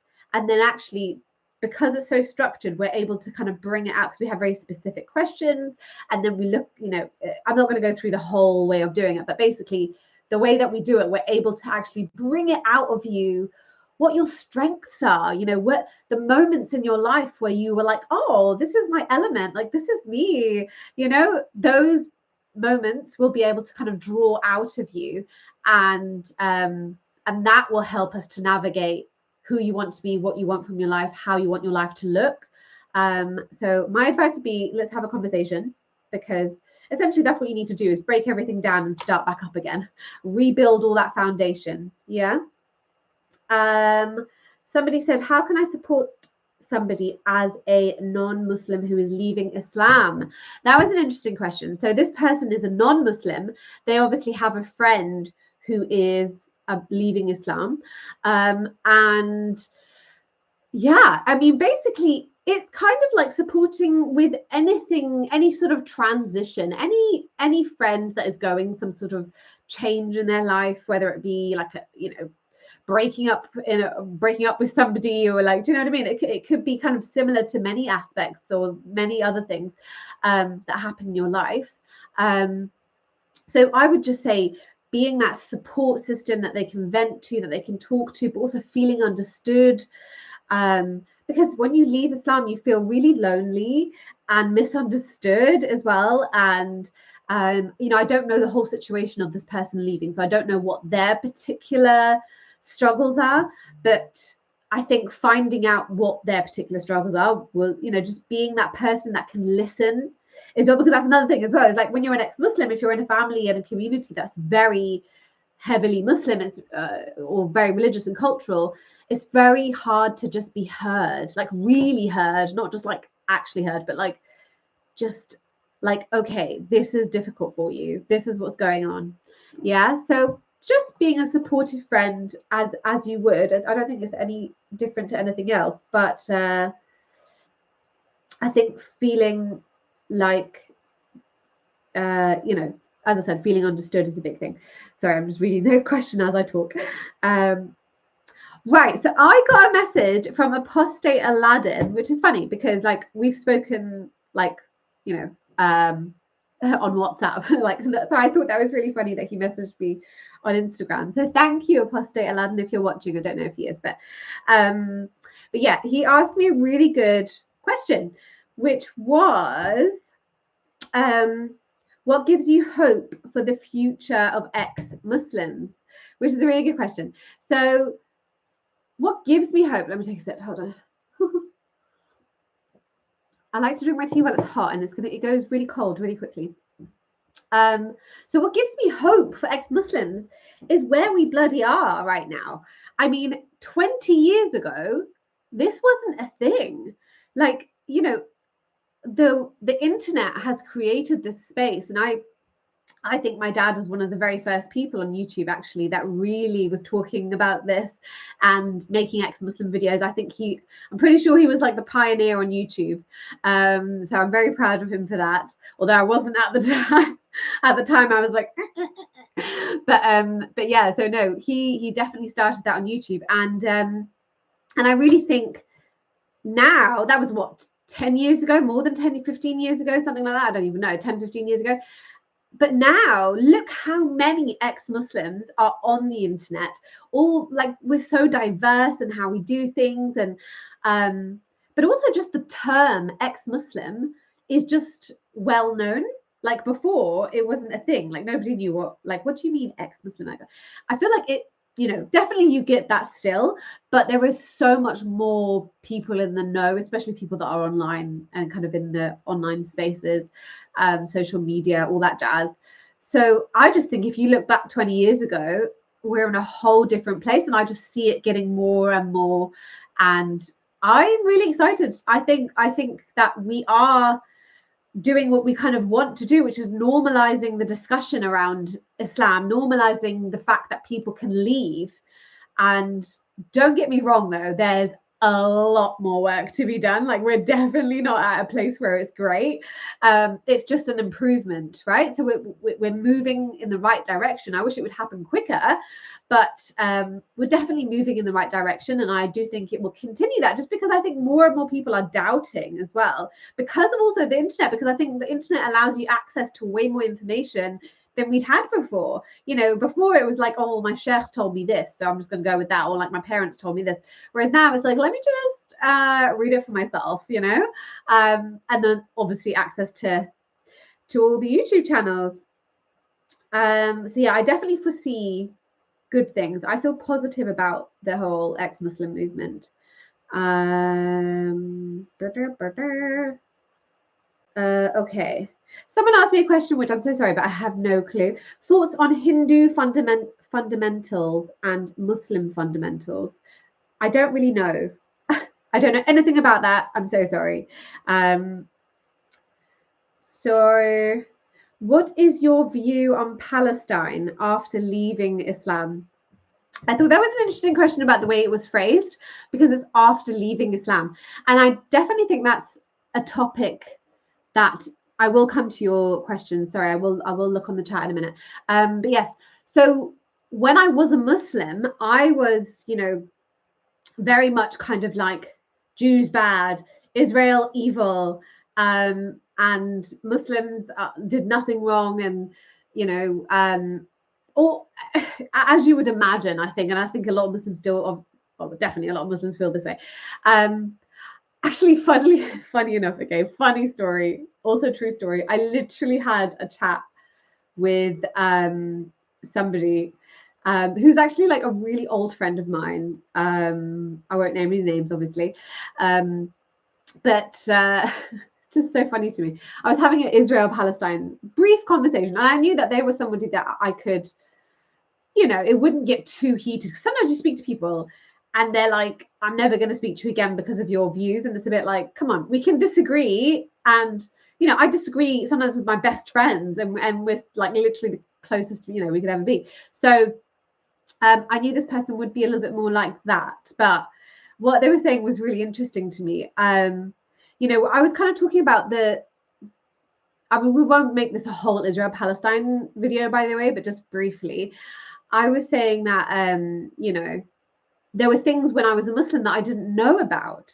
Like, I didn't know that money was given to Palestine as aid, and it was used to build a tunnel rather than feed people.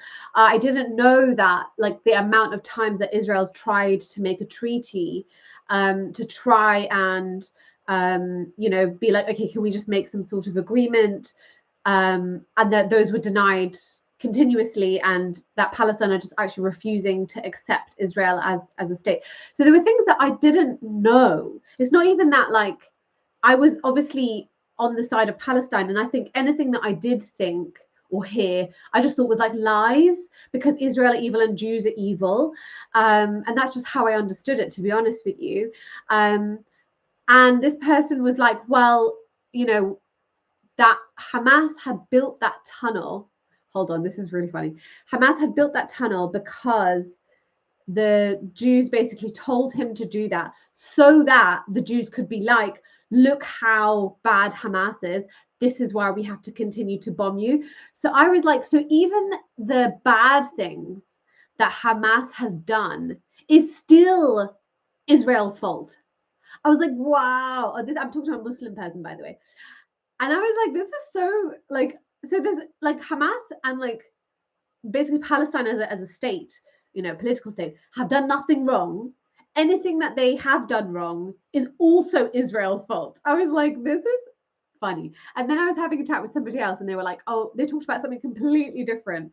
And they were like, yeah, all these Israelis, like, they bought these companies and they're like doing this, and it's to do with like another country, not to do with Palestine. And I was like, so everything is Israel's fault. Everything is the Jews' fault. And I guess I didn't think about it too much, but I guess I kind of would have believed that, because Jews are evil, apparently, when you're Muslim. But then obviously when I left Islam, I was like, hold on, we can't think like this. We can't it can't be that black and white. It's not like good, evil. I just don't think it is that black and white. But also, I don't think, in the same way, I don't think Israel's all good. I think they fucked up in many, many ways, and I think they've done crazy shit. But I feel like what we need to do is come to some conclusion, some kind of ending, like something needs to happen. Like, we're here now. Also, something I didn't know is that there was a war. That's something I really didn't know as a Muslim, that there was an actual, like, I always used to say, well, Israel took Palestine because Britain, and after the World War II, they gave it to them. Like, how is that even fair? It's not their role to do that. That shouldn't happen. Which, by the way, a lot of countries have that's happened all over the world for many countries, which it isn't good, but it's not like the only one. So I used to say that a lot. And then just happened to be when I looked more into stuff, I kind of realized, that the Jews were like, well, look, this might have happened, but let's have a war, like a battle, to kind of decide who gets the land. Which, again, I don't know if I agree with that either, to be honest with you. But I didn't know that. I didn't know that had happened. Like, that wasn't something that wasn't information that I'd had as a Muslim supporting Palestine, that there was like an official war that Egypt and Jordan and like they'd actually helped and supported, and Lebanon as well, and that Israel won. And then they were like, okay, cool, we've won. And they're like, nope, you haven't. Still ours. So it's tricky, because the person I was talking to, I was like, they were like, they came and took the land. And I was like, it's kind of like, because they're Muslim, right? So I'm like, oh, it's kind of like Pakistan, right? And they were like, well, kind of, but no. Had the amount of people that died in India to take that land. Anyway, I don't want this to be the Israel-Palestine conversation. But here we are. Okay, so a massive question that I got so many like comments and things of is, why did I leave Islam? And I'm like, guys, I made a video on this, but then I thought, you know what? Maybe people just don't want to go back and watch that 40-minute video. So I will summarize as well as I can, because remember that it's really hard to summarize everything. There's a lot of detail. I will try and summarize why I left Islam, essentially. But let me first just, oh, sorry, that mouse isn't working. Let's use it. Let me try and have a look at what you guys are saying in the chat. Hi.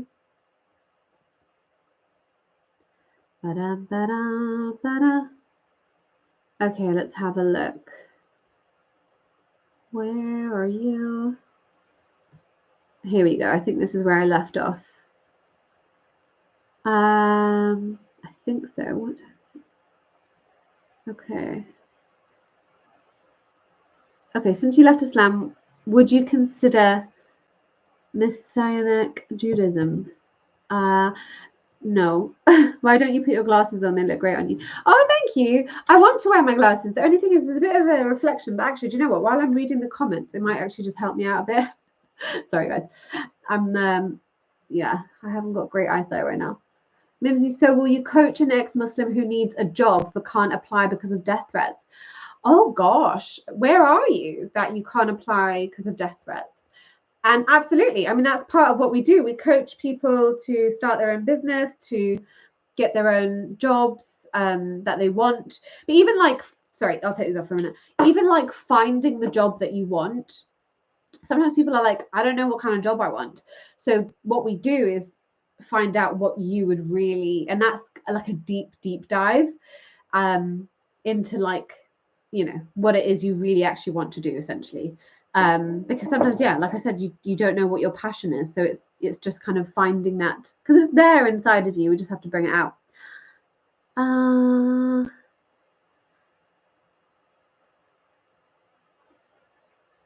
Okay. Are you still friends with Muslims? Yes, I do have some Muslim friends. Not as many as I did, obviously, because I had a lot. But there are a few people. Our relationship isn't necessarily the same, but yeah, I still have Muslim friends. But I'm not as close to them, I have to say, just because, you know, it's well, I suppose a couple of them I am, but it depends on so many things.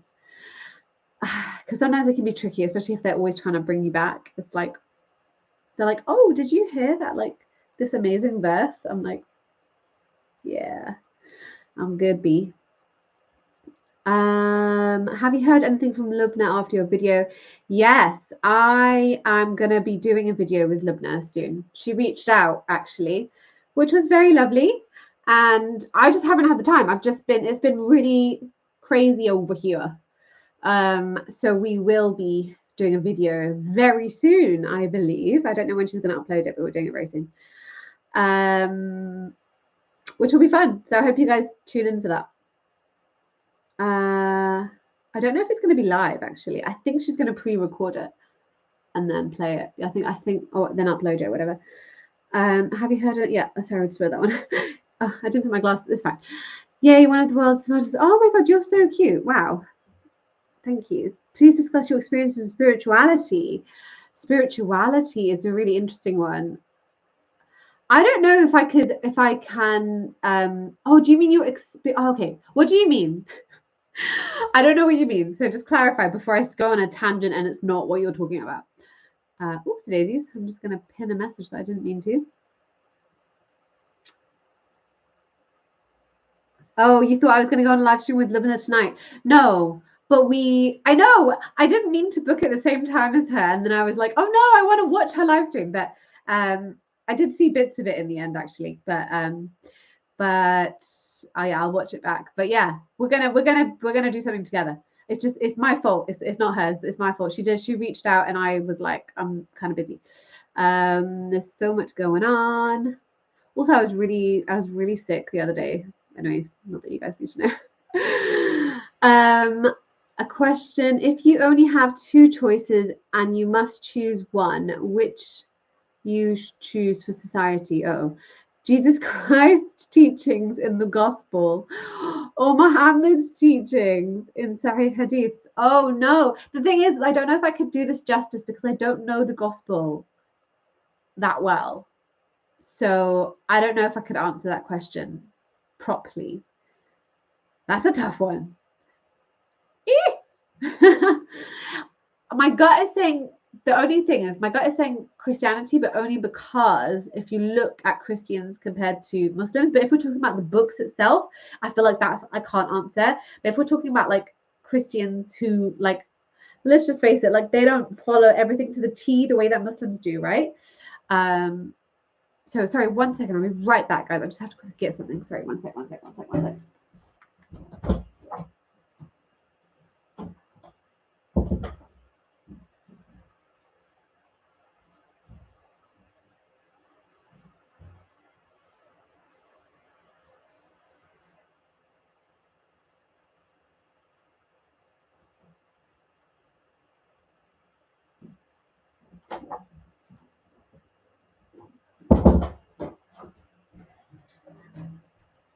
Hi. Okay, you guys saw my PJs. Hi. Right, where was I? Now you've left Islam, do you have a new philosophy? If it's like in terms of a religion, then no. Oh, I've got Buddha behind me as well. I just liked that Buddha. I thought he looked really calming and relaxing, and I like to meditate, but I'm not a Buddhist. But if I was to, I was talking to my dad about this the other day actually. I was like, if anything, because he was like, it's nice for people just to have something. And I was like, yeah, but Abrahamic is so restrictive. If anything, the idea of like Hinduism and Buddhism is more appealing because it's so flexible. It's like, it's not, when I think of a religion, I understood it to be like the way Abrahamic ones are. It's like you follow this, or otherwise you go to hell. Whereas Hinduism and Buddhism are not really like that. They're a lot more like fluid, and they're kind of like, I mean, our friend is an atheist and a Hindu, and that's not conflicting for him. You can be an atheist and a Hindu at the same time. So that kind of stuff is really appealing, but at the same time, I'm not like rushing to label myself as anything. I really am open to like, I do a lot of meditation, and I'm really into the whole like chakras thing and that kind of vibe. I'm a little bit of a hippie in that sense. I do really enjoy it, but I don't feel like I need to be like, this is my new ideology, if that makes sense. Were you watching your dad's videos when you were still Muslim? Yeah. So if you guys don't know, sorry, I always assume that you guys just know because I've said it online before. But yeah, basically, when my dad started to upload videos and speak openly about what he thought of Islam, I was incredibly embarrassed. And I also was like, I need to get married, and Waleed's family are gonna be like, is this your dad? And maybe no. The thing is, Waleed, by the way, is Pakistani. So I was already, and I'm not Pakistani, so I was already having to like prove myself. And my parents are divorced, which is a big deal for these types of Pakistanis.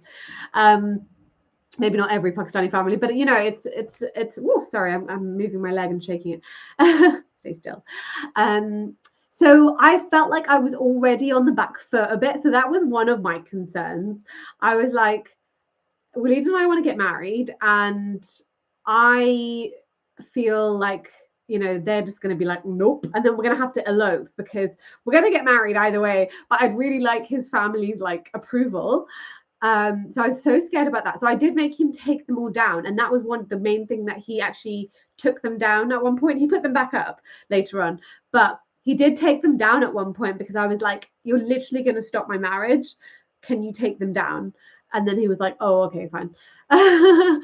But I also felt like, I remember commenting as well and having, it's so funny because those like haters that comment on ex-Muslim videos, I remember commenting and being like, well, you're supposed to see it in this way, and like Allah has blah blah blah blah, like Allah knows best, and I don't even know what I said, I can't remember, but that kind of thing, I was trying really hard also to just bring him back and give him the answers that he needed, because I felt like he was just confused.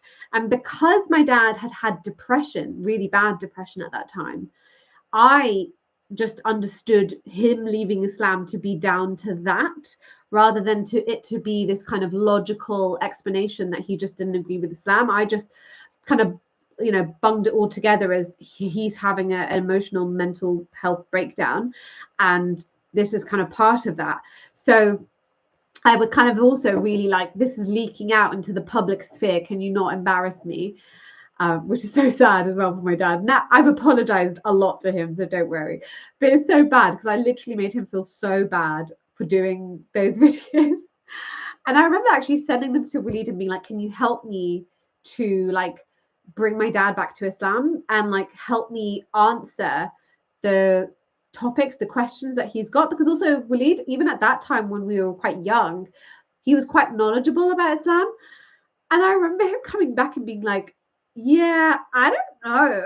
Like, I don't know what to come back with. And I was like, what do you mean? So I'm like, okay, so we just need more knowledge. And that's actually a big turning point for Waleed and I. We, not just because of my dad, but we both were just people that were very like interested in studying, and we were a bit geeky anyway. So we both were like delving really deep into like finding answers in Islam, understanding Islam, and that was the beginning of the end. Duh, duh, duh.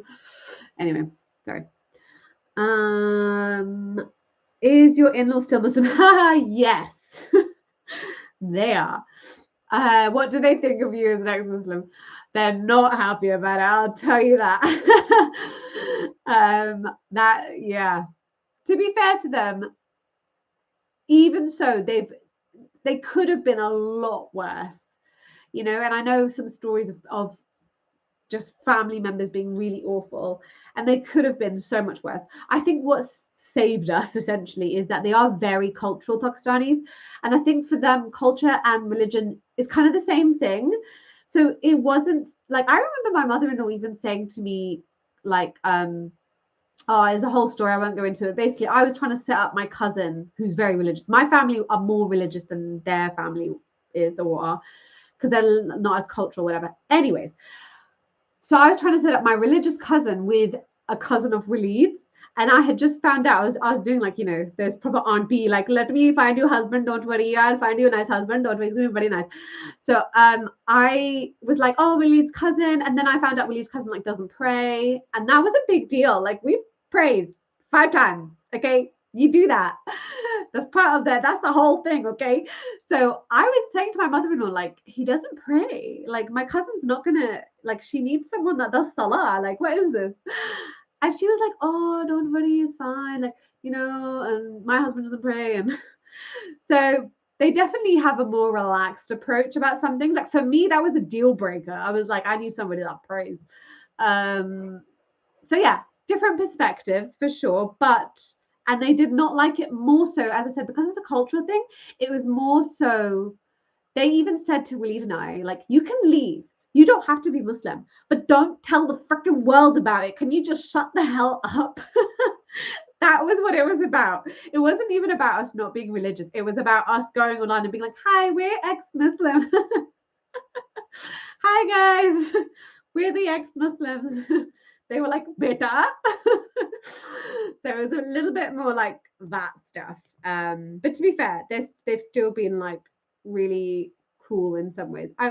We're not gonna go into the deep too much. Oh wow, okay, I've missed so much. Oh, here we go. Will you be voting for the Reform Party? I don't know. Sorry, that's not a very nice answer for you, but I don't know. I need to look more into stuff. Look up Pallywood. What's Pallywood? No idea.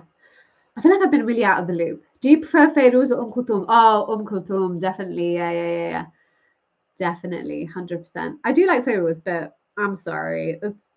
She's the queen. I like how Israel is an apartheid state because they don't give Palestinian citizenship. But these same people don't want Palestine to be part of Israel. Okay, I don't know if I'm tired or my brain's not comprehending what that said. I am tired as usual. Hi, don't follow you, but good luck with your future. Oh, thanks. That was really sweet. I love it when people can just give out positive energy like that. Beautiful. Thank you. Thank you. I go American all the time. Guys, I try to stop it when I'm online because my friends told me to stop doing it. But I do it all the time. Like, me and my sister. Does anyone else do this? Because I've heard that Americans do a British accent. I've known a couple of Americans back in the day that used to do like British accents, like taking the piss. Like, me and my sister will literally call me like, hello. Yeah. Like, annoying Californian accent. At first, Willie used to get really irritated by it, but now he's so used to it, he doesn't even blink. I'm like, oh my God. So basically, we do that all the time. And sometimes it leaks out when I'm on a live stream. So I apologize, but it's just funny. It's because we watch a lot of American TV. I remember one time I was sick and I spent a whole day. This is like when I was a kid. I spent the whole day watching American TV. I don't know what it was. Like, I'm a early 2000s kid, so I was watching like Sister and like Kenan and Kel and like Sabrina the Teenage Witch, all that jazz, right? And I was just literally, my siblings came home and I was full American. I was just like, I couldn't even, my accent was gone. I was like, oh my God, guys, basically. And they're like, who are you? Anyways, true story. Mimsy, another ex-Muslim whose name is Yasmina Ali. She is an atheist, but she dated and married a Jew. They have been together and married for 10 years. Amazing. There's a subtle hint to which religion she would probably choose if she had to in the background. Oh yeah, the Buddha. No, I just really think he's cute. I think I got him from like a pound shop, and I'm not a Buddhist in any way. I just kind of liked him. He's our friend. He's cute. We call him Buds.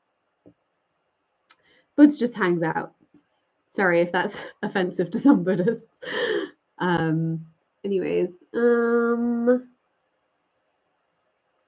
I don't know what's happening in the comment section. I don't know. Why didn't you just remain, I think that's to say, Muslim, but be like a liberal, secular, progressive Muslim? That's a really good question, Solomon. A very good question. So why didn't I just stay as a liberal Muslim? The reason, okay, a lot of people do this. They completely, in fact, I know these are the Muslims that I kind of am friends with as well, because they can be friends with me because they kind of agree with me, but then they don't want to be like, I am not a Muslim. They in moments of pain or moments of difficulty, or when somebody dies, or, really hardships, they can still feel like they have the ability to turn to Allah in that moment and pray and, do the full-on salah. I mean, I know somebody that like literally was drinking and doing everything, and then she was getting a divorce and she was khalas hijab salah, and then she went back to like forgetting it again. So so I know that people need that for many different reasons, whether it be the cultural community, whether it be the emotional reliance and the supportive aspect of religion. But I am somebody, I'm very all or nothing. And I think if you're my personality type, that is a really hard thing to do. I feel like when I was religious, it was my number one priority. If anyone doesn't know, I actually really wanted to be an actress, and that was my pathway. And while I was young, I almost went into Harry Potter. I don't know if anybody knows that story. I think I told it on here before, lol. But I also kind of breaking the rules. I cheekily, as a teenager, joined this like Shakespeare play company thing, and my dad was really easygoing, so he didn't really care. I don't think he thought anything of it, and I was kind of not telling everyone in my family about it, and I was really, really into acting, and I ended up doing acting GCSE and then acting A-level. And when I did acting A-level, I put on my hijab again, because I was kind of going back and forth with the hijab for a little bit. And when I was doing the acting A-level, I tried to be like, well, I could be Muslim in hijab and still act, right? So, but I had to then accommodate my plays, because I don't know if anyone's done theatre as an A-level, but you do have kind of the creative space to choose your character a little bit more, unless you're doing a fixed play, but we didn't. We kind of made up we wrote the scripts and everything. So when I was doing that, I became an Arab man that had a turban, or I became I had to accommodate my hijab into the role that I was playing, which didn't give me a lot of flexibility. And I very quickly realized as well that I still probably was breaking rules. And I was so sad, because actually I, got invited to be a part of, I basically could have I could have been in Hollywood, guys. No, I'm just kidding. I don't know. I think I was going down more the theatre route anyway. But yeah, I mean, I could have been on a whole different path, but I chose to not go down that path, because I felt like I'm doing a disservice to my religion. And the truth is, I don't think Islam has a space for women to be actresses. So I chose not to go down that path. And that was a really painful thing for me to let go of, because I was like, this is such a big passion of mine, and I really, really enjoyed it. And the stage just felt so fun for me. And it was just, it was such a creative space. And I was that person that could just, anyway, blah, blah, blah. I'm not going to go into it. But anyway, I am that person that I have to do justice by what I stand by. And I can't hide. Like, I feel like I'm someone that just can't lie. Like if also my friends laugh about this as well, because, and my siblings so much, because it's so true. Like, I can't fake a reaction. I'm just so like, even though I'm an actress, but if I'm a different character, it's different. But if I'm me and I'm not playing a character, I can't lie. Like, I can't just be like, you know what I mean? I can't just be like, oh, anyway, I'm going off the point, but you get it. I can't just be like, oh, I'm going to do this religion and follow this religion and be a Muslim and then do haram. I just can't do that. And I think a liberal Muslim is just lying to yourself. Honestly, that's my perspective on it. You can do it if it makes you feel better, but I wouldn't be able to sleep at night because I'm like, I'm not doing what I'm supposed to be doing. Sorry, that was a really long-winded answer to that, but basically I can't do it. Having a separate discussion. What is this noise? What is happening here? Sorry. I don't know. I don't even know what that noise is, but sorry about it. Anywho. Where was I? Oh, okay. Right. How did you feel brave? Oh, sorry. Did I miss a question? Oh, sorry. I had missed a question. Hey there, Mimsy. How are you? I'm really good, thank you. How are you? Did you ever use the killing one person as the killing all of humanity? Yeah. Of course. Yeah, all the good lines. Also the line, oh shoot, what's the amazing epic line? What the hell is that noise? Sorry, my laptop is making weird noises. This is why you shouldn't keep like a bunch of windows open at the same freaking time, which my husband loves to do. I can't do stuff like this, right? I think it's this. Let's close all these bloody windows. Who can function with like 500 windows open? Tell me who. My husband. How do I can't even. Oh Lord. Oh my God, I have to stop doing that. I've started to do this thing where I go, oh Lord Jesus. And all the Christians are going to be annoyed at me, but I sometimes say it in really inappropriate settings, so I need to stop doing it. Okay, what was I saying? Oh yeah, the line. There was a really good line in Islam and in the Quran that people love to use. It's something about you can. Oh my God, my brain's too tired for this. What time is it? It's only 10. I've forgotten it. It's something about like you can basically do what you want. There's no. Oh, I'm close to it. There's not obligation in Islam, but there's no something, somebody out there knows, somebody, I can't remember the word. Anyway, but yes, I did used to use that. Did you get a chance to see the Richard Dawkins? Yes. Oh, I thought you were asking me, have I ever met Richard Dawkins? I have met Richard Dawkins and he's so cute. I love him. But no, I haven't seen that debate. I need to see it. Oh my God. But Richard Dawkins was at the last ex-Muslim event. He was like, everybody was like, hi. Such a celebrity. Me and Willie took a picture with him. We're like, we're such dorks. Anyway, how do you feel brave enough to come out as an ex-Muslim? I find it really hard. The only people I've told it to are some of my closest friends, and I regret that so much. Oh, that makes me feel really sad that you regret it. Is it because they're Muslim and they're quite judgy? I remember feeling like that as well, actually. I do remember feeling like maybe it would have been easier to keep quiet. But, that whole thing about living this lie as well, because if your friends are like that, I don't feel like that now because I now am surrounded by people that accept me for who I am. So I would say you need to think about who you're surrounding yourself with. And if those people are judging you because of your views, then I'm sorry, they're not it, girl or boy. I don't know what you are. Or we're not going to get into that. And then he watched the videos and left Islam. Wait, who? Did I miss something? Who was I talking about? I don't know what that's referring to. Went to the bottom. Haram Potter. Okay, you know what? Let me go down because you guys are talking about what I've just spoken about. And now I'm going too far. Okay, no, I feel bad. I don't want to miss your questions. I'll go back up. Hi, welcome to my live stream.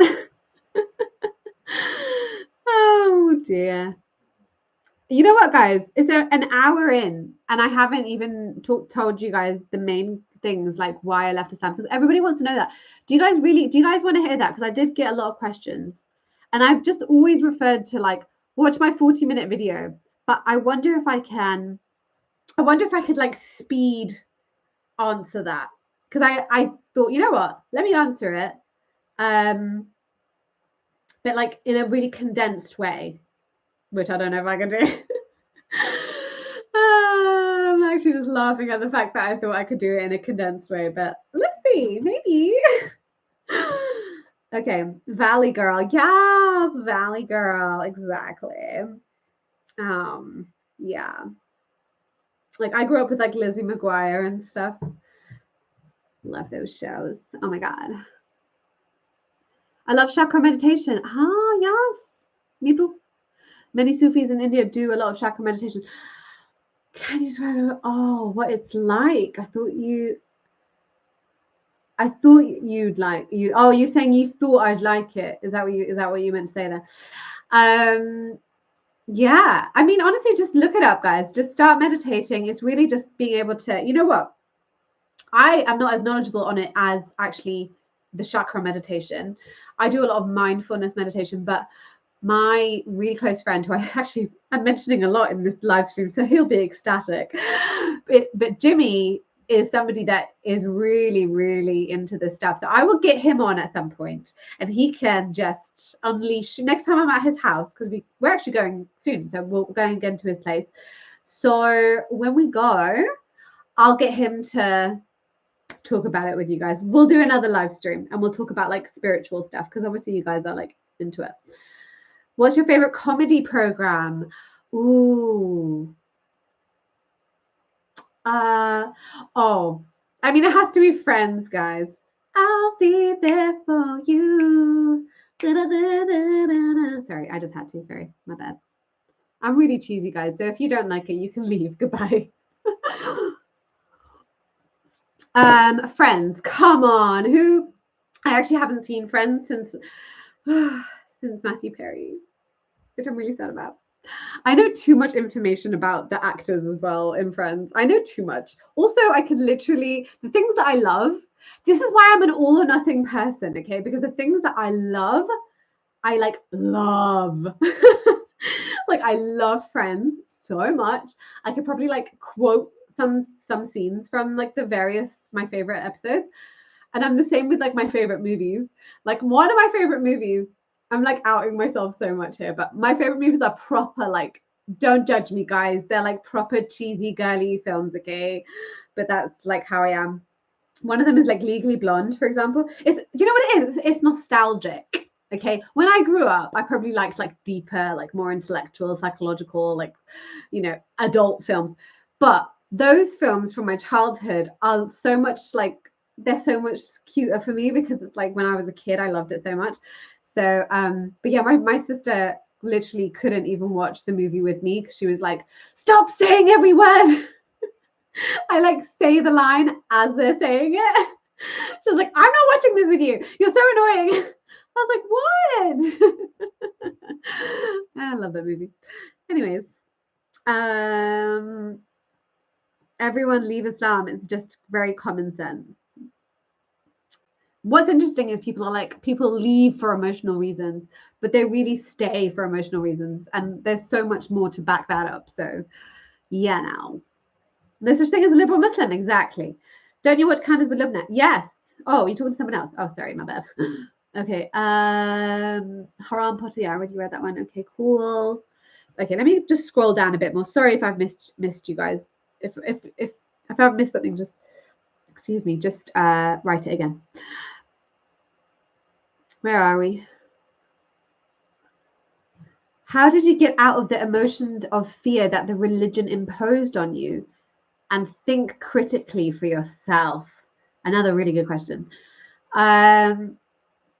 It was a process. It's not something that happens overnight, for sure. It's a process. And I think the biggest thing for me was, and again, it's kind of, you know, every character is different. And because I'm someone that's all or nothing, it definitely took me, and I think a lot of people would resonate with this anyway. It took me to like scour through everything. I didn't just leave Islam just because I was like, oh, you know, it wasn't something that was like a very quick decision. It was something that took me, it was over years of like really analyzing, going back, like, okay, let me just, this verse or the sex slaves or the things that I actually have written down so that I could do my brief overview. Those things, is there another way of interpreting it? Is there another way that this could be looked at? Is there someone else that has a perspective that makes sense? Like, it's just going over it and over it and over it and over it and over it till I get to the point where I'm like, there's no other explanation for this. But also, when you deep dive into Islam, you see the things you disagree with, you end up finding even more. Like, it's just like, it's Pandora's box, literally. You're just like, oh my, hold on, I'm not centered. There you go. I didn't sort anything out in the background. Anyway, so yeah, it's just a Pandora's box, basically. You're like, oh, this doesn't make sense. This doesn't make sense. This doesn't make sense. Nothing makes sense. And then you're like, yeah, I can't do it. I love Legally Blonde. Yes. Donna Stamp, your last season Prada shoes are me, honey. They're not last season. He's gay.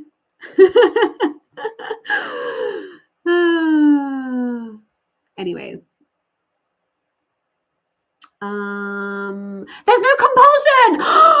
Whoever said that? Who is it that said that? I love you. Compulsion. Someone else said it. Compulsion. Oh my god, you guys said it. Yes, I love you guys. You guys are the best. You guys are actually the best. Thank you. Thank you. There's no compulsion in Islam. That means you can do whatever you want to do, guys. Did you know that one tiny little verse is taken out of context? But anyway, don't take anything else out of context. Like, you can kill whoever you see, but that one can be taken out of context. Woohoo! Love it. Love it. Thank you guys for saying that. Sorry if I saw it a bit late. You guys are awesome. I'm just kind of like scrolling everywhere right now. Just because I don't know what's happening. How did you get out of the, oh, I already read that. Okay. I'm not very good at this live stream, guys, but thanks for hanging out with me. My first, oh, sorry, let me read this one first. Yes, they are very judgy, but they are still nice to me as friends. I'm not very outgoing, so it's hard for me to make friends, especially ex-Muslim ones. I'm a hijabi, so everyone assumes I'm Muslim. Oh, wow, that's even harder, especially when you're Muslim. I feel like people assume I'm Muslim even without hijab, and I'm a bit like, can you just not assume? Can you just like, it's just a bit frustrating. I remember once I was having some pork, which, oh my God, don't be too shocked. But anyway, I was having some pork sausages, and this person came up to me and was like, oh, you naughty, naughty Muslim. And I was like, can you not assume, please? But yeah, anyways, what was I going to say? Yes, and I totally get that. You essentially, you don't, this concept, and I get, maybe it came across that I'm kind of like, just start your life again from scratch. It's again, like I said with the other thing, it is a process. So you're not necessarily going to be like, bye guys, and then just find some other friends. It doesn't always happen. It didn't even happen that way for me. So sorry if I didn't explain that a bit more. But basically, eventually you want to be able to seek out people in your life. And I think there has to be, obviously, whether you're kind of a little bit more introverted or whatever, but you will most likely come across other people, especially if you're on the online space. You know, I would say make a little bit of effort to actually meet people that are a bit more aligned. Even if you maintain those friendships, having people that get you, like what I was talking about right at the beginning of this live stream, is having people that get you is so important for your like sanity, because you can like breathe. You're like, okay, people like hear me and understand me and I make sense, because community and people is a vital thing, which again, doing a whole coming back round again to the other thing about being a liberal Muslim, is why I think a lot of people stay in the religion, because they don't want to lose that. But I do think that you can find that that feeling, that community. You just have to actively seek it.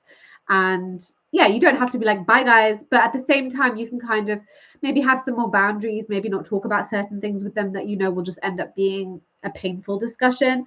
But yeah, I get that I'm not saying that they're horrible people. And that's the hardship with family as well, because they can often be like really loving and nice. They're like, we love you, we're doing all this for you. You just have to be a Muslim. That's all we're asking. And you're like, oh, well, they are really nice to me and they do take really good care of me. Which, by the way, that actually is a big topic that I talk about in my webinar. So if you guys haven't signed up for my webinar, please sign up for my webinar ASAP. It's literally next Wednesday. I talk about like toxic families and all the different issues that kind of might arise. We talk about the main common ones, but we do talk about really like emotional, what's it called? Emotional manipulation is a really big one. So emotional blackmail, love bombing, gaslighting, and then there's like the communication stuff, how families actually communicate things, and lots and lots of different things that come up for a lot of us in our families, and basically how to actually overcome those issues, and the importance of creating your new identity. So that really just means actually, how do I be the person I want to be? And I've come from this. I've come from all of this. How do I still do justice and be authentic? Be authentically myself, even though I've come from this very controlling background or sometimes very neglectful background. So that's very much what my webinar is about. And I will talk a little bit more about what Wayne Coaching do as well. So definitely come along for that. Yeah, I will. Do you know what? I'll put the link here actually so that you guys can just sign up. Let me just go find the link 1 second. Okay, maybe I don't know how to get the link. Okay, no, I do. Oh, here we go. Oh, see, I can do things. I hope this is it.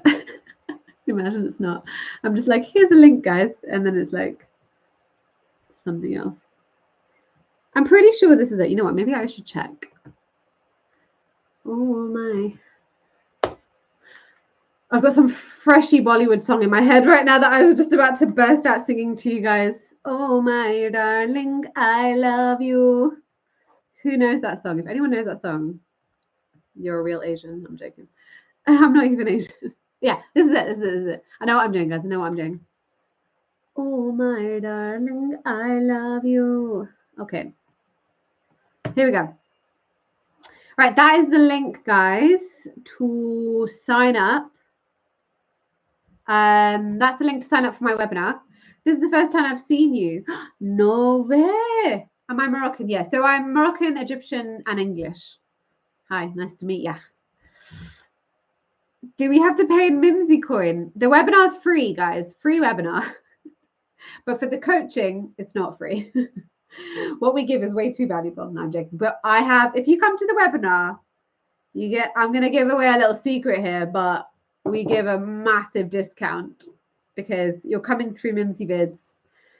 And I always treasure my Mimsy Vids crew. So if you do choose, I mean, to be honest with you, you could walk away from the webinar and just take what I give you in that webinar and you don't have to do anything else. But if you wanted to, we do give a discount as well. Are you into astrology?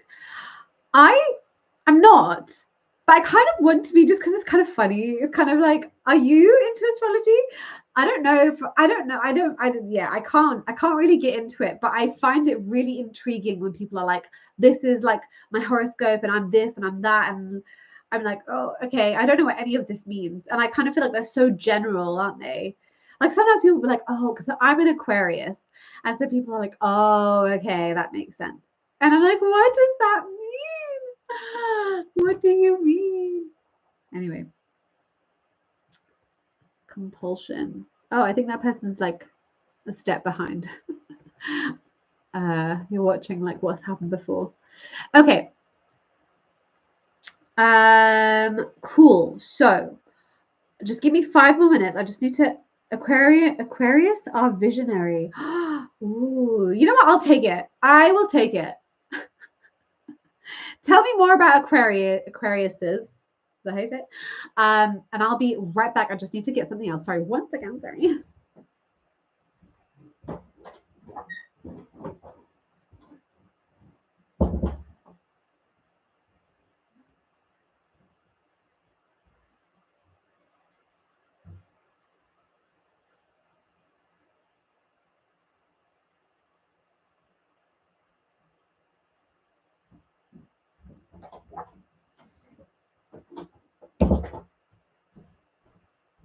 Sorry, guys. Hi, I'm back. I'm Pisces. Excuse me. Okay. So it's been an hour. I'm gonna go soon. Although I love chatting to you guys. I always get carried away. I just have so much fun.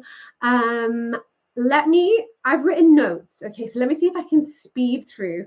I'm laughing just as I'm saying this. I don't know if I can. Let me speed through why I left Islam. I'm joking. Why I left Islam. So sometimes I go Australian as well. Right.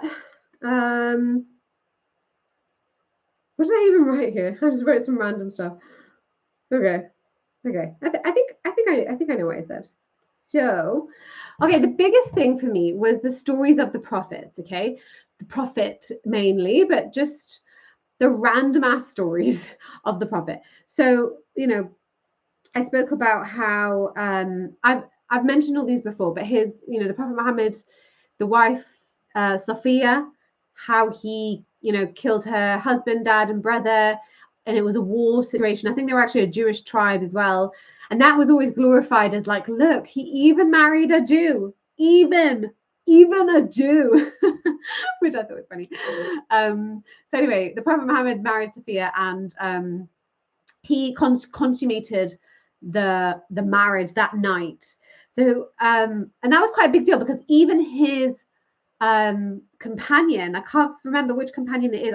Is it Abu Bakr? Does anyone know? One of his companions was really concerned that he had done that. So they were sleeping together in the tent, and he was actually going around the tent. So this is all hadith sahih.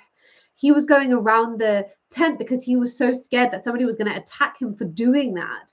So even for them, that was quite a big deal to just on the night of the war just sleep with this woman, like marry her and sleep with her, which in my view, I think I was like, how is this consensual? And so that really changes the vision that you have of your prophet, because I'm like, this is actually quite gruesome, and I can't imagine this woman. I actually asked my mom this question, and she was like, yeah, well, she just fell in love with the prophet. Like, she just loved him so much, and she just loved like Islam, and she was happy to become a Muslim. Like, she was like, yeah, let's do it. Which actually, she didn't actually become Muslim. She stayed Jewish, but maybe later on. But at that point, she was still Jewish. As far as I know, she didn't do shahada. So, but anyway, that was my mum, who's still Muslim, her explanation of that. And I was like, that's weird. I'm sorry, but there's no way that this woman's like, thank you so much for killing my whole family. Let's have sex. Like, there's just no way that happened. So, hi. Welcome to the show. Sorry. I laugh so that I don't, get too emotional about it. Sometimes I have to stop myself when I'm on a live stream.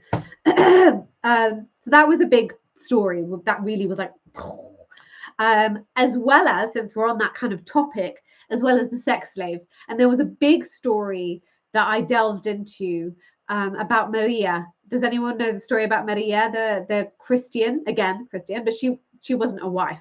She wasn't, she didn't get to that level.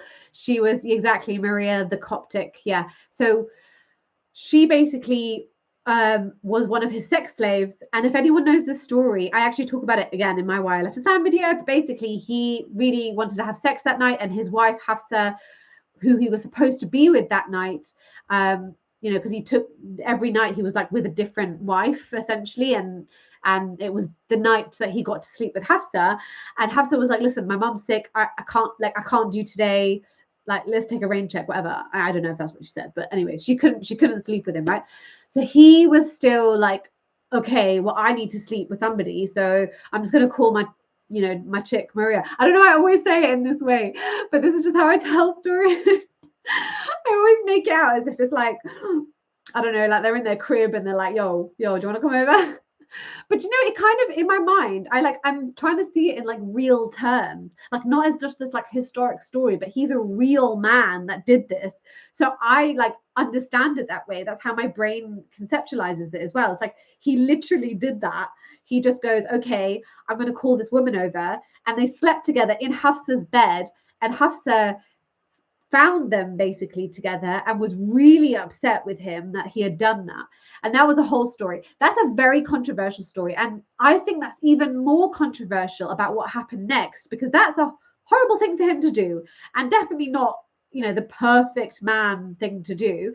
But also the fact that that story kind of got manipulated. So if you see the original older versions, all the older versions say that, but then the more recent versions or the later versions change that story to actually be that she was upset that the prophet had eaten some honey and she really doesn't like honey, and she told him to never eat honey again. But that's not true. I mean, there's no way that happened, because it doesn't even make sense, because the way that Hafsa was described as being so upset that he said he was trying to be like, okay, you know what? I'll make her haram for me. I'll never sleep with her again. Very dramatic. I'll never sleep with her again. And the modern version is like, I'll never eat honey again, which is like, okay. But anyway, and then what happened was a verse came out. And this is really interesting, because the concept of like how verses actually come out, like a verse from Allah, the next day he's like, God damn it. Like, now I can't sleep with all these sex slaves. What the hell am I going to do? The next verse, Allah's like, guess what, Muhammad? You're not allowed to make rules. You are definitely allowed to sleep with anyone you want to sleep with. Okay? Just to let you know, you can definitely still sleep with those sex slaves. So don't you can't control what's haram and what's halal or whatever. And he was like, oh, guys, like, this isn't even me. I'm the good guy. I didn't want to sleep with her, but I have to. Guys, this is like, the verse came, I have to sleep with them, okay? I'm just kidding. I'm obviously dramatizing it. But essentially, he basically said, I can't say what's haram and what's halal. If I want to sleep with these sex slaves, I can. So, yeah. What was the name of the Jewish wife? Sophia. Look up Sophia. The tribe. The tribe, the war, the whole sitch. Look it up. Okay, we are kind of blasting through it as quickly as we can. So those stories came up, and when I was doing my research, I didn't know those stories as a religious Muslim. I didn't really know them. I was kind of like, what the. So that was a really big question mark.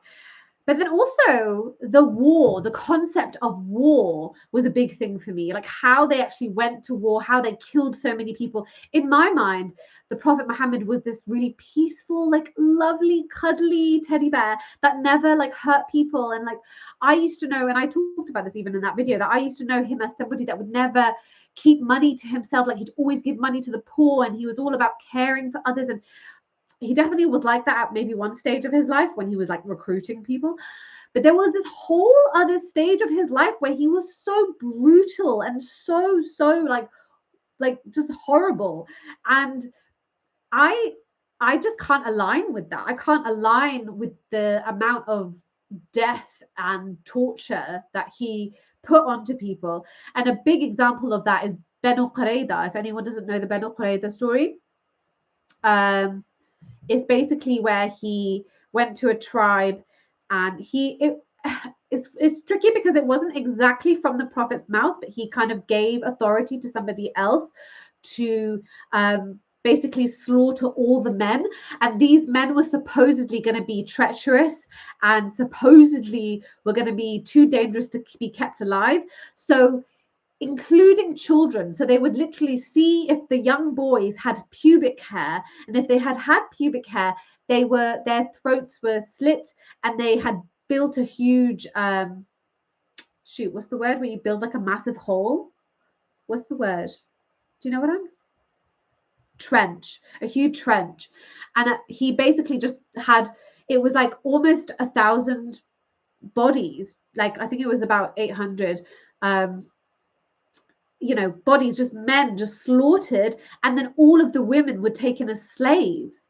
So they just annihilated this whole tribe on the basis that they were potentially apparently going to be dangerous to them, including like children.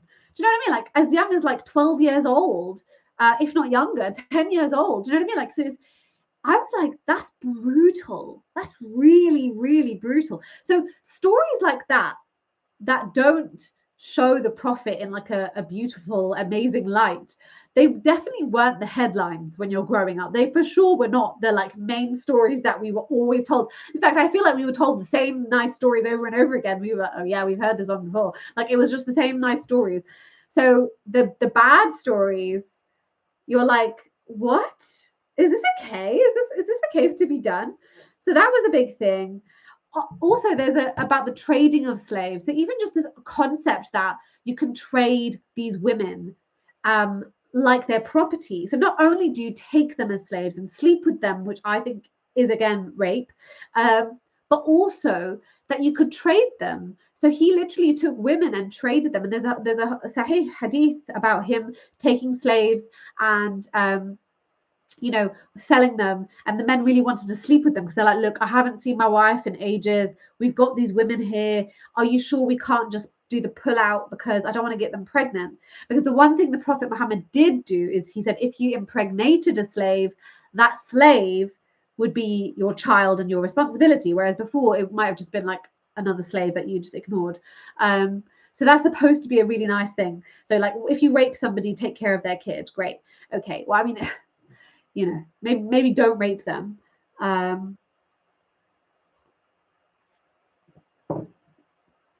Sorry, there's lots of stuff going on in the chat. Let me whiz through this and then we'll go through the chat again. The Sharia laws was another thing. So the whipping, the stoning. The whipping is in the Quran, stoning is in the Quran, the Hadith. I started to really evaluate that a little bit more as a grown adult, and thinking about how to structure a society, and thinking about Sharia as being the best way to structure a society for all time. Okay, that's what it's supposed to be. So the people that are liberal and say, well, it was for that time, it's supposed to be for all time. No matter what you say, there's a lot of evidence to show that the leaders of Islam, the Prophet Muhammad, meant this to be for all time.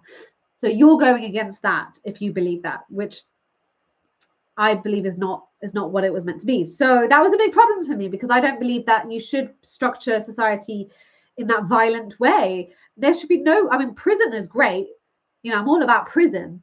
But if we tortured people as a punishment, it's so barbaric, and it also made me realize how this religion is so man-made. Like it clearly isn't from this God who is above all time. It's so like ingrained in that time and that mind frame and that understanding of the world. Even the scientific miracles, everything that they knew was like what the ancient Greeks had already known. It was already known. I didn't know that either.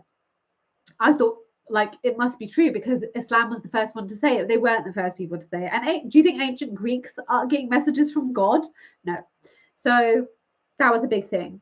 The whole black magic stuff was a big thing as well, because I had lots of like my mum is really into the black magic stuff, to be honest with you, which is a whole other topic, guys. But that was a really like kind of crazy place I went to when I read all the crazy things that Prophet Muhammad did and said, which are like clearly not true. And like, didn't he say like if you eat 3 dates or whatever, like you I don't know, something, you'll feel better from whatever you have, and then he like died, and I don't even know. But basically he's it's just not, it was just a bit ridiculous. But I think the bigger picture, after all this sort of nitpicking, all these stories and all this stuff, the bigger picture for me was actually the concept, and this is what I think was the final thing. I think somebody asked me as well, what was the catalyst? I like that word. The final thing for me was the concept of heaven and hell. That concept is actually kind of stupid. Like if you think about like all the especially if you study psychology and you understand the intricacies of how our brain works and how much free will we actually have. It's not very much, if anything. I don't think we do really have free will. We function on the basis of our genes, our biology, and also the environment that we've been brought up in. It plays such a huge part on the decisions that we make. So to be judged on that, and not only judged on that, but to have eternal judgment, like torturous, burning, your skin burning. Also, it kind of sounds to me like a medieval punishment, like the way that it's like spikes and like, you know, fire and all this jazz. So I was like, sorry, my nose, I've got hay fever again. Sorry about that. But anyway, yeah, so all that stuff just kind of starts to be really ridiculous. And even the heaven, even the concept of heaven started to be a bit like, it sounded like it would be like a man from that time's dream. It's like, you're going to get all these like amazing white women. Wow, they're going to be so hot. Like maybe that's what a lot of people want. But I was also like, why are they white? That's kind of racist. But yeah, they were like, you know, you're going to get all these women. You're going to have like rivers of wine, rivers of milk. I don't know who wants a river of milk, to be fair. You know, silk and like all this stuff that was like amazing to them at that time. They're like, oh my God, milk. So yeah, it's a bit like, come on. It just started to feel like really made up. And then that's when it kind of collapsed. But also, who knows about this? Because I definitely didn't know about this as a Muslim, but who knows that the concept of hellfire. So in Judaism, okay, let's start again. If you think about the Abrahamic religions, right, the order is Judaism, Christianity, then Islam.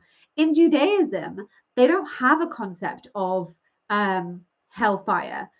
They, you know, I don't know exactly the words that they use for it, but they have this like eternal place that you go to, but this concept of hellfire and being burned and tortured for your sins, that doesn't exist. But there was a real place during the pagan era, sort of after Judaism, that they actually call Yehenum, okay? And Yehenum was this place that like, basically they would do pagan rituals, and they would, you know, pagans, especially back then, were like doing crazy shit. Like they were like burning babies and like, you know, like rituals, what they called, I don't know, but anyway, crazy rituals where they would do things like sacrifices, animals, and just like do these weird things in that fire and like dance around it, hula balala, I don't even know, okay? So they go around this fire, and that fire was known as the Yehenum or Yehen. I'm not pronouncing it properly, I don't think, but basically it sounds a lot like Jahannam, okay? So very, very similar word.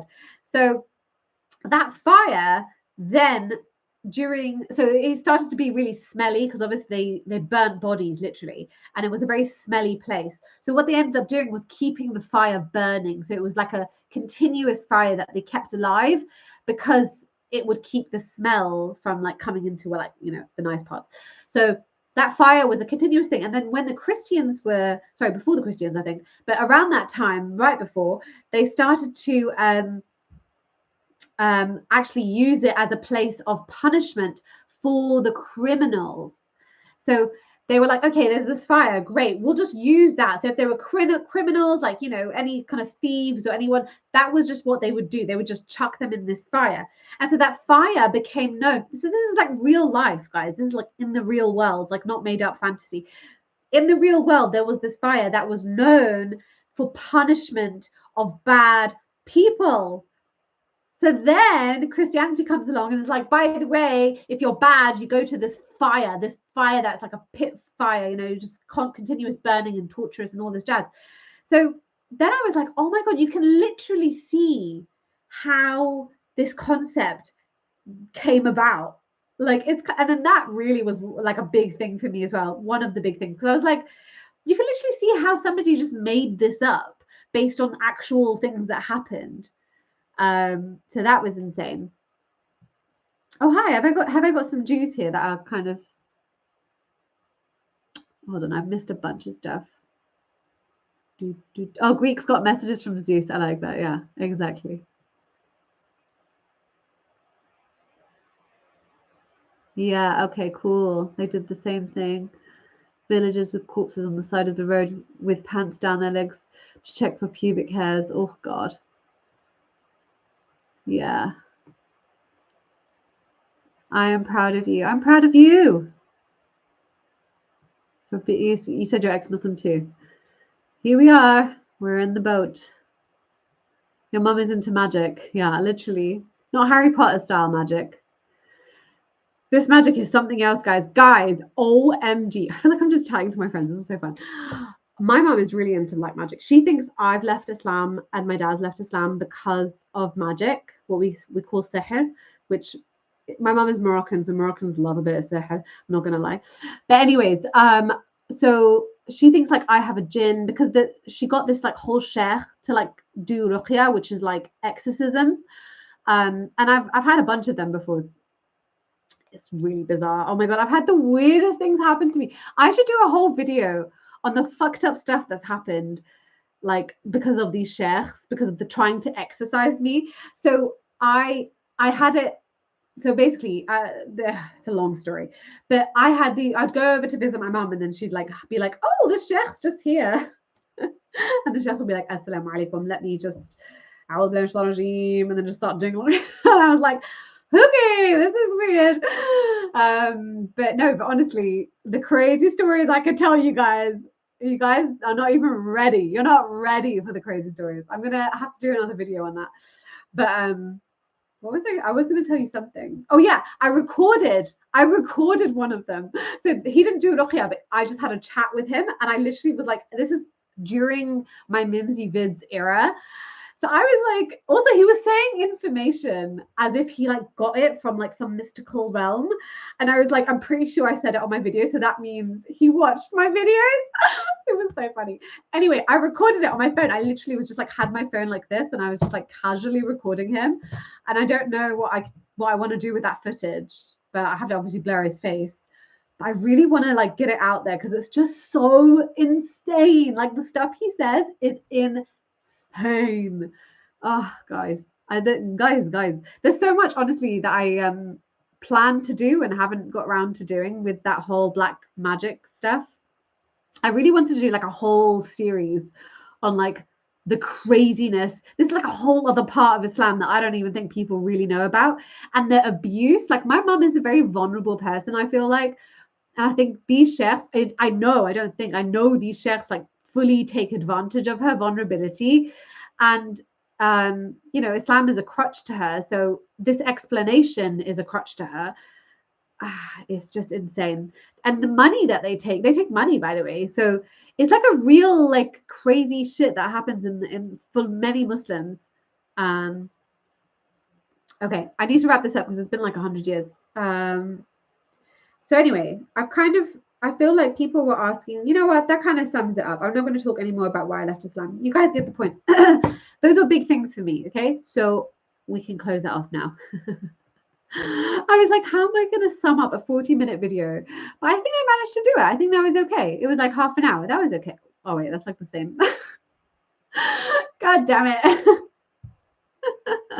There's like 10 minutes left.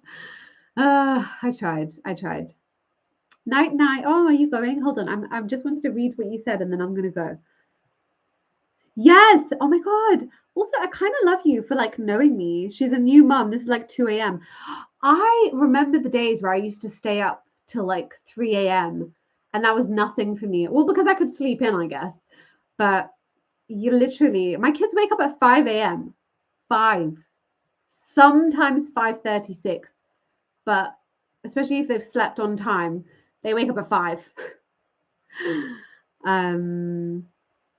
There's that really funny clip that I had on my Instagram from Madagascar. It's like, wake up. Anyway, if you're on my Instagram, you would have seen it. But if you're not cool. Go on my Instagram. I just want to see what you guys are saying, and then I'm going to go. I just don't want to leave you guys hanging.